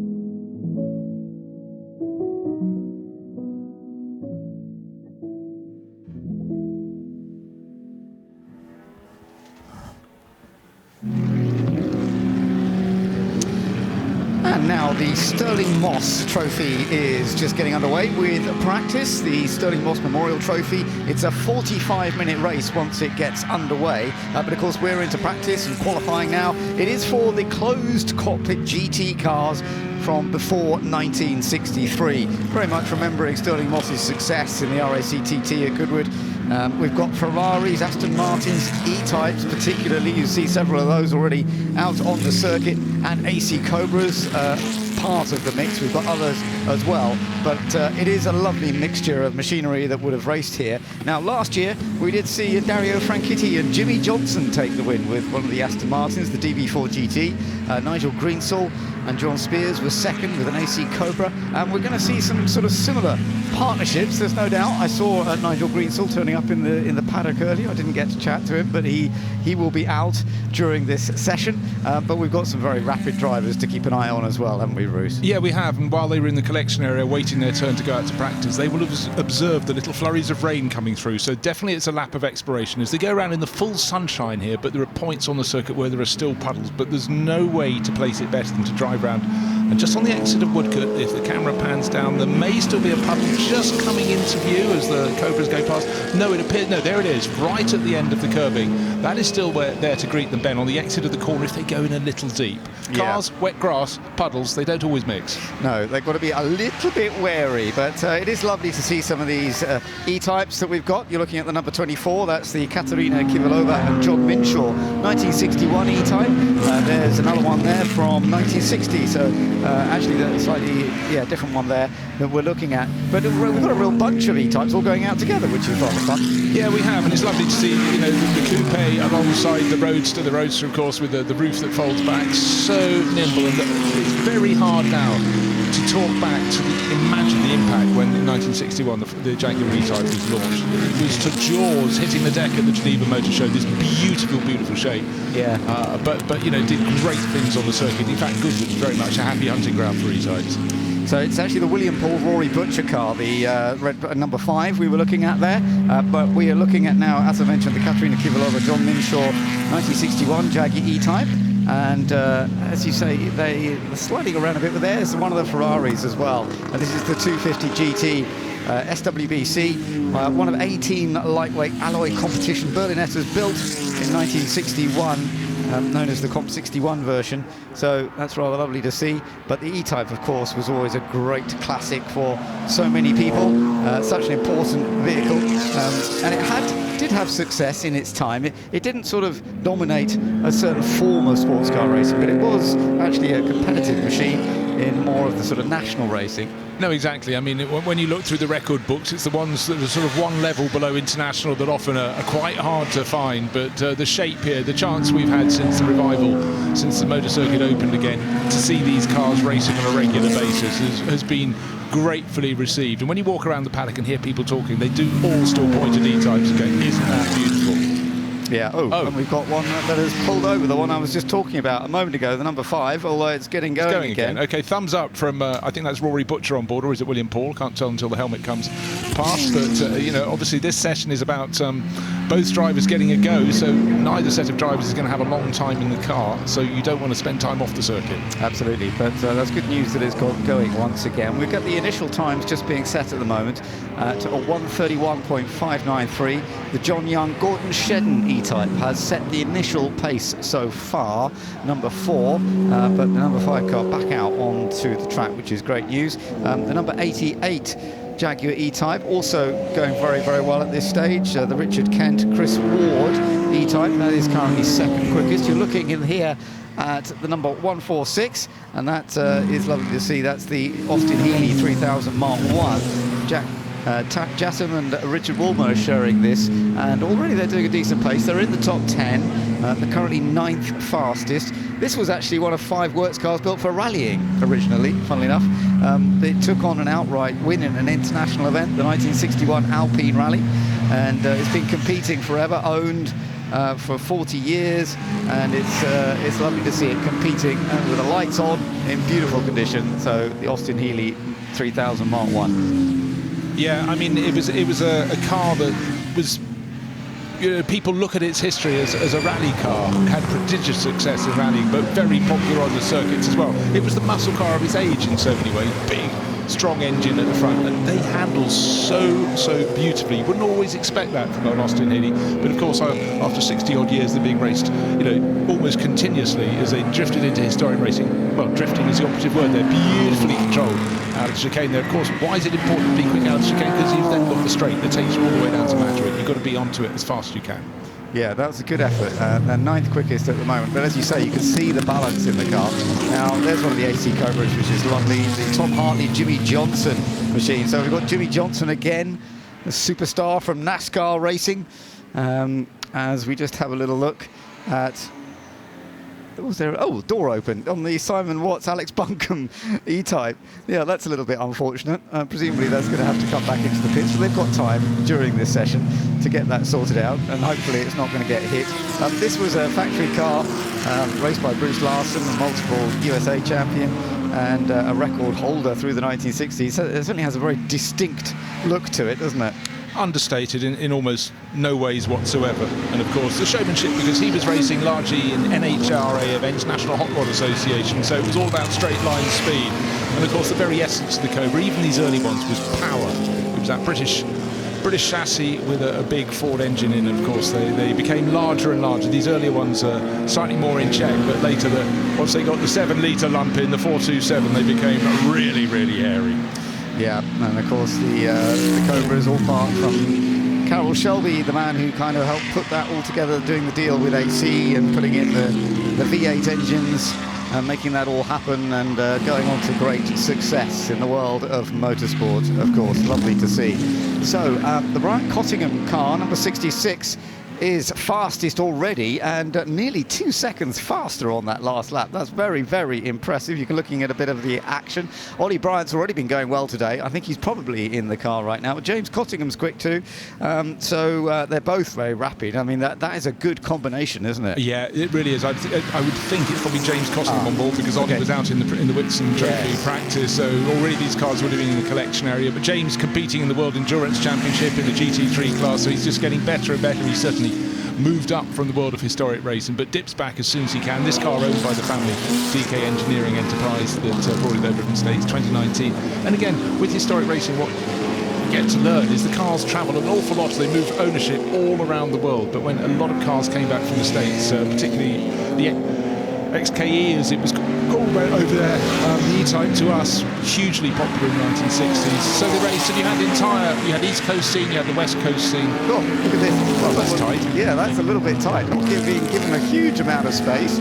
Hopefully being spotted now as he goes through on the inside. That's the Gregor Fiskin, Dario Franchitti Shelby Cobra.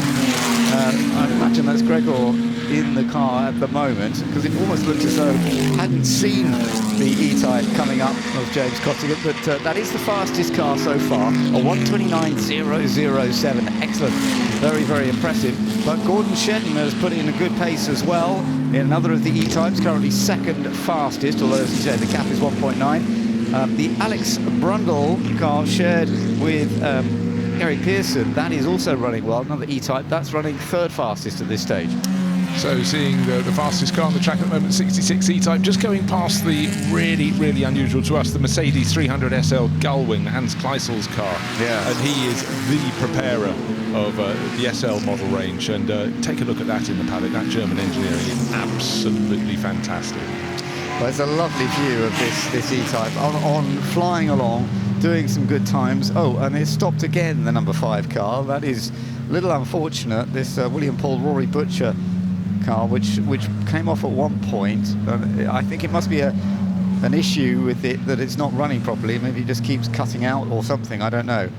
Well, unfortunately, I think it's the door won't open. No, I think has he parked too close to the tyre wall to get out? No, he's got it. No, he has got enough space. That was hard, wasn't it? He wasn't a fool, but yeah, you don't want that if the car's got a problem. But anyhow, driver out.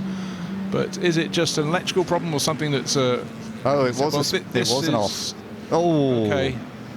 Oh, well, that possibly explains why the door didn't want to open quite so well, because that was a bit of a twist onto the chassis there. So always wince when you see a car going off, but the tyre walls are there for a purpose, and there are tyres behind the tyre walls, and they do really absorb an awful lot of that impact speed. They do, yes, but it's unfortunate. It's always so sad to see one of these beautiful classic cars hitting a barrier. We can't see the damage side so much. We're looking at the number 7 machine at the moment. As you said, this is actually the Ferrari 250. Oh, and off goes another of the E-types, bouncing across the grass and coming back on again.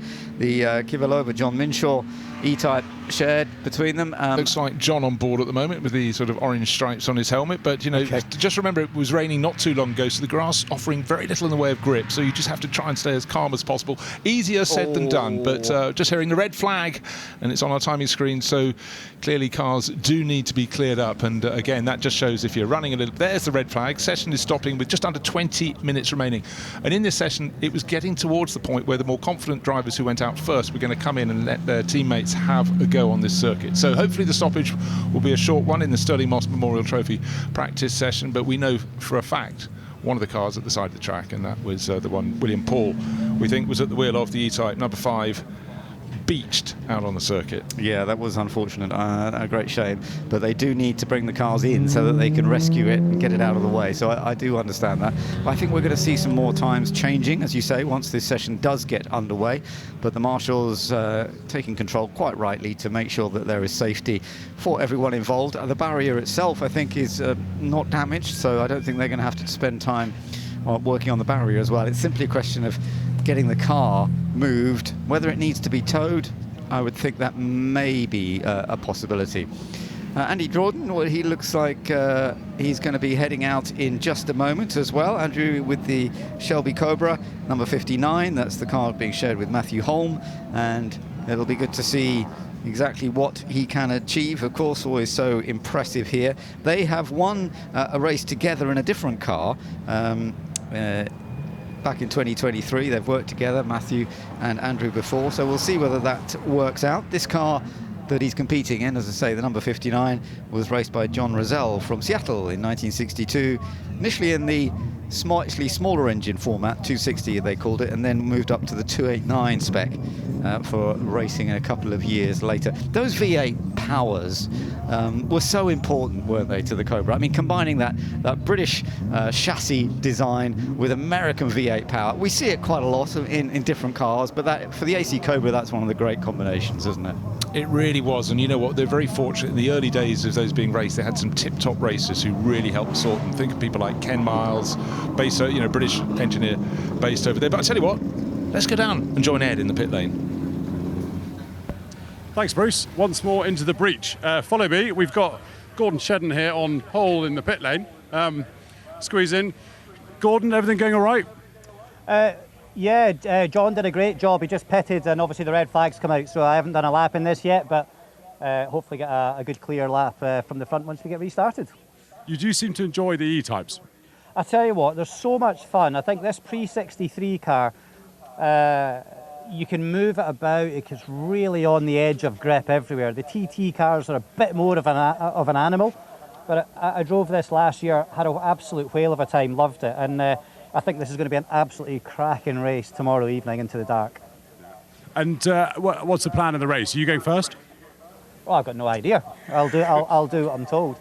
I would imagine that John Young, the owner, will go first. It's his car. It's a great event for him to be part of. And when he's had enough, he'll pit, and I'll go and do my bit. All right, well, have a good session. Classic racing driver there. No idea what's going on. Right, I'll tell you what, let's go. It's because we've got Paddens and Cian Dowling here, who are sharing a car in this race, competing against father and son team, competing against each other in another race.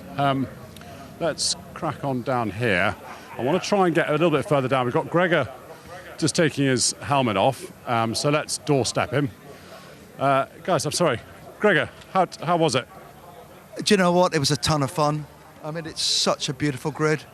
To see those cars out there, to see 250 short wheelbases, Cobras, DB4 GTs, it's just a dream. And the conditions are proper historic racing. You know, it's a bit slippy, it's a bit mixed, but it's a lot of fun. Do you find yourself just staring at cars as you pass them and they pass you, and listening to the V12s and all that stuff? Yeah, you do. You can't. I mean, it's amazing how much noise comes out the back of them when their exhaust pipes are coming by you, and vice versa. Well, look, Gregor, good luck the rest of the session. Thank you very much. A pleasure. Right, let's. There's nothing like being doorstepped as a driver. Let's go this way. They're all busy staring at their lap times to see where they've got to. And let's get down here. We've got car number 16. Let's see who's got into this. It's quite hard to see with all the roofs on. Sorry, guys, just going to jump in. What wise words of wisdom were you giving him? Nothing, just keeping him entertained. Right, so nothing to offer the driver? No, absolutely not. Right, well, have you literally just jumped in? Yeah, just got in, so haven't been out yet. Looking forward to it. Yeah. But you've driven similar cars, you sort of know the circuit now? Yeah, luckily a couple of years ago with Gregor, I drove his E-Type, and that was a ton of fun. So this one's really cool with Nick, and hopefully we'll see how it goes. Hopefully it's going to be good. It should be dry, so that's nice. Right, enjoy it. Thanks, man. Cheers. Right, never know who you're going to find in a car, do you? You pass that door. Right, got Jimmy in here, who's probably just jumped in. So let's have a chat to Tom, because Tom's been out. Tom, how was it?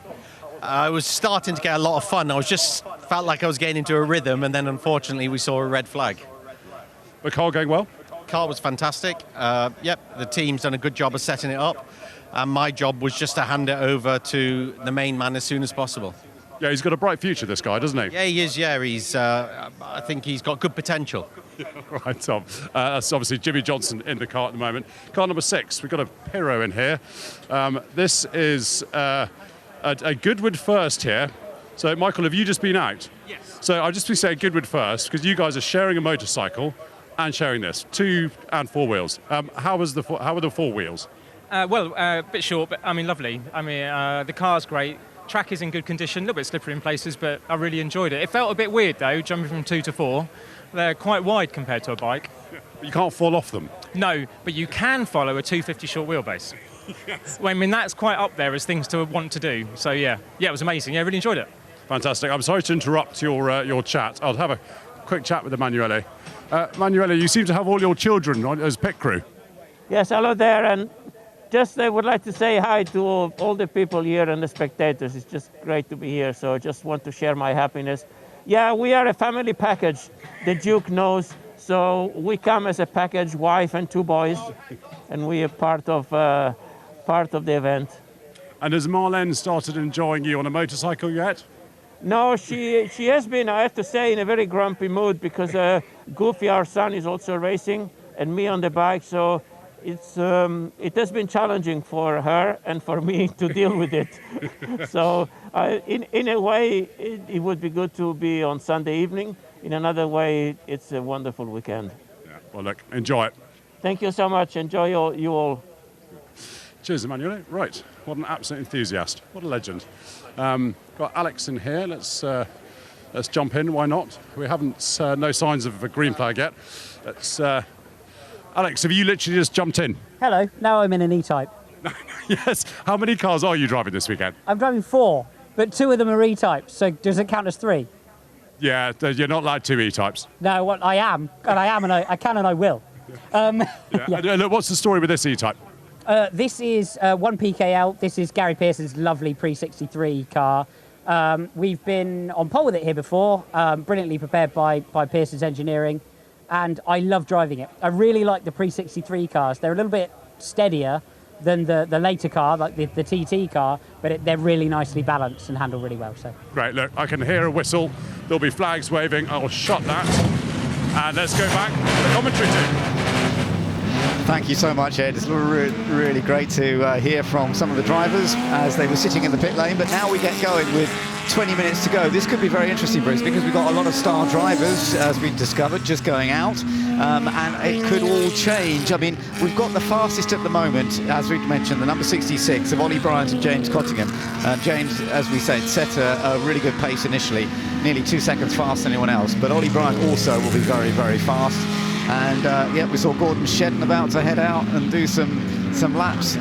Really is going to be fun to see what they can all do. They've got time, but they will want to get on with it. Scott Dixon, as we see in number 16, let's see what he can get on with as well. Such experience from some of these drivers. It is. You know, the comments that really stood out for me, Ben, were the fact they were saying people who were driving E-types in this and E-types in the RSC Tourist Trophy liking these a little bit more. They're less developed, and I think they move around a bit more. And you know what? I think a lot of people come in historic racing, particularly those with really high skill quotient.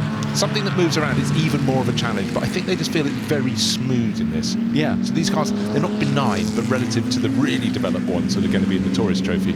I was intrigued by that. Yeah, you're right, because Alex Brundle and Gordon Shedden both said exactly the same thing about these pre-63 ones being really well balanced, beautifully balanced, better than the TT versions in some ways. I mean, things always develop in life. Sometimes you get a faster car, but it's harder to drive. But as a driver, especially somewhere like Goodwood here, to have a car that's balanced beautifully and that you can chuck it around and feel totally in control, it's a lovely aspect. But racers being racers, teams being teams, they always want to lay on more power. But, you know, there are lots of really good road-going sports cars. The sweet spot is not the one with the largest engine.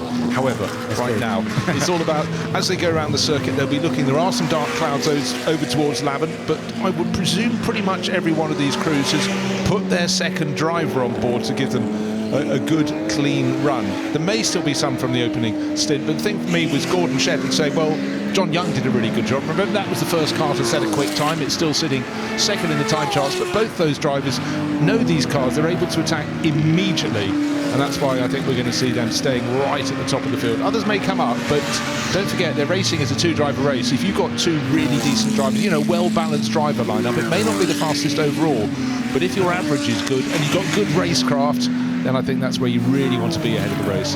Yeah, absolutely. You can see the registration number AH 600. It's actually an X-Scrag lightweight E-type. There were not many lightweights originally made in the day, but they were very, very good. I think originally in 63, sort of they built about 12 of them. There have been some modified ones over the years, of course, as well. Lightweight certainly made a difference. But E-type, just so elegant. You can just imagine that being driven somewhere out with, hello, someone driving near the circuit, but eventually getting back on. That's the Shelby Cobra Matthew Holmes car. Isn't it? And Andrew Jordan is showing that. Was that Andrew? Having the walk of shame. Yes, it does look like his helmet, perhaps. I wonder if there's a little bit of rain down there, actually. I'm not sure if there is yet. Well, he'll tell the team there is, but yeah, there is possibility. Suddenly there's a deep cloud over Woodford. Don't worry, it's a simply easy story. There was a little dent just at the bottom of the grille, or the opening there when the car was in the pits. I don't know if that's period damage or something that's happened already, but it was there before we had the red flag. Now, well, that's Andrew Jordan at the wheel then, hanging it out. But it's a very sideways Cobra, isn't it? I mean, actually, that is just seeing as he turned into Madgwick there, how quickly the back end steps out. You've got to be a little wary. You see, as soon as he turns, that back end is sliding, he's having to correct it. That is a little bit too oversteery, I would say. Yeah, and you can see the wobble in it. Yeah, and actually there was a little moment where the front end didn't want to turn in, but he's decided the way to drive this car is to grab it by the scruff of the neck. You've got to be good to do this. And then here we are, St Mary's, over the crest, bit of sunshine, into the compression, going into a darker patch. What's going to greet this Cobra when it arrives at Laban? Will there be grip? Will there be grass? Who knows? But anyhow, it looks so it's Andrew Jordan. He's certainly hurling it around. It's interesting how, yes, you expect it on exit, you know, this big V8 powered Cobras, and that you expect the oversteer on exit to spin the rear wheels, give you sideways, but it's sideways going in even when he's probably just off the throttle. It turns in amazingly, really, which is surprising. It turns in that well with a fairly heavy front end, but that's obviously been developed over the years, and he's getting used to it now, and we're going to start seeing some lap times improving, I think. Yeah, I think within about the next minute, as long as these drivers can lick together 3 good sectors, so 2 good sectors in the bag for Andrew Jordan. Car number 59 at the moment, he's some way down the charts in 6th overall, but he needs to get below 1:29 to go to the top of the charts. I'm sure he's going to pick up a place, or am I wrong? Just waiting. It's taking a long time to come on the boards, but anyhow. There you go. Yes, it has. He's gone 3rd. Okay, up. And it's changing, so he's 0.8 of a second down, within a few thousandths of a second of the E-type of Shedden and Young, but it's Bryant and Cossingham, car number 66, that another E-type, that's the one with the Huffaker number plate. James Cossingham showing that. And that is fastest of all, 1:29.007 seconds. Now this is the Richard Kent Chris Ward Jaguar E-type. and we'll keep a little bit of an eye on. This could be a very, very rapid machine. Currently, it is 4th fastest, and we'll be looking at the sector times, and there you are. You see the purple coming up on the screen, so that shows you have the fastest first sector that we have seen so far. I think we'll see some more changes. It's probably Chris Ward who's in the car now. Red and yellow helmet, that will be that unless they have identical helmets, will be Chris Ward. But what you see is the flow. Little lock up on the right front. And a lot, yeah, well, that's rather scuffing his lap, I feel. But he missed the apex. Yeah, when you look at the flow of the very top drivers, you think surely these cars with their narrow tyres have to be driven fairly much in a straight line. But when you've got a tip-top performer, but the way that the E-Type is different in its handling to the AC Cobra. The AC Cobra seems much more violent, but there's a much smoother transition process with the E-Type. Maybe it's just not having such a big heavy lump up the front that you've got to negotiate. Yeah, it's almost as if the track is providing a bit more oversteer than we might have expected. But if it is at all damp, as you say, that with the E-Types, they often have the advantage in the damp conditions. They can be up against the more powerful machinery and have a bit more balance to them. Well, are we going to see this car go to the top? It's sitting in 4th place. Best lap still 1:29.007. No, not that lap, but almost. Well, he's improved, but he stays in 4th place. Just 9/10 of a second now, but it's still the number 66 Bryanton Cossingham car at the top of the pile. Yeah, but he did set that fastest first sector of anybody so far. No one is matching it just yet. They're getting a little closer, but that was a very impressive first sector. So we'll see how this continues. We've still got just under 13 minutes to go, so there's plenty more time for others to improve. You don't want to be caught up in too much traffic, but then obviously if you back off to find space, that can cost you a lap or two as well. The Aston Martin now beginning to make some ground. The Max and Tom Chilton shared car. This is owned by family, Aston Martin DB4 GT, and yeah, let's see how this goes on. Well, I just love looking at any DB4 GT. It's still, to me, one of the most exquisite cars out there, even if it's not in a race. This is in a race, though, but at the moment, the children still getting a grip with the car. Max and Tom, I was talking to Tom last weekend, and he was showing me his car storage unit just down near Gatwick. Unbelievable. Look it up, Birch. It's the modern way to go and store all of your cars. You can put some of yours in there, Ben.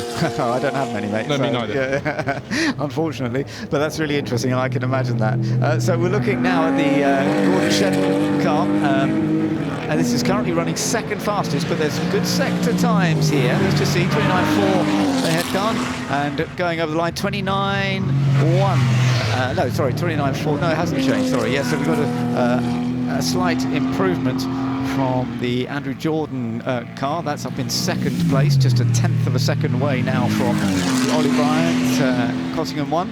Yeah, well, we could see how hard he was pushing, and that was 2 quick laps. Remember the previous one, not the last one. He had that moment down at Lavant, so that scrubbed that. But he's within just under a 10th of a second away from the ultimate pace. But Shedman Young will definitely be a factor in their number 4 E-Type. UPM 400 is the registration number. He's got a car just up ahead that may compromise him slightly, but the flow through the second part of St Mary's, absolutely brilliant. Historic cars, they travel around the track. You can see the suspension working. You can see the tyres going, give me a break. You're flogging me. But that's the whole point. That's why they're racing drivers. And look, booted it up as it was in period. Yeah, absolutely. Improving the airflow at the back of the car. Oh, that's the white line. Ooh, what's the grass like? It's wet. We know that it's green, but it's wet. But anyhow, that's when you've got Gordon Shedden. He's going to press right the way to the edge. He is, but he's doing a lovely job. Let's just keep an eye on this. So he's done a personal better in the middle sector. First sector wasn't his best, as you can see. But let's just see. He's certainly running it wide. You've got to be careful, especially when you get the oversteer. Look at the rear tyre smoking away now. He's got, again, a little bit more oversteer than perhaps is ideal. Gets on the power. He did tell us how much he loves the balance of it. Let's just see if this is any further improvement from a 129.4. Currently 3rd fastest over the line, and whoa.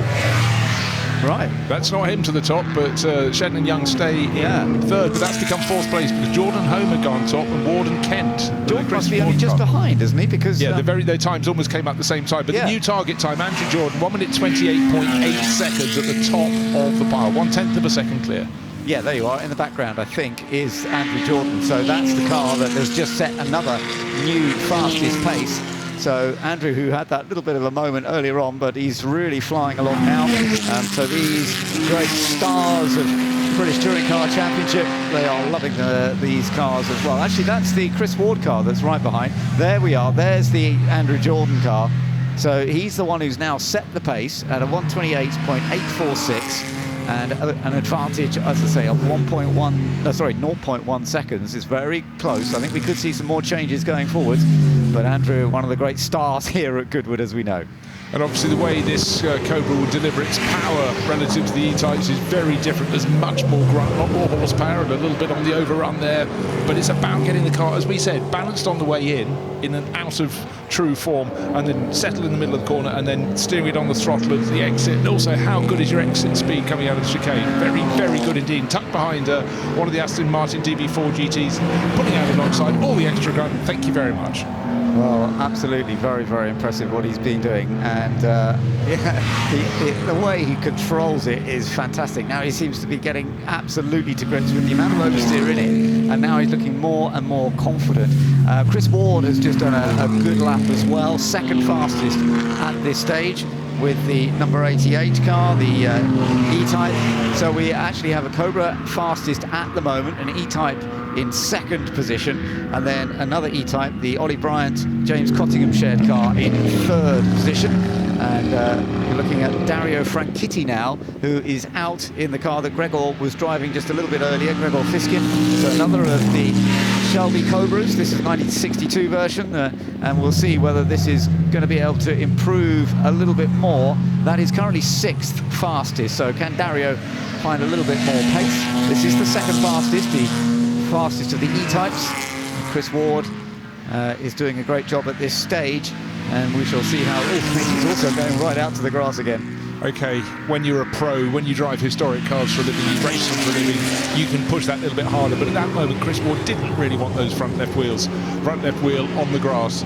It's slippery, it's been a little bit wet, a little bit of rain yesterday evening, but it was the two flurries this afternoon that have just kept the drivers on their toes. And the drivers are so good, the way they can bring the tail back onto the track rather than going that puddle right on the exit of Woodcote Corner. That would really, really catch them out. And super, two sideways, one would suggest there, out of chicane. So that'll hamper this lap and the next one. But at the moment, in fact, that was his best lap, so it just cost him slightly at the end. He's now just a quarter of a second down. That's amazing, isn't it? Because he's really used the full width. So that's, yeah, he was touching the grass there, but didn't have to lift. And then through the chicane, as you say, let's just watch. So he tucks it in nice and tight, and then just lets it run free, because you go full throttle trying to get the exit speed out of that chicane. There, the wheel is actually on the grass, and I've seen so many people spin off by doing that. He dealt with that very well. He is. When you get high onto the curbing there, it's going to be slippery anyhow. It's paint versus tarmac. Tarmac's the good bit, that's the track, but he didn't panic. He kept his foot planted, and with the innate ability of top drivers, got it back pointing in the right direction. So we've got an AC Cobra at the top of the chart by a quarter of a second or thereabout. That's the Andrew Jordan car, but that is at the top of the pile. Are the E-Types going to be able to challenge? Certainly the 66 is one of them, the Bryant Cottingham car. It's third fastest at the moment. It's got to find just half a second would do the trick, could take pole, but the clock is not his friend. It's counting down, just 6 minutes remaining. Absolutely. So we've got a bit more rain coming down as well. So this is, I think, it may be that nobody else is going to be able to really improve on the lap times now, because it does look as though we're getting a bit of rain coming in, which is going to make life a little bit tricky, of course, but we shall see. At the moment, it is the Andrew Jordan AC Cobra that is on that top spot, looking as though it's going to have the pole position. 62 car, the shared with Matthew Holm, and their gap of just over 0.2 of a second from Chris Ward, looking as though he and Richard Kent will be starting on the front row as well.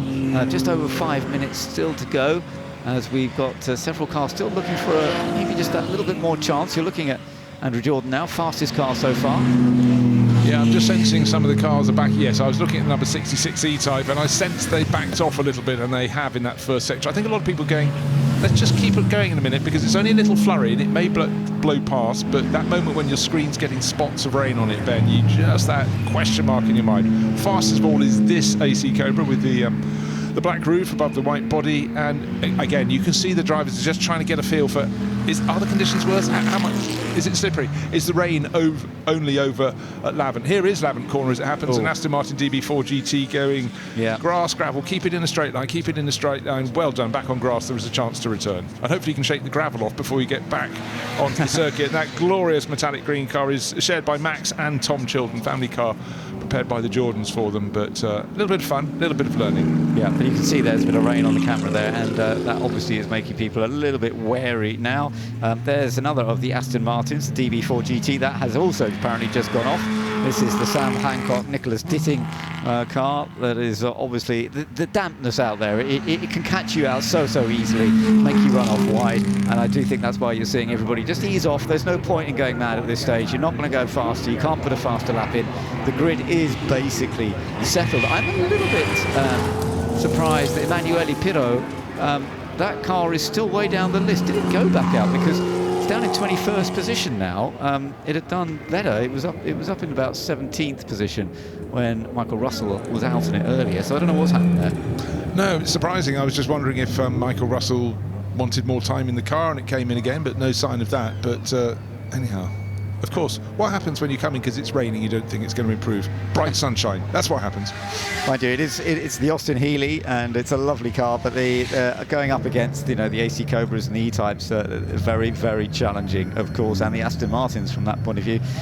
We've got a couple of Ferraris as also very, very quick that we have to keep an eye on.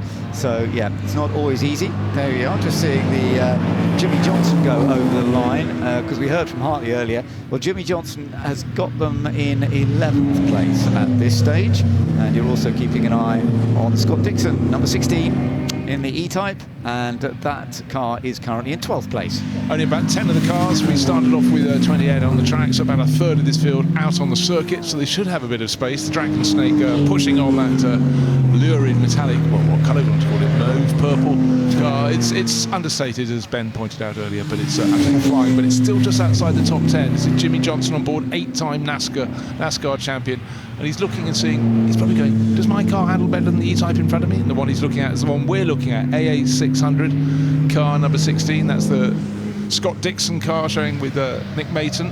But at the moment, nobody's setting improved times around the circuit, I'm afraid, and 2 minutes remain in this session. So it's probably more at this point just about experience of the drivers, particularly if it's a car that's new to them. Also interesting to see that the Johnson Spears Nigel Greensall car is a little bit further down than I expected. It's in 8th place at this stage. We've seen them do extremely well here in the past. I would still be keeping an eye on them over the course of the weekend. Oh, 100%. I mean, this year of all years, Nigel Greensall seems to have the sort of Midas touch. Pretty much everywhere he goes, he picks up a class or outright victory. Probably the world's busiest historic racer. So, are we going to get a little more splash of rain in this session? Windscreen wipers not moving on this car. This is still top of the charts by just a quarter of a second, as you can see on the graphic on the screen, 0.237 of a second. This is close, and if we hadn't had that flurry of rain, I think it would be closer still. Absolutely. I think it's going to set up a really interesting race for the Sterling Moss Memorial Trophy. Looking forward to that. It's going to be on tomorrow evening, Saturday evening. It's due to start at 5:35 p.m. and it is, of course, a driver sharing race, and we will see these cars out there going absolutely flat out, driven by superstars but also by experienced historic racers who will be absolutely doing their best to see how far they can move. And there are some that are qualified a bit further down than we expected that might be moving up, but we've got plenty of quick drivers up at the front who have put on some great shows, the likes of Andrew Jordan, Chris Ward, James Cottingham and Ollie Bryant both been doing good times. Gordon Shedden, of course, into 4th place. Tom Christensen's come up into 5th. Actually, that's quite recent, so that's quite impressive. It is. I mean, the advantages the handful of drivers out there have is there is clear track. I don't think the conditions changed a great deal, but I think a lot of people felt, they looked at the sky, thought another flurry's coming in, don't want to damage the car, park it in the pits. Final 30 seconds coming up. Absolutely. Tom Christensen, by the way, is in one of the Ferraris. He's in the Ferrari 250 GT SWB. So the fact that he's just popped it up into 5th position, he's 1.2 seconds away from the set time that's been set by this car with Andrew Jordan, but that's not bad. And yeah, that's interesting. As you say, sometimes you think the track is going to be worse, but it can get better quite quickly. Yeah, he's sharing with Joe Macari, a man who has the most phenomenal historic car showroom in Southfields in South London, or is it Earlfields, anyhow, near Wimbledon. There it is. Just an amazing rev car. It's good to see it. Lovely number plate, SWB on that one. That's suitably fitting. In that dark blue livery, one of my favourite colours. Or is it black? Quite hard to pick out in this weather, but great looking car, super balanced and hugely popular in period. Absolutely, yeah, absolutely crucial with that period, as you say, and running with a V12 engine from that period as well. Not huge capacity, but they were producing lovely power. And the 250 GT SWV won Le Mans 60 and 61, and they won the Tour de France automobile race several years in a row in those early 60s. So this was an incredibly successful form of car in its time. Oh, it was. It was hugely desired, I must say, because very few cars are out on the track. When it comes past, you can really discern its engine note. That V12 just sounds absolutely fabulous. That's a great part of being here at Goodwood, isn't it? Is the sound, you know, the sound of all the different engines, whether it's a flying machine or a on-track machine, and whether it's 2 wheels or 4 wheels, the sounds that you get here are fantastic. Checker flag is out, so and we haven't really seen any further improvements, I don't think, although, as I say, Tom Christensen did a very good lap just towards the end there, and that means that we've now got a set-up for the grid for the Sterling Moss Memorial Trophy, and Andrew Jordan has set the outright pace. Let's take a little look back at some of the highlights then. It was in good condition, the track, when they first went out, but I have to say, as we saw, Bruce, there's quite a lot of slipping and sliding going around. Even when the track was dry, we saw a lot of oversteer from everybody, sliding the cars around, and other 2 little incidents.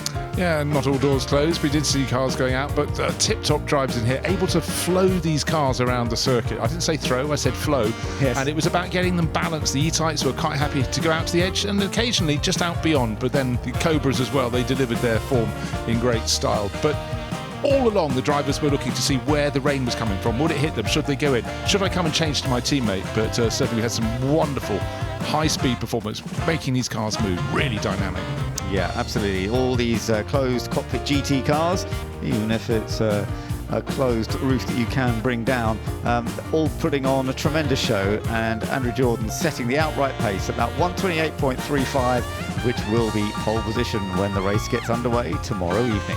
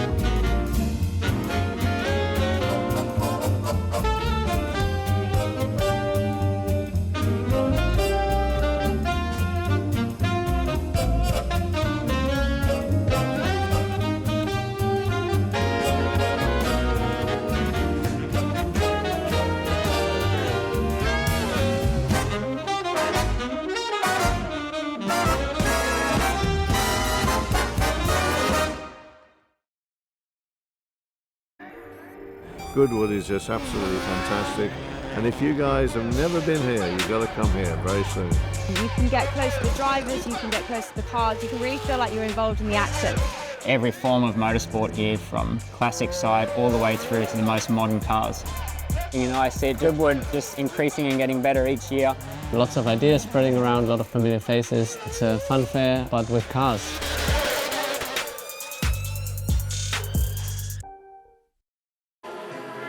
Well, I've made my way to the Revive and Thrive stage, and alongside me is Dandy Wellington, band leader, style activist, and our host for the stage this year as well. How's it been, Dandy? It's been incredible. I mean, every year Goodwood is better and better and better.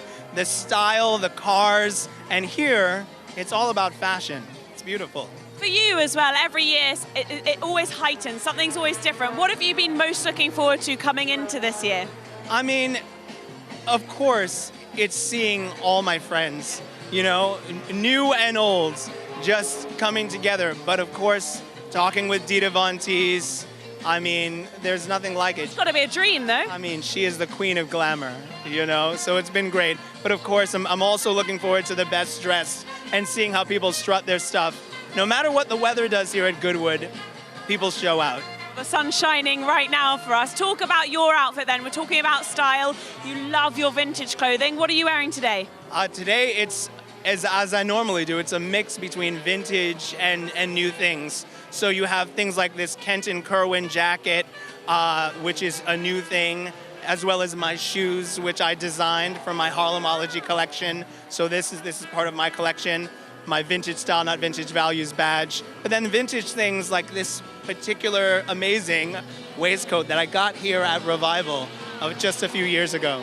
What does vintage mean to you? What does the style at Revival mean to you? How would you describe it? I mean, it's clothing of the highest quality, you know? That's what vintage is. It's legacy, it's history that you wear.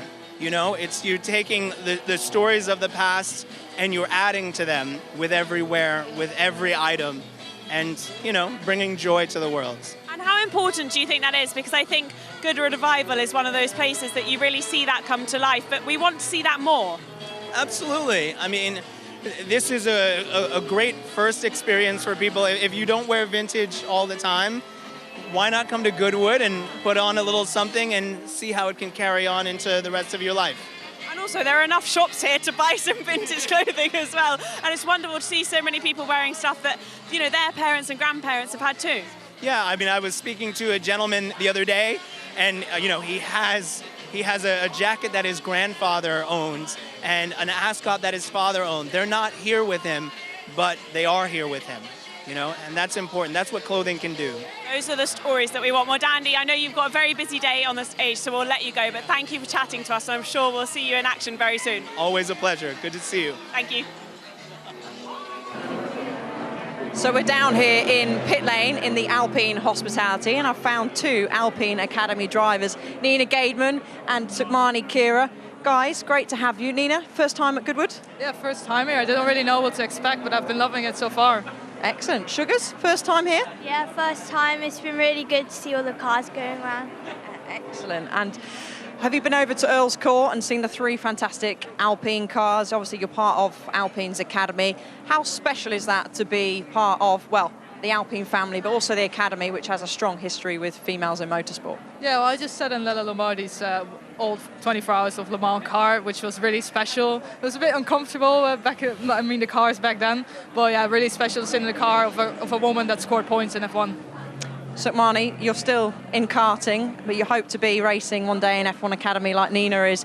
What's it like having the support of a company and a Formula One team in particular like Alpine? Oh yeah, they've been really helpful, you know, all the behind the scenes work. They help me with everything. Even Jack comes to the track sometimes, gives me help as well, so they've been really good. Excellent. And Nina, you won at your home Grand Prix in F1 Academy the other weekend. How special was that for you, and to be standing up on the top step in Alpine colours? Well, for sure it was special because it was my home track. My mum was there, it was my birthday, and we've been waiting for that one for a long time, especially after the first race when I was leading the whole race and the car just broke down the last lap. I think the hard work is finally showing off as well with 2 podiums in Canada. So yeah, just very special, really happy with it. Excellent. And Sukmani, you're still battling at the front, at the sharp end with the boys. How do you see your steps? What were your next several steps? Obviously, you're still in junior karting. What are those next steps you're going to take to be up racing in cars one day? I think I'm going to stay in karting probably for another year or so, then hopefully do Janetta and then single-seater hopefully. But yeah, we'll see. And would you, if you ever be invited back, do you think if you did get the opportunity to come and race in one of these cars at Goodwood Revival, would you come back? Definitely, they seem really special, so yeah. And next up for you, Nina, you're going to be heading to Singapore in F1 Academy, a tight and twisty circuit in the streets, in the heat. Looking forward to it. Yeah, I've done like 7 laps yesterday on the simulator to test the track. Really cool track, more stop and go, not really like suited for Formula cars, but definitely something different that we've had this year. Excellent. Well, ladies, thank you very much. And we're staying, looks like it's going to rain just yet, but we've been staying out of the rain. So thank you very much, guys, and enjoy the rest of your day. Thank you. Well, we're bursting straight into action for the Chichester Cup for Formula Juniors. These are the front-engine ones. But Alice, if I can go back, you know, you're so involved with bringing on young drivers. It's interesting when they come and land at something like this and they've never been to the Revival before. You can see they just don't know where to look next. They were so excited, so happy to be here, and obviously working alongside Alpine, and both of them coming up through the junior ranks and winning in the classes that they are competing in. And Nicola, who we saw earlier on, she is so proud and pleased to be having such success with these females through the junior ranks. So it's fantastic to see, and fantastic to see them here enjoying themselves as well. Yeah, long may it continue. And even if they're not totally interested in historic racing, they'll look out, they'll listen, they'll go, the noises are quite something, and these are real streamers. But, you know, there's something to see. But it's just something that's a fun weekend for them. But they get to meet people. That's hugely important. Right, the most important thing now is who is going to end up fastest in this session. These are the front-engine Formula Juniors. Of course, we sometimes have the ones that look like Formula 1 cars when the engines went to the back. And then we have the wonderful U2 going around the circuit. U2 Ford, Ray Mallock driving the car, designed and produced by his father, Arthur Mallock. And it looked almost like a coffin on wheels in that sort of square format, but it handles absolutely brilliant. I mean, Ray is a tip-top driver, and of course, his company, RML, Ray Mallock Limited, are making an amazing array of cars. They also really have a finger in the pie in so many levels of global competition in motorsport. But this is always going to be one of the quickest cars, and at the moment it's clear by just half a second at the moment, ahead of Joe Colosacco. So the U2's at the top, and car 23 is second fastest. It's the little Oscar Formula Junior, raced in the States, but as ever with Joe Colosacco, great American racer. It's owned by Lawrence Oriana, who just loves bringing his cars over to Goodwood.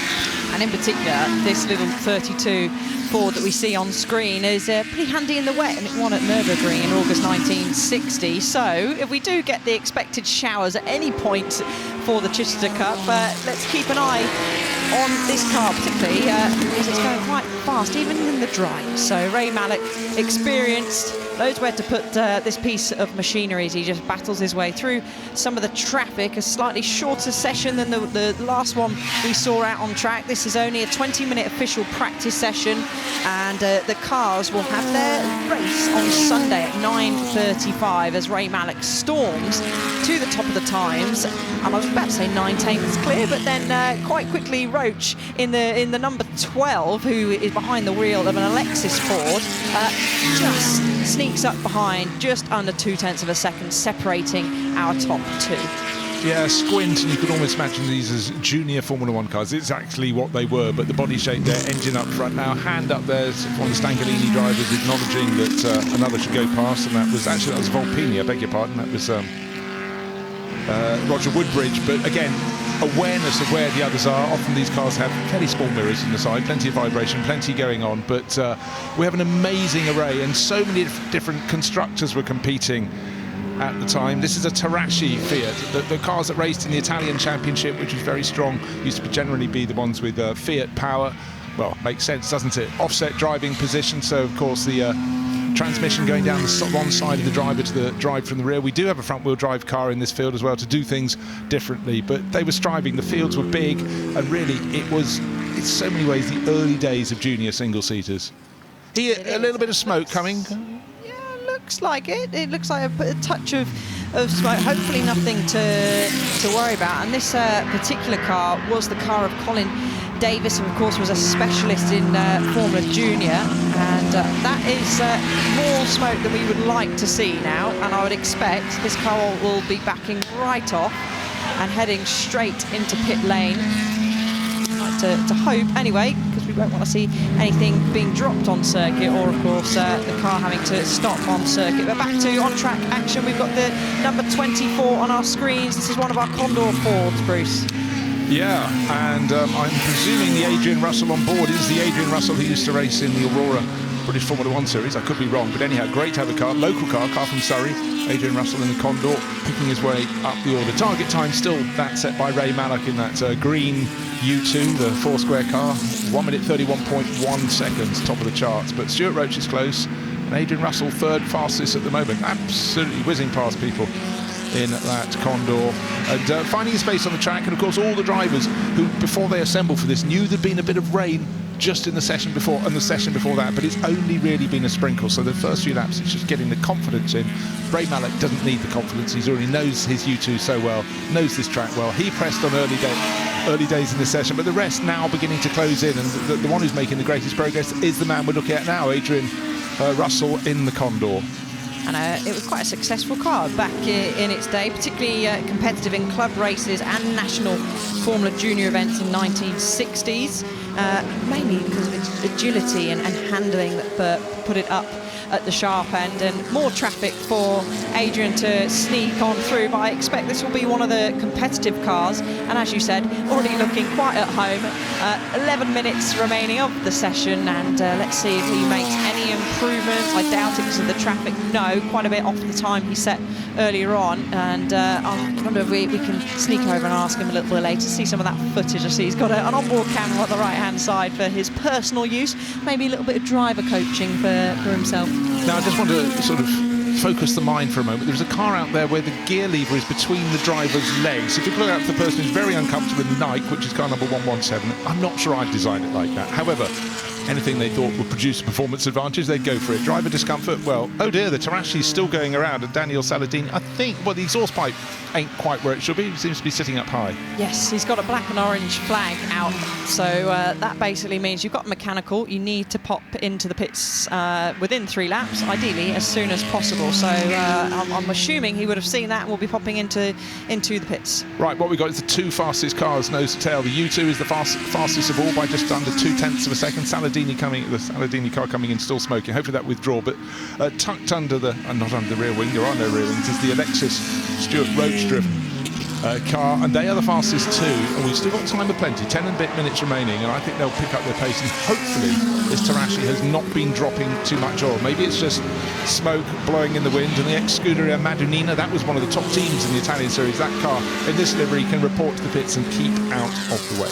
Pretty much keeping off the racing line, which is what we like to see. So at the pace that that car is moving now, you'd expect they will be making a move into the pits. But great array of cars we have here, and this is this series really, and these single-seater cars, which saw the likes of John Surtees and Jing Clark take behind the wheel and sort of learn the tricks of the trades in these cars before making their way slightly further up the order, as most will say, slightly further up. But the Chichester Cup featured since the very first revival back in 1998, and 2025 marks the contest's first return to the race list after a 2-year absence. So great to have the Chichester Cup back here, as I said, after 2 years out.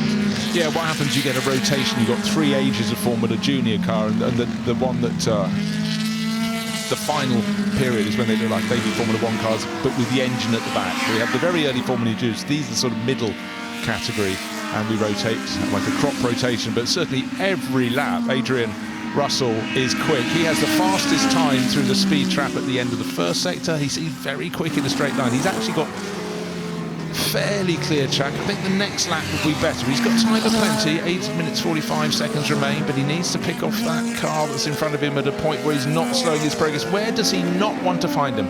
In the chicane, and he hasn't noticed Russell coming up, so it means his exit's going to be slow. That 37, weird story, the backstory to the little Stangalini number 37. This was a car that was raced in the States, got taken across to compete in Hawaii, became uncompetitive.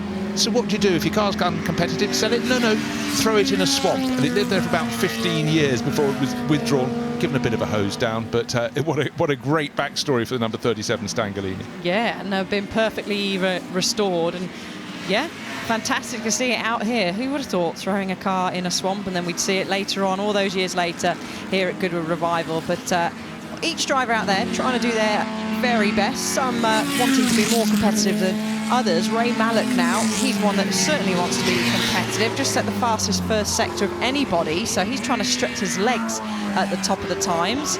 And Roach is heading round as well. No improvements for him, but Russell, who we saw trying to navigate some traffic there, he is on a personal best at the moment too. So still plenty of personal bests popping in on the timing screens. Yeah, Horatio Fitzsimon, we're looking at the car he's driving here, Apache, an American-built Formula Junior, raced over in a very strong scene in the States. The Californian scene in particular was very, very strong for Formula Junior. Again, offset driving position, because I said so many of these cars, they've got the transmission going from the front down to drive the rear wheels, from engine to rear axle, and that's why the drivers sit to one side or the other. But if the car can go at a good pace, certainly Horatio Fitzsimon will make it do just that. And at the moment, he's 7th fastest overall, but he's 4 seconds off that outstanding opening gambit from Ray Mallock. Stuart Roach 2nd fastest, and Adrian Russell, we've been looking at him quite a lot, still going very nicely in 3rd fastest. Then there's a bit of a gap back to 4th place, which is Joe Colasacco and the little Oscar. But right now, Horatio Fitzsimon pressing on, trying to wring some performance out of his car, out of some areas into the dip. Up he comes. Now, here comes Adrian Russell, blue, number 24, that's the Condor. He is still setting quick times, but Joe Colasacco did actually improve just a short while ago, but we've got a new target time. Adrian Russell, top of the chart there. That is quite a lap, 1 minute 30.9, so he is clear by 0.142 of a second from Ray Mallock. I thought Ray Mallock was home and hosed, but that was a great lap, and that, Alice, was the difference about getting clear space in the traffic. It certainly was, but Mallock has obviously got someone whispering in his ear. Well, he hasn't, there's no radios, but he's done the fastest first sector of anyone out there. Looking over the pit wall, we've got plenty of pit walls that are going out, some with position, some with time left, and quite a few with the fastest time and the gap.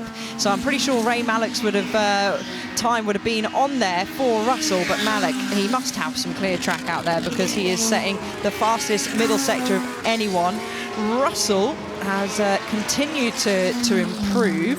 He should improve his lap time on this lap. Actually, he was saying that he had a bit of traffic in that first sector, but times keep tumbling, and there's Mallock on the screen. Bruce, is he going to jump to the top of the times? I would have thought so, unless that traffic that we saw hindered him.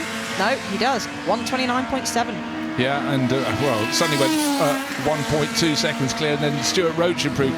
Russell still improving in 3rd place. Now, I've just done some sums. It clearly can't be Adrian Russell, who raced in the British Formula 1 Championship in 1980, because that puts him, sake of argument, in his late 80s. So I think even with the best will in the world... Age is just a number. You can still circulate on circuit in your 80s, I'm pretty sure. Yeah, I'm not saying there's any rule against it, but to be running at this pace, I think that would be a big ask. Anyhow, here is the fastest driver at the moment. 5 minutes remain. Ray Mallock out clear. It was looking very tight. He's 0.4 of a second clear of the number 12, the Alexis of Stuart Roach. And again, he's just working it. He knows this car so well. Can place it where he wants it. And actually, you know what? If there'd been another little twist in the tail, Ray Mallock very nearly could have been a Formula 1 driver. He got close, was offered a test, and for whatever reason it didn't come to be, but he's always been quick in everything. But he's also got that really, really good engineering brain passed down to him from his father, Arthur. Yes, Russell still trying to make moves. The number 23 has gained a bit of speed as well. The Fiat out there, and actually the 23 Fiat has a little bit of female driving history. Its first outing was in May of 1960 with Denise McCluggage at the wheel. The Cumberland racetrack, she took 2nd place. So still being put nicely through its paces, but we've still got a great battle for pole position raging on through. Let's see if Russell makes any further gains. No, he doesn't. So he set a personal best. He set a non-personal best, and then a fastest of anyone. I mean, if you're a driver coach wanting to help drivers, that's not something you really want to see. You want to see all greens or all purples, ideally. So he needs to string his sectors together, and I'm sure, and actually looking at them, if he did, he would be at the top of the times. Yeah, we've got 0.6 of a second covering the top 3 positions. Very, very tight indeed. Is anybody else going to show their hand and pick up the pace? But it is in these final moments, because we've got a lot of cars still out on the track. I think we've got 3 in the pits, but that means we've still got more than 25 other people around you out on the circuit. So, interesting thing about this Condor, built in Surrey, but it was built with a couple of engineers or mechanics who came down from nearby Connaught. Lots of teams based in Surrey back in the time. They helped put it together, but Adrian Russell driving absolutely superbly here this afternoon. He is, but Malik is going just as quickly, if not quicker. Again, as fastest of anyone in the first sector. Looks like he's had to navigate some traffic, though, this lap. Was a little bit slow in the middle sector. Russell still trying to push on, a personal best in the middle sector.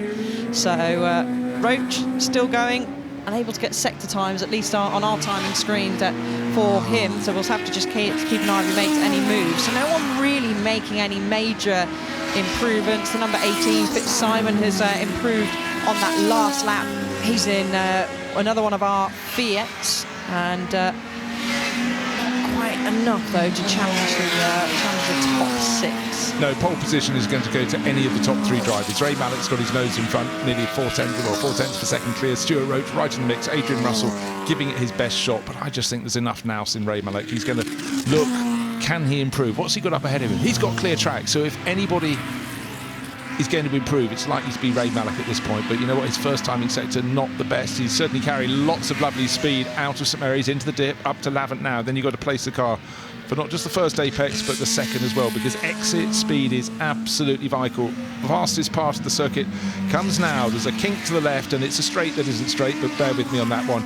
And down to Woodcote they'll go. But again, Ray Mallett got clear track. He can place the car where he wants it. He won't get a tow from anyone, but he's just got what he wants. Can he improve? His second timing sector about to come through, fastest of anybody. So his best lap so far 1 minute 29.7, a bit of something in the air ahead of him. Was wondering if it was a little flurry of rain, but right now it really doesn't matter for Ray Mallett. Down to the chicane. Is there going to be someone going through slowly in front of him? No is the answer to that. So this is the opportunity. He's got time for one further flying lap as well, but I think this is the one where it really has to count. No traffic, surely going to an even better fastest lap.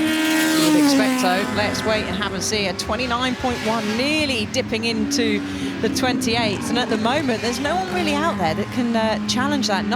No challenger put yet from Roach Russell, who finished and round out our top 3. They're still circulating. They will get another lap as well. So he has managed to get through that first part of that first piece of traffic as Malik, as he goes up now, as you said, through the crest into St Mary's. And I think again he might have another bit. Will have some clear space. Just like I say that there is a little bit of traffic there, but I think that's a strong time. I can't see anyone really at the moment challenging that. Look, I think the difference that lap to any previous lap he did was 0.6 of a second, and I think that all came from having clear track, not having to alter his line. This time he's going to catch some of the others. Can either of his rivals, Stuart Roach, Adrian Russell? Here's Stuart.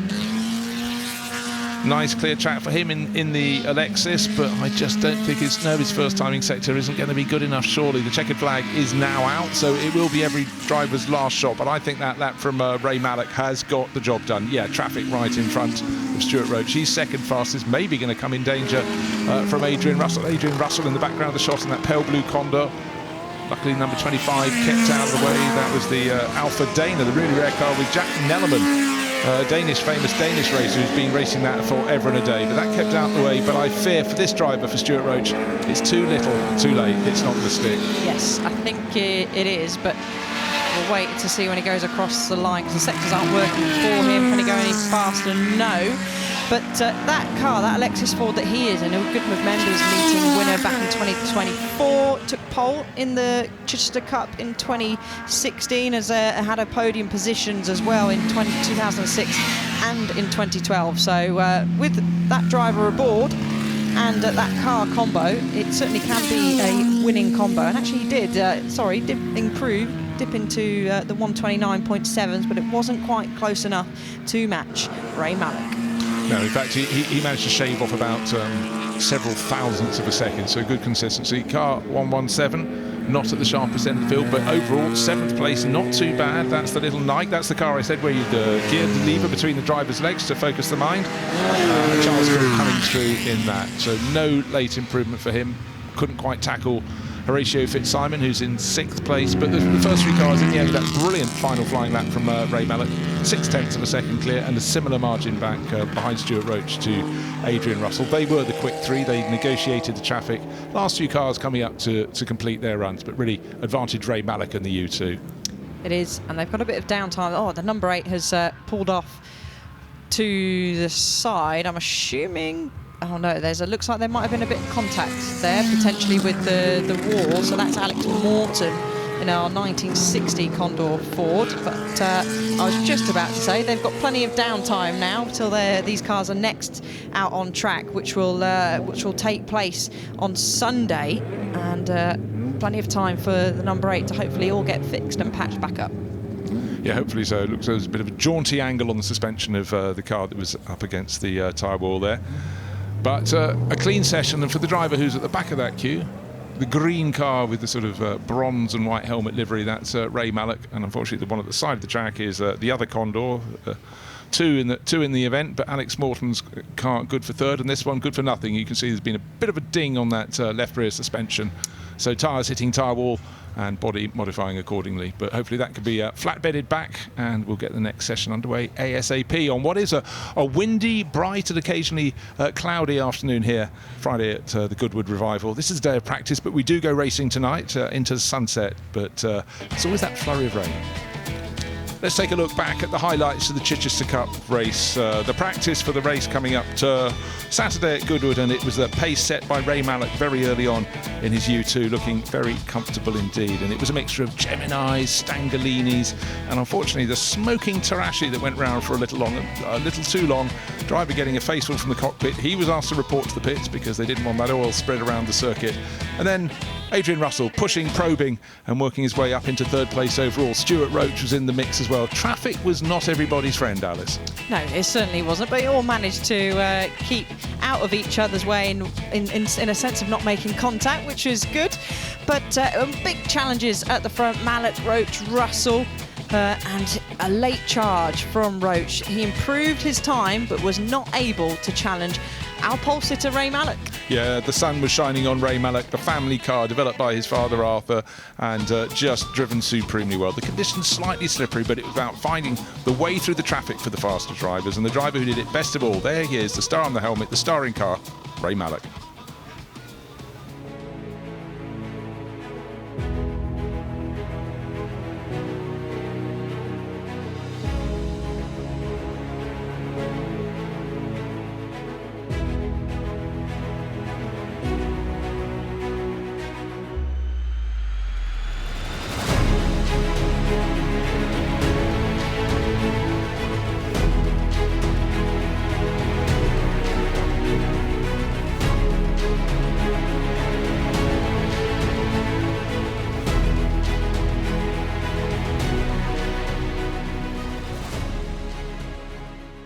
This was the first Easter handicap of sports cars, and Duke, driving car number 70, soon showed he was as much at home in the seat as in the saddle.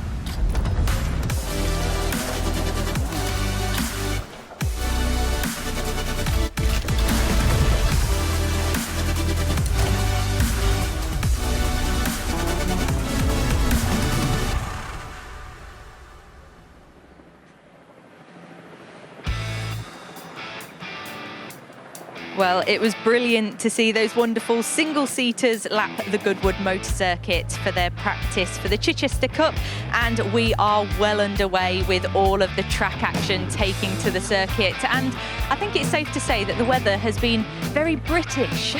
We've had all seasons and all types of weather going on here as the cars have been taken to the track. But I have to say, British but sunny. I think sunnier than we thought, and we've had more sun than rain, so I'll take that today. Yeah, and I think a lot of the drivers and riders were grateful for that. Luckily, the motorbikes got underway in the sunshine earlier, but some of the open-top cars did face a bit of rain. Harry, you've been keeping undercover in the commentary box, though, keeping nice and dry up there, I imagine.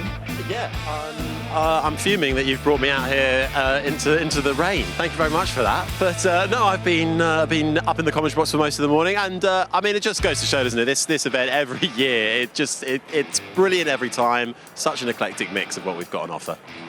Definitely, I couldn't agree more, and it's a pleasure to have you join us out here in the rain. We will let you get back to the commentary box, but for now, let's take a look at what's coming up for the rest of the day. So next up, we do have another of Revival's track parades where we'll be celebrating 100 years of Alfa Romeo taking their first World Championship.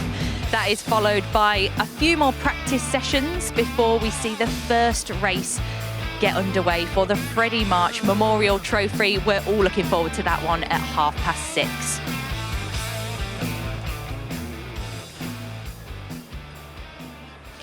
So, as I said, we are joined by one of our commentary team, Harry Benjamin. Harry, it's great to see you and have us out here. We have just taken cover as the rain has started once again. It's been a bit on and off today, but you've been in the bird's nest of the commentary box and you've been keeping a watchful eye on all the vehicles going out on track. What stood out to you?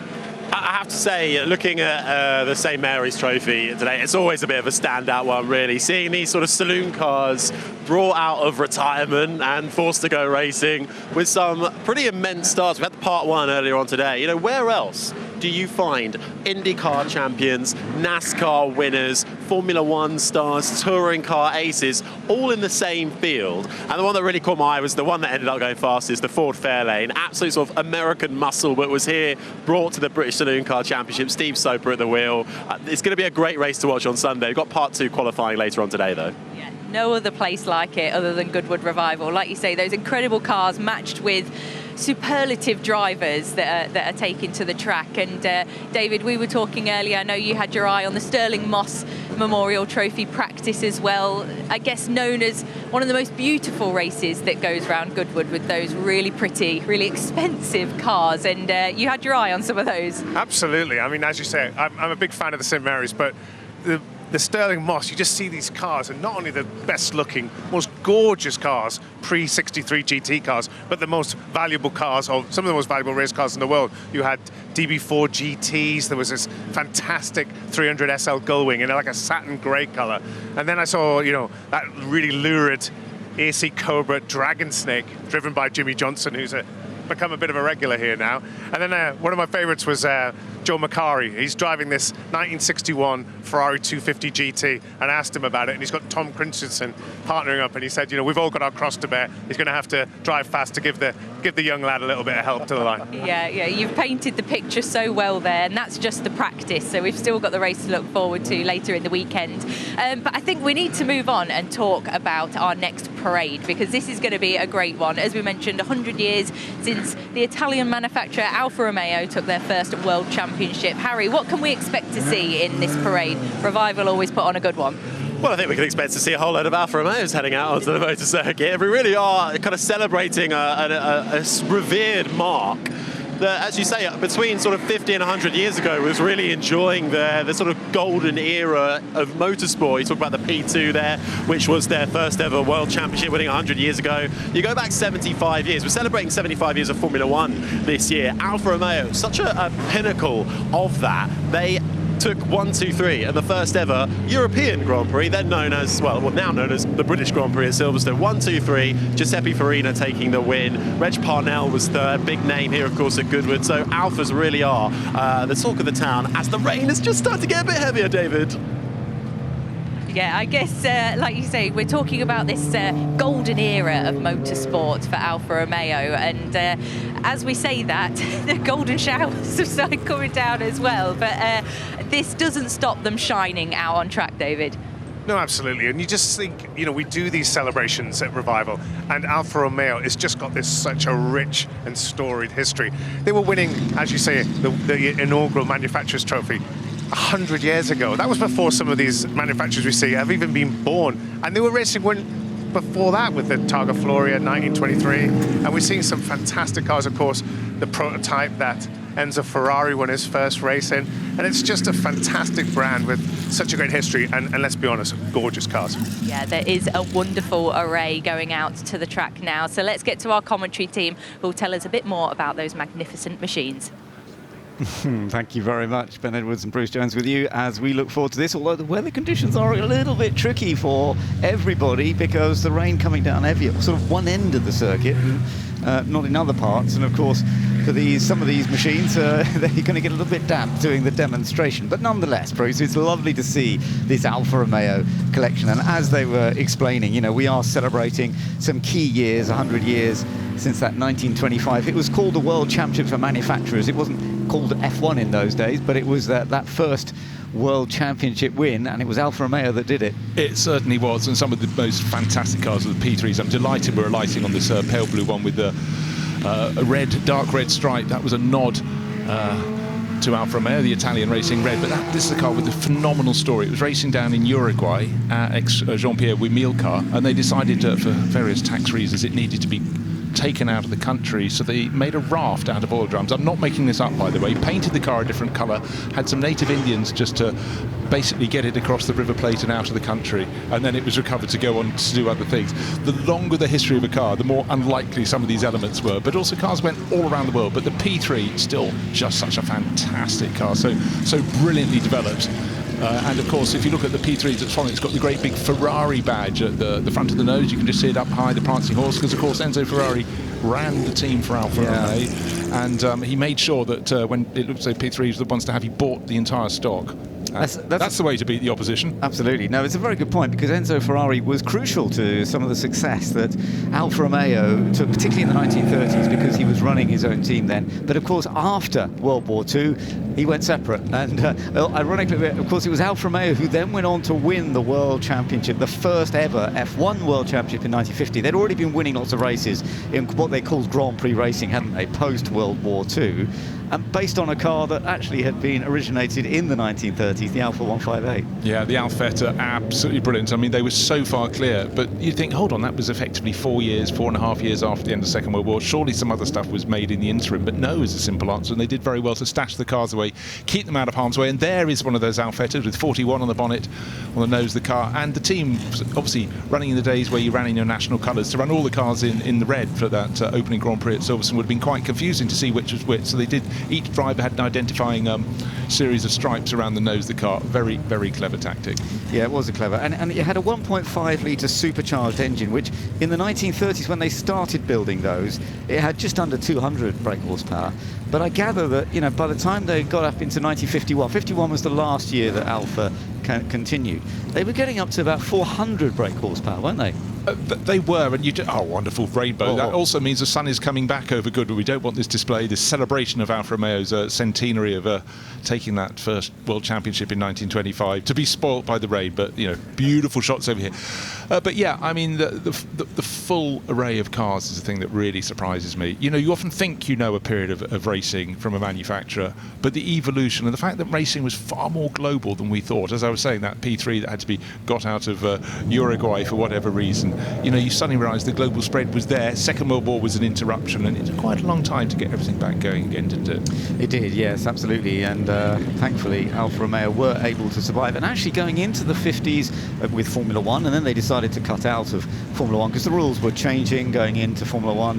They reduced the engine size. And also they realised that 1.5 litre supercharged was actually using a lot of fuel. And the Ferrari team were actually challenged their second year, and they did win the championship. Juan Manuel Fangio took the second title for Alfa Romeo, but they were under a lot of pressure by Ferrari because they were using more economical, they were bigger engines, but they weren't supercharged, and they used a bit less fuel. They didn't have to keep making so many pit stops. Yeah, and also Alfa Romeo worked out that they needed to keep their own cars going, so competition had to take the back burner. But look at some of the exquisite shapes. The little TZ1 GTs down there, the TZ2s with the truncated tail, the 8C Monzas, there's the 8C 2300s. There is the whole array here. You get down towards the back of the ones I like almost the most. The little Giulia Sprint GTAs, just so exquisite in touring car racing across Europe in the mid-1960s. So something for everyone with Alfa Romeo, and it is a manufacturer that always has had competition at its heart. Absolutely, and it went right on into the 1970s, didn't it? Because 50 years ago, we're still sort of celebrating when Alfa Romeo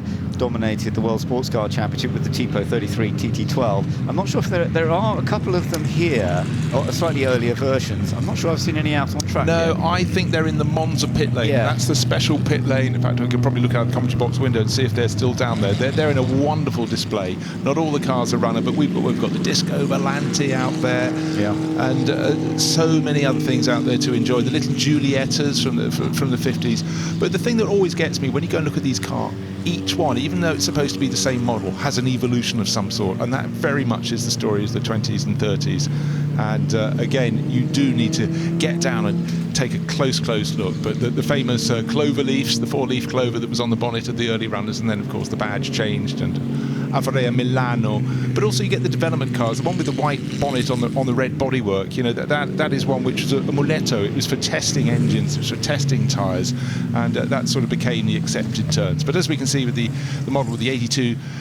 Just going through, that's a very, very early one, and that's got the famous cloverleaf on board with the white triangle background.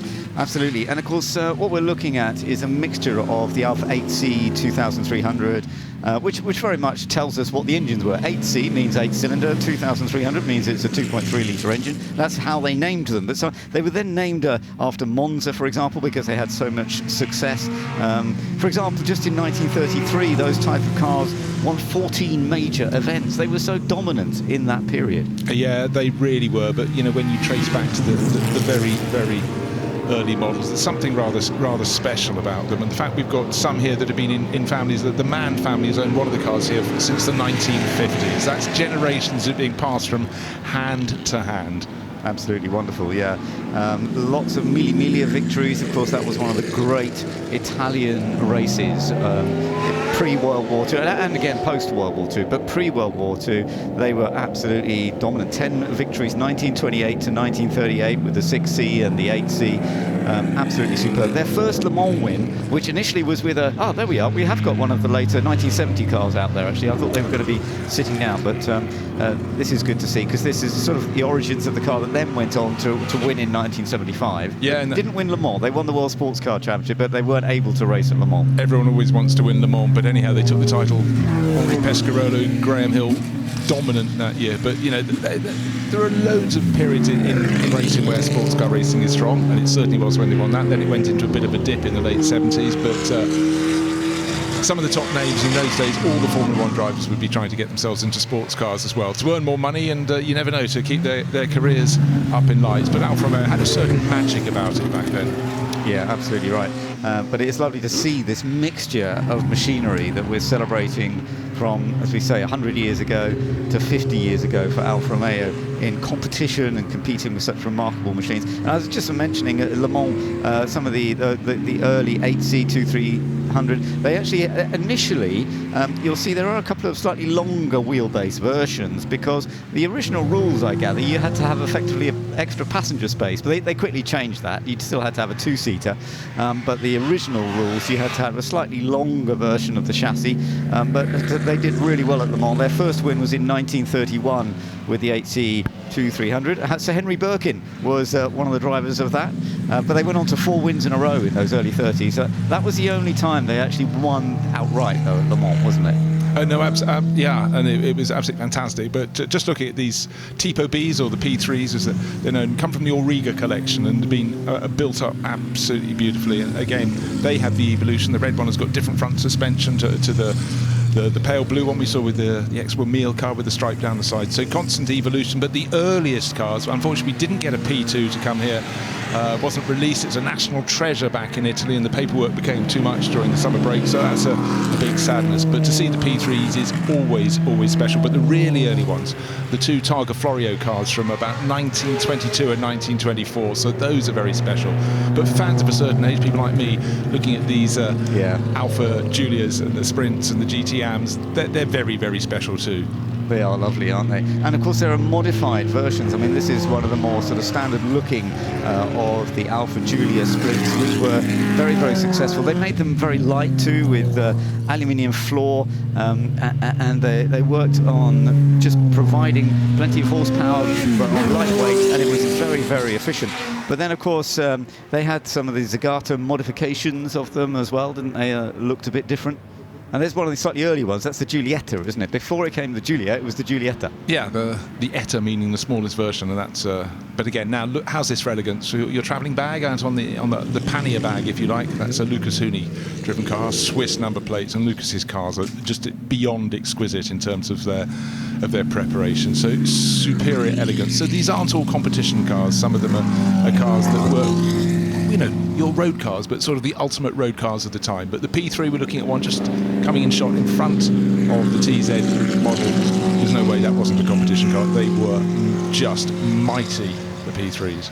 Yeah, but these TZs, these Alfa TZs based on the Giulia, but with very modified bodywork to make them compete very effectively in the fast tracks like Le Mans, for example. They would run in class in those days rather than sort of overall, but very effective, very beautiful machinery, and you can see this very stylish vision really from this particular version. Yeah, that wonderful truncated tail, effectively a cam back end on the car, but really beautiful. But I'm delighted the rain flurry that greeted the cars has passed away. We can see these cars in the sunshine. We'll see them each day through the Goodwood Revival, but a real treat. And if you're at the circuit, do walk out to see them. They're parked halfway down the Lavant Straight, and when you see the sheer assembly of cars that are here, it is something very special.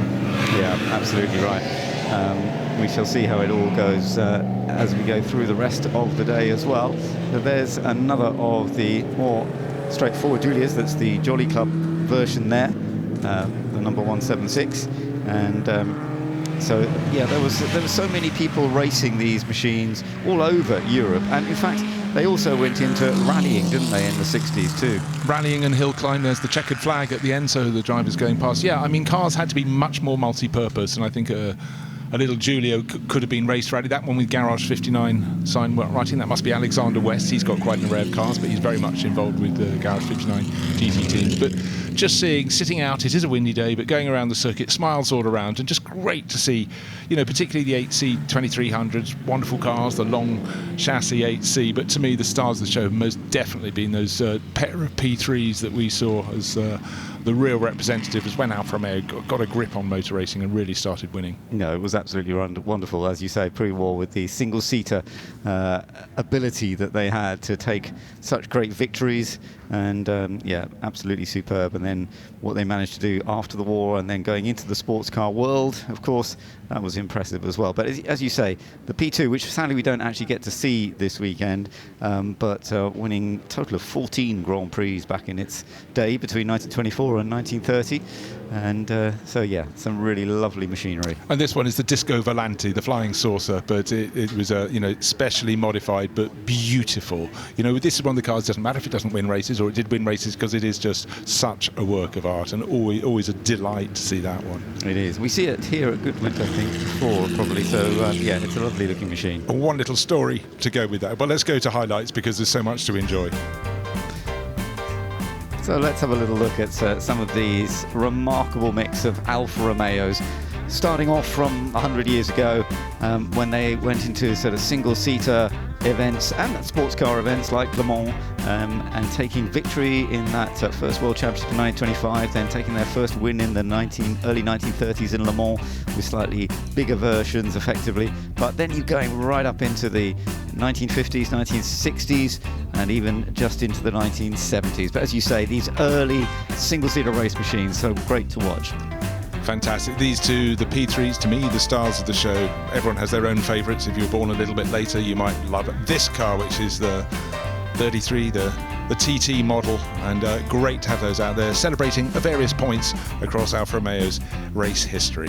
Absolutely right, and some great star drivers. Of course, Tazio Nuvolari, for example, was a great Alfa Romeo driver, and when they were competing against the likes of Mercedes in the 1930s, he managed to take the last win in 35.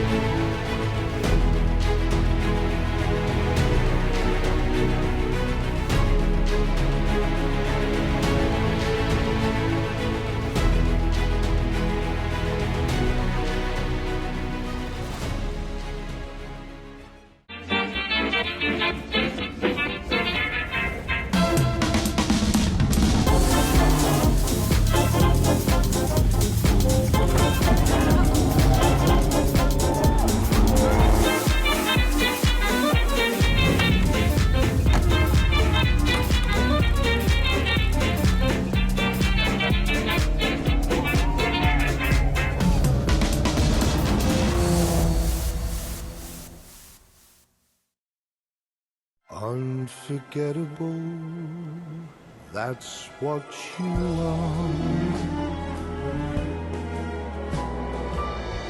That's why, darling, it's incredible that someone so unforgettable thinks that I am unforgettable too.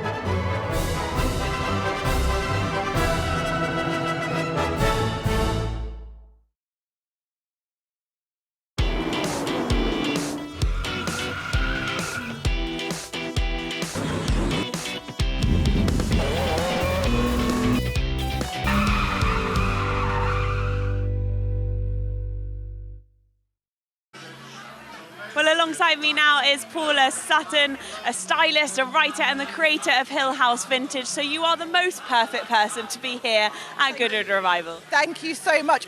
Well, I've been coming since the beginning. So it's not just about the clothes and how we look, but it's also about the cars for me. So I'm sort of like dual interest. And also, you have such an interesting life because you lived in London and you were working in fashion, and then you slightly went into vintage. Why was the switch? Well, the whole vintage aesthetic was mainly because we moved to this big old house in the countryside, had no money to fill it, and had to find really inventive ways of filling these rooms. And vintage was the most, one, economical thing to do, but also the house deserved it. It's a house built in 1822, it's a Regency house, and it deserved to have beautiful old, whether it was vintage or antique. So I started filling it with relatively cheap finds and, car boot finds and old curiosity shop finds. And then with that, of course, you start adapting and adjusting how you look. I've always been into my vintage aesthetic. I worked in fashion for many years. And so I was always into my 1950s silhouette. But then I really leaned into it. Once the house started to come together, I really leaned into the whole vintage life. also that would create stories as well, which is something that we don't see as much anymore. But I think a house filled with that. I think you were just interviewing Richard E. Grant on the stage, and he said, "My house is filled with lots of things from all my dead relatives." Absolutely, and we were both agreeing that dead relatives things are wonderful things. I mean, what is better than something that tells a story over time and having a multi-layered home and a multi-layered wardrobe? Completely agree with you. Tell us a little bit about your outfit today that you're wearing. So I'm wearing an original 1940s gabardine suit with some beautiful embroidery detailing. And it's lovely. It's got a slightly fitted silhouette, so it's got a really 1940s look to it. My hat is also 1940s original vintage. This was a felt hat, all navy blue. And I'm topping it all off with a pair of modern shoes. But I say a pair. I have one modern shoe and one leg in cast. You do have one leg in cast, so you're looking very stylish despite that. A little tennis accident. A little tennis accident. I thought I was good at tennis. I hadn't played for a few years. And I overstretched, and my Achilles tendon overstretched with it. So sadly, yes, I'm not able to walk properly, but I was determined to get here. There was nothing that was going to stop my full house of coming to the revival every year. We're so pleased to have you here, Paula. It's wonderful to see you and hear your stories, and I might have to pop round to your house one day and have a look at all the antique and everything vintage in there. Paula, thank you. You'd be very welcome. Thank you so much. Chris, you've just been having a seat fit. It seems sort of quite late in the day, but I guess you guys just jump in and get on with it.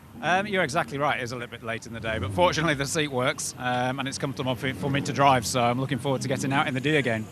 And can I ask, I mean, obviously, you've driven so many historic cars, but when you go out at Goodwood, it's a wet circuit, it's a car you haven't driven for a while. How long does it take to get back in the groove? Is it a lap? Is it 10? I think I'd be 10,000. I guess it's around 3 laps, especially in the conditions that we've got now, with just having had that rain. The last time I drove this car was here last year in wet conditions, so hopefully it'll be similar to what it was back then. And what are these like in the wet, the Ds? Are they quite benign? No, they're quite an animal, really. There's very little adjustability that you can do quickly, so we're effectively on a dry setup. So fingers crossed, and just that's why I say I think to learn the circuit in these conditions with this car, be about 3 laps, I think. So you can't soften this off, soften it up at the back, at the front, and I guess you change the pressures? Yeah, you can change the tyre pressures, but trying to change the actual damper settings is really difficult. I think you've got to have the damper off to change it and then put it back on again, so it's quite intensive. Yeah. Right, dry setup it is then. Enjoy. That's it. Thank you very much. Dry setup. Let's hope. I think we've had our flurry of rain, and now we're back to blue skies and white puffy clouds. And it's Harry Benjamin and Alice Powell with you now in the commentary box as we gear up for the Sussex Trophy practice. We've got 50s World Championship sports cars. So we're looking at 1955 to 1960 here. And again, that's another really nice range. We're just hearing there about the D-Type, the long-nosed Jaguars, but we've got a couple of Listers in there as well, and a few Coopers too. We have a wide range of cars to be excited about, of course, like we have in every session here at Goodwood Revival. So this will be a 25-minute race, which will take place on Sunday at 10:30. As I'm expecting, this is a 20-minute practice session. We're going to see the fastest times towards the end of the session, Harry, when track conditions will be at their best. The track will start to dry. We've got a whole host of cars out there, over 20 on the grid. So it should, with this breeze, dry fairly quickly. Yeah, this though really is a staple of the Goodwood Revival. One of the prettiest races it is being billed as, really bringing together the World Championship sports cars and production sports racing cars from the 50s. We're in an era when cars are really designed to be as beautiful as they are fast. Really lovely, sleek lines, and some with that really sharp shark fin directly behind the driver's side. Others going with a slightly more elongated version. We're looking at the moment at one of the Lotus 15s making its way through. Roger Wills at the wheel of that, front-engined with a Coventry Climax in the front of that, initially designed for Formula 2 and Grand Prix racing. Yes, and actually the cars that were pretty competitive are the Lotus Climax. The Lotus Climax 15 was the winner for the last two Sussex trophies that we had. That was Oliver Bryant won both of those. You then got a couple of Jaguars with James Cotting behind the wheel that won in 2022 and 2021. And it's always super competitive, this race. So I'm expecting we're going to have a close and exciting qualifying or official practice as the drivers just trying to make their way through, try and find a little bit of track space, and there we go. The car number 1 that just flashed through shot there was Oliver Bryant behind one of our Lotus Climax 15s, and he will be trying to make it 3 wins in a row. This is that Jag D-type long nose. We heard from Chris Ward with Ed a little earlier on, the original 1955 Le Mans winning Jaguar D-type, driven by Mike Hawthorne in period. And Chris Ward then with setting sail really towards Madrick through that right-hander. This really the aerodynamic evolution of that original D-type. Longer, more streamlined front for that reduced drag, increased straight line stability, the shark fin there at the back. Helping with the stabilization and the aerodynamics. As are we going to get a little bit of a slip and slide? We are, and it's going to be one of the, it is going to be Chris Ward's D-type long nose, so we must have just missed that. And you could see him also snaking out of the last corner as well, and actually back in the 50s, particularly 55, it had a max speed of 172 mile an hour compared to for example, the Ferrari 491, which was around 160. So that was certainly a benefit of this Jag D-type with that 3.8 litre engine. But back out front, the number 24, who's sitting actually, second place, and it's Bryant that's just shot to the top of the times with a 1:37.4. But Roger Wills, is on a very good lap, and I expect we're going to see these times keep chopping and changing, because again, it's such a competitive grid. Yeah, and even though it is drying out once again, all you have to do is dip a wheel on one of the painted white lines, a bit of grass, and then suddenly you find yourself with your wheels spinning as Roger Wills approaches the start finish line in that Lotus Climax 15, half a second down by the end of it. Ollie Bryant is the quickest at the moment, make that Chris Ward as he puts in a clean lap this time around in that D-type and goes to the top, a 1:37.1, and then is immediately displaced once more. The time's just going to keep tumbling, aren't they? It's going to keep tumbling, the track's going to keep getting better, the wind is picking up, so that's going to increase. Mind you, I'm looking at the back of the commentary box, and there is a dark cloud coming in, so hopefully we haven't commentator cursed it just yet, but you can see then at the other side of the circuit, the sun is out. Chris Ward's got a bit of traffic to go past, but you can already see actually through that part of St Mary's, we are starting to see a couple of dry patches, so it's very close at the top between Ward, who's on your screen now, and Bryant in the number 1 Lotus Climax 15, and I expect that we will see a good battle, particularly if maybe it does dry up towards the end of this qualifying. Ward said he particularly is a handful, and more so in the wet, and I think that's evident from his driving that we're seeing going around there. He's a lot of opposite lock going on, even in a straight line when he was coming out of the chicane. Yeah, just getting up to speed with every single lap that goes by, as we are seeing sports cars from 1955 through to 1960, really sort of closely matching what we saw back in 1958 at Goodwood, is really working the steering wheel under braking coming into the final chicane as Chris Ward. That 1958 running of the Sussex Trophy, that was won by Sterling Moss aboard an Aston Martin DBR2. And Chris Ward crossing the line and going fastest by 1.2 seconds, 1:35.8, and there's a whole gaggle of cars coming, but we've got these Jaguar D-types making their way around. We've got Lister Nobblies, we've got Lola Mark 1s, really is creating quite the lineup. Lotus 15s, of course, finding success at the motor circuit for the past 2 years, so you can't not rule out those Lotus 15s. They are to be kept an eye on, but Chris Ward in that D-type setting the early benchmark. Yeah, we just saw there Christian Albrecht jumped up in the 1958 Scarab Chevrolet, and that was designed for road racing but quickly became famous for its nimble handling, its powerful performance, and actually quite good success against European competition in the late 1950s. So we'll keep an eye on that, because he is only, just over 2.5 tenths off the lead at the moment and has just set the fastest first sector of anybody, actually by quite a chunk, over half a second ahead in the first sector of Chris Ward and Ollie Bryant. Yeah, look out for that number 5 car, the Scarab, powered by Chevrolet. Here it is coming on screen now in the blue and white.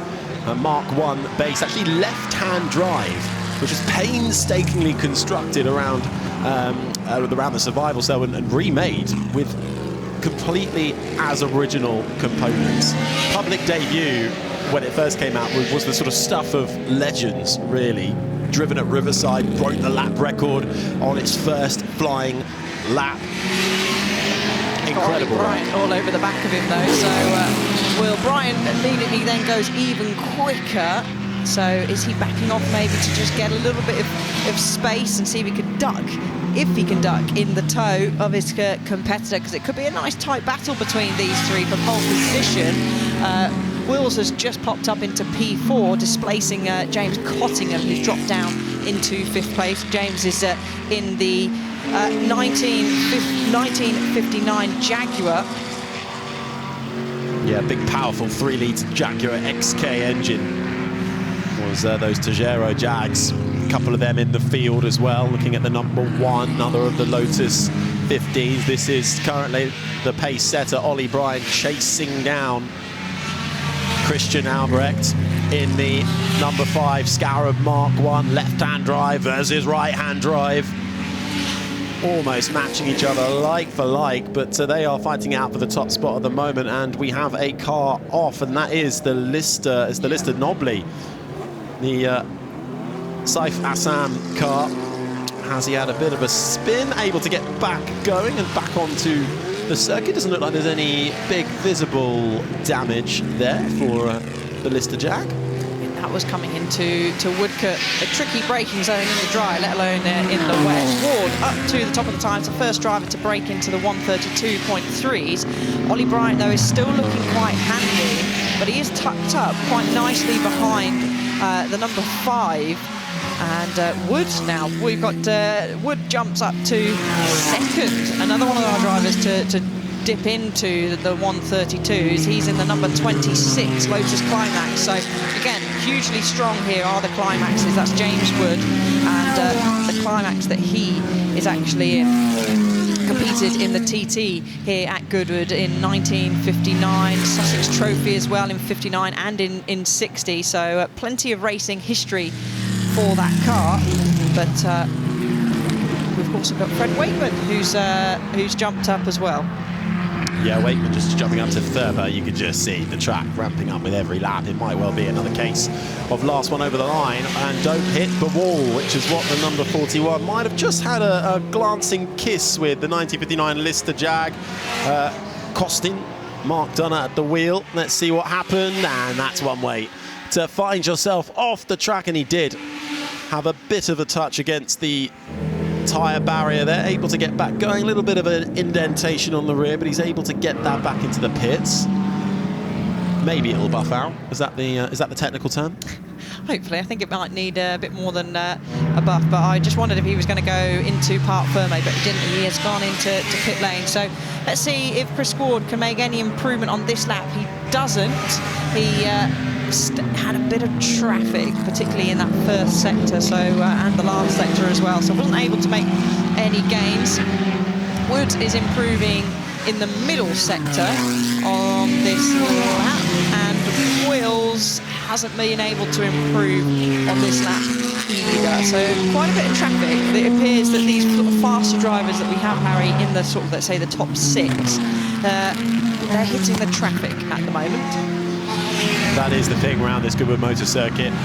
3.8 kilometres, 2.4 miles long. And when you have a field of, well, 27 cars, which we do in this Sussex Trophy, finding everybody a suitable gap can not be the easiest thing in the world, as we get a nice look at the Lister Nobly with that distinctively curved bodywork designed to house that powerful Chevy, as we've got quick lap times once again coming in. This time it's from Roger Wills in that Lotus 15, looking quick. Wills at the moment down in SIG.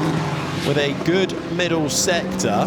He's got some traffic though in front of him. Is he going to be able to navigate it through? It's actually Chris Ward that's getting all out of shape in the D-type through the exit of Woodcote Corner. This is going to look good for Roger. I expect that he will shoot up to the top of the times. Yeah, wow, straight into the 1:30. So this is, look how quickly, Harry, the track is dry, and we will see these times tumble even further into the 1:29s, potentially as well if it dries further out the back, the 1:28s, as they're just trying to make their way through past that looked like one of our Alton Jaguars. I think it is the number 15, John Burton, behind the wheel, and actually another one of the cars that raced in Goodwood in period through from 1959 to 1964. Looking at your current top two, making their way through the screen with the number 24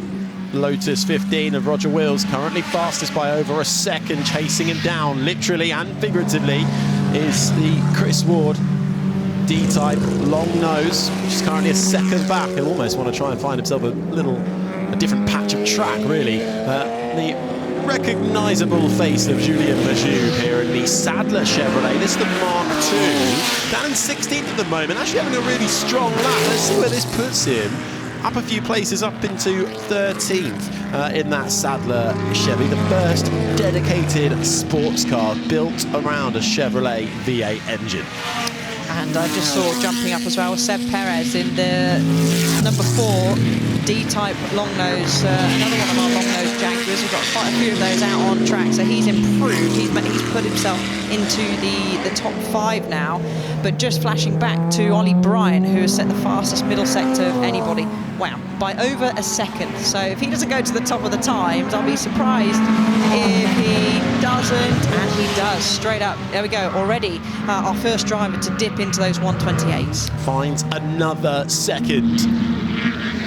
Does Ollie Bryant now, the top dog in that number 1 Lotus 15, making its way around this, the qualifying for the Sussex Trophy. We're looking at World Championship sports cars that race between 1955 and 1960. We'll have the race for this on Sunday at around 10:30 in the morning to see these beautiful machines, beautiful and fast, making their way around this Goodwood motor circuit. Perez has just jumped up a few places up into 5th, Seb Perez in the number 4 Jag D-type long nose, that aerodynamic evolution of the original D-type, and going strong still. Ollie Bryant holding firm at the moment.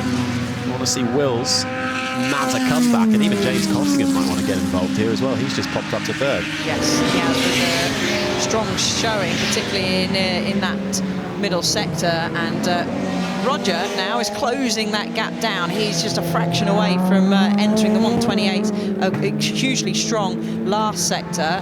Ollie Bryant, I don't think it's going to be improvement for this lap. Let's have a look. No, he's back now down into the 1:29, so he wasn't able to make his way slightly further up, but it's constantly changing this order anyway. At least the top 4, as you said, James Cottingham made his way further up there. Let's see if the Chevy can, and there we go, straight up into 2nd place, and so close now, under a 10th separating our top 2 drivers, and then slightly further back 3/10 separating our top 3. Christian Albrecht, less than a 10th, as you say, Alice, but can't quite pin Ollie Bryant. A 1:28.9 versus a 1:29.0. This is currently the 2nd place car that we're looking at. This, the 3rd place car at the moment, with just under 3 minutes remaining. So a few more flying laps left in the tank if they've got it in them. This Roger Wills' Lotus Climax making its way around at the moment. Raced in period by the likes of Roy Salvadori, raced by Bruce McLaren, Sid Jensen at Goodwood in the RACTT back in 1958. These Lotus 15s. Decent first 2 sectors for Roger Wills. Can he challenge to the top? Oh, nearly. and an absolutely epic final sector, but he is pipped by a 10th by Chris Ward in the D-type Jag, who goes to the top. It's drying, and he said the D-type suited the drier conditions, and it certainly is. I'm expecting we're probably going to dip into the 127s during this session. I didn't expect that, and Goodwood is drying faster than I certainly anticipated, but we haven't got long, so some of these drivers will only have this lap and certainly one more, so another fast sector in the first sector for Ward, so the track is certainly coming to the D-types at the moment. James Wood's Lotus 15, though, has something to say about that. He's just popped up into second, less than a 10th away from the D-type. As we're getting a look at one of the Tejero Jags, James Cottingham was up there, about 1.5 seconds back, down in 7th. James Cottingham, decent first sector. Can Cottingham get himself up there? Oh, Roger Wills, we'll look out for him, because he has set a really good first sector, Harry, and nearly matched the purple that's set by Chris Ward, who's the driver on screen now, that I don't think he's really going in a straight line very often. I know that there's not many straights here at Goodwood, but even when he is going in a straight line, the D-type is snaking all over the place. He doesn't make an improvement on time, but there we go, into the 127s, 0.8 of a second. Up the road now is Roger Wills, but Brian is so quick in that middle sector, so will he now challenge for the top of the times? We'll expect to see him, just so close, 0.06 of a second off pole position. James Wood, can he find improvement? No, stays 4th at the moment, so advantage then going to Roger Wills and his Lotus 15. 60 thousandths of a second separating him and Ollie Bryant, currently in second in another of the Lotus 15s. Chris Ward in the Jaguar D-type long nose. A little further adrift in third, but we're going to have a final dash to the line, aren't we, as the clock counts down to 0. Bryant's caught some traffic, Harry, and he won't get another lap. Checkered flag is out, so it's going to be potentially a shootout between that man on screen there, Chris Ward, and Roger Wills, because Roger has done an almighty first sector, and I think he's done another great middle sector as well. Has Chris Ward got anything to challenge him in that last sector? That's smoke pouring out of those rear tyres. He's been fairly lucky with the traffic in that chicane, caught it at the right time, hit all those shifts nice and clean.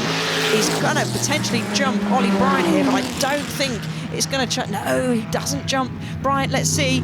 But Roger Wills, he does not stretch his legs at the top. He got traffic at the end because he lost a couple of seconds in that last sector. And Brian, he's done it! Wow! What a final sector from Ollie Bryant! Wow! Less than, what, 60 thousandths of a second. That is incredible from the Lotus 15. It was all done in that final sector. He lost 1.5 seconds in that first sector, and he did a decent middle, but that final, like you just said, Harry, that's what got it him. He was fast, nearly a second quicker than anybody in that last sector. And a second covering the top 4 as well. Ollie Bryant taking the spoils right in the close of the Sussex Trophy.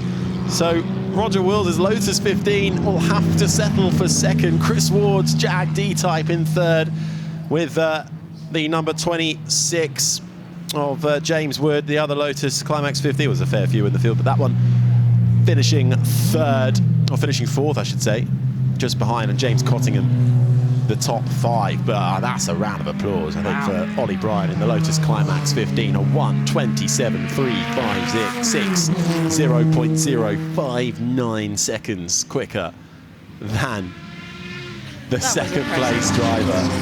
That he needed a good final sector to real challenge it. I thought it was all done because of that first sector, but Ollie said, no, I've got something to say about that. And again, he is looking for his 3rd win in a row in the Sussex Trophy. And Chris Ward will be hoping for dry conditions on Sunday, but I don't think he's going to get it with the forecast that we've seen. No, lap times though were increasing or getting quicker with every single lap that went by for these sports cars that raced between 1955 and 1960 out there for the Sussex Trophy. And Chris Ward really was off to a flying start, a little bit too quick at times as well in that D-type long nose.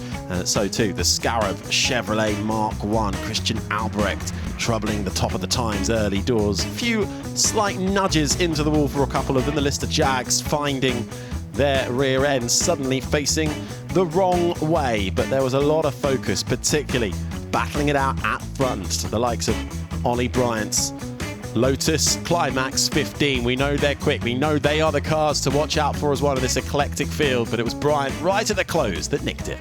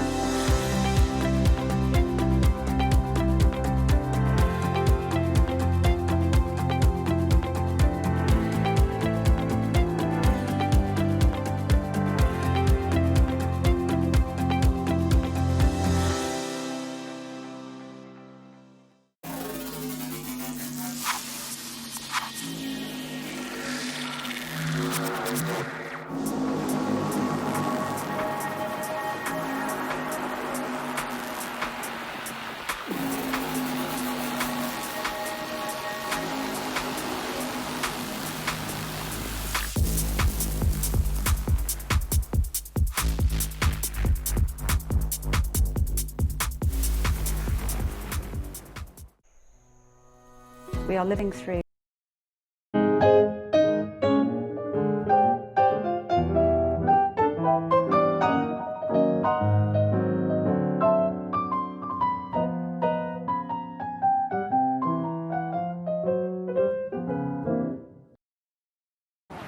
Jack, I think you came to the Revival last year, so who twisted your arm to get into a Cobra? Oh, well, the Duke, obviously. No, it doesn't take much, you know, to go racing in beautiful cars. And it's a very beautiful track as well. It's got good rhythm. I've never been around it, so I'm very excited now. And as you're showing with Nick, have you got any tips off him? Yeah, how to drive it nice and easy and safe. The issue is he's a much bigger guy than I, so reaching for the pedals is a little bit tough. And Cobras in the wet, I guess it's all about being smooth. Well, I need to learn the track. That's the first thing. I've never driven the track. I've never driven the car. That's the first thing. Take it easy. Figure out where the track goes. And there's a few other pretty big names on the grid. Have you asked them for any advice? Not really. We're just all here having fun, you know. So we've all had careers. So we're not here trying to make a big splash. Well, look, go out and enjoy it, and we'll maybe have a chat when you come in. Thank you very much.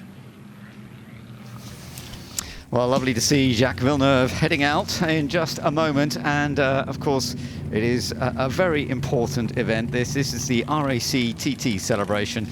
Two-driver event, 1 hour race that will take place later on over the course of the weekend. Closed cockpit GTs, selected prototypes in spirit of RAC TTs. So lots to look forward to. Let's go back to Ed.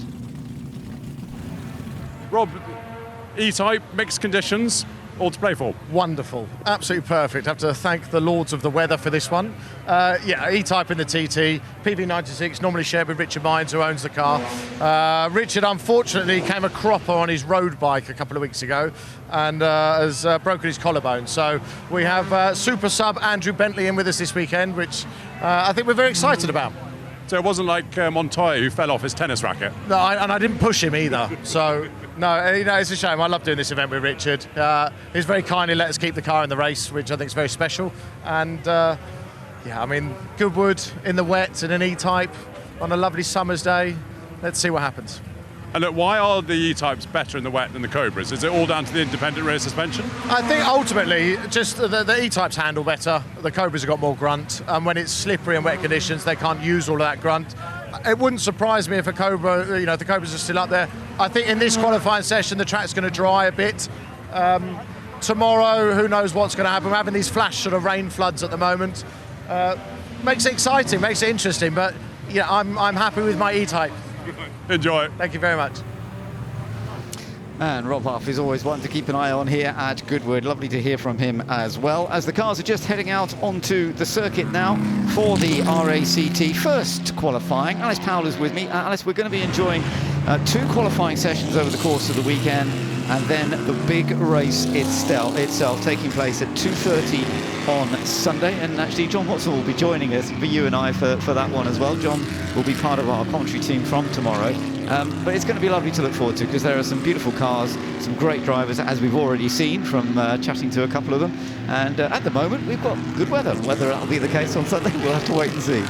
It sounded like Rob Hoff might have wanted it to have been wet, but sadly not at this stage, early stages of the session. But as you said, fantastic cars that we've got, from the Cobras to Chevrolets to the Jags, and great drivers. Tony Kanan's going to be taking part, Button, Villeneuve, who we just saw there, Jimmy Johnson, Tom Christensen, and the list goes on and on and on.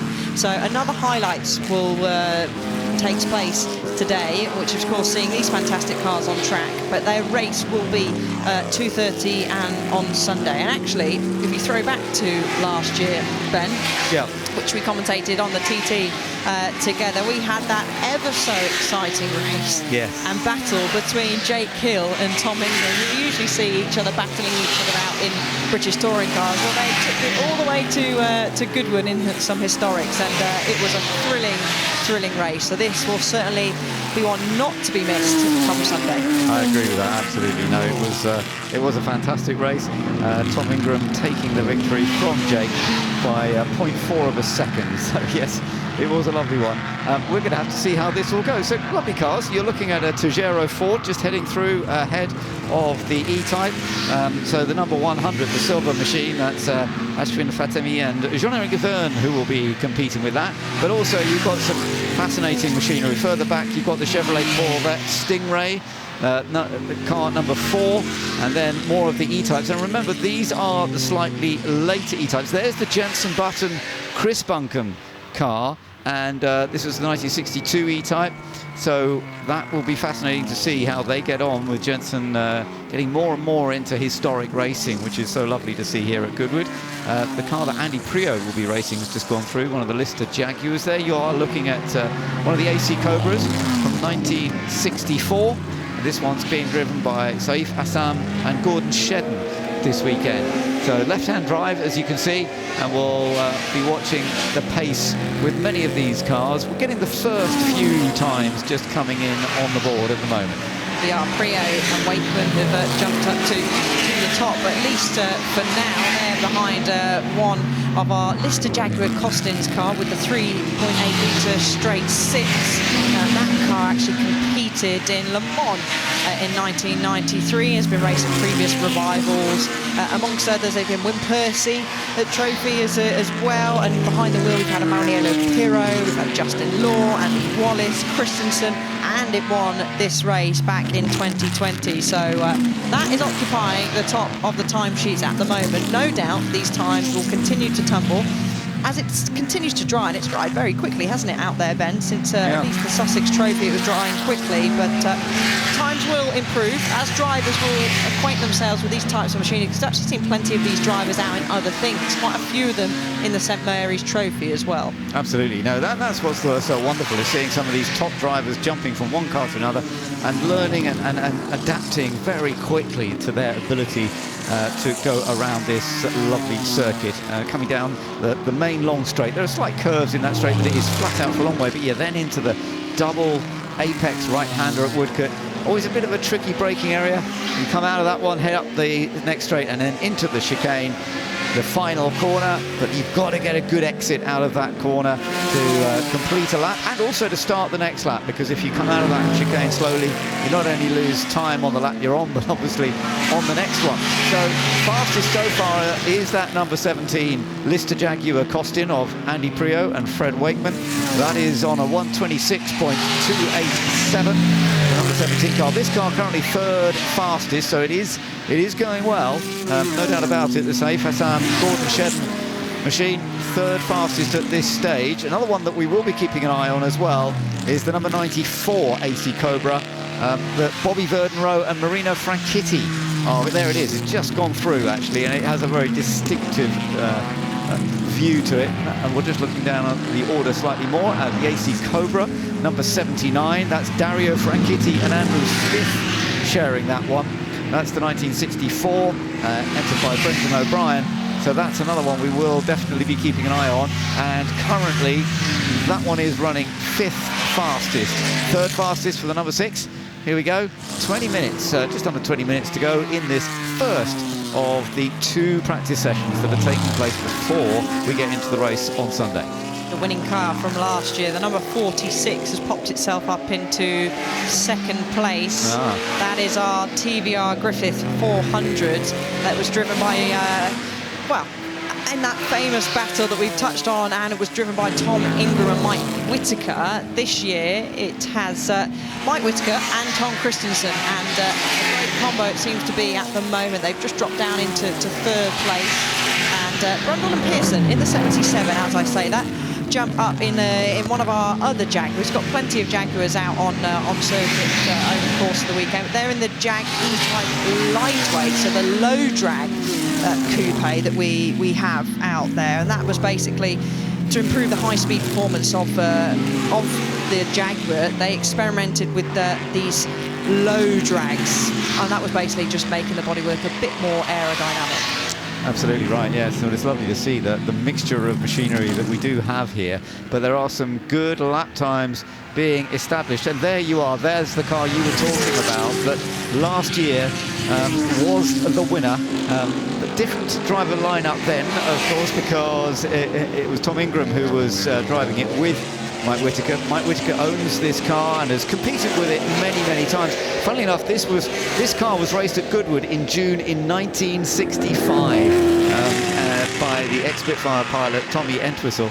And so it's lovely that it's still racing here at Goodwood. Over the line it goes, and yes, that's impressive. It's gone fastest outright once again. So this car, as the winner last year, is definitely going to be a major threat again. It's going to be a threat, but I think it's going to be coming into the pits.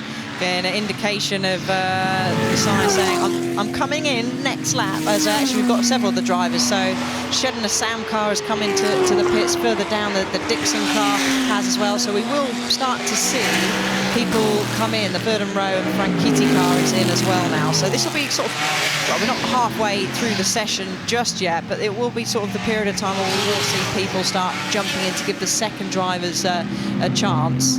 And is that a seatbelt or part of a belt, maybe some tape that is flying out the side of the 24 car?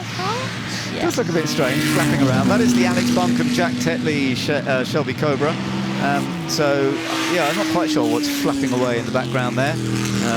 But whether that's, I don't think that's going to cause too many problems, as long as it's not recognised to be dangerous by the marshals and the stewards, of course, in which case they will want it to come into the pit lane. But it doesn't look anything too serious, does it? No, it's not been in the pits yet, so it might get fixed when they do their driver change. Prio, Wakeman, that vehicle that's occupied by them at the moment is moving pretty quickly, as fast as of anybody in that middle sector, so this could be the lap that they potentially jump up into top spot. We've got the 88 Jag E-Type, and it's an Ingram and Kent that are going to be behind the wheel this week. Richard Kent, I think, is behind at the moment, looking at the helmet and trying to make their way slightly further up the order. Let's have a look, sitting in 9th place at the moment. Yeah, so when Tom Ingram gets in that in a little while, that could be very, very interesting to see how it goes. It's already going, as you say, Richard's doing a good job already. This was the fourth fixed-head right-hand drive made by Jaguar, raced in 1962. Looking at something a bit different here, though, this is the Porsche 906. So as you can see, we have quite a mixture of machines. This is from 1966, the Porsche 906, number 80. And yeah, this one with a 2-litre flat 6-cylinder engine was created for the World Sports Car Championship then.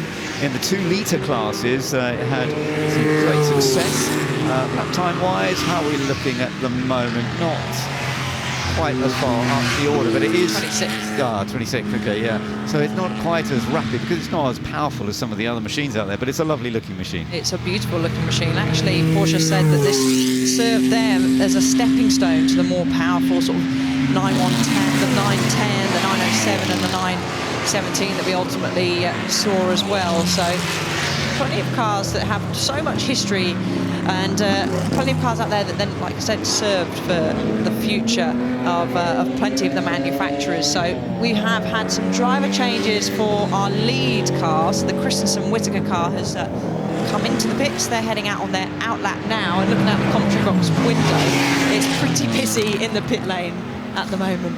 Yeah, there's quite a few cars down there, aren't there? So, but let's just wait and see how this all goes. At the moment, it is the Tom Christensen, Mike Whitaker car that is fastest by just a tenth of a second.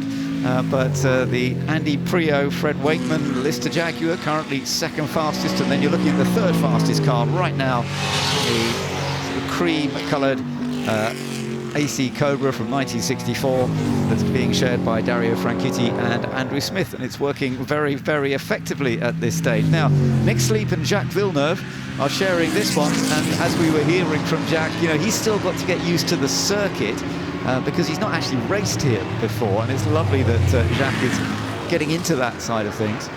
Yeah, it's coming in the pits to make a driver change by the looks of it, down in 24th place at the moment, known as the Hairy Canary, and it's actually it's on the rear end of the car. We might get a shot of it going in. It should say Hairy Canary on the back. There we go, it does. And the roof of this car is actually signed by Harold Shelby, and this is the car's 17th TT race, and there's the busy pit lane that I was talking about. Try and pick where to pull in, find your team if you can, and if you can pull in, because if plenty of cars come in at once, it does get pretty crowded, as you can see there. Interestingly, the Franchitti Smith cars just set a fastest first sector, but actually didn't go higher than third in the list at the moment. So we shall see if that does change. But yeah, I think we're going to see a few more improvements. So Jacques Villeneuve is getting into that car now. So this is going to be really interesting to see how he gets on with it, because as he says, he's still got plenty to learn about driving around this Goodwood circuit. But talking about the Goodwood track in terms of the layout and what you're trying to do, it's quite some fast corners, quite some serious double apex corners, aren't they? I mean, that first Madgwick corner, that's always, you've got a brake going into it, but it's a quick corner. Then you've got that flat out Ford Water right-hander, St Mary's, the right-left. There's plenty to really work on here, isn't there? It's a huge challenge to drive this circuit, particularly in tricky conditions. There's no room for error. Probably the kindest corner in that in terms is Woodcote Corner, where you've got a little bit of grass on the outside and then immediately turns to tarmac, so that can give you a little bit of hope. Wet grass is slipping. Obviously, we've had rain, and that pretty much covers all areas of the circuit. So it is tricky. You go downhill, uphill. So, for example, Ford Water, you're going downhill, then slightly uphill in through St Mary's, trying to maintain that minimum speed through there. A flat approach a little bit to Lavant, which then goes slightly uphill through down Lavant Straight and into the tricky braking zone of Woodcote Corner, where you're braking and turning at the same time, and that's difficult in modern day machinery, let alone in machinery back through the 50s and the 60s. So a challenge, a real challenge, this circuit. But one driver that knows how to navigate it pretty quickly is Rob Huff, and the car being shared between him and Andrew Bentley have just set the fastest first sector. So they're a tenth and a half off in third place, so they've actually jumped up the order. They were outside of the top 10. So track is improving, but also some of the more professional drivers, if we're going to call them that, they certainly are. Plenty of professionals here, but not wanting to offend the slightly slower drivers who might also feel that they're professional drivers, will be hopping in now. Absolutely. Well, I guess it is Rob Huff because he is very quick around this Goodwood circuit. So in the number 18, we will keep a bit of an eye on him, as you say, having set that fastest first sector. There we are. You're looking at it now, Rob Huff. Let's see how this lap is going to go. It's certainly up near there. 24.9 is the time to beat 24.8. So, yeah, nips in. Very, very tiny margin, but there's still 10 minutes to go. So you may well see Rob Huff going faster than that. Yeah, I would expect that you will. And from the steering angle going through the first part of the lap there through Madwick's, certainly looks like he's getting a shift on, but he is going to come up with some traffic. And that's the thing. You've got drivers that are still coming out of the pits on outlaps. The Franchitti Smith cars on an outlap. There's some further down the order that are too. You're going to meet them. And we've got 9 minutes of the session remaining, so still plenty of time for drivers to improve. As the Darren Turner and Ollie Bryant we've just seen take pole position in the Sussex Trophy. He is out alongside Darren, and they've just propelled themselves up into P5, so joined in the top 5 now. They are in the number 1 car. That's one of our AC Cobras. Oh, a nice slide in the background, but I have to say Rob Huff here is putting together another fine lap. Fastest first sector, personal best in this middle sector. Now he does have up ahead of him that Tejero 4 just at the wrong time, actually. That might cost him a little bit in the final sector. Not that the Tejero 4 didn't do anything wrong, it's just that if you meet a car at the wrong moment, you just have to back off a little bit, and so it might be a bit harder for Rob to go quicker on this lap, but we shall wait and see if that changes. Keeping an eye on the Tetley Buncombe number 24, that is currently in 5th place at this stage. And that looked like it was going to be a really good lap for Rob Huff, but I think he met some traffic at the chicane here, so wasn't able to improve. The Shedden Assam car was back into the pits momentarily, so I'm not sure whether they had some sort of issue, because of course they were challenging for the top of the times. Here's the car that could potentially steal top spot away. It's the Bryant and Turner car. Let's have a look. Do they move? Oh no, 700 of a second away. A 1:04.9.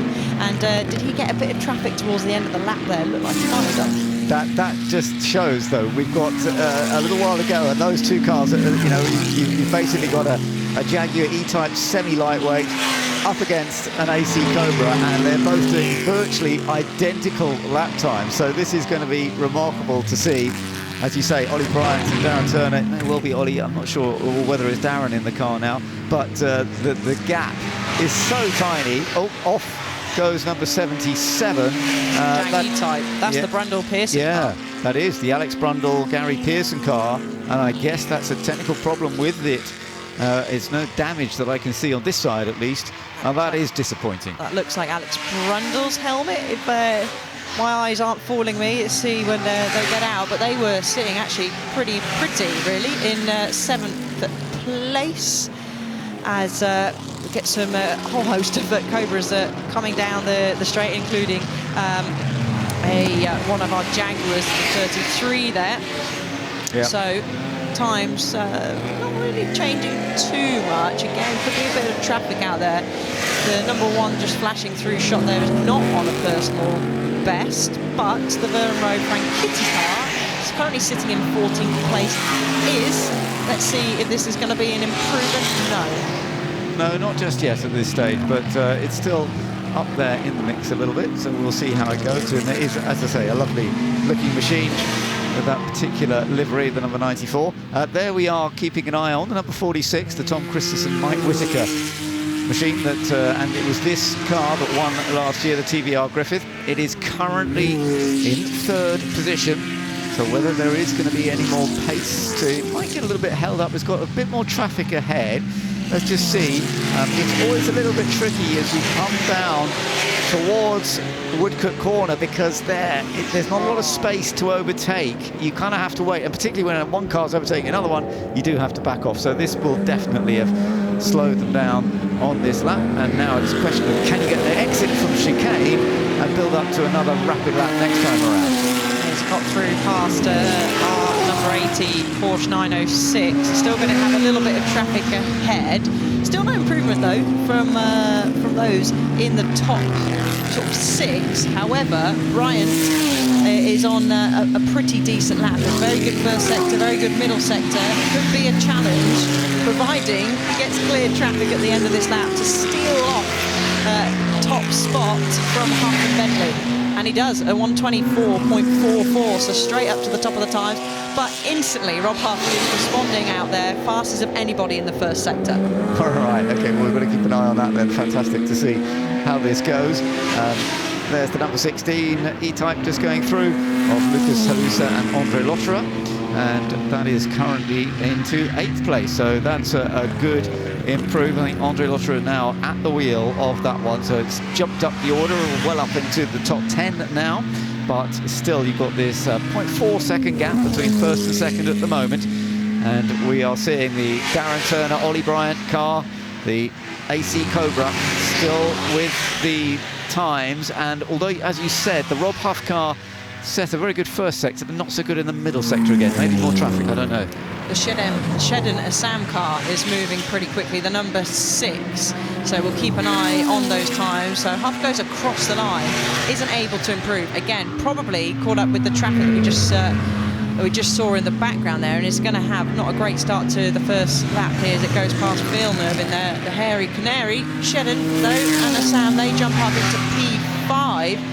Then I think some traffic at the final corner because it was a slow last sector.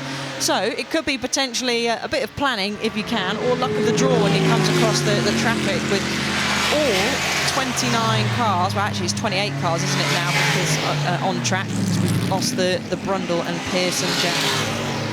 And that was Gordon Shedden just, I think, making a little move up the insides. So let's, yeah, we've got some of the real front runners who are having a battle here, 5th and 3rd in the qualifying at the moment. They may well end up racing like this in the actual race on Sunday because they are very, very even. So some of these cars, of course, got more power, a bit faster on the straights. Other cars have got perhaps a little bit more balance, and they can make up that ground through some of these tricky double apex corners. And I have to say that this is looking quite exciting at the moment.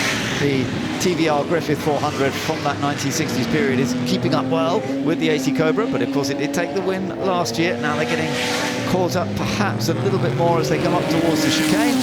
But let's just see. I don't think there's only going to be any changes between them on this particular lap. And don't forget, there is qualifying again tomorrow, so that can, you know, change the combination, depending on weather, of course, as well, depending on what the weather's like when they get out qualifying. They've got a good dry track at the moment. It's quite windy, quite breezy, of course, but I think that's likely to be around over the rest of the weekend. Yes, and we're going to have certainly some mixed weather, it looks like, coming in tomorrow. Rob Huff, he keeps setting a fastest first sector, but just is either unlucky with a bit of traffic or maybe a couple of mistakes. He set another fastest first sector, so we'll keep an eye on how he does that. Let's have a look. The Franchitti Smith car has moved up. We saw on the screen there momentarily, up into 7th place at the moment. There's the Huff car. Who was praying for rain, who wish might be granted tomorrow during the qualifying session, which will take place at 10:10, so slightly earlier than today. But some drivers will soon be making their way, and Rob Huff will be one of them, onto their final lap. Yeah, absolutely, because the clock is ticking away now. Let's just see whether Rob Huff can find a little bit more pace on this lap. So he did a personal best in the first sector. Just go across the line now, but no, it's not actually quicker than what already has been achieved. Bryant and Turner now, they are getting a shift on once again. They've just set the fastest first sector. That first sector seems to be the one that keeps improving the most, doesn't it? Maybe those damp patches that we saw a little bit at the start of the session have started to clear. So that's why we're seeing big improvements. As I say that, once again, Rob Huff steals that. So this will be his final lap. Pretty much most of the drivers are going on to, if not on their final lap now. And it's going to be close because the Christensen-Whittaker car is also on a charge. Okay, well, this is a beautiful lap so far. I have to say, watching this lap so far, he's running it right out to the edge, but using the control. The oversteer is not too much. He's kind of keeping full throttle without having to lift, with not too much sideways, and you can see he's really cutting the lines perfectly. Let's just see, is he clear? Yeah, it's looking pretty clear going down towards Woodcote. I think he's going to get a clear run here. He will be saying, please, please, please, can I just get a clear run? And it looks all right. He's lost a little bit of time in that middle sector, but he is definitely going to get a nice clear run through the chicane. Oh, the question is it going to be enough to steal the way as he's using all available road on the exit, taking the shortest line possible up to the start-finish line? It's not enough. A tenth and a half off Turner and Bryant. So close, though. I mean, he's got within 0.14 of a second of that fastest pace. That's impressive in the Jaguar, because the Jaguar, as we know, it actually probably has the advantage in the slightly more damp conditions than the AC Cobra, but the AC Cobra has the upright pace at the moment in these conditions, but it is so tight, and it does promise us a very exciting race, I do believe. We've got plenty of other top drivers who have also been delivering and putting in some great performances. Interestingly, Jake Hill also has done a decent job with the Tejero Buick, because he's in a different car to the one he competed last year. So he's competing with Carl Tilley in that. And they're up in 5th place. I think that's pretty impressive. Only 7/10 away from the outright pace that has been set so far. Yeah, so it's a nice late improvement. We will see, as we've said, see these cars take to the track tomorrow, and you'll see some of these drivers take to the track in plenty of other different bits and bobs of machinery as well, particularly the St Mary's Trophy, which is a popular one for a lot of these drivers. You'll see them be teaming up, of course, in different cars. Jacques Villeneuve, he's a bit further down the list, down in 27th position. But I'm surprised also to see that way down the list is the number 7 car. That's surprising, because I thought that was going to be one of the more competitive machines. That's down towards the back. But it does depend on the day and what's going on with the cars, so that all has to be sorted. Even the Chris Bunkum and the Jensen Button car down in number 22, which is another one of our E-types, down in 19th place, so 2.3 seconds off. But everyone's taken the checkered flag now, and that will be the end of this 25-minute practice session that we've had for the TT celebration. Yep, it has, and it's still very, very entertaining to watch. Of course, such a beautiful lineup of machinery, some great drivers, and on a pretty much dry circuit throughout, we saw some good action and some really aggressive attempts to get faster and faster and faster. And some beautiful liveries, of course, on many, many cars, some of them being some of the pace setters, others just so enjoyable to watch and to listen to. If you're here at Goodwood this weekend, I do hope you can find yourselves in some lovely places to go around the track and watch and listen to some lovely engine noise and watch the drivers do their stuff. If you're watching with us online, I hope you can enjoy that side of things as well, especially the close-ups that we get and some of the onboards we'll be bringing in over the course of the weekend. Oh, there was nearly a contact. I hadn't seen that until now.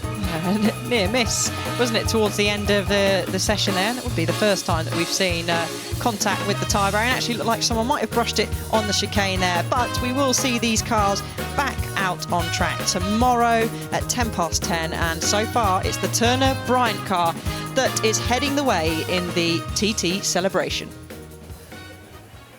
Well, our best dressed competition has just come to conclusion for day one, and these are our finalists, 3rd, 2nd and 1st, and they look fabulous. There are some wonderful stories about these outfits, and I want to start with Tracy Jane here, who came 3rd. And first of all, Tracy Jane, how many years have you been coming to Goodwood Revival? I've been coming about 10 years. And what is it about Goodwood Revival that keeps you coming back? Everything, absolutely everything. The racing, the Sunday evening racing is amazing. The fashion, the people you meet, and everyone is so happy to be here. Yeah. It's just marvellous. And it's wonderful because you've been nominated almost every single year. But tell us about this outfit, because it's got a great story. This is one I made myself. I am a seamstress, taught by my grandmother.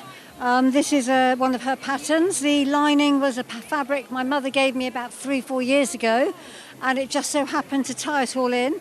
I've got a bolero underneath, and I just love the detail and the darts and the dress underneath as well. So layers to keep me warm, and it's just such a beautiful colour, and it just hangs so lovely, and I love a cape. And some real family heritage in there. Yes, absolutely. Yes, definitely some skills, and I'm so glad. This is just I'm beyond excited. I've got to say, I'm beyond excited. So thank you. Well, we're so thrilled for you. There were a lot of there were a lot of people out there as well. There were some amazing people out there with some fantastic outfits. It was truly beautiful. Well, listen, Tracy Jane, congratulations. I'm going to move on to Simon, who came second today. Now, Simon, this is a little different to what we've seen before. Tell us about this.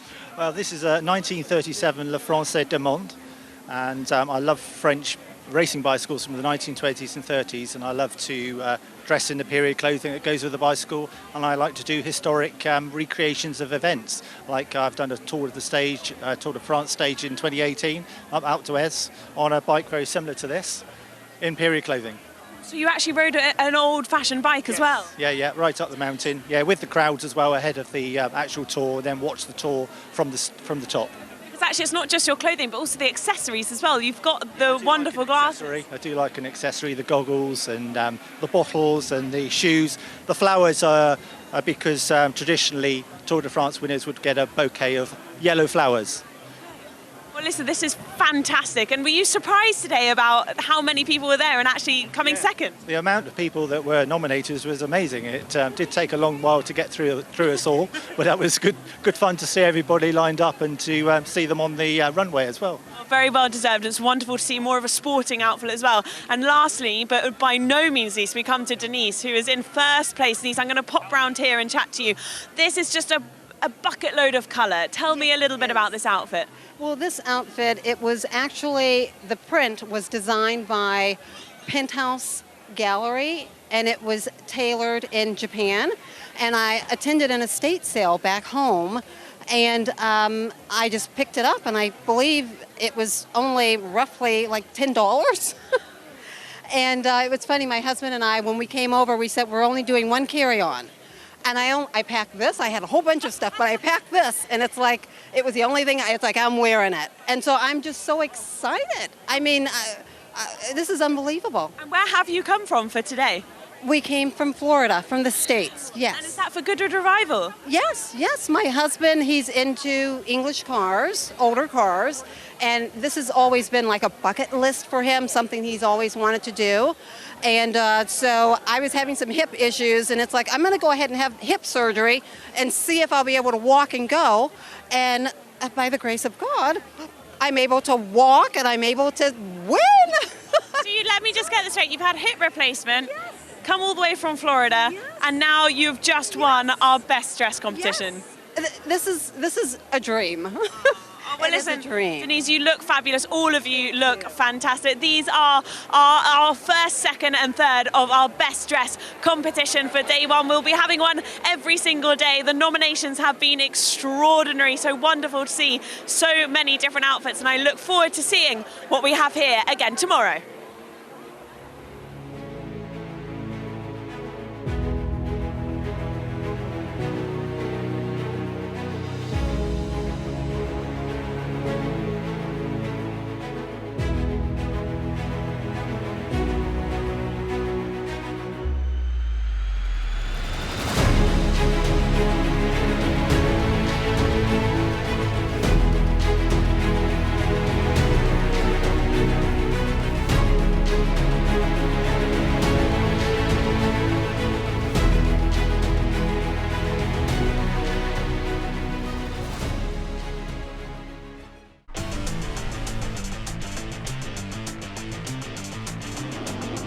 Down the inside, late on the brakes for Wilson in the Maserati. He gets the move done, but did he get on the grass? He does. The rear end steps out.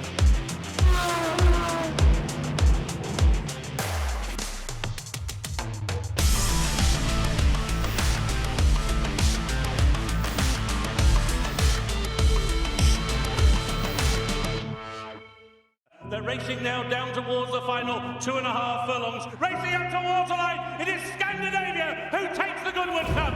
You try your best, and a bit of luck on your side is good. They're on. A furlong to go. It is Kirat who has got the lead. Rosalia now powering down the line outside. Henri Matisse is running towards the inside. 100 yards to go. Kirat still has the lead, and it will be Kirat in a shot in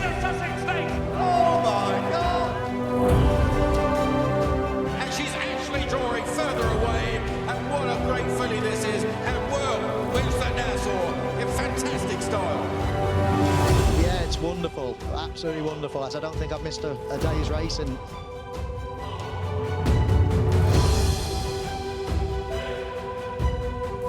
Woodcote Girl is getting up from Doha. Oh, unbelievable. One of the best things I think I've ever done.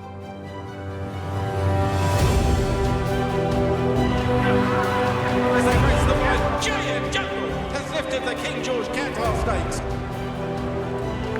The stand side, Two Tribes has come through the lead away from his second run. Would run strike red on the far side, bursting clear is in the white cap. Twilight calls, but near side, Two Tribes wins.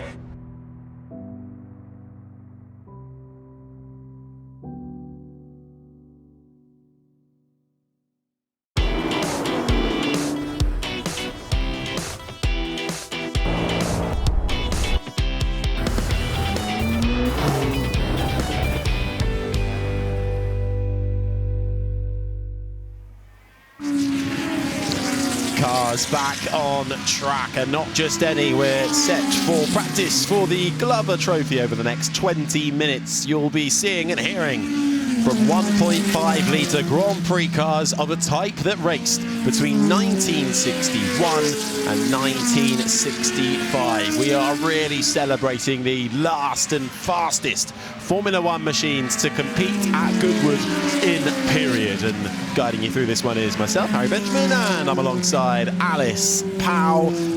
Really nice story for the Glover Trophy, isn't it? Really paying homage to those non-official Formula One races that took place. It is, and we've got a whole host of, like you said, some fantastic cars. The Lotus 25 was typically the car to beat, and kind of remains that to this day. The 25 won. Andy Middlehurst won this race last year. However, we're going to have the likes of the Coopers, the BRMs, the Ferraris that are going to be trying to keep that Lotuses honest, and they're going to give it a good go. As you said, 1.5 litre Grand Prix cars that raced between 1961 and 1965. Yeah, it never held an official Formula One championship race, did Goodwood, but the non-championship Glover Trophy was what allowed teams and drivers to test out their cars before the new season, and these cars really did usher in a generation of, as you can see here, tall, tired, low-slung cars, less power and torque compared to their 2.5 litre predecessors. So weight, a massive factor here, really prompted by Colin Chapman to create the 25, which we'll see a lot of, as you were saying, Alice, but with some rivals as well in the field. And one of several races on the Revival schedule to retain the name from its original race meeting in the original Goodwood era. And plenty of those drivers that took part. We'll go through a few. Mike Hawthorne, John Surtees, Graham Hill, Roy Salvadori, Reg Parnell, and the list goes on and on and on. So it was a popular race for the reasons you've just explained, Harry. And we are looking at the Brabham BT7, Lucas Halusa at the wheel. This the Works Brabham Formula One car, driven by Dan Gurney, Denny Hume, though, and Jack Brabham himself with Grand Prix victories. Only ever 2 BT7s were actually made, still fitted with the original Coventry Climax 1.5 litre V8 in this one. And currently this with the target to be towards the top end, making its way now through a little bit of haze. Good middle sector, but early lap times to come on the board, and we expect the track to get a little bit quicker. But now pretty dry after that rain that we had about an hour or so ago now. Yeah, times we keep seeing in all of the sessions since that rain keep tumbling, and people obviously getting acquainted to the cars. But last year, Andy Middlehurst in the low tax from Joe Colasaco in the Ferrari, Mark Shaw on the Lotus Climax 21, and then Andy Willis, who we'll keep an eye on, who will be fast, because he won this race in 2023 in his BRM P261 from 1964. This is going to be competitive, this official practice, and the race will be the same. It was hugely close last year. Andy Middlehurst was 0.038 ahead as they crossed the line between himself and Joe. So it's going to be a good one, Harry. It certainly is. A little bit of traffic on the approach for Mark Shaw in his Lotus 21. That's the Works car that was built for Jim Clark. in 1961, raced in South Africa, took several wins. Did this Lotus 21 that we're seeing at the moment. He's currently popped himself up in second, less than a second between them. So we've just seen Colasaccio pop up there in the number 12 in the Ferrari 1512, up into third. That we're looking at now, the second of 3 examples of those ever produced, debuted in the hands of the man competitive and a champion of 2 and 4 wheels, John Surtees, during the German Grand Prix. And 1.5 litres as they all are, but flat 12 engine. So made this fairly unique actually at the time. It's unique and beautiful all at the same time. So again, Joe will be one to watch out for as he's making his way now down the back straight. Let's have a little look. Looking all right in the first sector. He's going to cut the beam into the second one, and not too bad in that one as well. So times will continue to tumble. Ben Mitchell in the number 56 just made his way up the order as well. Yeah, that's one of the Coopers, the T56, in the hands of John Clark. A little, Ben Mitchell's shade, sorry, up into third now. 2.2 seconds adrift as the Ferrari crosses the line and displaces him up into third, 1.5 seconds, but it is still setting the pace out in front. The number 1 car in that number 1 position, the Brabham BT7. So we get such a good look at that driving position for Joe Colasaccio. Gripping. And the sound. Well, and the sound. If you are out on the back of the circuit, if you're listening to us, that sound is absolutely incredible. Number 9 is the car in our shot, one of our plenty of Lotus Climaxes. This is the Lotus 18, and was actually one of Lotus's very first 1.5 litre GP cars, raced from the late 60s, 1960s to 1964 in Grand Prix races by Mantrops, also known as Taffy, and his best result actually was P2 in the 1961 Po Grand Prix. So it's had success in its day, and it'll hope that with Nick Taylor behind the wheel, it'll have more success this weekend. Quick in a straight line is Nick Fennell in his 62 Lotus 25. That's the number 29, down in 5th at the moment, but over the lap time losing time to those ahead of him. 25 cars out there on track, huge mix of Brabhams, plenty of Lotuses, 24, 18, 21 out there as well. Cooper T53, that Ferrari 1512 as Joe Colasaccio at the wheel of that puts himself a little bit closer at the front, gets to within 0.8 of a second of Hallersat. Colasaccio in that Ferrari up into second now as we get another look at Nick Taylor's Lotus 18. Currently down in 13th, but decent first 2 sectors, navigates the final chicane nicely to the line for Nick Taylor. Will this be an improvement for him? No, stays down in 13th as he sets sail towards Madrid. Mark Shaw now jumped up into P3 in the 99 in a Lotus Climax 21 from 1961, which was a works car that was built for Jim Clark. And still improvements being made. We've got out the number 29 that's actually on a pretty decent lap. That's a Lotus Climax 25. Nick Fennell is behind the wheel, and he's going to come into the chicane and gets a little bit crossed up on the exit, but this should be an improvement. Where's it going to stick him? And it's going to put him in P4. Yeah, and it's these Lotus 25s that really are the ones to watch out for. Andy Middlehurst piloting one to the win last year, and again in 2021, 2022, 2019 as well. Joe Colasaccio, though, managed to get that Ferrari to the top in 2018. And the BRM as well, the P261, Andrew Willis, won in 2023 this Glover Trophy. Looking at 1.5 litre Grand Prix cars between 1961 and 1965. So really that new generation of what we look at today with these tall tyres, so significant. Tall and thin, low slung cars, long single shell body, able to see the driver really wrangle the steering wheel through the right-hander into the left as Nick Fennell continues to try and improve his lap time, down in 4th at the moment.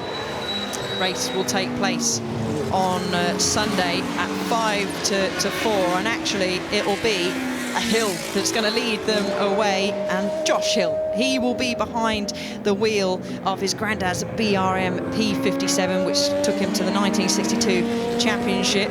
And Josh has said he's hugely looking forward and proud to be not just driving in his granddad's car, but to be leading this grid away. And he said it's one that's been ticked off his bucket list. So that's going to be exciting to see, and a proud moment for the Hill family as well. Lovely moment, that. And getting going, as you say, on Sunday, just before 4 o'clock in the afternoon for that one. Just over 8.5 minutes left of this qualifying for the Glover Trophy. At the moment, it's Advantage Brabham in the BT7 from 1963. Lucas Halusa at the wheel of that works. Brabham Formula 1 car driven by Dan Gurney. The likes of Denny Holm, Jack Brabham also taking Grand Prix victories in that car. One of only 2 that were made and still fitted with that original Climax, Coventry Climax engine. The Ferrari sits in second. A little bit of traffic nudging his way through is that Brabham of Lucas Halusa, trying to get himself drive out of the corner, passing one of the Lotuses. I think that was Nick Taylor's Lotus. And he finds time, even with a little bit of blockage in the final chicane. Finds a 1/10 of a second just to extend that gap at the top. Just having a look, and on outlap at the moment is Ben Mitchell, so he must have come in the pits. He's a challenger I would expect to be challenging for the pole position. So either slightly something wrong with his car, maybe a drop in tyre pressures. He felt that it was the grip was slipping away from him.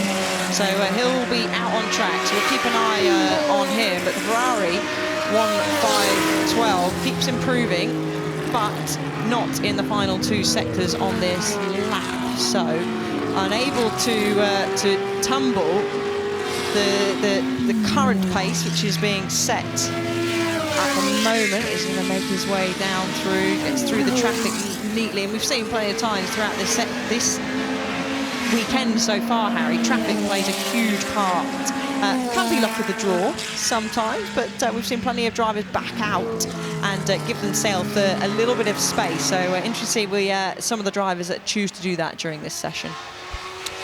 Rewinding in time across the weekend right now for this Glover Trophy with his 1.5 litre Formula 1 Grand Prix cars, celebrating the last and fastest F1 machinery to compete at Goodwood in period. And we'll get to see them race it out on Sunday. The gap at the front at the moment, about 0.8 of a second. Just seeing anybody trying to find a little bit of time. The number 99, so Mark Shaw, finding a little bit of Halusa's time. gone quicker. Yeah. Looks a bit at the top of the times, and still improving as he's cut the beam through sector 1, and that's an impressive first sector. So he is looking to dive into the 124s. We've got number 2 car that looks like it's moving slowly again. One of our 20 Lotuses. This is our Lotus BRM 24. I think that's Federico Baratti at the wheel of that original from 1962, driven by the likes of Reg Parnell, designed as a temporary customer car to accept the new V8 engines, hand up in the air, but very quickly became overshadowed by the superior Lotus 25 chassis, and now being chased down by Mark Shaw's Lotus 21. Mark Shaw gunning to try and find improvement. He is improving in the first sector. He's timed that nicely, Yeah. hasn't he, behind the 27. He's probably going to make a jump upwards, I would say, here. Across the line, what's it going to be? He does make a jump upwards, but it's not right to the top, though, for Mark Shaw's Lotus 21. But he gets to within 0.7 of a second and knocks the Ferrari down a peg. So Mark Shaw up into second, but still the Lotus, or the Brabham, I should say, BT7 of Lucas Halusa still tops the times. But Mark Shaw is not too far away and going for it again. And in more recent times, this car is a two-time winner of the Monaco Historic Grand Prix as well. So he's continued to improve, and that's not a bad first sector. He's not quite close enough, I would say, at least in the first sector, to challenge Haluso, who's still at the top of the times. Needs to find probably another 6/10 of a second to match in that first sector. But we have seen across the course in plenty of other of the categories here this weekend that some cars fare a little bit better in the first part of the lap towards the end of the lap, and that won't be an improvement, as pushing the braking maybe a little bit too much, or got some kind of mechanical issue as he went into Woodcote there. Just trying to get out of the way of one of the Gilbeys. The Type B making its way through in the number 27. Let's get another look at it. Lock of the rears, is it possibly? No, well, just a potential snippet of a lock on the front, and put the hand up there, said apologising to those that are on a lap behind. So let's have a check-in with him. He's got going again.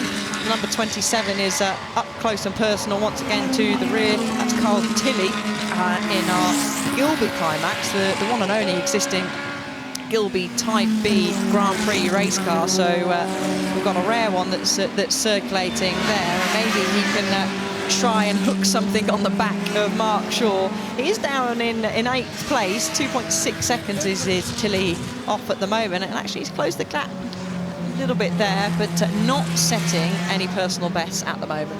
Stuart Hall in one of the Lotus 21s from 1961 just popped himself up a couple of laps ago up into 4th fastest, and we're getting a little bit of racing action before we're even in it, and that is our current fastest man at the top, Lucas Haluso, just being edged out and having to take a little bit of the polystyrene direction boards that are littered around the side of the Goodwood Motor Circuit. I'm not sure he'll be too happy about that. No, maybe not so much. Who's making improvements? Ben Mitchell in the 56 is one of our many climaxes in the 32 on screen. Let's have a little look. This could be an all right lap actually for Ben Mitchell's. I'm just floating back to the timing screens. Another improvement for Shaw in the last sector, but it's not been able to close that gap at the top. So we're going to see Ben Mitchell's going to come across the line very shortly. I would have thought that's going to promote him into the top 4. Does it? No, lost a bit of time. Lost quite a bit of time actually in that last sector, so unable to make improvements. Again, traffic playing a part, Harry. You can see the front end though, that Ferrari almost bouncing up and down with the vibrations as he slams on the brakes through the chicane for the number 32.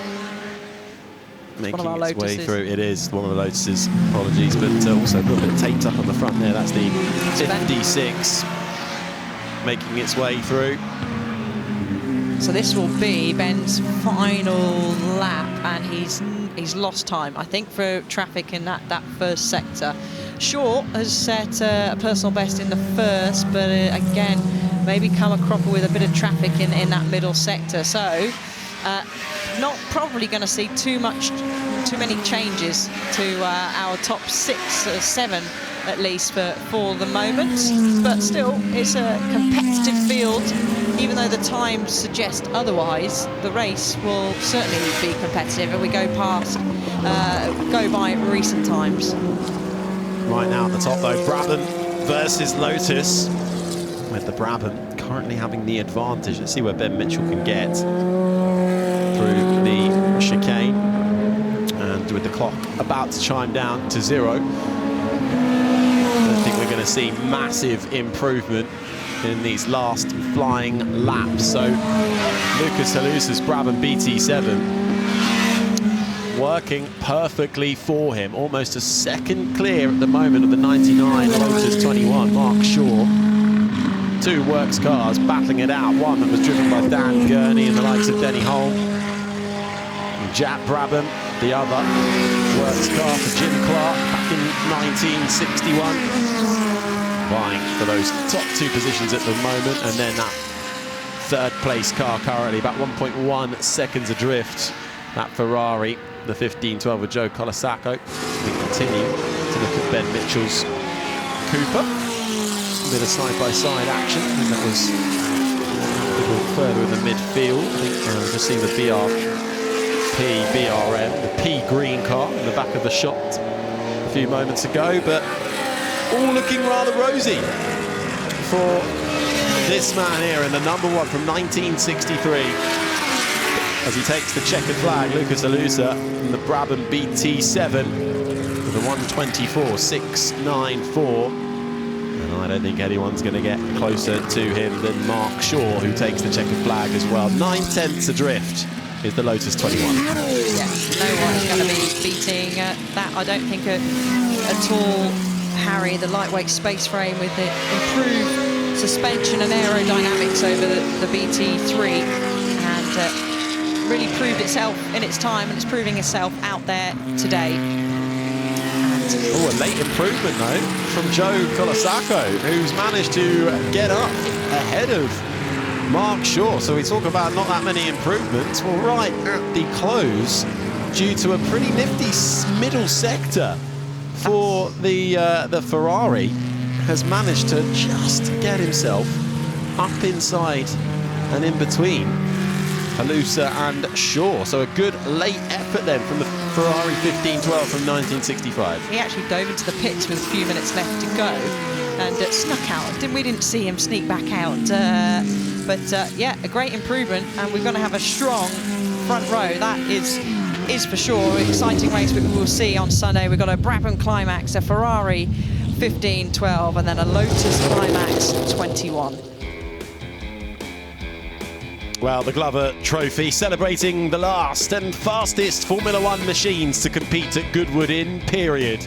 Never held an official Formula One championship race, but the non-championship Glover Trophy allowed teams and drivers to test out their cars before the new season. Lotus 25s along with a full field to keep them honest here, representing Cooper, BRM and Ferrari, all ready to make their mark. And that Brabham in the BT7, Lucas Alusa was really doing all the hard work to begin with, but Mark Shaw in that Lotus 21 was keeping him honest as the Ferrari,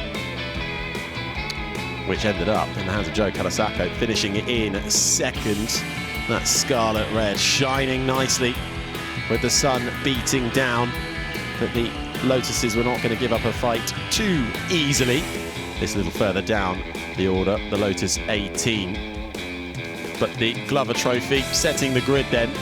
Lucas Alusa, fastest of them all. A Brabham ahead of a Ferrari will go racing on Sunday just before 4 o'clock, and even managed to get a little bit of side-by-side action in that qualifying session too.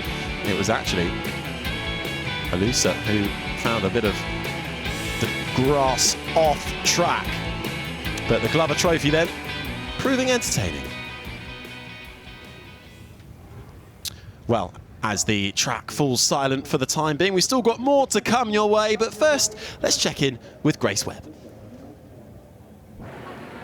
I'm now stood outside the Rolex Drivers Club, which is an exclusive place for riders, drivers and team owners to meet here at Goodwood Revival. And it is always a fun and eye-catching piece of the site. But not only that, it's also a hotspot for fans to come and grab an autograph or a photograph with their favourite sports person here at the event.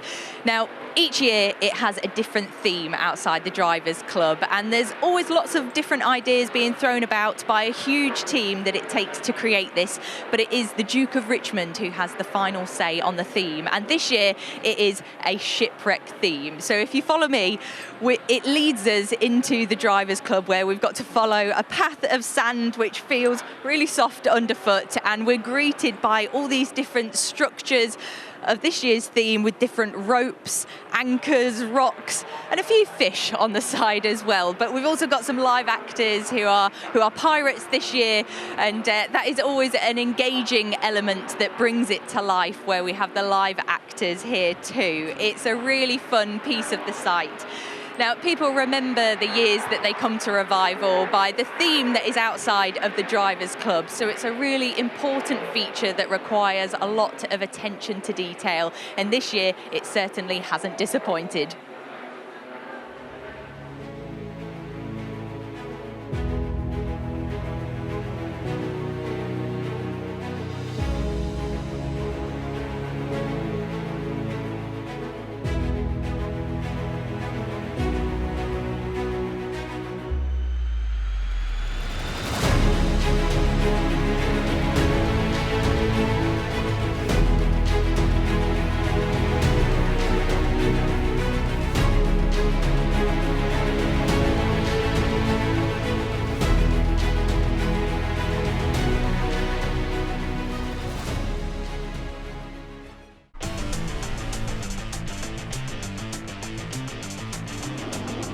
Down the inside, late on the brakes for Wilson in the Maserati. He gets the move done, but did he get on the grass? He does. The rear end steps out.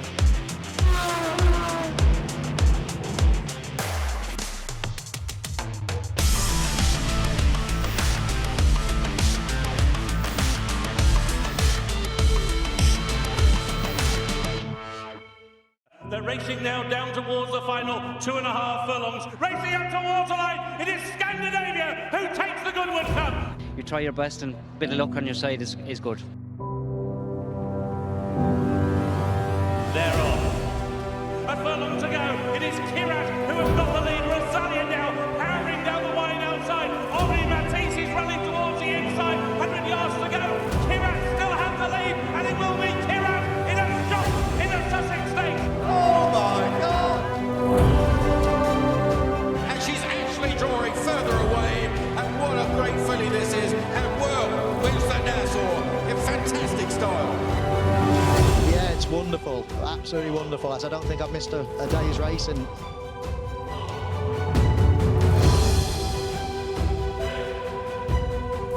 Woodcote Girl is getting up from Doha. Oh, unbelievable. One of the best things I think I've ever done.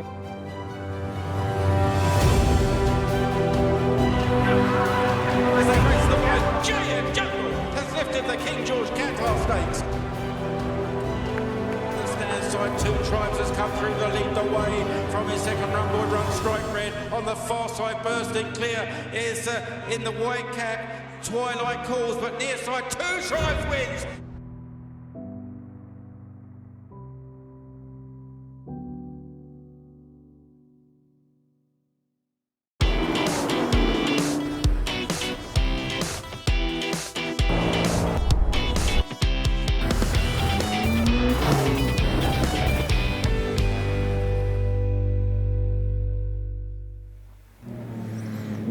Coming thick and fast at you now, back up to speed on track. We're heading straight into official practice for the Richmond and Gordon trophies. It's Harry Benjamin and Bruce Jones up in the commentary box with you, ready for some 2.5 litre Grand Prix car action from between 1952 and 1960 out on track. I mean, Bruce, this is really bringing back a bit of a golden era of Formula One, isn't it?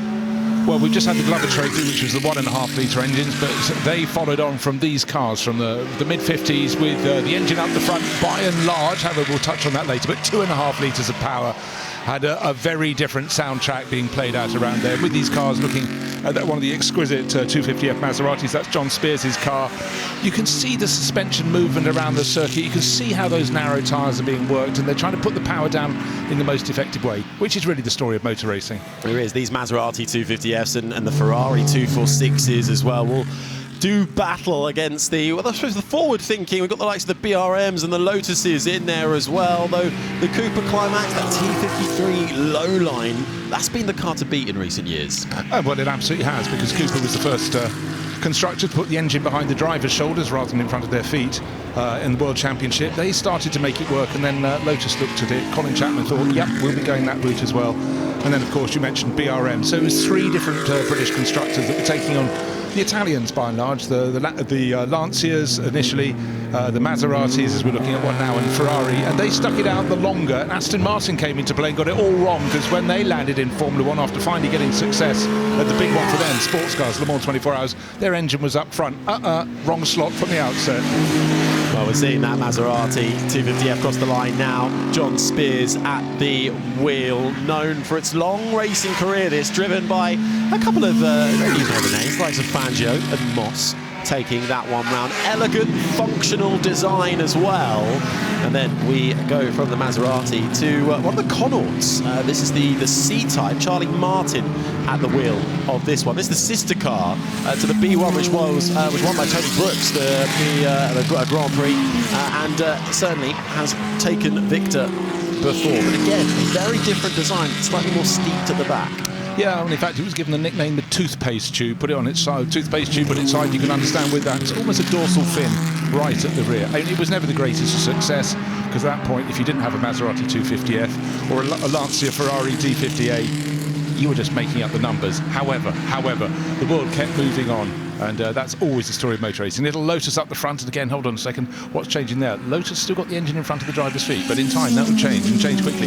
And then you've got the BRM with those wonderful stovepipe up the rear, and again, just trying to do things differently. But what are these drivers all doing? They're all getting in each other's way at the moment. This is the problem. We're seeing it time and time again. Trying to find yourself a little bit of traffic as it got a little bit of clear space, but the traffic, as it starts to concertina up, 1, 2, 3, 4, 5 cars, nearly all sharing the same bit of tarmac.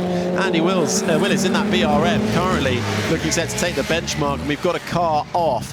This is the Cooper T53 low line. That's Cameron Gillies at the wheel, and we're just seeing it in the bottom of the screens there, getting it wrong and sliding across the grass. And that Cameron, son of Mark Gillies, getting it wrong at the corner that's almost the hardest on the circuit, the entrance to St Mary's. So the run down, well, what did he do? He wanted to turn in, but unfortunately for him, the number 18 Lotus with Sam Wilson on board was where he wanted to turn. So he put himself on the outside, and it's diminishing returns at that point, so he did well to avoid anything in particular.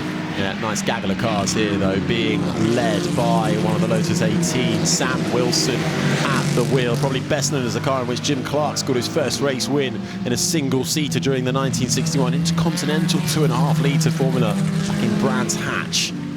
Yeah, and the point about that, Harry, was the fact that the World Championship had been downgraded to have 1.5-litre engines, but the teams, particularly the British constructors, weren't too sure if they were going to go ahead with it. So they prepared their cars with 2.5-litre engines, and in non-championship races under the Intercontinental Formula, they still ran them, still competitive. But look at this, Sam Wilson in front of this gaggle of cars.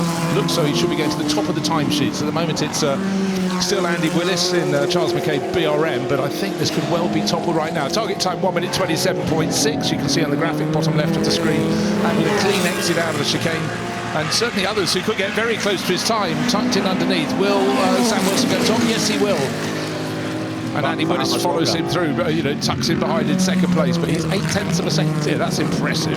It is the Lotus 18 to the top then, as we've got the number 10 finding its way onto the grass and making its way back on. That's one of the Cooper T51s, Tom Dark, getting that one back onto the circuit.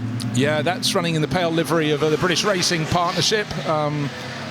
And that was raced by Ivor the driver, Boeb, and then Phil Hill. Anyhow, back onto the circuit with that one. Yeah, driven in 1959 in the Lavant Cup at Goodwood, later in 1960 in Riverside for the US Grand Prix by, as you say, Bruce, the likes of Phil Hill. So back onto the track then, but at the moment it is 0.8 clear out in front for the Lotus 18 in the number 18 for Sam Wilson. Everybody picking up the pace, but the bad news for everybody else in the field is that Sam Wilson's going even faster still in the first sector, in the second too, so he could get down even into maybe close to the 1 minute 23s. That would be a very, very impressive lap time. Best of the rest, Andy Willis. And third fastest at the moment is Rudy Friedrichs in one of the T53 low-line Coopers, which would be the most competitive Coopers in this field.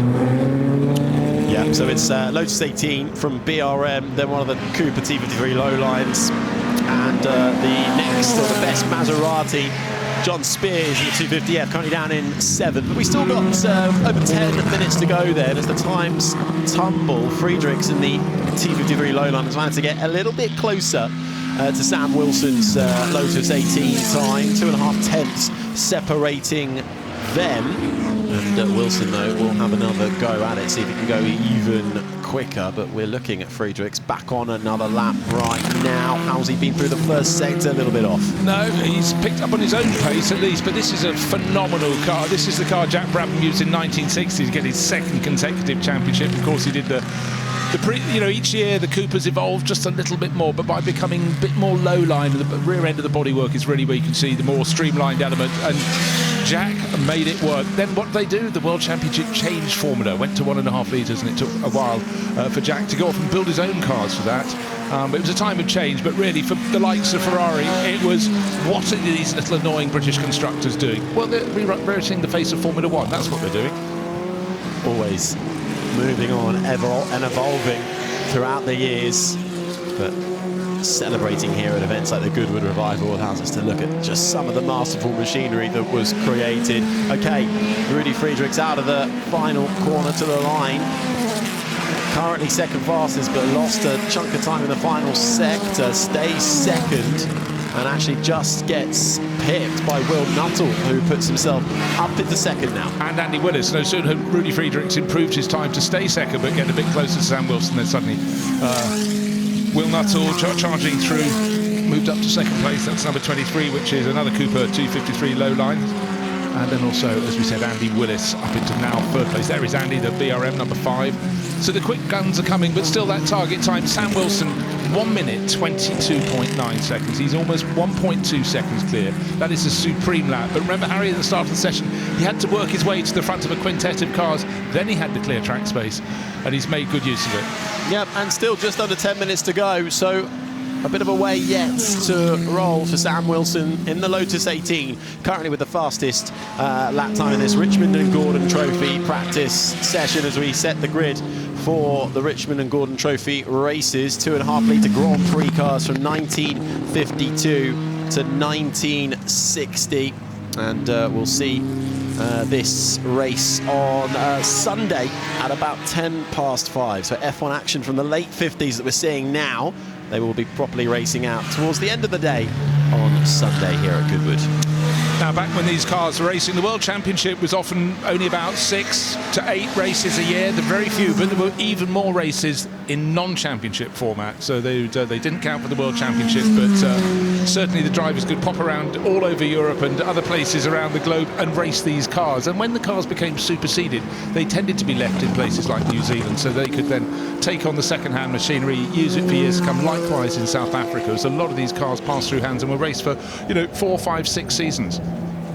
Incredible where some of these cars end up, isn't it? And some needing to be restored, some able to stand the test of time and make their way back to UK shores. Jeff Underwood across the line, down in 7th at the moment in that T53 with that, what at the time, Roy, in that new lower slimline body.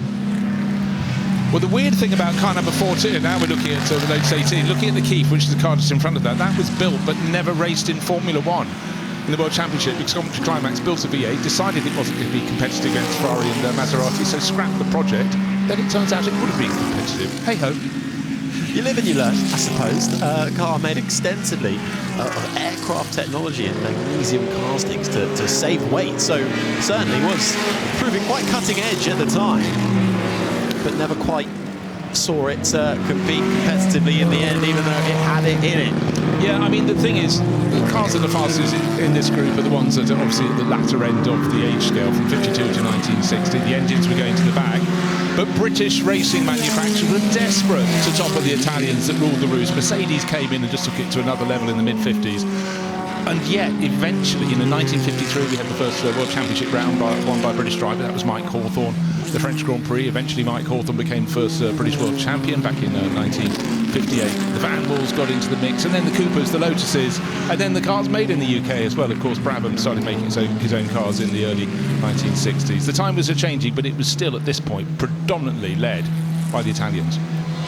And this is what we're seeing on display at the moment. Will Nuttall out there in the Cooper, though, the T53 low line, as Jeff Underwood got up to 5th spot. This being a bit of an amalgamation, really, the Richmond and Gordon trophies. The Richmond Trophy back in 1949, that took place, was won by Reg Parnell's Maserati 4CLT.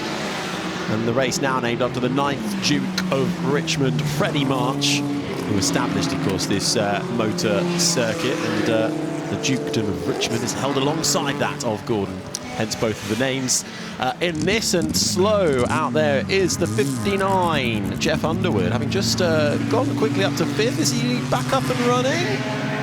It did seem as though there was a bit of a gear change problem there. He's got it going again, but I think with, 6 minutes left on the clock, unless he feels it's snapped back to speed, that will report back in. But had there been a spin beforehand, going at good pace, setting his fastest time last lap around, first stage of this lap, very good. Oh, indeed, it was a moment to have a pause for thought, considering that grass cutting is best done after the weekend. That's a lovely controlled pirouette, I'd say. Could have been heading towards the wall, but into car control, back onto the tarmac, facing the right way. And breathe. It'd be so interesting to see a tracer on the heart rate there. Going fine. Oh, I'm not going to make the corner. Entrance to St Mary's, but he did very well indeed, because the grass is still going to be slightly damp from a couple of flurries of rain earlier today. Now he seems to have got it back down. The heart rate under 200 beats per minute. That's good. And not going into the pits either. Staying out and going for another lap with just over 5 minutes remaining. I've got bad news for the other drivers in the field. Last time round, Sam Wilson raised the bar or lowered the best time. He's now 1.5 seconds clear. Sam just having a supreme run in Clinton McCarthy's fantastic Lotus 18. 1.5 seconds clear of Will Nuttall, Andy Willis, Rudy Friedrichs, and of course the driver we just had that hairy, scary spin. Driver of car 59, Jeff Underwood. Look at him again, this time down towards St Mary's. He's going to try and stay on the black stuff.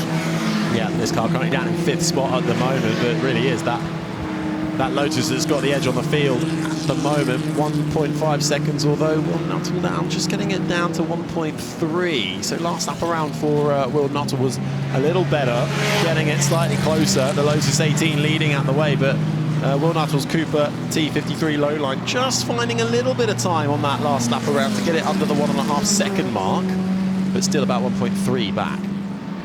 The thing with Nuttall, his 2 previous laps were covered by about 0.05 of a second, so he sort of got to his limit and then he eked it forward. And, yeah, he found 0.2 of a second, but I don't think he's suddenly going to go, there are the missing seconds, I'll claim those back, because really the mark is way out there. Not going to leave us with a thriller right at the end, surely, as we get a look at how Sam Wilson is getting on, and nearly a rather big snap on the front.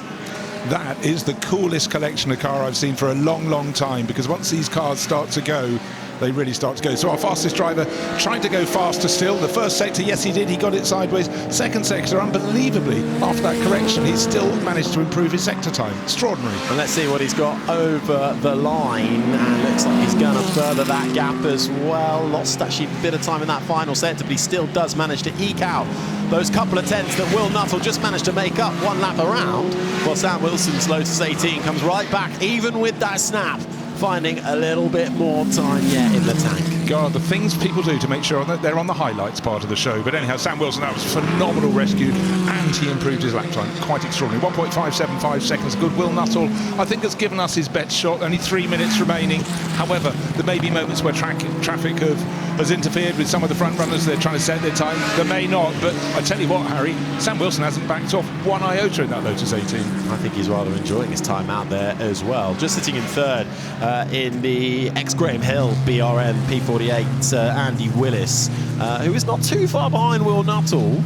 So if he can get a couple of good laps together in these closing stages, that second place might well come under scrutiny. Less than 3/10 celebrating Nuttall and Willis. So the Cooper T53 low line versus the BRM P48.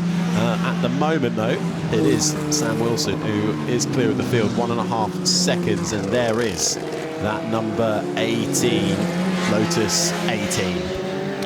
And it seems to be quite sensible that entering the spirit of the occasion with a hippie-style helmet livery. We've got, of course, celebrations of the hippie days of Haight-Ashbury in San Francisco in 1966. But this helmet livery has been run for a long time by Sam Wilson, but it suddenly seems to have found its moment. Perfect timing for Sam Wilson. The day continuing as well. We are not done just yet. And lots of action to come across the weekend as well, not only on track but off it as well, in the Revive and Thrive areas over the road too. Some amazing stands and stalls available. You can have your hair cut here. You can set foot on the dance floor should you wish to, especially on the way here. I think on the way to the Commons, I saw a full collection of people, including a priest on the way here. So yes, I saw him going into the bar just as I was coming back. I don't think he's the real thing. Right, lovely. Ewan Surgeson wearing a Graham Hill replica helmet, the colours of the London Rowing Club with the blades on the side. But he's racing a Lotus 16 that Graham raced in 1958 and moved over to David Piper, who ran it in his inimitable livery, his inimitable style. But, you know, Lotus 16, it was a step forward, had endless gearbox problems, and then the 18 followed, and we've got a Lotus 18 fastest of all, so that is the mark of the progress. Best of the Ferraris down in 8th at the moment. That's the 38 1960 Ferrari 246 F1 Dino, Richard Wilson at the wheel of that. We're looking at the 58 of Ewan Surgeson, as you say, in the Lotus 16, making his way around this Goodwood Motor Circuit. And we cut to the Connaught once more with Charlie Martin, the sister car to the one Tony Brooks took victory in.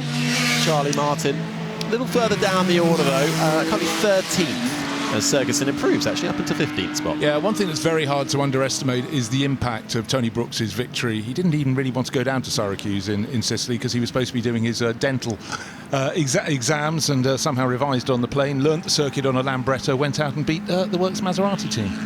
Non-championship race, but it was a big ring of the bell. All in a day's work for Tony Brooks. We've got a car off on the side of the road there as the clock counts down to 0, and the checkered flag out and actually popping up into second right at the close. We could still see a couple of cars causing a bit of disruption as Friedrichs has got up there in the Cooper T53 low line and into, or maybe just shy of hitting the barrier at the chicane right before the checkered flag. Dean Baker's Cooper T45 at 51 coming in all crossed up. And that will rather put pay to any improved lap times, and it was off on the grass already. It was heading towards disaster, and I think he just stopped short of hitting the barrier. We'll see if any of the flowers moved, and nearly going into the Cooper of Jeff Underwood. And I think he got away with that, with not hitting the wall on that one. Well, I think it was remarkable. So he just needs to be able. Yeah, but he can't find reverse, I think, is the main problem. But the session has come to an end. For a lot of people, it spiked their final lap, which had been their last tilt of glory. But no one was going to get that close to Sam Wilson. But it must be said, the gap came down quite a lot because Will Nuttall was deposed right at the end. Rudy Friedrichs was going better and better in his Cooper low line, the T53. And so for a few, it scuppered their times. But of the front runners, and Sam Wilson in particular, you know, it was always going to be him on pole. By 1.2 seconds, as the sun still keeping us dry for now. Doesn't look like there's any too ominous clouds heading our way for another downpour at the moment, but that is a checkered flag for the Richmond and Gordon Trophies official practice as we enjoy a golden era of Formula One, mixed up grid of different approaches to the business of Grand Prix racing. We're looking at 2.5 litre Grand Prix cars that race between 1952 and 1960. Maserati, Ferraris doing battle, BRMs, and of course those all-important Lotuses. Yeah, and what happened, basically, the engines went from the front to the back with Coopers setting the ball rolling, Lotus getting to join them. They were always the latter ones going to be able to take a tilt for pole. But Sam Wilson laid down the marker. It was up for the others to chase, but the Ferraris and the Maseratis, they weren't in the hunt. Yeah, in the end, it ended up being the Lotus 18 versus the Cooper T53 low lines for the top spot. Sam Wilson with a good advantage to begin with, and Jeff Underwood finding himself all in a spin, but heading in the right direction. Sam Wilson. Well, we might be talking a lot about cars this weekend, but it's also about aeroplanes as well for this little crew here. We bumped into you because, A, you look like the best fun group ever, but also really ingenious idea. Tell us a little bit about this.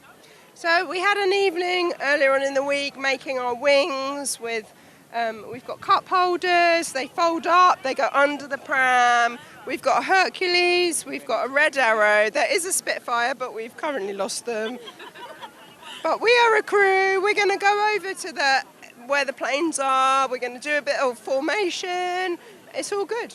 And also, we might need to mention as well, the reason for the prams is because last year we were as Call the Midwife, so we had the prams and we had them all set up then with babies and we were all in midwife outfits. But this year we were like, we need to still use the prams, but let's turn them into some aircraft and let's become aircrew, and that's what we did. And what you can't see from the camera angle, but there's a lot of snacks in these prams as well, ready to go. The one thing I have to say that these are the most organised people I've ever seen, because you have all got radio mics with you. Tell us why and why this came about. Well, the phone signal can be a bit questionable, and we use this just to communicate like any responsible aircrew would do. Correctly, you've also labelled all of them as well, so that you can...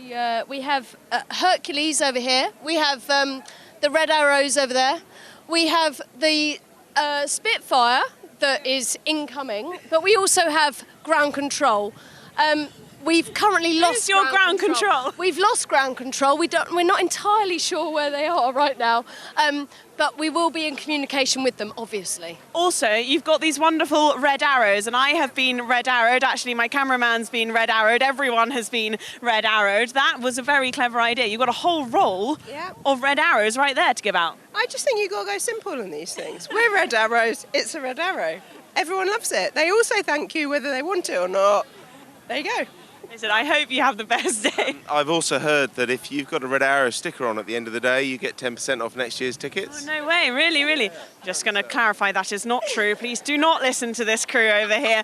It seems like the best fun. I know your Spitfire is coming, but it's a little late there, Spitfire. They've lost ground control, so God knows where the Spitfire might be. What a lot of fun. I can't wait to see what you do next year with the Rams. Enjoy your day. Thank you very much.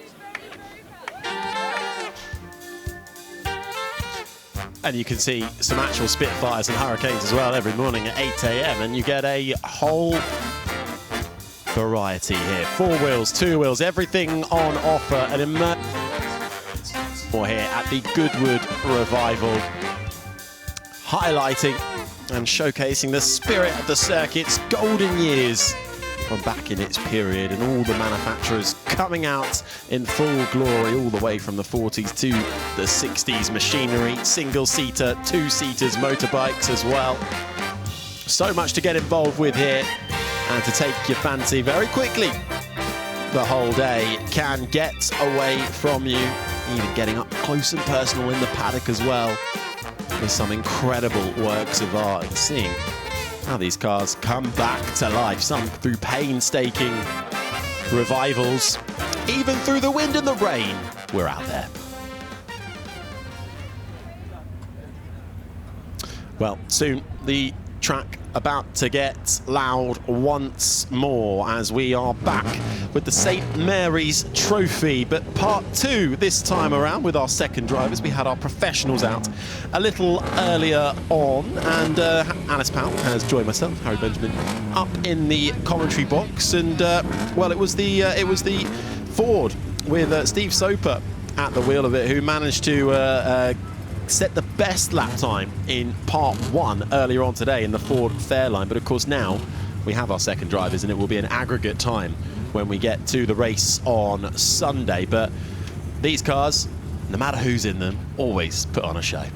They do. A big favourite here at Goodwood, and we'll have part 1 that will take part tomorrow, and then part 2 will take part on Sunday, and I believe that Ed is down in the assembly area. Alex, we saw what this car can do in the first part. So do you get to look at the data? I haven't done. I do get to look at the data, but I haven't even thought of that. And look, you've done a bit of testing. Does it handle as it looks? No.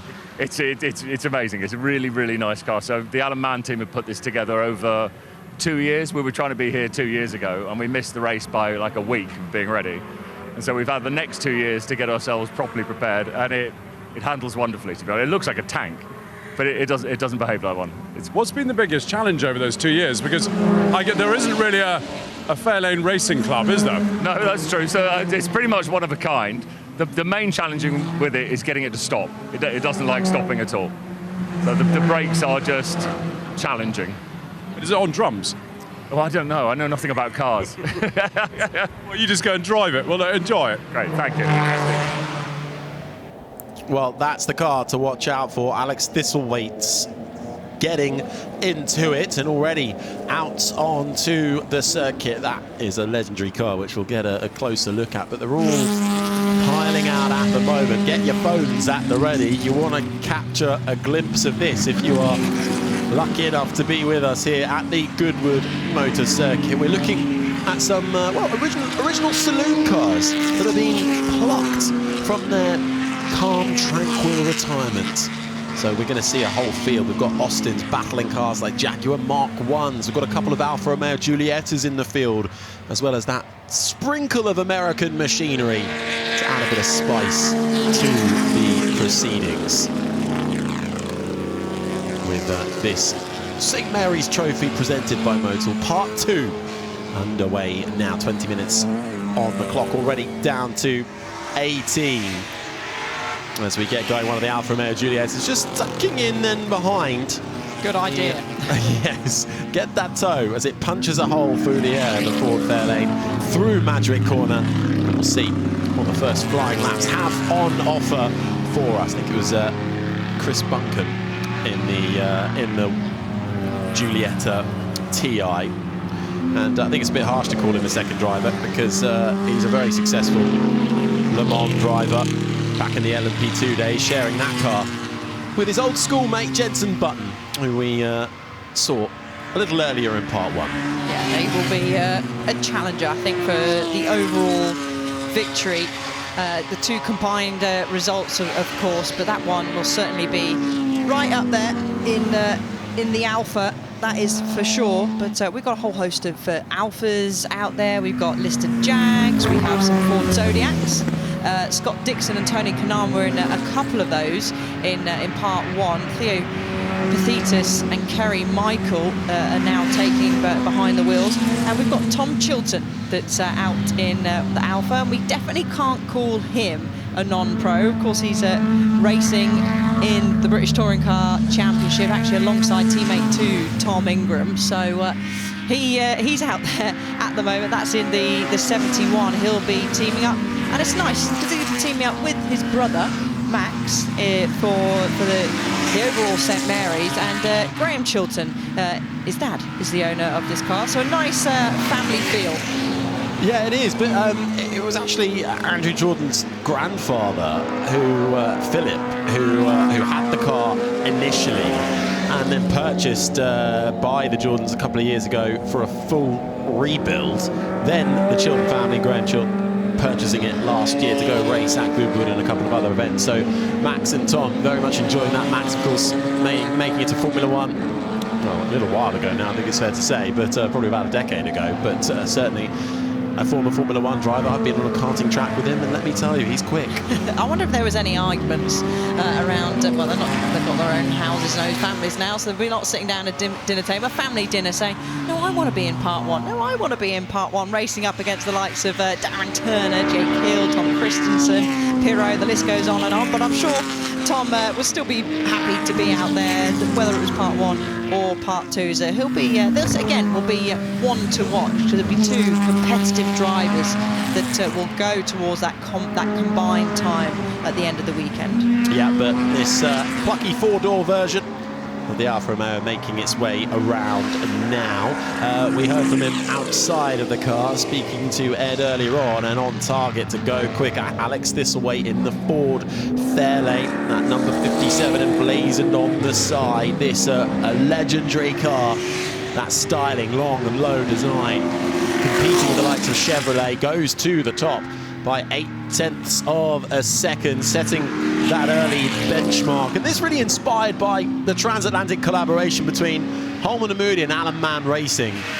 in the Ford Total Performance program has brought basically big American cars to the British Saloon Car Championship, the precursor to the British Touring Car Championship. So this is what we really saw, these big American, almost muscle-type cars on European shores and taking it to the rest of the field. Chris Ward is out in one of the Mark 1s. He's teaming up with Gordon Shedden. So again, this combined time to form, combined result for the end of the weekend will be competitive from these two, because we expect them to both be challenging up the front of the times, as the 77 just in front of Mike Jordan, father of course to Andrew Jordan, using what we could say the touring car line of using maybe a little bit too much curve at that first part of the St Mary's. You can see there in one of the little Austin A40s. So again, it could be a challenge for the overall result as well, because Mike, a handy racer in his day as well. Certainly is. But the Jaguar Mark 1 getting by. A couple of Mark 1s in the field. One of two original 1959 at Keep Endeavour cars.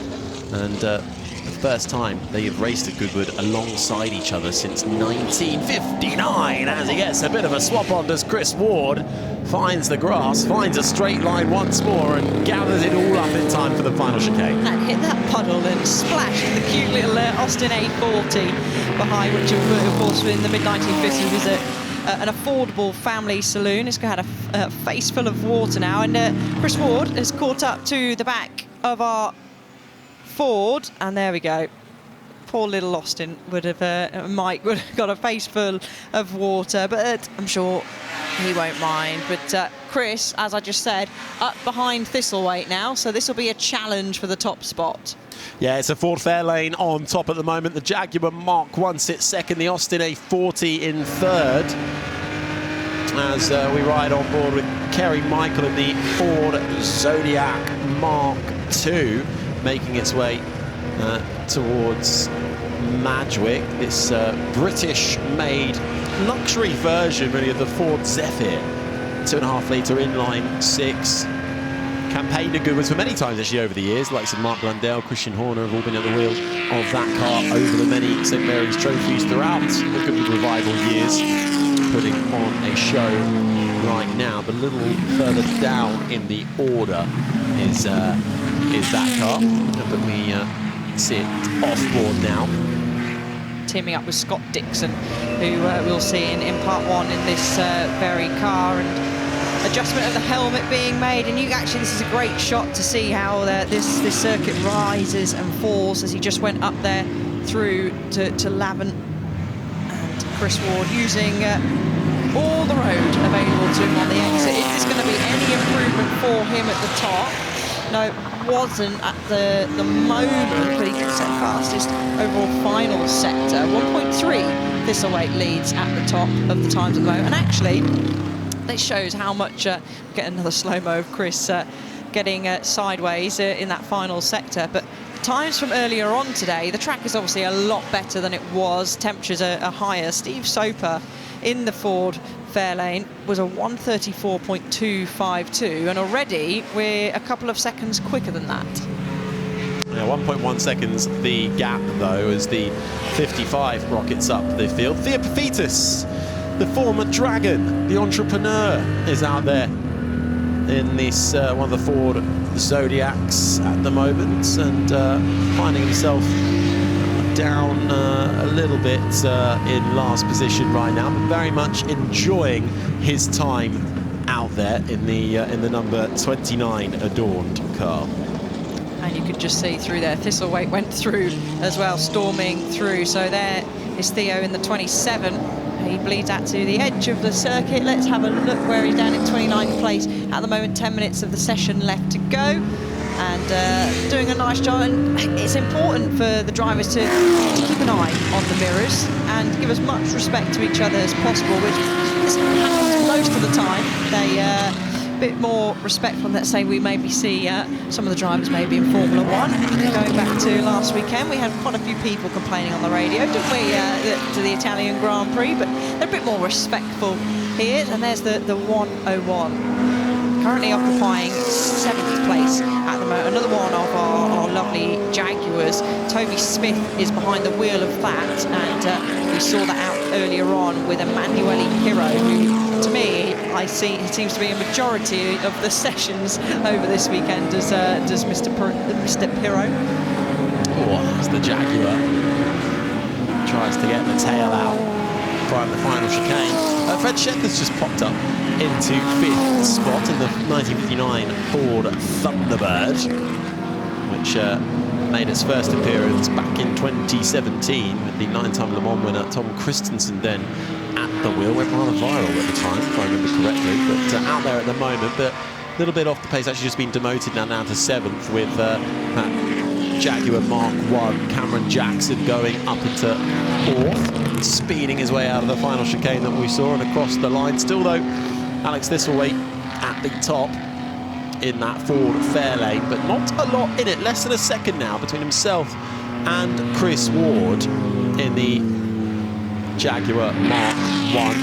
And then we've got one of the Lister Jaguar Mark 1s just behind that one, the number 22, currently of Simon Lewis down there in 3rd. And yeah, Fred Shepherd, he actually won last year with Romain Dumas in the combined classification in their Ford Galaxy 500. Hugely, sorry, it was Bill Shepherd that won. There's lots of Shepherds out.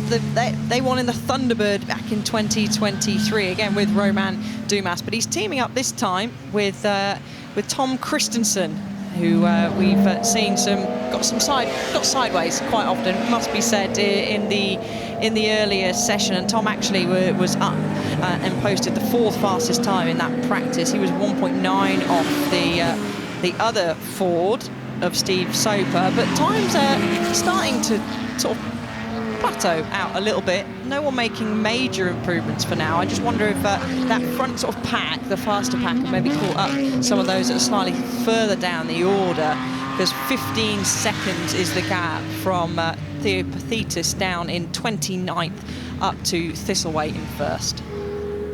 Round the right hander is Theo Pathetis in the Ford Zodiac Mark II as he cut on board to the Riley 1.5 and really having to go a few times at the steering wheel to get it turned in. Back end kicks out slightly, controls it nicely down through the gears, now tap on the brakes, coming through into the final chicane. This based on the Morris Minor chassis, using sort of the Morris's floor pan, suspension, steering wheel, larger engine this. Nick Leston at the wheel of this one. I do like these little cars. These Riley 1.5 and 1.5, of course, showing it on 1.5 litre engine underneath the bonnet. And these actually quickly became popular in club racing and international saloon car events, and did contest in the British Saloon Car Championship from its inaugural year in 1958, with actually several class wins as well. So it was popular back in its day, and the 11 has a little spin around, and that is one of our Rileys. Yeah, I think it's Ding Boston's Riley. Yeah, it is. Nice, perfect pirouettes, one would say. And back on the throttle again. We'll get another look at it. Oh, coming round, a lot of speed, back end on the grass. Round she goes. And this car actually was most recently raced in the St Mary's by the late and great Jochen Mass back in 2021 and 2023 in a car that Jochen really enjoyed driving. It's actually a really nice story as well, not only for the Jochen Mass, but the car's actually prepared and raced by Oxford University Motorsport Foundation students since 2010. So it's introduced hundreds. Oh, so we've got a big hit, I should say. Oh, that is bouncing onto the grass. That is the number 35. It's one of the Austins. It's the A35. Christoph Cohen's in that car.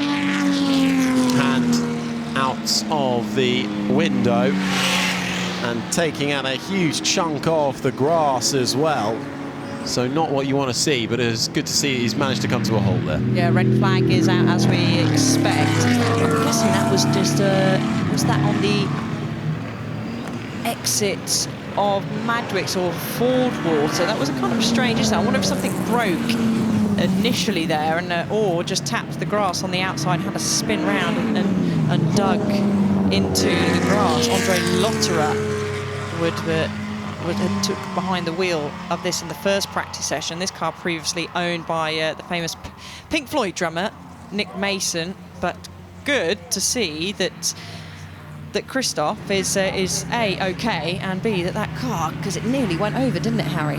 It did. We haven't seen how that incident began, but obviously the driver moving inside the vehicle.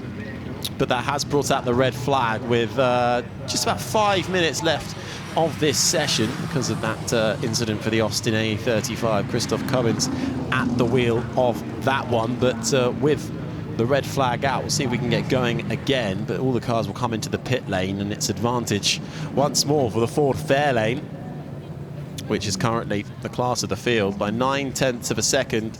Chris Ward's Jaguar Mark 1, the leading contender, with the Lister Jag Mark 1 following up in third at the moment.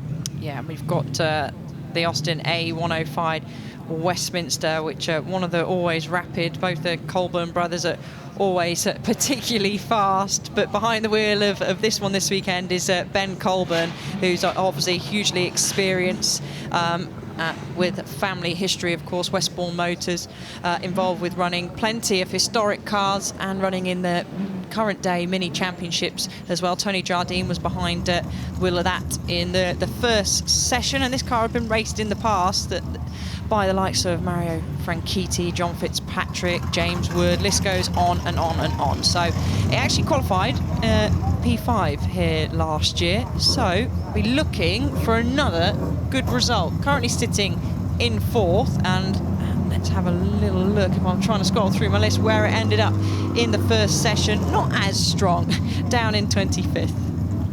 No, and what we do, of course, from this session is we take an aggregate time from the first part of qualifying with the professionals in, and in this session with the owners of the cars more often than not, and the results derived from that combo sets us up for the grid for the St Mary's Trophy, which is always a lovely way to end the Goodwood Revival on the Sunday, last race of the day at 6 o'clock. So red flag out at the moment for this car that has had an off, and we're about to see what exactly happened, and that is a full roll on the side, back on, and it comes down with quite some vigour, with a huge tuft of grass taken with it. That is a heavy hit for the 35. Wow. I mean, we caught the tail end of it. I did not expect to see that it actually had a roll. What a bizarre incident, but really glad to see that that he's out and he's okay, and we're just getting the message on our timing screen that the session will not be restarted. So this is how the order is going to finish, at least for this part 2, Harry. It certainly is, and it was on top in the first parts of the St Mary's qualifying. The Ford Fairline quickest of all, but good to see then Christoph Cohen's walking away from that incident in the Austin A35, which has brought out the red flag. The session will not be restarted, so let's head down to the pit lane with Ed. Thank you very much. Right, well, look, everyone's sort of sat here. I don't think the drivers actually know yet that the session isn't restarting. What I want to try and do is crack on down, and I want to try and find Chris Ward and Alex Thistlethwaite. We may not get down there, but let's hang on. We've got a likely person here. Duncan, how is it? It's a bit like sort of driving a boat. A bit like sailing, yeah. But no, honestly, this is just the best car. We're not quite on the pace. We're a second off where I've used to be in this car, 138s, 139s. But it was terrible axle trap. Got it really sideways into Woodcut a couple of times. But it is such a historic car. You haven't got to forget, you're driving a unique car and you're not to bid it. Well, it looks wonderful, especially when you pass an A40. It looks like you're going to have them for breakfast. No, I think, the A40s might be, there are definitely for breakfast, and the minis for lunch, maybe. All right, Duncan, cheers. Always get us all right. Here's the Ford Fairlane. We're going to squeeze through, go and chat to Alex. Alex, session obviously not being restarted, but that seemed to go pretty well. That went Pretty much according to plan, I reckon. Less of the, it's really easy to drive, though. It's quite hard work. Is it, and how the brake? They're absolutely useless. They've turned into wood at the moment. So I'm not disappointed that we've got to stop. So how many laps do you have, do you think, before you lose those brakes? How many did we do just now? About Some. that many. Yeah, about that many. Maybe 8, 9 laps, and then it's going to get really, really interesting.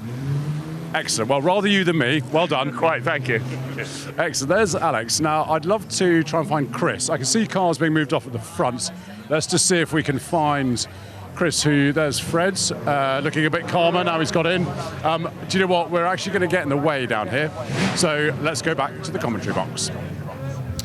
Thanks, Ed. Yeah, as we have that Austin 835 back on the flatbed truck. Bit of damage then, but the owner walking away, so that is good to see. And that brought to an early end the St Mary's Trophy, presented by Motul Part 2.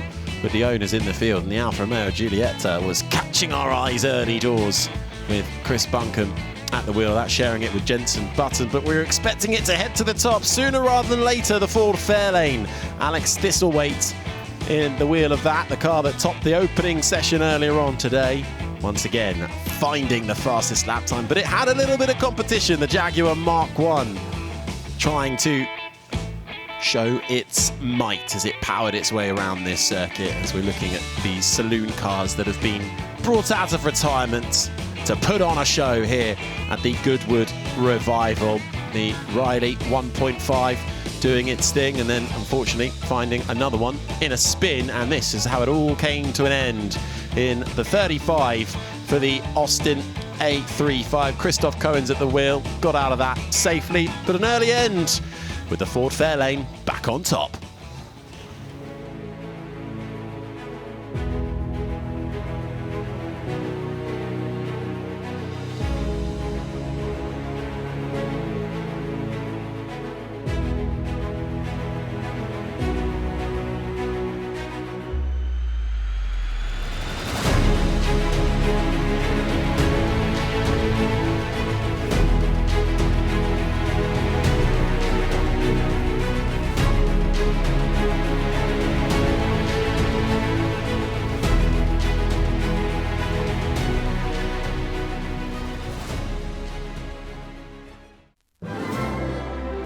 Welcome to Goodwood, the spiritual home of British motorsport. And the epicentre of this motoring paradise is the Goodwood Road Racing Club. From the thrill of the Festival of Speed to the charm of the revival and the exclusivity of the members' meeting, the club grants you privileged access to events that really set Goodwood apart. Not to mention a host of splendid enclosures where you can kick back and relax. Look at this chap, enjoying some shade. Joining the club also works for your wallet, with special prices for your event tickets. This gentleman has managed to save enough to buy himself a spiffing new suit. With the GRRC, you won't just experience the best of Goodwood, you can even embark on extraordinary journeys across the globe. And enjoy exclusive access to social events, track days and tours with people who share your passion for motoring. These ladies and gents are having a smashing time. So, what are you waiting for? Embrace the spirit of adventure, the thrill of the race and the camaraderie of the GRRC. Join the fellowship today and go further with Goodwood.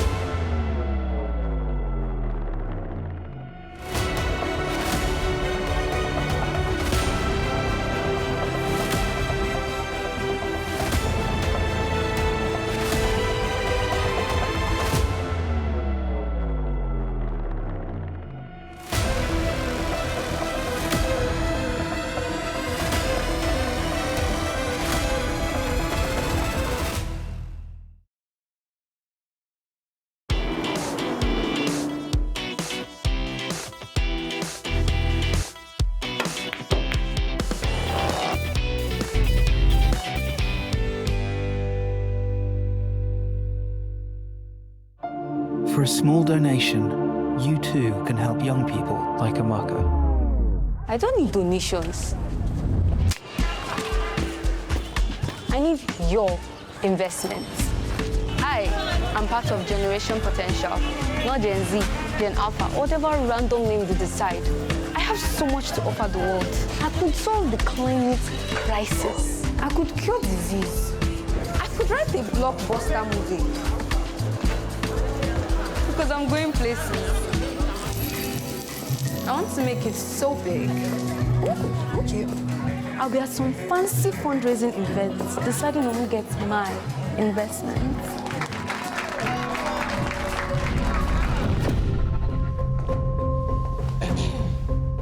Today, I am here looking for your investment into our future. We want to learn skills, to gain confidence, to find opportunities, to change the world for the better. Invest in us. Invest in Generation Potential. It shouldn't matter how we start, it's what we do next that counts. Hey! Guys!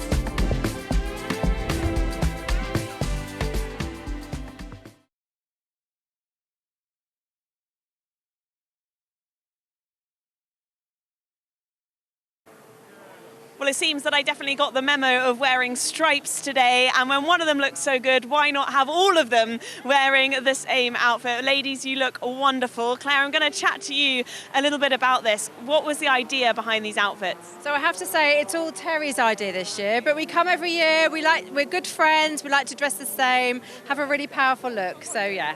And Terry, I've heard that it might be a more special occasion than normal. It is, it's my 50th. Congratulations. Is this where you wanted to celebrate? Yes, definitely. We've done it many, many years, and I just knew that I thought we'll all get together again and dress up the same and, yeah, just enjoy it. What is it about Revival for you that is so special? It's just everybody makes an effort, and everyone's smiling all day. It doesn't matter what the weather does. Got a hat flying off with the weather. The cars are beautiful, the people are beautiful, everyone's got their own look going on. It's just a really nice occasion. And just talk me through getting ready this morning. Is this something you do together and separately and hope that you look the same? Yeah, they all came to mine. I set up breakfast, we have a little bit of a drink, 6 a.m. start for hair and makeup. 6 a.m? Yeah, we have somebody come round and do our hair. It's great laugh. Let's have a look at your hair again. That is phenomenal. Nikki, she's a great job. She does us all. And you know what? That's part of it, isn't it? It's not just the outfit, but the hair and the makeup really encompasses everything. Yeah, it's just such a lovely time for us all to get together. And sometimes we don't see each other, so it's a lovely time for us all to get together. To celebrate a 50th as well, do you have any secret plans for her today? I couldn't possibly say. Wouldn't be secret, would it? It wouldn't be secret. You are exactly right. Well, listen, enjoy your day, ladies. Happy, happy birthday. Happy 50th. What a way to celebrate at Goodwood Revival.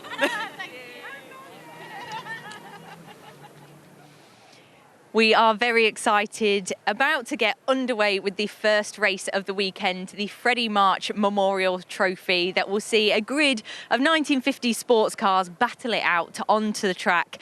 Going into dusk. This is really a dazzling race and a good one to kick us off for this weekend, David.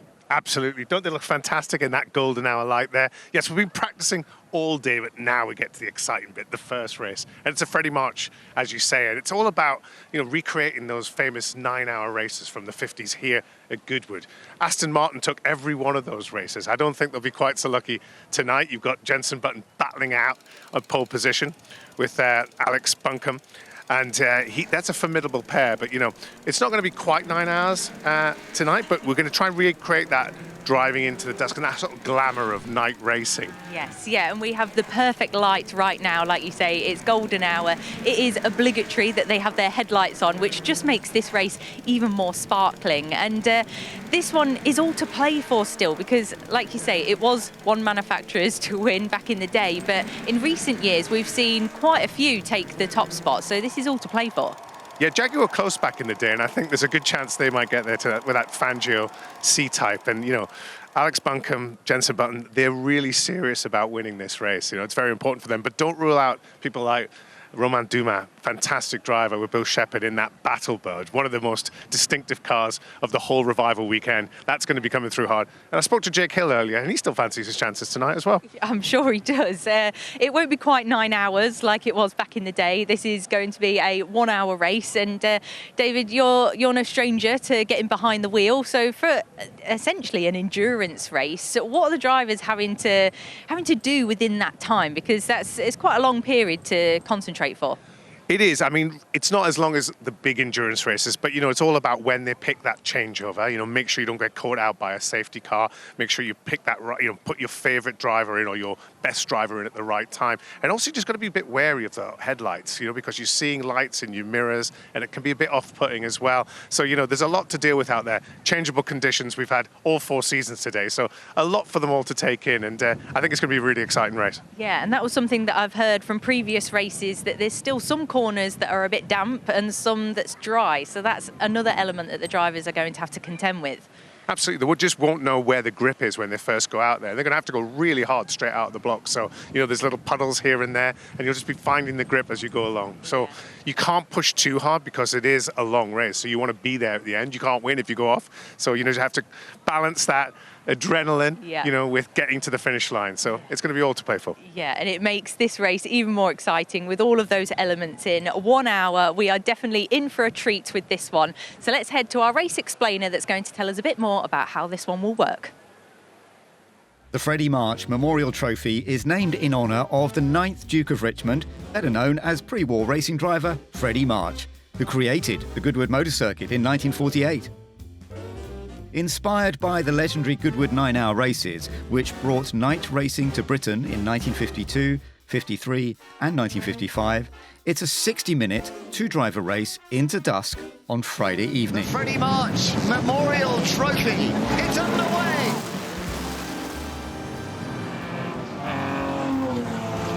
As with those races in the 1950s, the battle at the front will pit Jaguar against Aston Martin, C-types and D-types taking on DB3Ss.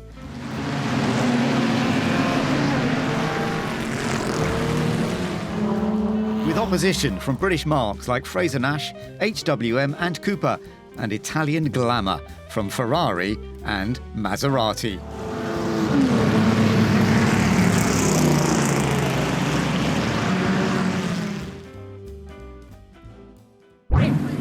Nigel, it's quite a feisty front row, this, isn't it? A certain Formula One world champion next to you. Yeah, I think I'm slightly outclassed, actually. But I'm going to do my best and hold it up what I can for Chris, and then pass it to Chris, obviously, in the best position possible. That's all I can do. I mean, I'm a club racer. I'm not in his league. But yeah, it's terrific. Terrific privilege, actually, to do this and have those aces both sides of you. And tell me, that so much can rest on the pit stop, can't it? The pit stop is vitally important. We have, shall we say, talked it over on test fluid as well in the pit, in another area, obviously, and we've got it, we think, taped. But in all fairness, the timing they give us is quite reasonable. Some races, they are unreasonable, and people go out dangerously with the belts not being tightened up, and that's a no-no. And it should be, you know, a decent time, because people can be killed because the regs become too tight. I mean, some races, they give you 30 seconds, which is just not cricket. Well, look, best of luck and enjoy it. I'm sure you will. I'll do my little best. Thank you. Well, here we are, looking forward to getting underway with all the action. The first race of the weekend here at the Goodwood Revival, the Freddie March Memorial Trophy, with this wonderful collection of machines and 2 drivers sharing these cars, and a 1-hour race, as you've heard. And we'll have pit stops during that race. They can choose between 20 minutes and 40 minutes as to when to do those pit stops to swap drivers. Some will come in that bit earlier, some will come a bit later. If there's a safety car at that time, then they're not allowed in the pits. So all part and parcel of what's going to be an interesting race. And of course, the evening looking beautiful here at Goodwood at the moment. And we are looking forward to more action, particularly once we get into the race, Alice. We certainly are. And one thing to also note is there is a minimum pit stop time. So pit in to pit out is a time of 50 seconds, and you cannot come in if it's under safety car. So the pit lane is closed if we have a safety car, which hopefully we won't have. But 1 minute of racing, as you said, and it's the Button and Buncombe C-Type that will be lining up on pole position. They were pretty rapid, actually. We're so fast, they were 1.4 seconds ahead of the fellow Jag C-Type, the Nigel Webb and the Chris Ward car that will be lining up in second place. And we're looking at a lovely collection of machinery here. One of the Aston Martins that we're looking at right now as well. But it is such a lovely mix, as I say. We saw the Fraser Nash. We've been looking at the Allard a moment ago as well. There are only 2 Allards entered, number 13 and number 14, both early 1950s Allards, and of course a car that was very successful in the early 50s when it was racing. Sadly, the Allard business didn't last forever. Looking at the Connaught, this is another unusual one as well, the Connaught ALSR from 1954, which is just the one of the Connaughts initially created actually as a single-seater to race in 1954 and then converted into a sports car by Rodney Clark and Mike Oliver, and competitive straight away. And it raced here at Goodwood in the 9-hour event with Archie Scott Brown in 1955. And then Sterling won with it as well. Sterling Moss won, and that you see his name on there. Sterling Moss was a winner with this Connaught. Isn't it lovely to see that kind of history? It is great, and a very proud owner is Paul Griffin, and you can tell that by just how he's kept this car in such an incredible condition, but also we saw there that he's got all the list of names of and successes of the cars. Of course, you just said there, Ben, Sterling Moss is one of those. It's wonderful to see. So that is our number 31. We'll be starting a little bit further down the order, but we're looking forward to coming up through. Well, also, I mean, you know, whatever cars you have, they're not always going to be fully competitive necessarily, but it's so lovely to have the mix. I mean, that's what I really enjoy here at Goodwood. Yes, you've got a bit of a bunch of certain cars up front. For example, we've got a couple of C-Types up front, and this is the one that is starting from pole position. So Jenson Button is starting. He's sharing with Alex Buncombe. We've got 2 C-Types on the front row, but just to remind you, it's actually 3 cars on a front row here at Goodwood. So the third car will be actually the HWM Jaguar. Theo Hunt will be driving that. But so you've got 3 on the front row, 2 on the second row, 3, 2, etc. going down the grid. But this one was very impressive in practice. Oh, it certainly was. As I said, they were 1.4 seconds clear of their closest challenger, which was the Webb Ward C-Type, which we have got our onboard camera on as well. And the C-Type, of course, was really celebrated for its pioneering of use of disc brakes, lightweight construction, aerodynamic design, and I would probably say it played quite a crucial role in establishing Jaguar's reputation in motorsport, and still remains a highly sought after collector's item. So they are still leading the way, though, at the front of this race, the Freddie March Memorial Trophy. Yeah. And we're looking forward to getting them out on the grid. And still plenty of people as we're going to race in as the sun starts to set. I'm having a little look around the commentary box. We are kind of surrounded by clouds. I obviously hope that none of them do break into a shower, but we still have a great crowd that has stayed to watch this first race of the weekend. Yeah, no, it's going to be absolutely thoroughly enjoyable to take on this first race. Getting off the line, of course, always so important to try and get away, get off the line quickly, and then get into that first stint before you bring the car into the pits for a swap over. And we do get safety cars, of course, incidents happening. That can completely change a race. You might get somebody out front leading by quite some margin, then there's a safety car, and of course they all have to bunch back up together, and whoever has taken the advantage then has to start all over again, or perhaps pass the car on to their teammate. But Jenson Button, I mean, what a superstar driver, and he owns this car. I mean, that's what's so lovely, is that he's now got so into historic racing. He has bought cars, he's totally involved. An ex-Juan Manuel Fangio car, and there we are with our Jenson Button, the Formula One world champion of 2009, a man who has raced 306 Grand Prix in his life, had 15 wins, 50 podiums, that big title.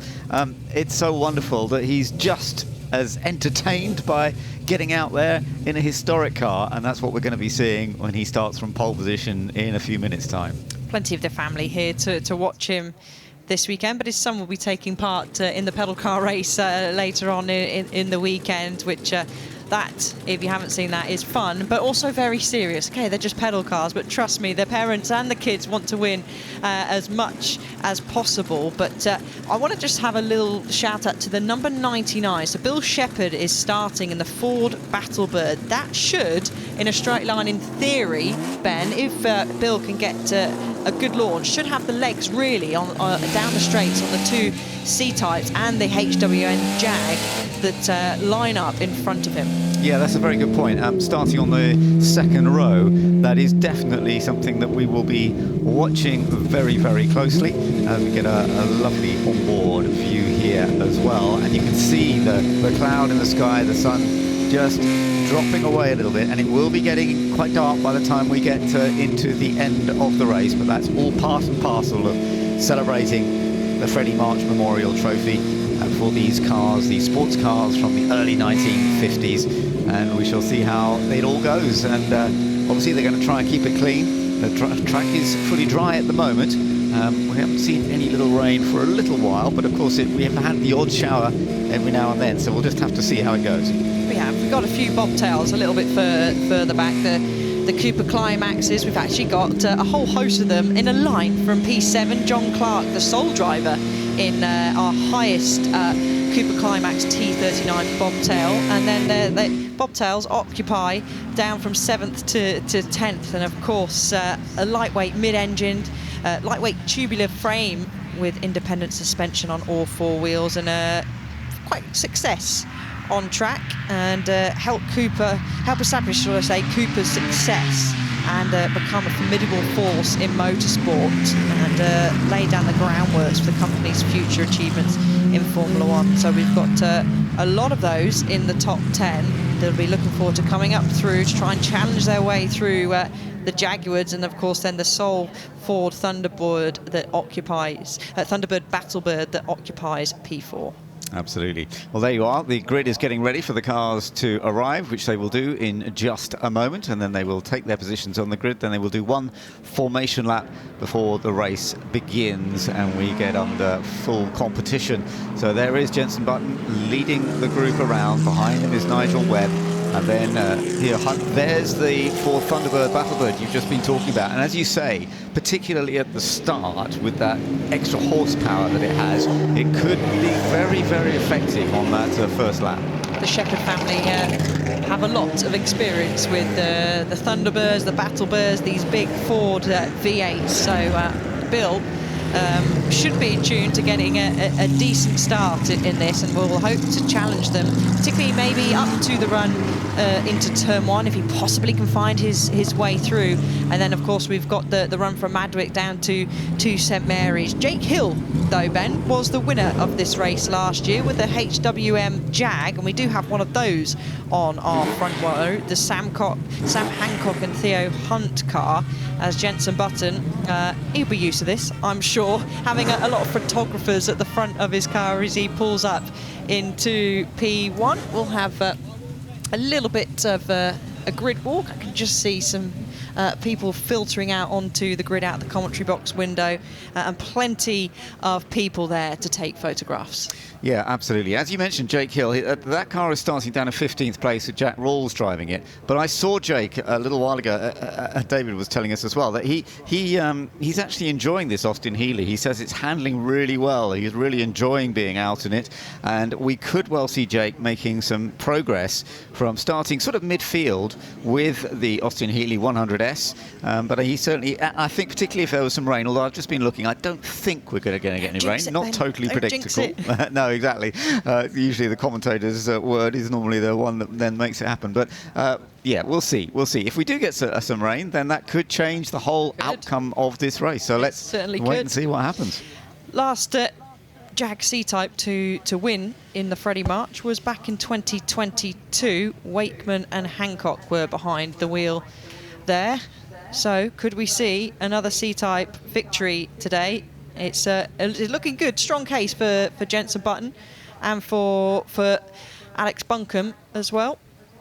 Some of the history here at Goodwood, of course, and we have a celebration on Sunday of the VE Day of World War II, and there's quite a lot of items around about that. Now, you're looking back at the second place. Now, there's Chris Ward, he's been chatting to his teammate Nigel Webb, the two who are sharing the car. Chris did a very good job in qualifying, but the gap, it was 1.4 seconds between them and the other C-Type that is on pole position. And there's another famous name, Tiff Needell. Isn't it lovely to see Tiff? He is starting down in 12th place on another Jaguar C-Type, and already he's got a little bit of a giggle going, which is lovely to see from Tiff. Further up, back again, we're into that third place with Theo Hunt. He is starting the HWM Jaguar you mentioned. He is, and he'll be hoping to repeat the success that Jake Hill had last year, but it's going to be tough. He's up against some strong drivers, not just on the front row, but as we touched on throughout the field as well. As Jenson Button will eventually lead us away, and that's the 99 we do need to keep our eyes on, the battle bird that will hope to make use of the American power underneath the bonnet and stretch its way forward as pretty much looks like everyone has cleared the grid, so I expect we'll be heading off on the formation lap very shortly. You see several drivers already, lights ablaze. Yeah, lights on already. So we shall see how this goes. But yeah, the grid has been pretty much cleared, so they will be set off on the formation lap in a moment. A bit of a chance to do a practice start, of course. Always a good opportunity. You don't always get those opportunities so much, even when you go testing. Sometimes to do a proper practice start on the place where you will actually be starting from. It's not always that easy to get a practice.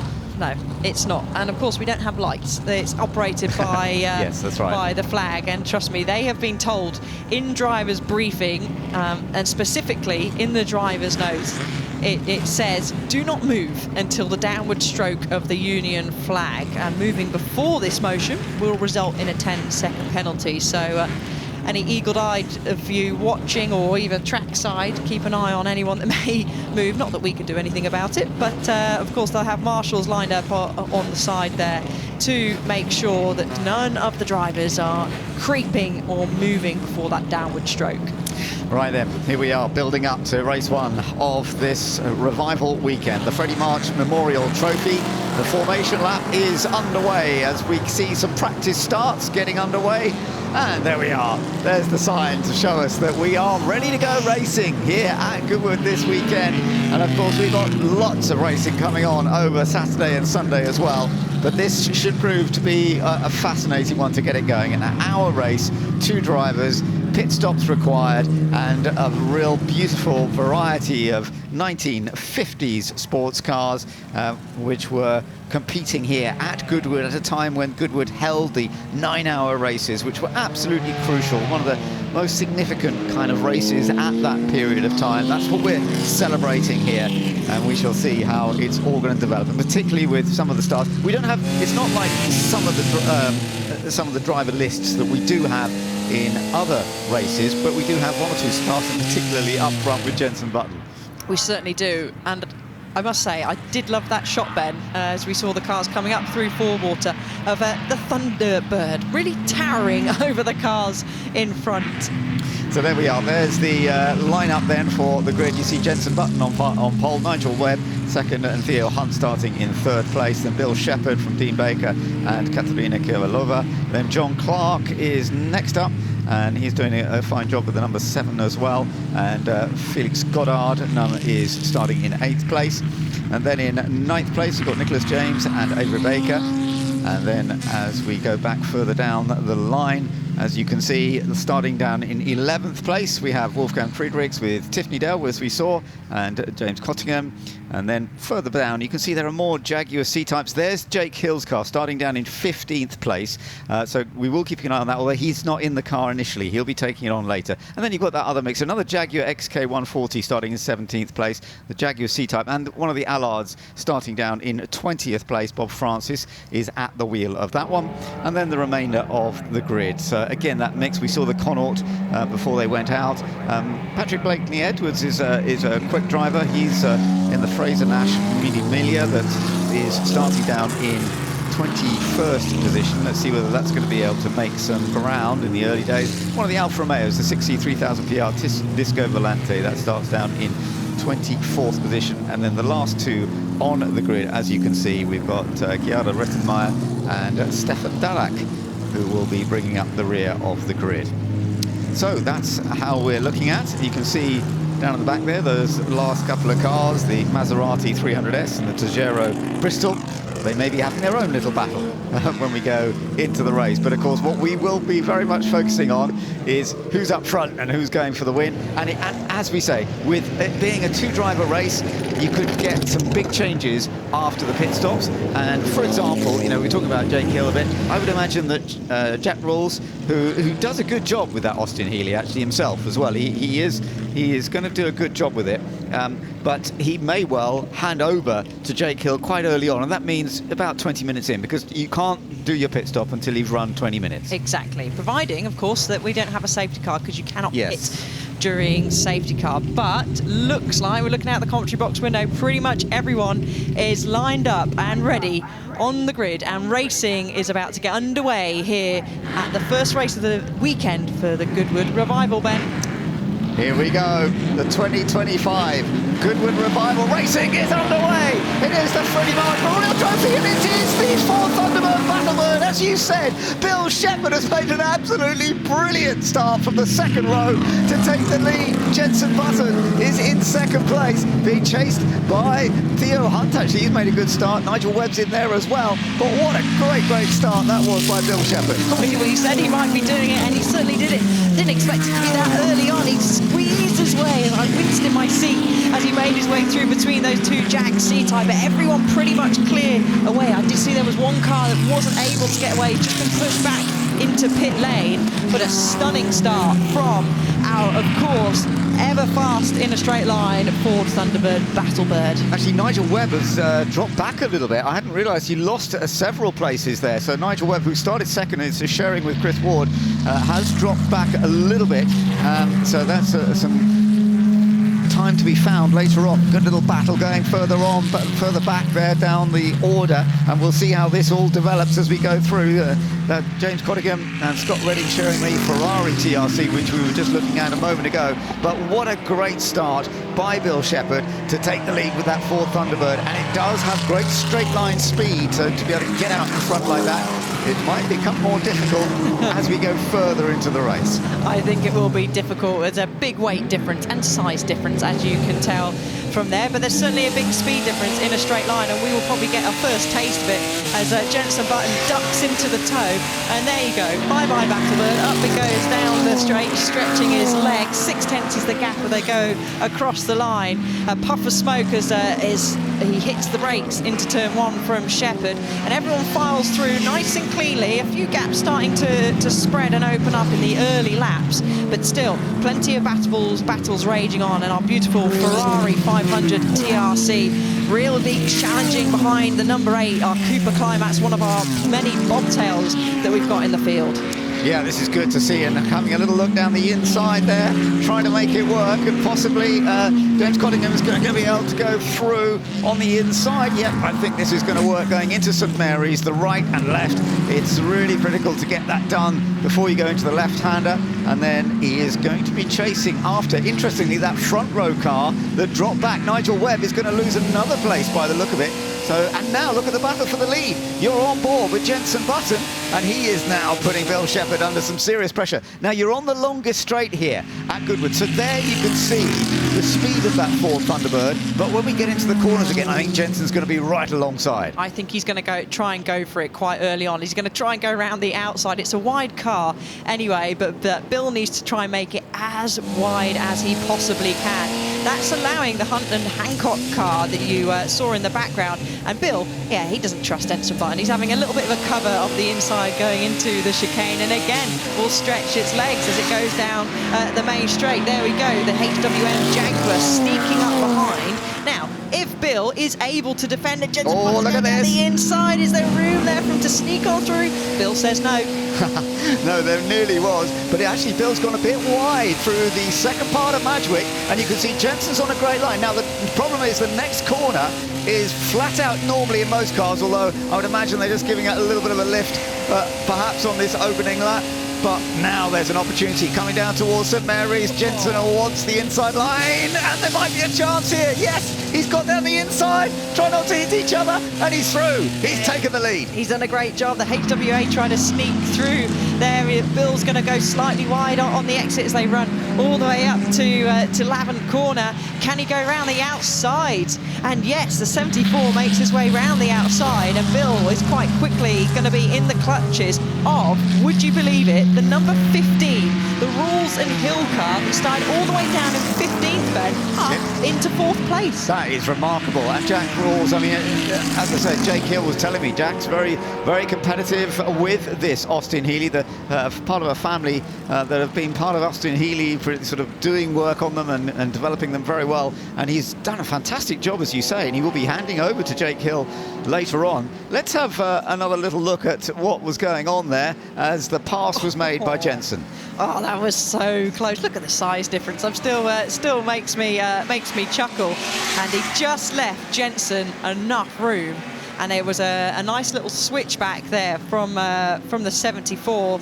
Hunt behind the wheel of that. So here we'll take a look at onboard again, and the ability of the Jag is just much lighter, easier to jump on the brakes. Of course, we touched on it. That car was a pioneer of the use of disc brakes, and that certainly can tell there from that. And already Jensen at the top of the field is stretching his legs. However, the Hunt Hancock car has just set the fastest first sector.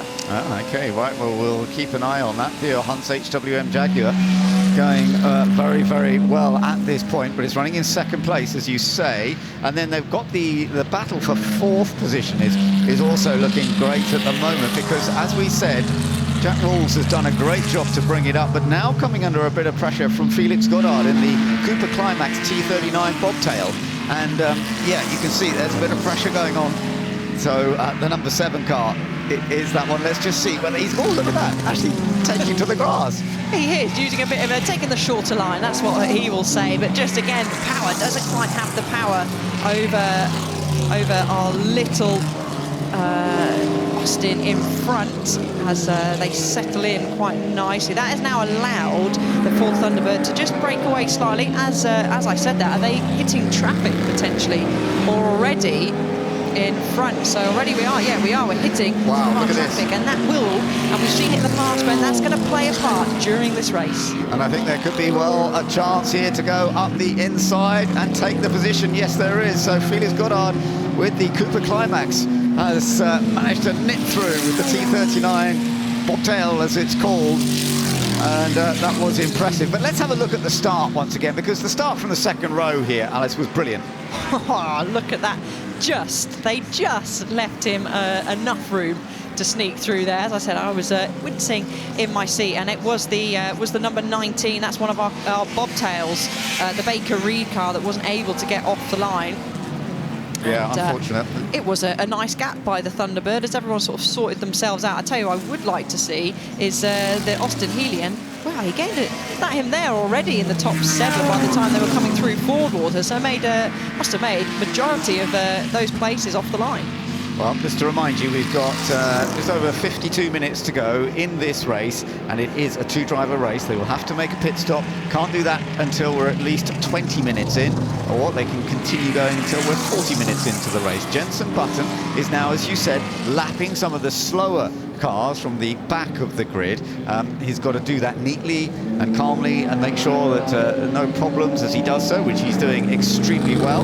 As you can see, the number 14 of Bob Francis and John Thompson, the Allard J2, another rare machine, quite an early Allard as well, actually, from 1951, also being passed as we got our 2nd place car, the number 74 HWM Jaguar, which is Theo Hunt, who will be sharing with Sam Hancock later in this race. Remember that Jensen Button will be sharing with Alex Buncombe, very much friends with the Buncombe family. They've done a lot together over the years, and Alex is also very rapid. So with Jensen managing to ease away up front, could be in a good place. But as I said earlier, you never know, you might get a safety car, and of course everyone would then have to bunch back together. Now the Ford is still holding in there. Bill Shepherd holding on to third place at the moment after that brilliant start, but they're not having quite the same pace. But that potential podium is coming under pressure, isn't it? It certainly is. Romain Dumas will take over the Bill Shepherd car, but he's going to have to make his car even wider than he did when Jenson Button was trying to sneak through, or did sneak through, going into St Mary's. And the number 7 going left, going right, trying to get the undercut, but unfortunately the little Cooper Climax is going to have no straight line speed to keep up with the Battlebird, and might even come under a little bit more pressure from the Austin Healey that's behind. I rather love seeing that there's such a difference, isn't there, between this huge Ford, which is battling away with the tiny little Cooper Climax T39, rear-engined, centre seat Cooper bobtail from that period in the mid-1950s, and it was an incredibly successful car in that period. Between 1956 and 1962, those cars took something like 91 wins, apparently. First entered at Thruxton in 1955. But what a wonderful difference between them, and yet we get a great race. I'll tell you what, if you were a photographer taking a photo of the cars coming into turn 1, I don't think you see the Cooper Climax tucked in behind the Battlebirds. I certainly didn't for a brief moment. I was about to say, where's he gone? He's disappeared, but he hasn't. He's just tucked in behind. The size difference is there. Button extends at the front. 5.8 is the gap now from Hunt in the 74. And really, this is bringing the Austin back into this battle. Laps, that's going to be a brave move to make up the inside of the second part of St Mary's. Not able to do it there. He's going to have to try and really be brave on the brakes, I think, to either try and go around the outside. He's having a little look. Yeah, but now we're going into power, aren't we? So we're going into power. So I would probably say, nearly let the Austin Healey. Actually, I think he might have opened himself up to getting done by the Austin Healey there as we go down the straight. The only real opportunity is going to be in the real heavy braking zone, so down into Woodcote Corner, where the Thunderbird would struggle. However, for the little bobtail, it's trying to get the perfect exit compared to the Thunderbird out down that back straight. But of course, it's going to, because the Thunderbird's going to have the legs. So you can see through the corners where you really have to stop, which is these two we've just been through there. It closes the gap down, but it's going to open again into turn 1. So it's going to be a brave move needed by this bobtail. Absolutely, but it's a wonderful battle that's going on here, and they're also having to do this lapping exercise as well, going past some of the other cars. You're looking at the Jaguar C-Type number 58 that's being passed by the others. It's Hans-Martin Schneeberger who's actually in that car at the moment, but keeping out of the way, and they're keeping it clean for now. By the way, Jenson Button setting fastest pace all the time at this stage. He's opened up the gap now to nearly 7 seconds over second place car of Theo Hunt, who will be passing over to Sam Hancock a little bit later on in this race. But the way that Jenson Button is getting away, meanwhile, this is the fight, this is the fun bit, because these such different machines, but where can the Cooper find it sneaky path through? I was just saying, he was having a look there, but we've then got to go down this long straight. So yeah, 7.4 is now the gap. Jenson Button just making it look easy as he drifts his Jag C-Type through Woodcote on the brakes into the chicane. We're sort of heading now towards the time of where they'll be making the switch over. And I wonder how Button will play this. The Button and Buncombe car. Alex Buncombe, of course, taking behind the wheel, because they're both extremely experienced, very fast drivers. Who's going to do the longer stint? You would have thought, well, Jenson owns this car, maybe he'll opt to do it. Now, they're nose to tail once again as they go across the line, the battle for the final spot on the podium. Yeah, this is really entertaining to watch, there's no doubt about it. But where can you find the way through? Through the corners is where the Cooper has that little bit more speed and pace, but trying to get into the corner alongside. And as you said, especially being such a big car, that Ford Thunderbird, Battlebird as it's called, it can sort of block a bit of space quite easily. The way that Jenson Button dealt with that was very clever, and they kept it clean, which was good. Bill Shepherd, of course, is a very experienced racer, and once he realised they were absolutely alongside, maybe didn't try and fight too hard, but he's fighting hard against these two cars behind. There's an that's a risky place, isn't it, to try and go up the inside? But maybe it's a risk that needs to be made to get past. Yeah. And I've just about to say Tiff Nadell is dropping down the order. He's in the pits, so clearly there's some kind of issue with that C-type Jaguar. He was meant look, they've gone through. That will certainly, the Cooper's gone through, and the Austin Healey's now also gone through. My goodness. That's amazing, but now the Thunderbird, of course, on a straight line, will try and come back.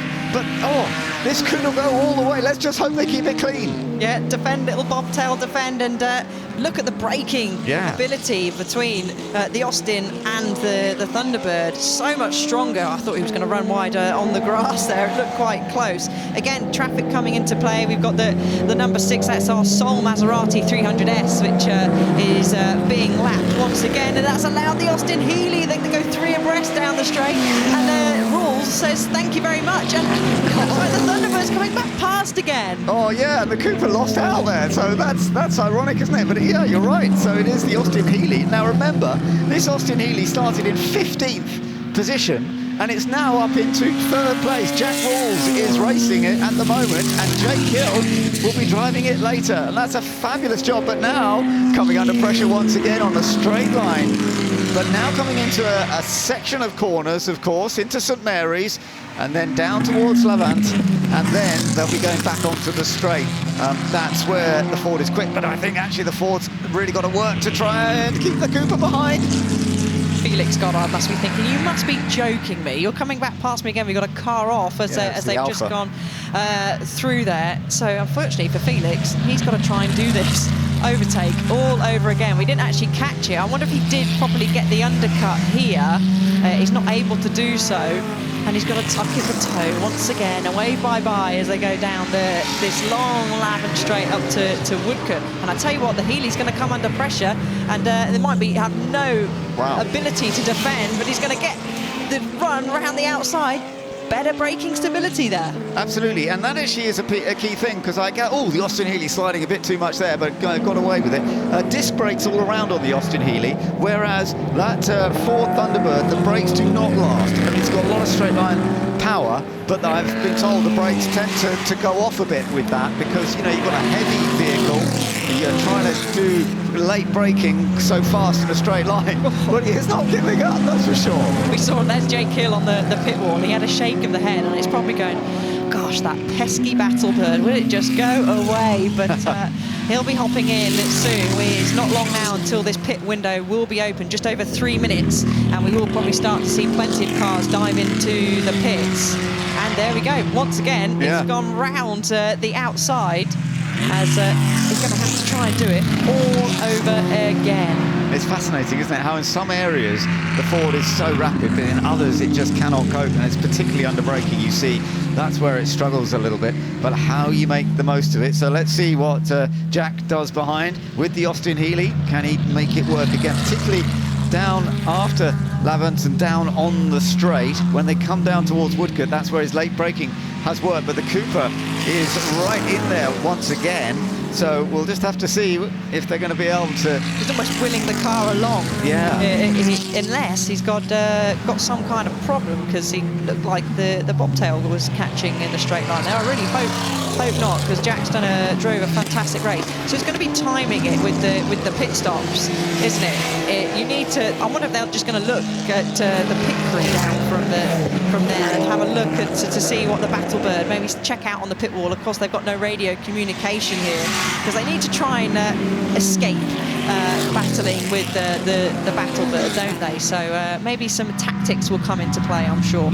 So some more lapping to do. But you're right, I wonder, it's almost as if Bill Shepherd had a problem with the car, and now it's working better again, because suddenly he's been able to get back in front and actually pull away a little bit. He's just looking a little bit more rapid than he was. I'm not quite sure what's going on, but nonetheless... Teasing them. Maybe he was teasing them. Maybe. He just set a personal best, actually, a 132.7. Jenson Button, meanwhile, is doing the 129s, apart from that last lap, getting through this traffic, a 131.3.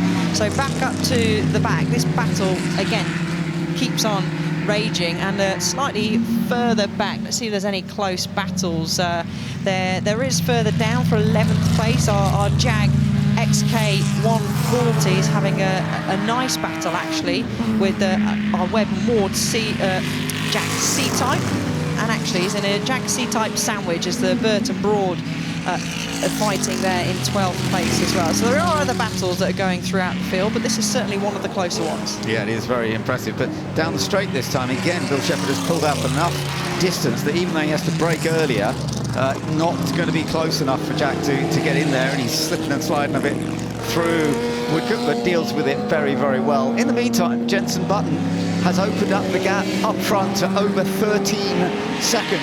But look at the time remaining, ticking away, because when we get down to 40 minutes time remaining, that is when the pit lane will open for drivers to be able to swap when they want to. So we're nearly there for some of those that might want to make the earliest pit stops, and that could make some difference as well. We shall see how this all works, but for Jenson Button, who will be handing to Alex Buncombe, they're in a very strong position up front. There you are. They are, and actually next time round, the pit window will be open for these drivers, so it's going to be really interesting to see what the Rawls and Hill car, the Goddard car are going to do to maybe try and see if they can make their way through, because they do really, in paper they kind of do look quicker. It's just the Thunderbird is able to power past them down the straight. So we'll have a look.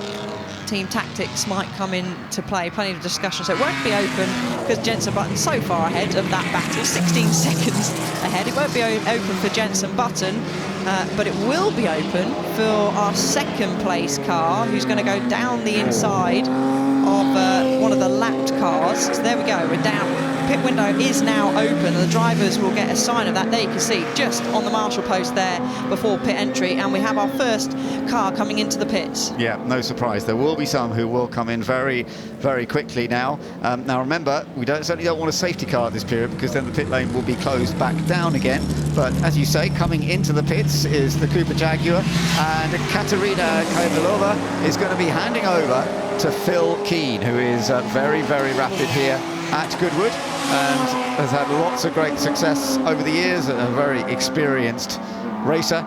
We shall see. They have to be in for 50 seconds, so that's why there's no mad rush to get in the car. 50 seconds from coming into the pits to going back out, and it is checked, and if it's less, then you will get a penalty. So it's well worth making sure that it's timed, that you don't beat 50 seconds coming in and out of the pits. So there's this battle that we were talking about between, well, two Jag C-types and then a Jaguar XK 140, and up goes the hand of the number 24, who's going to make his way into the pits. Of course, that car started on the front row, so Webb's going to hand over to Ward. Yeah. At 20 mile an hour, you can see is the speed limit there, and actually a lot of these cars don't have a speedometer, apart from they put maybe a digital one, I could see possibly there on the front of the dash. You can see, yeah, that's come to 0, so definitely one to keep, because you will, of course, speeding in the pit lane. They have got the guns down there to double check that. So out comes Webb, in goes Ward, and Chris Ward will be looking forward to making some moves, moving back further up the order. Absolutely. A racer who's been competing for many, many years, and particularly a highly successful historic racer. He started out in Formula Ford racing. He won the Champion of Alton Formula Ford event that season in 1993, but certainly then went into historic racing a bit later in his career, because he did race modern cars for quite a while.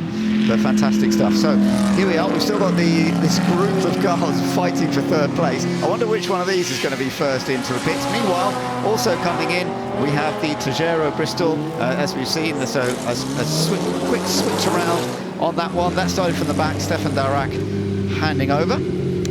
But now we're going to have to see how this all develops over the next part of this race. Plenty of time still to go. 37.5 minutes, basically. So out goes Chris Ward. He'll be, he's dropped quite well. Actually, no, they were down to 16th place. Jenson Button, he's still out at the moment. Let's see if he's going to make any signs of coming into the pits. Yes. And he is. So in comes our leader, puts his hand up. You do have to show that you are coming into the pits, whether that be with indicators, and which plenty of these cars actually don't have, or a raise of the hand. So up goes the hand, Jenson Button. Out comes him, in goes Alex Buncombe, and a real healthy lead. Some words of wisdom being passed on by Jenson Button in terms of probably how the car's handling at the moment. It looked like it might have been something about whether you have to pump the brake pedal, or it just looked like that kind of movement, didn't it? I don't know if that's what he meant. But as you say, those comments you get from your co-driver are always very, very important when you're out in a race. So they will have mechanic timing just to make sure that you don't go before the 50 seconds, but only one mechanic is allowed to assist during the pit stop, so that's why you see only one mechanic there tightening the belts. The bobtail is still trying to get past the Healy, and the Healy's still trying to get past the Thunderbird. Absolutely.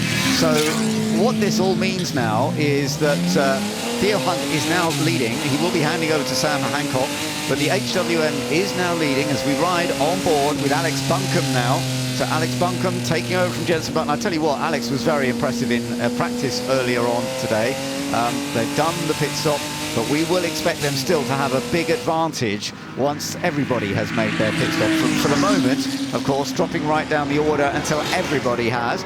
And as I mentioned, we've still got about 15 minutes before everybody has to come into the pits or get a penalty, of course. We're looking at our race leader right now, the number 74R, but it is coming in. You can see the sign by putting the hand up that we are going to get the swap over now from Theo Hunt. He's going to hand over to Sam Hancock. So in the pits he goes, jumps on the brakes, make sure you get down to that 20-mile-an-hour limit, and you've got to spot your team. They'll say, well, kind of be this down, this towards the end of the pit lane, or all in the middle, and they're going to hang out to make sure, but they cannot, mechanics cannot go across that dotted line when they are making the pit stop. So remember the going to drag straps. the driver out and shove a driver in and send them on the way. There's the 28 that they've been in for a pit stop. That's our Ferrari. Yeah, and it's lovely to see the HWM, that name coming from Hersham and Alton Motors. And yeah, we've got a problem there. HWM Jaguar from 1954. The other HWM, yeah, that's a bit sad. Baker car. And this was the car that won the race last year with Jake Hill behind the wheel, and that is not great and huge. Oh, that's really disappointing. Really disappointing for them. They're running currently up in 7th. And there you can see the beginning of where it was getting all smoky on that right rear. I'm not quite sure exactly what's going on there. Whether, it's a difficult one to actually kind of work what's going on, but there's clearly a mechanical problem there. So that's a great disappointment, great shame. Now Tails found its way through past the Healy. And I wonder if they're just waiting for someone to pit first. Yeah, because this is now the battle for the lead at the moment, isn't it? But yes, it's because they haven't made their stops yet. No, so waiting for one of them to go first, potentially, to play the tactics there. But you can see the stretch of the legs from the Thunderbird, and then that gap's going to close back down as they go into the really long, really tricky braking zone, Woodcote corner, steering and braking at the same time, which is where we get our fantastic shots of the cars drifting. So here we go. In comes the Battlebird, the raise of the arm from Bill Shepherd. He'll be diving into the pits now, and we're going to have Romain Dumas, who well, stick that driver in anything, and he goes quickly, particularly up the Goodwood Festival of Speed hill. So he's be coming in, and they will make that driver change. You can see him waiting on the the left-hand side, and he will be jumping in. Yeah, Romain Dumas, the star Le Mans multiple winner, a Porsche factory driver for many years, and has had so much success in Goodwood, but winning the RACTT has proved to be a little bit tricky. As you say, the hill climb, he's always done a great job. And we've got a new leader now with that battle that's been going on, and of course the Ford coming in. It does mean that the leader is Jack Rawls, who will be handing over to Jake Hill. We'll just have to see, but he's still under a lot of pressure. This has been a great battle. This has been an amazing battle, as I can hear out the commentary box window with my headphones and everything on, the Battlebird make its way. The Ford Thunderbird Battlebird goes out on track now. So Romain Dumas is set free from the pit lane speed limit, makes his way down the straight, and again this battle is just going to continue between, I'd like to say, all three of these cars. Austin Healy is the current leader. Now, who out of this this duo is going to pit first. Let's have a little look to see if either one of them is going to come in this lap. Kick of the grass just shows it's still a bit damp on the curb on the outside there. I'm not seeing any arms come up yet. Oh, but there's a bit of, no, yeah, they are staying out. I did wonder then. Right, there's a thumbs up. So all that means you're coming in this next lap. So Yeah. will Jack be handing over to Jake as the bobtail's trying to tease them off the racing line, not able to do so. And our fastest car out on track actually at the moment well, I was just about to say it's Webb of Ward car, but the Button Bunkum car now has just stolen that away with a 128.7 and creeping very quickly onto the back of this battle. 13 seconds is the gap, and remember, it has to be a minimum 50-second pit stop. That's pretty impressive, isn't it? That Alex Bunkum's immediately gone faster than Jenson Button in that same car. Jenson will say there's less fuel. Yeah, he will. You know, I know. all those Fair racing enough. driver, I'm not going to call them excuses because Jenson is extremely fast. But so we're going to probably see the 15 come in, aren't we, Ben? Yes, I would think so on this lap, and it just depends whether we're going to see the Cooper coming in as well, the number 7. Is that going to come in yet, or will it be staying out there for a little bit longer to lead the race, because it can stay out there for another 10 minutes if they want to. But they're keeping it really, really close as they come down towards Woodcote. The speed in a straight line, very similar. And of course, the little Cooper, very low, so aerodynamically in a way, it's less drag than the Austin Healey, but it's quite a small power unit, of course. So we know that 15's coming in. Let's have a look, see how it goes. Yeah, arm up. Raise of the arm. Is the bobtail? No. So the bobtail's going to set free, and actually, the bobtail has just set personal best in the middle sector. So that goes into Goddard goes into the lead of the race momentarily, because of course he will have to come into pit. So they'll be hoping a smooth stop as Jack's going to hop out. Jake is going to hop in. You can see he's got a seat insert there, slightly shorter than Jack. So I need a little bit of padding to boost him forward. In he goes, settled in quite nicely, and gets a helping hand from Jack to strap in. And of course, again, words being exchanged of saying how things are out on track. Absolutely. But what we do really expect to see here is that Alex Bunkum in this number 38 Jaguar C-Type that was being driven by Jenson Button earlier is going to have a massive lead, because he set the new fastest lap. Once everybody has made a pit stop, he's going to be in a very, very comfortable position. So basically, it's now just stay out of trouble. Don't do anything silly when you're lapping other cars. Just be aware of what else is around you. Out now comes Jake Hill. Jake, who of course has had so much success here at Goodwood over the years, and taking the win last year with a different car. So let's see what he can do. Bobtail. Oh, really? Okay. Unless that was just my eyes, but it looked like there might have been a little bit of smoke, but I really hope not. So I hope no issue, because this is a great battle we were having. So you're right. I think that is a bit of smoke, isn't it, coming out from the bobtail, which is that's a disaster for them. So let's see if they do take a look at it when it comes into the pits. But in he comes now. Yeah, and you can see it again there, sort of around the screen. There's a bit of smoke there. So what is going on? There's suddenly, just as he's coming in and been battling away for a really strong podium finish here, is this now not going to happen? We'll find out shortly. Of course, they've got to do the driver change, but will they be having a discussion, or is he happy? Let's have a look. Seems like they're making a change. So no dramas.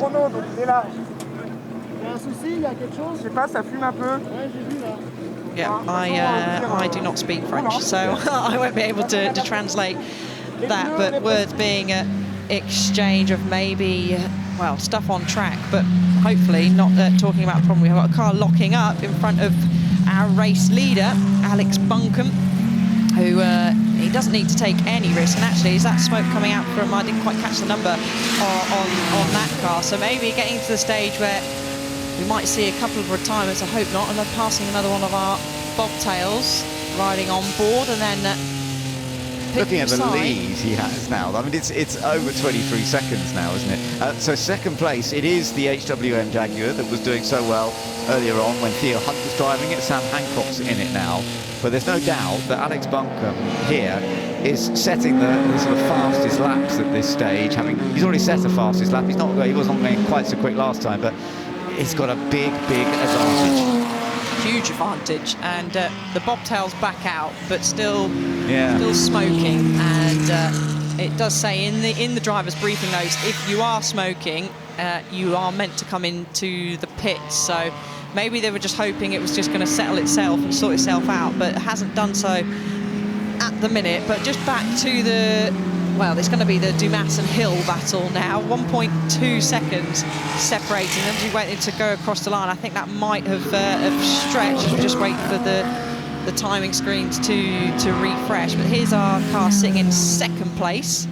It's Sam Hancock who's behind the wheel now, and again has quite a large gap to Button and Buncombe in front, and from the Hill car behind. Yeah, I think that's what's going to be interesting, is whether Jake Hill's going to be able to close that gap very much or not. And what about Romain Dumas?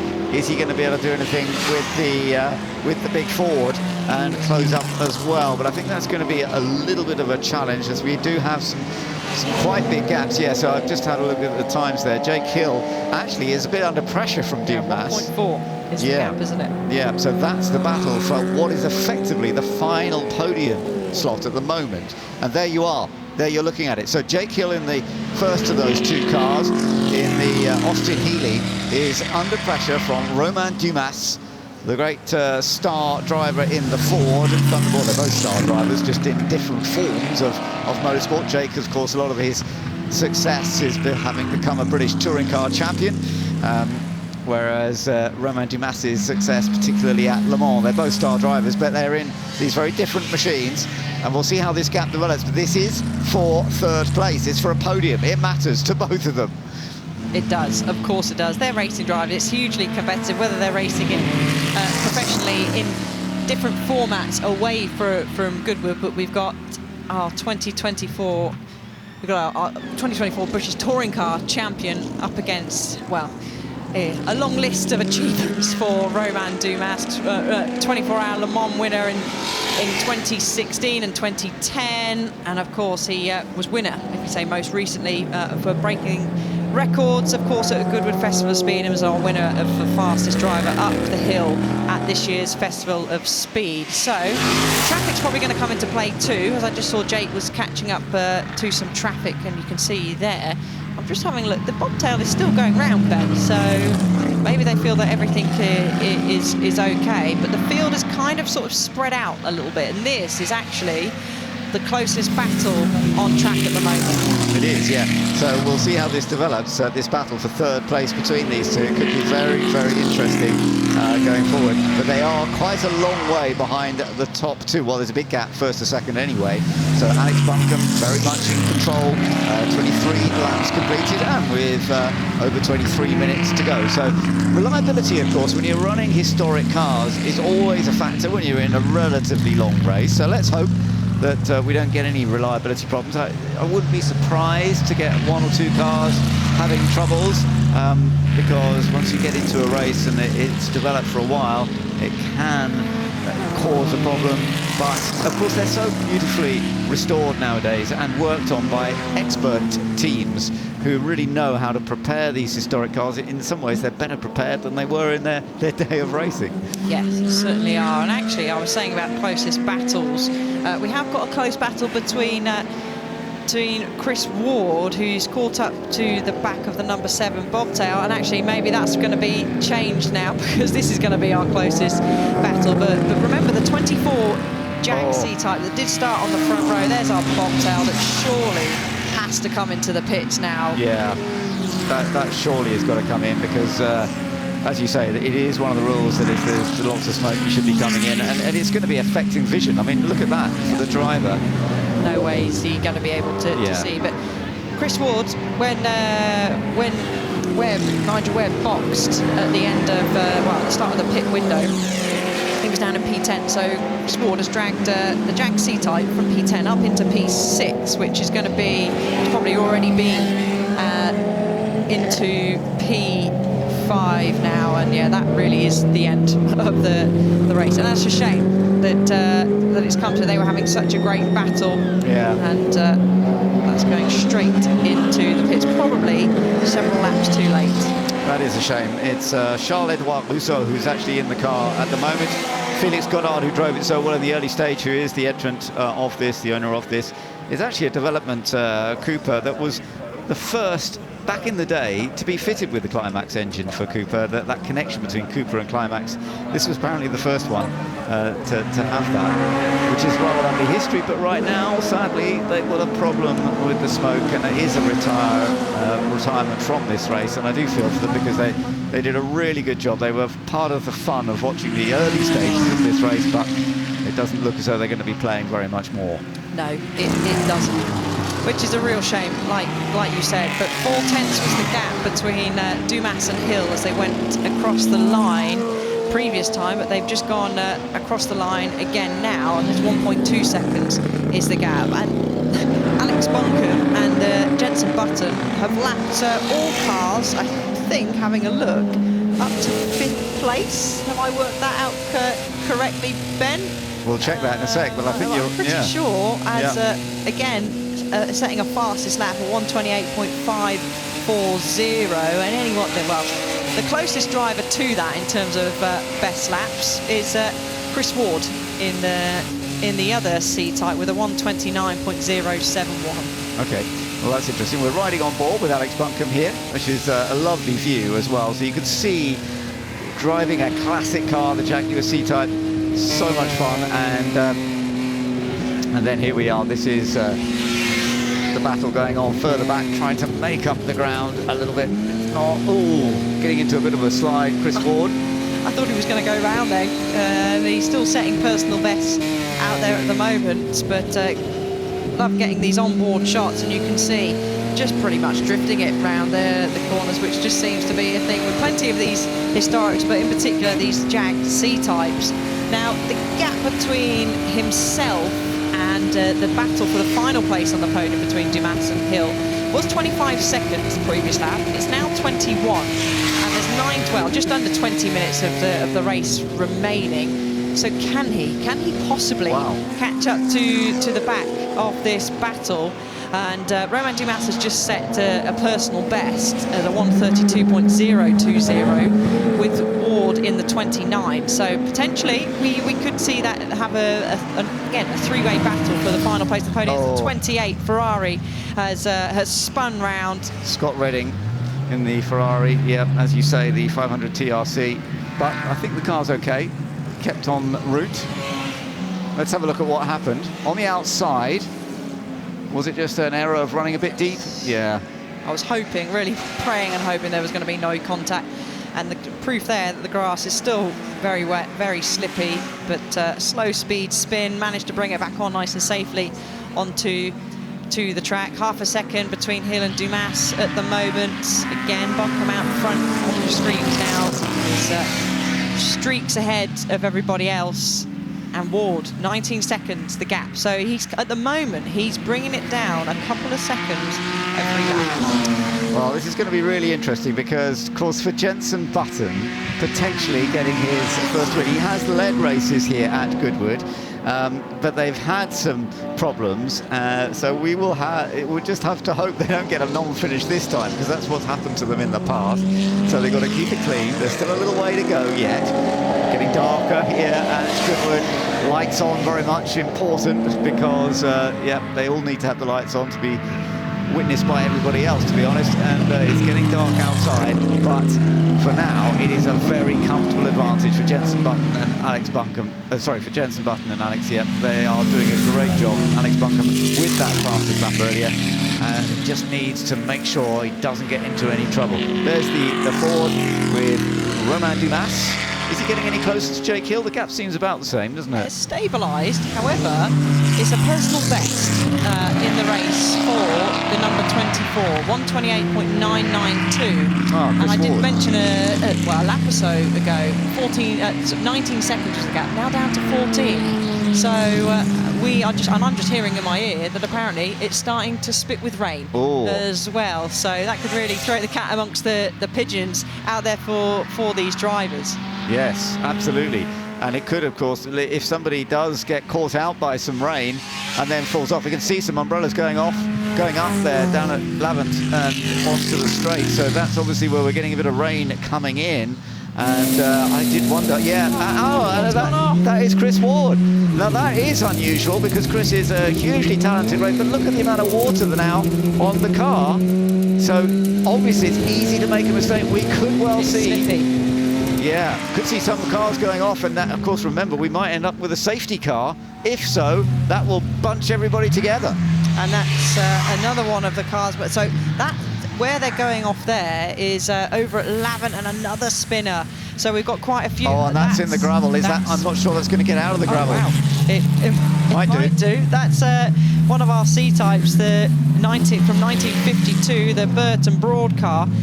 And fair play, it's good on track as a C-type, but it's good at getting out of gravel and does his best not to drag it across the track. So Alex Buncombe doesn't need to take any risks here. 42 seconds, only 43 seconds is the gap from him. So he just needs to play it safe. But it's not really a word that racing drivers know is, or a term, playing safe. But it does look like that he is sort of edging his way through. But he's doing a good job because you need to be very cautious in this situation because you've got to learn where is the wet bit, they've got rain in various different parts of the track, more so down this end. This is where we've really been seeing some errors. You can actually see some of that water on the track. Oh, be careful using the curbs when it's wet. That's always a bit of a risk. It is. And just listening in, pretty much wheel spin in every gear. So this is where we've seen, I think, a lot of the cars go off, and that's probably where the heaviest part of the rain is. That he's now in Lavant, and he'll arc his way round, and you can see the rain's really coming down now. Then it'll go slightly uphill down Lavant Straight into Woodcote. So having a look at these gaps, the battles we were having a look at. So this has allowed Jake Hill now to escape from Romain Dumas in the much heavier Ford. Chris Ward, obviously, that gap has really opened up. He was 14 seconds behind Romain Dumas. He's now 26, nearly 27 seconds behind. As nervously watching on is Jenson Button saying, please don't do anything silly. I think Jenson, it's his own car as well. But like I said, don't need to do anything silly. Goes through the chicane to complete another lap of the historic circuit here at Goodwood. Yeah, I mean, Alex is doing a great job at the moment, but it can easily go wrong, and you can tell that Jenson's thinking, oh no, we're not going to get another non-finish, are we, like we've had in the past? Let's wait and see. Are they going to be able to hold on for the victory? It's looking pretty effective at the moment. You're having to find where there's perhaps a little bit more of a dry line, stay off those curves. I hope he's learnt that one after the last little moment he had. And as you can see, at one point the rain was coming down quite heavy, but we've had these sort of little showers today several times where we get a blast of rain and then it actually eases off and dries out once again. So you just have to be cautious. I'm surprised we haven't seen more cars go off, actually. Oh, Ben, no, don't do commentator's curves. Sorry, yes, say not that. Don't say that, yeah. But lap times are now around about 30 seconds slower, certainly for Alex Buncombe at the moment. So there's Jake Hill, and I couldn't see in the background the Ford Thunderbird. That's dropped back a bit more, hasn't so it? That's dropped back quite a bit, much heavier actually. Yeah, Jake's the fastest out there in the wet at the moment at 152.6, and Romain Dumas is in the 159s. Our leaders in the 156s, and the Hunt Hancock car in second place is currently in the 155s. But of course that gap is very big at the front of the field, so take a lot more for them to close in. But we could potentially, of course, get a late safety car. Again, don't want to curse it, but it would bring the field, bunch the field up close together, and we could have some intense battles. But we'll have to wait and see. With just under 13 minutes of the race left. Yeah, he's doing a good job, as you say, that fastest lap in the wet so far. That was a slightly slower lap, but of course he's having to go past other cars as well. But it is pulling him away from Romain Dumas a little bit more. Romain's staying on track, but the gap has opened up. The wet weather does suit the Austin Healey a little bit more than the Ford. In fact, the gap's gone up to 14 seconds on this lap. To go back on board with our race leader, Alex Buncombe. We do have a little bit, I noticed that earlier, the left front, there's a little bit of flapping going on there. Hopefully that's okay. That should, I would say that should be all right. Oh, that was a big sideways motor. He's going to catch up with the Thunderbird, and I just having a chuckle to myself because Romain Dumas, it's raining, but he's still driving around with his visor open, so that'll be pebbles in your face if it's raining really hard. But it's a workout, isn't it, behind the wheel of any of these historics, particularly in the rain, as Alex Buncombe and the rest of these drivers out on the grid are getting a serious workout. It is, yeah. It is. It's so different to watch them in the wet, struggling for grip. Just bear in mind, of course, at Goodwood, they all race on treaded tyres, so it's not like modern racing where you have to switch tyres from slicks to wets. They're on treaded tyres, as they would have raced back in period, and so therefore they're good in the dry, they're good in the wet. But it does change very much the balance and the control. You've got to ease off the throttle so much more. I mean, normally he'd be flat out coming out of that 11th corner really much earlier, but he's having to lift off the throttle, back on again, and he's still chasing down after the Ford. It's difficult racing on sustainable fuel as well, so that's a great thing here at Goodwood, racing on sustainable fuel. And the Thunderbird comes through to Woodcote. You can just see Alex Buncombe's going to have a try to go down the inside, but thinks better of it at the moment, and lap times are starting to slow a little bit, so I wonder if that rain, it's hard to say, and I think it is still continuing to fall. Someone ahead of the lap car using the indicator, you can just see on the right hand side indicating which side they're going to be to allow the driver that's passing to make the move. Yeah, it's just on a 1:55. It's still a decent lap, but now find the space, but don't make contact. And you can see how slippery it is. Rear lights on, they're being told. Yes, got to have the rear lights on as well. Lights on to make sure that everybody are being seen. There's a little bit of maybe there's actually probably someone out there that hasn't got their lights on. Yeah. Saw the marshal was not putting out to the car that went past, so have to see. But these are 2 on screen and 3 on screen actually have got their lights on, and he's going to brave it around the outside. Oh. Thumbs up. I think it was a bit of a thank you there for Romain Dumas. Around the corner. Yeah. Opposite lock on. Fair play, Alex Buncombe, as he escapes up the road to lap the next lot of cars. So that'll be 2 laps down, won't it, for Shepherd and Dumas? Have I got that right? Or is this going to be their first lap? No, is it going to be their first lap? I think that's their first lap. Yeah, that's right. So they're 1 lap down now. But it's still a massive lead that Alex Buncombe has over everybody else. 52 seconds currently over the number 74 car, the Sam Hancock-driven HWM Jaguar, which is still running in 2nd place, but it is a huge battle. Jake Hill is in that more comfortable 3rd place now. The fact that he's got away from the Bill Shepherd, Romain Dumas Ford Thunderbird, and you're riding back on board with Alex, our race leader. Can he hold on, not make any mistakes, deal with other cars, and get Jensen and himself to take the victory here? Certainly, and I've just noticed a change slightly further down the order between the 58 and the 39, so the James and Draper bobtail has lost a place as Jensen Button watches on. He's having a little bit of a laugh as Alex Welker's going to try and go past the number 28 Ferrari. I wonder if he's nervous as well. There we go.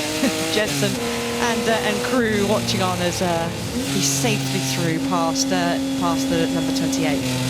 Absolutely, yeah, we've done that very well. We've still got 8 minutes to go then to see who is going to win. It's very much looking like it's going to be Jensen Button and Alex Buncombe.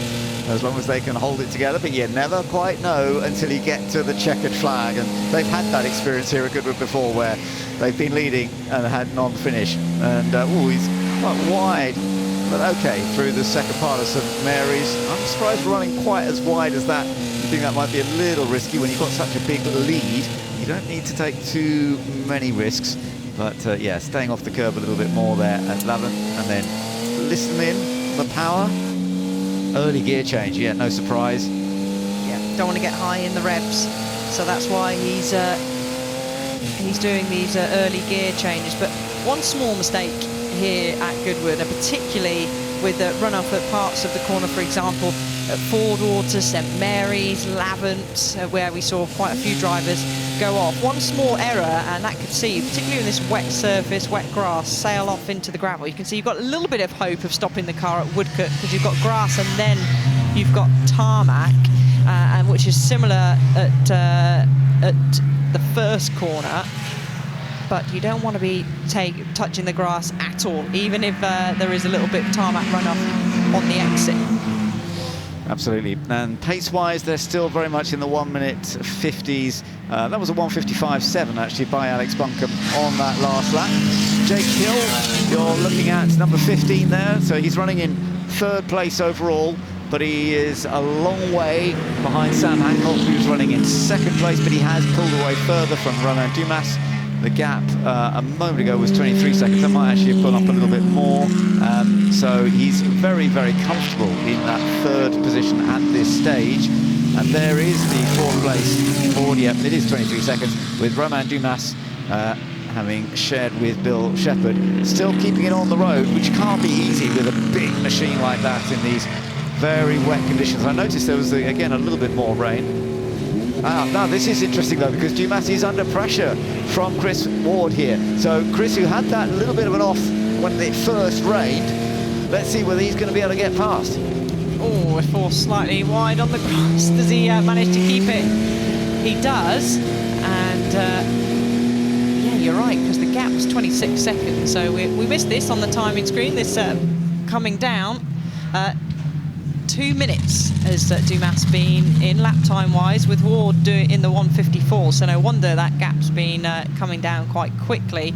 But he's caught him, but he's got to try and find a way past, and he can't. No radio communication. It's just done by pit board, so he might not have really a clue. And there could be the reason why we saw our lights on, because that looks like to me that 24 and Chris Ward has not got his lights on. No. So he'll be given the sign to make sure he gets his lights on, and he does make his way quite easily through past the Thunderbird, and he sneaks through as well down the inside again. And was that our Maserati that is being lapped once again? That is a worry the lights are not on though, because I imagine that you know, he's been told lights on, and I wonder yeah, they're waving at it. They're waving at it. Lights on. Is there a problem getting Maybe the lights he doesn't on? know how to turn the lights on. Well, maybe not. He's been jumping for numerous cars over the course of the weekend, and there's not much. Well, there's no breathing space really here in these historics, particularly in the wet. So maybe he's thinking, well, where on earth is the switch to turn the lights on? But maybe not.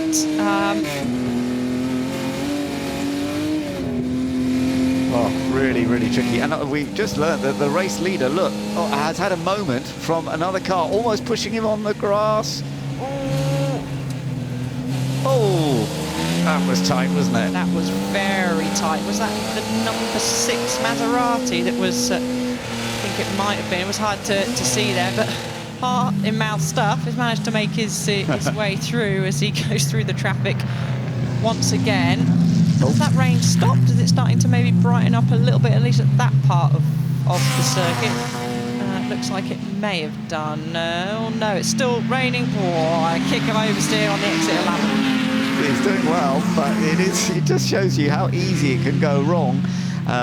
But we'll find out. Remember, Jake Hill is still in that 3rd place, quite some way ahead of Chris Ward, although Chris Ward has made good progress. He's not lapping massively quick. Those quick drivers are all in the 1 minute 50s, but higher 150s now than they were doing at one point, actually. So it does show that it has got wetter as we thought. And there you are, just a bit of a use of the curb. That's where you've got to be so cautious.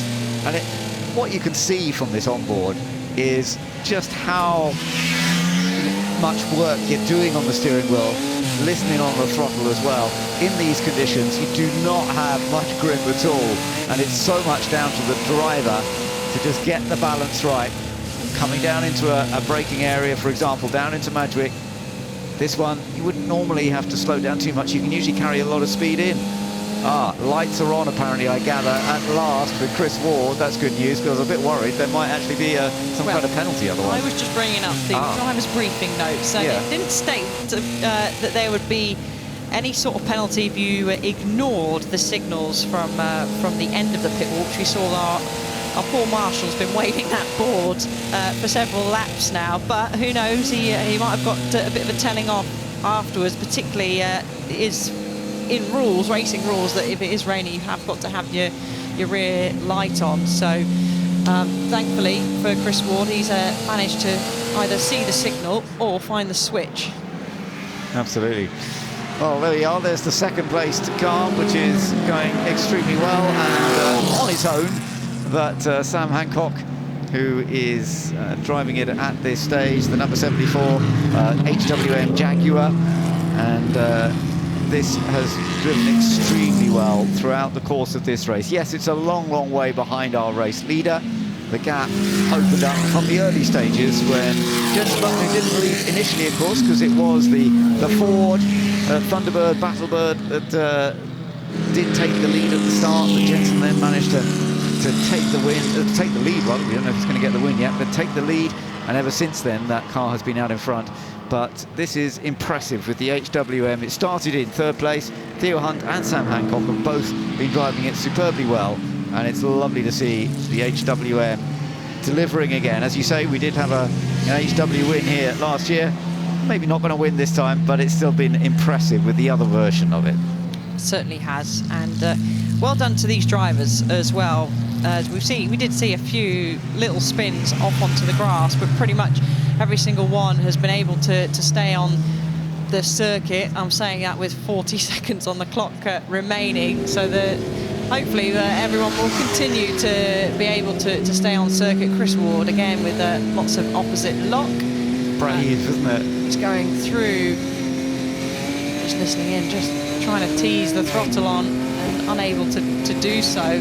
Even when he's made that gear change, how much throttle do you put on? And it's not a lot. So going through Ford water, which is a tough corner even in the dry in these historics, and made even more difficult in these slippy conditions. But there goes through Alex Bumpkin, who's still trying to race through the traffic. Yeah, he did a good lap last time, actually, to be fair. And it's looking very, very good for him and for Jensen Button. They have got such a big advantage. Just get the car to the line. They are getting close now. Oh my goodness, he still gets very sideways. Does surprise me. He's just showing off now. Alex Bumpkin's just showing off now. He knows he doesn't need to challenge. The gap now between him and second place is 1 minute 4 seconds. So massive. It's massive. That can reduce quite quickly if you do have an off or an impact tyre barrier. That deficit will be totally, that advantage, sorry, will be totally wiped out. He's even using a little bit of the inside grass there and curb. So I think he's just out there having fun at the moment, and he doesn't need to challenge at all. It's looking very, very good for the pairing of Jensen Button and Alex Buncombe as they head up across the line. This has been an absolutely superb drive by the teammates. Jensen Button and Alex Buncombe win the race, the Freddie March Memorial Trophy, the first race of this Goodwood Revival weekend, and dominated in conditions in the dry initially and then in the wet. Absolutely superb. Well done. And Jensen Button is delighted, of course. There he is, celebrating. He's been close to getting podiums here in the past, but now they've got the win, not having a non-finish this time, which they have had in the past, and that's lovely. And remember, he owns this car. He is so into historic racing that he's bought a couple of cars he goes racing with. The Buncombe family very much, they've been friends for so many years. They were competing as youngsters, and it's lovely that they've done this combination. Second place then is going to the number 74 car that you're looking at right now, the HWM, which have delivered such great performance throughout. It's Sam Hancock in the car right now, Theo Hunt, who did a great job earlier on, and that comes across the line to finish in second place. But that's how big the gap was. 1 minute and 8 seconds, first to second. Jake Hill, in the meantime, is due to come across the line in third position. And we're just having a look on board with Alex Buncombe. We're not sure that he saw the checkered flag, Alice, because he's still going quite fast. I actually did wonder that at the first shot, because he was still drifting sideways, making all sorts of corrections. He was overlapping some cars there, wasn't he? When he did take the checkered flag. And it won't be the first time that someone's missed the checkered flag in all forms of racing. So Jake Hill goes across the line, and they should be so pleased. It was a great start by Jack Rawls. They started 15th on the grid. A great team effort between him and Jake Hill, and a big wave to the crowd does Jake. And here across the line soon will be our driver that really had, or our car that had a real good start. And maybe Alex Buncombe does know that he's wrong. Maybe he was just having that much fun that he didn't want to slow down. Well done, well done. Many congratulations to Jenson Button and Alex Buncombe, and for Alex to survive. And actually, to be fair to all of them, well done. For I thought we were going to end up with perhaps some safety car period, because the conditions were really tricky. And yes, some people ran wide and had the odd spin, but nobody had a major incident that we then saw the safety car come out. And that certainly helped Alex in many ways, although he was quick all the time, both in the dry or in the wet. That was impressive, and Jenson did a great job in the early part of the race. They have combined beautifully well to take the first win of this Goodwood Revival weekend, and absolutely dominating with this car. It really did, it was great. The Jaguar C-Type, the number 38 Jaguar C-Type, with great history to it as well. Let's have a look at what happened on the last lap here, Alice. So he was trying to get through the traffic, but I think he was just having some fun. Superb car control by him. Oh, and that nearly could have been too much, couldn't it? We were actually on board at the time, weren't we? There, and you can hear just having to short shift, and even by doing that, still wheel spinning, heading up the straight. But great fun, and as you said, just a superb drive between him and Jenson Button. And a well-deserved winners, winning by 1 minute and 8 seconds from the HWA Jag that finished in second place. As you mentioned earlier, it was 2022 that a C-Type last won this race. It was Fred Wakeman and Sam Hancock that won in a C-Type last time. One of the Jaguar C-Types did win, which is rather lovely. Jenson Button's C-Type did lead in 2023, but they had the retirement when Jenson was driving it. They had a misfire, but that has all come together this year in 2025, because they have now taken the victory. Many, many congratulations, and yeah, it'll be lovely to hear from them. We will get to hear from them. The top three will make it to the grid where they can celebrate, and we'll have a little chat with them through Ed as well, which will be great. But well done to all of them, and in fact, as I say, well done to the whole entry list, really, because thankfully we didn't get too many non-finishers. I'm amazed that we didn't get. We'd have got a few. I always expect a few, and of course we did see Tiffany Dell have to pull in quite early in the race with a mechanical problem, and we also sadly saw the number 7 car come in, and that was a shame, because Charles-Edouard Rousseau had to come in after Felix Goddard had done such a great job with that Cooper T39 bobtail that was so rapid in the early stages. That was one of the retirements, but it is time now to celebrate what was a great time, and look at the smile on Jenson's face. It means a lot to him, and I can see he's got his family down there as well, and a big hug between him and Alex Buncombe. Great job, dominant display from these two. Yeah, and you're seeing a Formula One world champion in Jenson Button taking his first major win here at Goodwood, which still means a lot to him, and absolutely delighted. And Alex Buncombe, who has great history in racing as well, in sports car racing in particular, endurance racing, that's always been his style. So doing a long bit of a decent run there at the end is nothing unusual, but look at their faces. Lovely. And we can hear from them with Ed Foster. Well, thanks, guys. This absolute chaos down here on the grid. Let's. I'm going to squeeze in. Sorry, guys. Jensen, let's start with you. You've won a lot of stuff, but winning in your own car must be pretty special. It's the first time, yeah. So, yeah, amazing. This little machine is epic. The guys have done a really good job of building it. And this place is just such a cool place to drive around. This car is kind of made for this track. And I had the easy conditions, and it was still tough out there, you know what I mean? When the sun's going down, and it's quite an edgy car to drive. You're staring through the steering wheel. But I had a good little battle at the beginning as well with the battle bird, which was great. But then this guy got in, and it looked like it was going to be plain sailing, easy. And then it rained. Alex, I'm going to come to you in a second, but Jensen, was that the most painful bit of motor racing you've ever watched, that last 30 minutes? No, it wasn't painful. It was exciting. 2 years ago it was painful when we were leading and we had a misfire. So no, it was, I think, for all of us to watch Al in those conditions, we can all learn something. So it was epic to watch. Really, really proud of everyone, and especially this man for driving it in those conditions. Well, Alex, it looks as though you all had it was in hand, but then the rain started.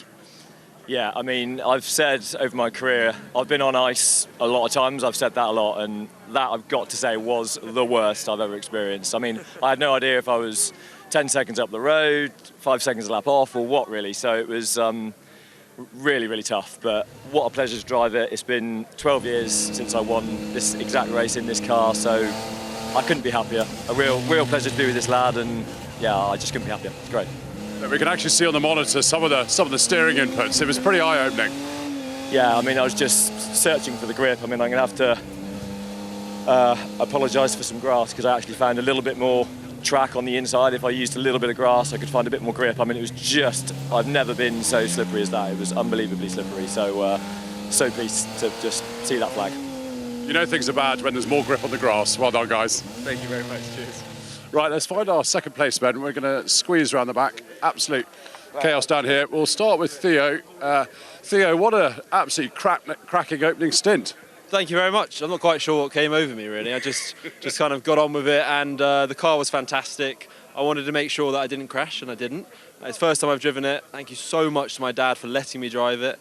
Can't quite believe this is happening. Can't believe we've just come second to Jensen Button. It's just quite surreal. And Sam just drove such a fantastic race. Dealt with the rain, just kept it going, and we got a podium. Unbelievable. Fantastic drive. Sam, come on in. That rain didn't make it easy, did it? It didn't, but thanks to him building up such a good cushion in his stint, which I was thanking him for out loud every single lap, I could find a sort of sensible pace and figure out the grip without the sense of there being much pressure from behind, which is always the bit that trips you up in the rain, because you start pushing when you shouldn't. Well, guys, it was fantastic to watch. Well done. Thank you very much. Thanks for having me. Cheers. Right, let's. I think we'll go over the other side of the grid now. Looks like we'll meet in the middle. Jack, let's start with you. What a race. You must be absolutely delighted. I certainly am. I was going to try not to cry. It's a dream come true, really. My best mate as well. We've known each other for so long. And qualified 15th this morning. We were a bit despondent, to say the least. We had a little chat, and it was really just to send it, basically, and that's what I did, first lap. Yeah, how many places did you make up by the first corner? I think it was about 10 places. Yeah, 10 places, and then an amazing battle, great respect between Shepherd and the little bobtail, and then handed it over to the ultimate pro, Jake, and just masterfully drove that through really tough conditions in the first time he's driven the car. So we have to say thank you to Glenn, the entrant as well, Glenn Cayley, for giving us the opportunity to race this car and the trust. And I don't think we quite believe we'd end up standing here. Jake, you're going to sleep well tonight after that stint. Oh, Ed, that has just been, I mean, it has been a dream come true, literally. I mean, you know, we said we need a little bit of luck to obviously pull this thing onto the podium. It just doesn't have the grunt of the other cars, you know. It's definitely got the handling, the car handles fantastically, and a huge thank you to Glenn and Bill Rules Classic Cars for providing, not only for Glenn for providing the car, but for Bill for prepping it, and to this man Jack as well. It's been a real privilege to share with my mate again. My first ever historic race was with Jack in 2016, and we haven't raced together since. We were on the podium then, and we're on the podium now. Well, look, guys, I think you've got a bright future ahead of you. Well done. Thank you. Thank you. Wonderful, really wonderful to hear from all our podium finishers here. The final standings, it was Button and Buncombe that took the victory by a big margin from Hunt and Sam Hancock, and then Jack Rawls and Jake Hill finishing in 3rd place. Chris Ward, of course, had that little bit of an off, but he did finish in 4th and got ahead of the Ford Thunderbird Battlebird. Roman Dumas finished in 5th place in the end, and then we had more of the Cooper Climax Jaguar C-Types. Gary Pearson there in 7th place in the end. And the top 10 completed by a Ferrari and Aston Martin. So we had a really lovely mix of machinery, but quite big gaps from in the wet. The Fraser Nash Mille Miglia, which had qualified quite a long way down the field, that came up well. Pat Blakeney Edwards coming up into 11th place. And then we saw more of the Coopers. The Jaguar XK 140 Gone Special, that finished in 15th place. And then further down the order, we could see the Ben Cussons Andrew Hall Jaguar C-Type finish in 20th. And further down the list, most of the cars did finish. There were a little bunch of cars, as you can see. Tiffany Dell, sadly, was one of the very early non-finishers with the number 48 Jaguar C-Type, and so Nick Padmore didn't get to play with that. But amazingly, in those wet conditions, I'm surprised we didn't get more non-finishers.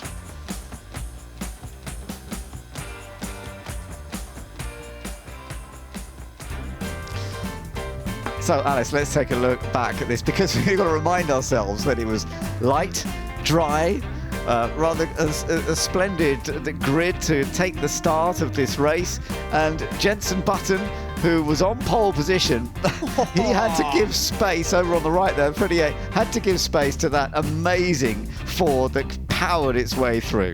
Bill probably had a big smile on his face as he drove through there, and Jensen said it was a good battle at the start, and it certainly was, and he dove left, dove right to try and find a way through, but was able to sneak through at St Mary's. There was a C-type hole that was left as he settled his way through, and the HWA nearly trying to find a way through as well. But then we had this great battle for the final place on the podium, didn't we? Between the bobtail, between the Thunderbird, and between, of course, that car that we saw storm its way up to from 15th on the grid, the Austin Healey. Yeah, that was so impressive what Jack Rawls did. As Jake Hill said, they worked together beautifully, and they're obviously great mates, and it was so good to see. In pit stops, not too many problems, but it was a shame that we saw the smokiness from the Cooper Climax T39 that had shone so well in the early stages, and that was one of the few cars that didn't make it to the end. And then it started to get a little bit tricky out there in the rain, and even one of our stars, Chris Ward, ran wide, but was able to get back into it. But it was getting very, very slippery, wasn't it? It was, and like we said, a fantastic job by all of these drivers to keep the cars in one piece, as Alex Buncombe was really enjoying himself out there, as was Jenson Button watching on the sidelines. And what an opportunity this is for Jenson Button to be able to celebrate tonight at the end of the first big race here at Goodwood this weekend. Jenson Button and Alex Buncombe have taken that victory that they've been looking for a while together.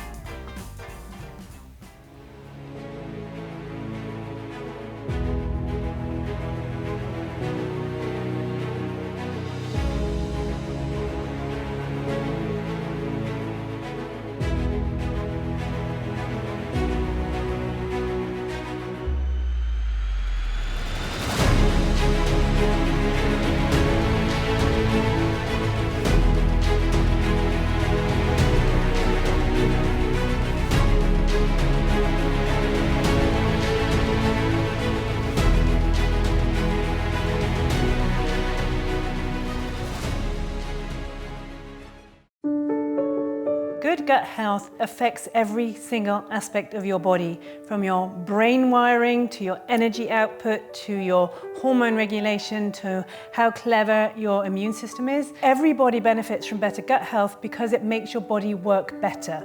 I would thoroughly recommend Goodwood Gut Health Programme. It's been quite life-changing, really.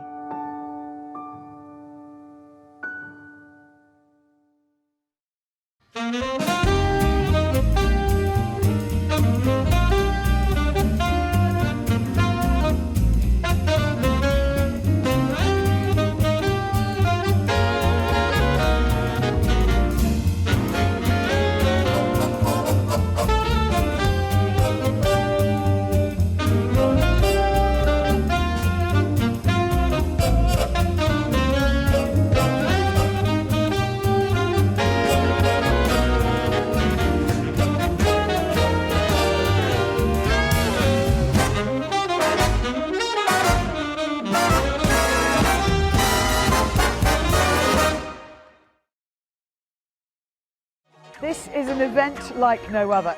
Welcome to Goodwood.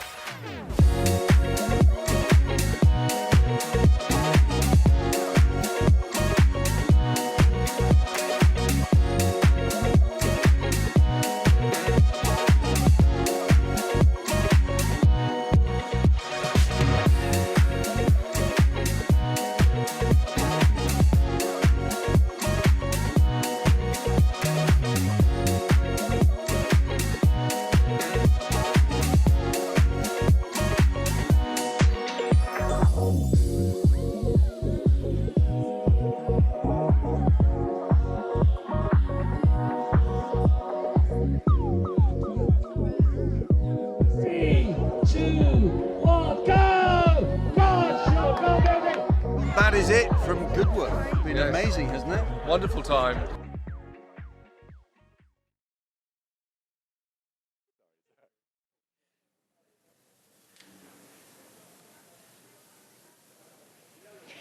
Well, we've had rain, sunshine and wind descend on the Goodwood estate today, but in true revival style, we've embraced it, and what a fantastic opening day to the weekend it's been, finishing with that Freddie March Memorial Trophy, crossing the line with their dazzling lights. And we saw, of course, Jenson Button and Alex Buncan take that win and showing us a true display of excellence there. But considering that, you saw even when they spoke to Ed Foster how emotional it was for them and what it meant to them. So they were really trying for it in that one. But I think it added a bit of flavour seeing that Thunderbird storm to the lead and made for a fantastic race. But speaking of style, I'm joined by my dapper co-hosts here who have been to all four corners of the Revival site. So before we go today, guys, it'd be great to catch up with what you've all been up to and what you've seen. So Harry, we saw you earlier in the day, but so much has happened since then. So what else have you been up to? What's caught your eye today? Yeah, I mean, loads of stuff has caught my eye, obviously. I think when thinking about it, I actually am going to go back to the Sussex Trophy. We've got the late 50s sports cars, World Championship sports cars, which were looking amazing. We had the qualifying a little earlier, and it literally came down to less than a tenth of a second. Two Lotus 15s battling it out. Roger Willis had it initially, and then on the final lap, before the checkered flag came out, Ollie Bryant managed to nick pole position ahead of that race. So some of the most beautifully designed sports cars of the era as well as being incredibly quick. So that was my highlight. Yeah, I can see why it was. It was so close. And you saw just from those pictures there, the tricky conditions, half wet, half dry.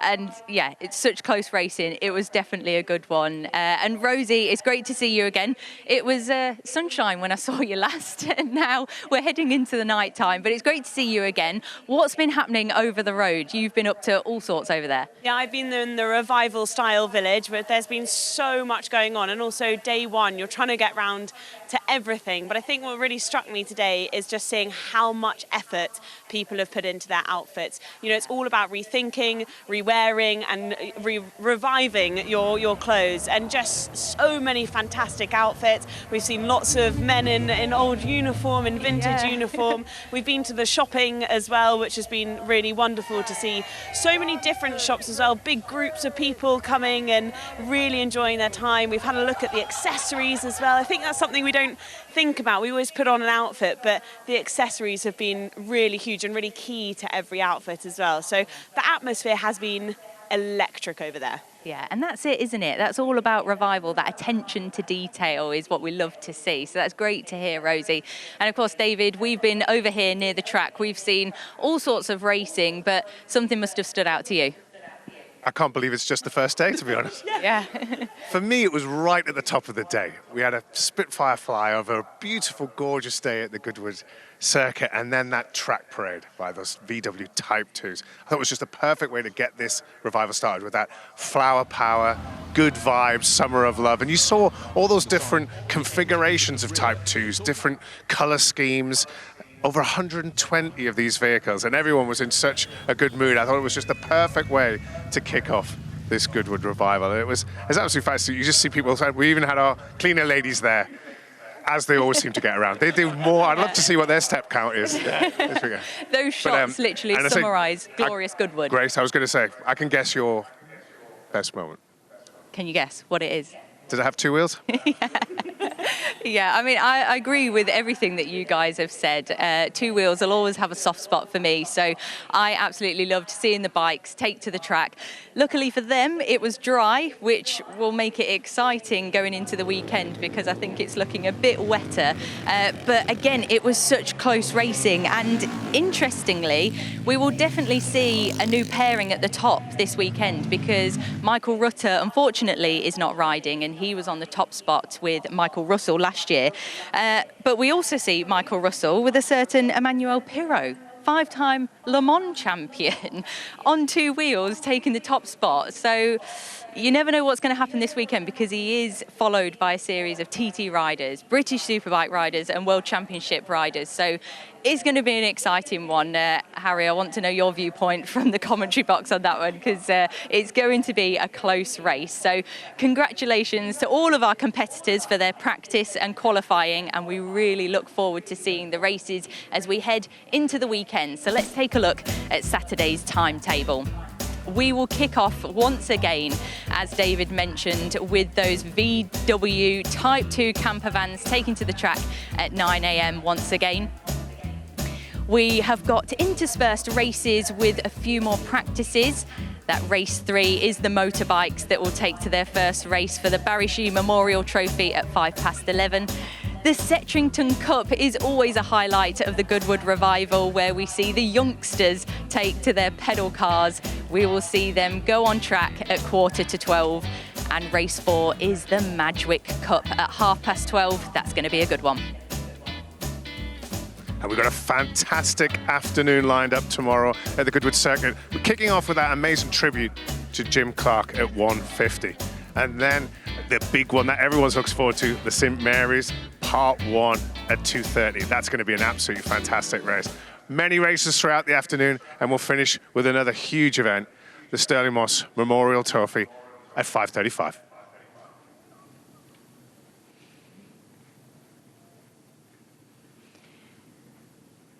Well, we look forward to seeing all of those take to the track, as well as more fantastic outfits tomorrow. I wonder what you'll all be wearing. Have you got your outfits planned? No, well, there's some things in the wardrobe, but I'm going to have to try things out tonight. Yeah, stay Try tuned. things out tonight. Well, stay tuned. If that's not enough to join us back tomorrow, then I don't know what is. But we have got loads of racing, lots of fashion and music coming your way. We will be live at 8:50 tomorrow. We look forward to seeing you then. Good night.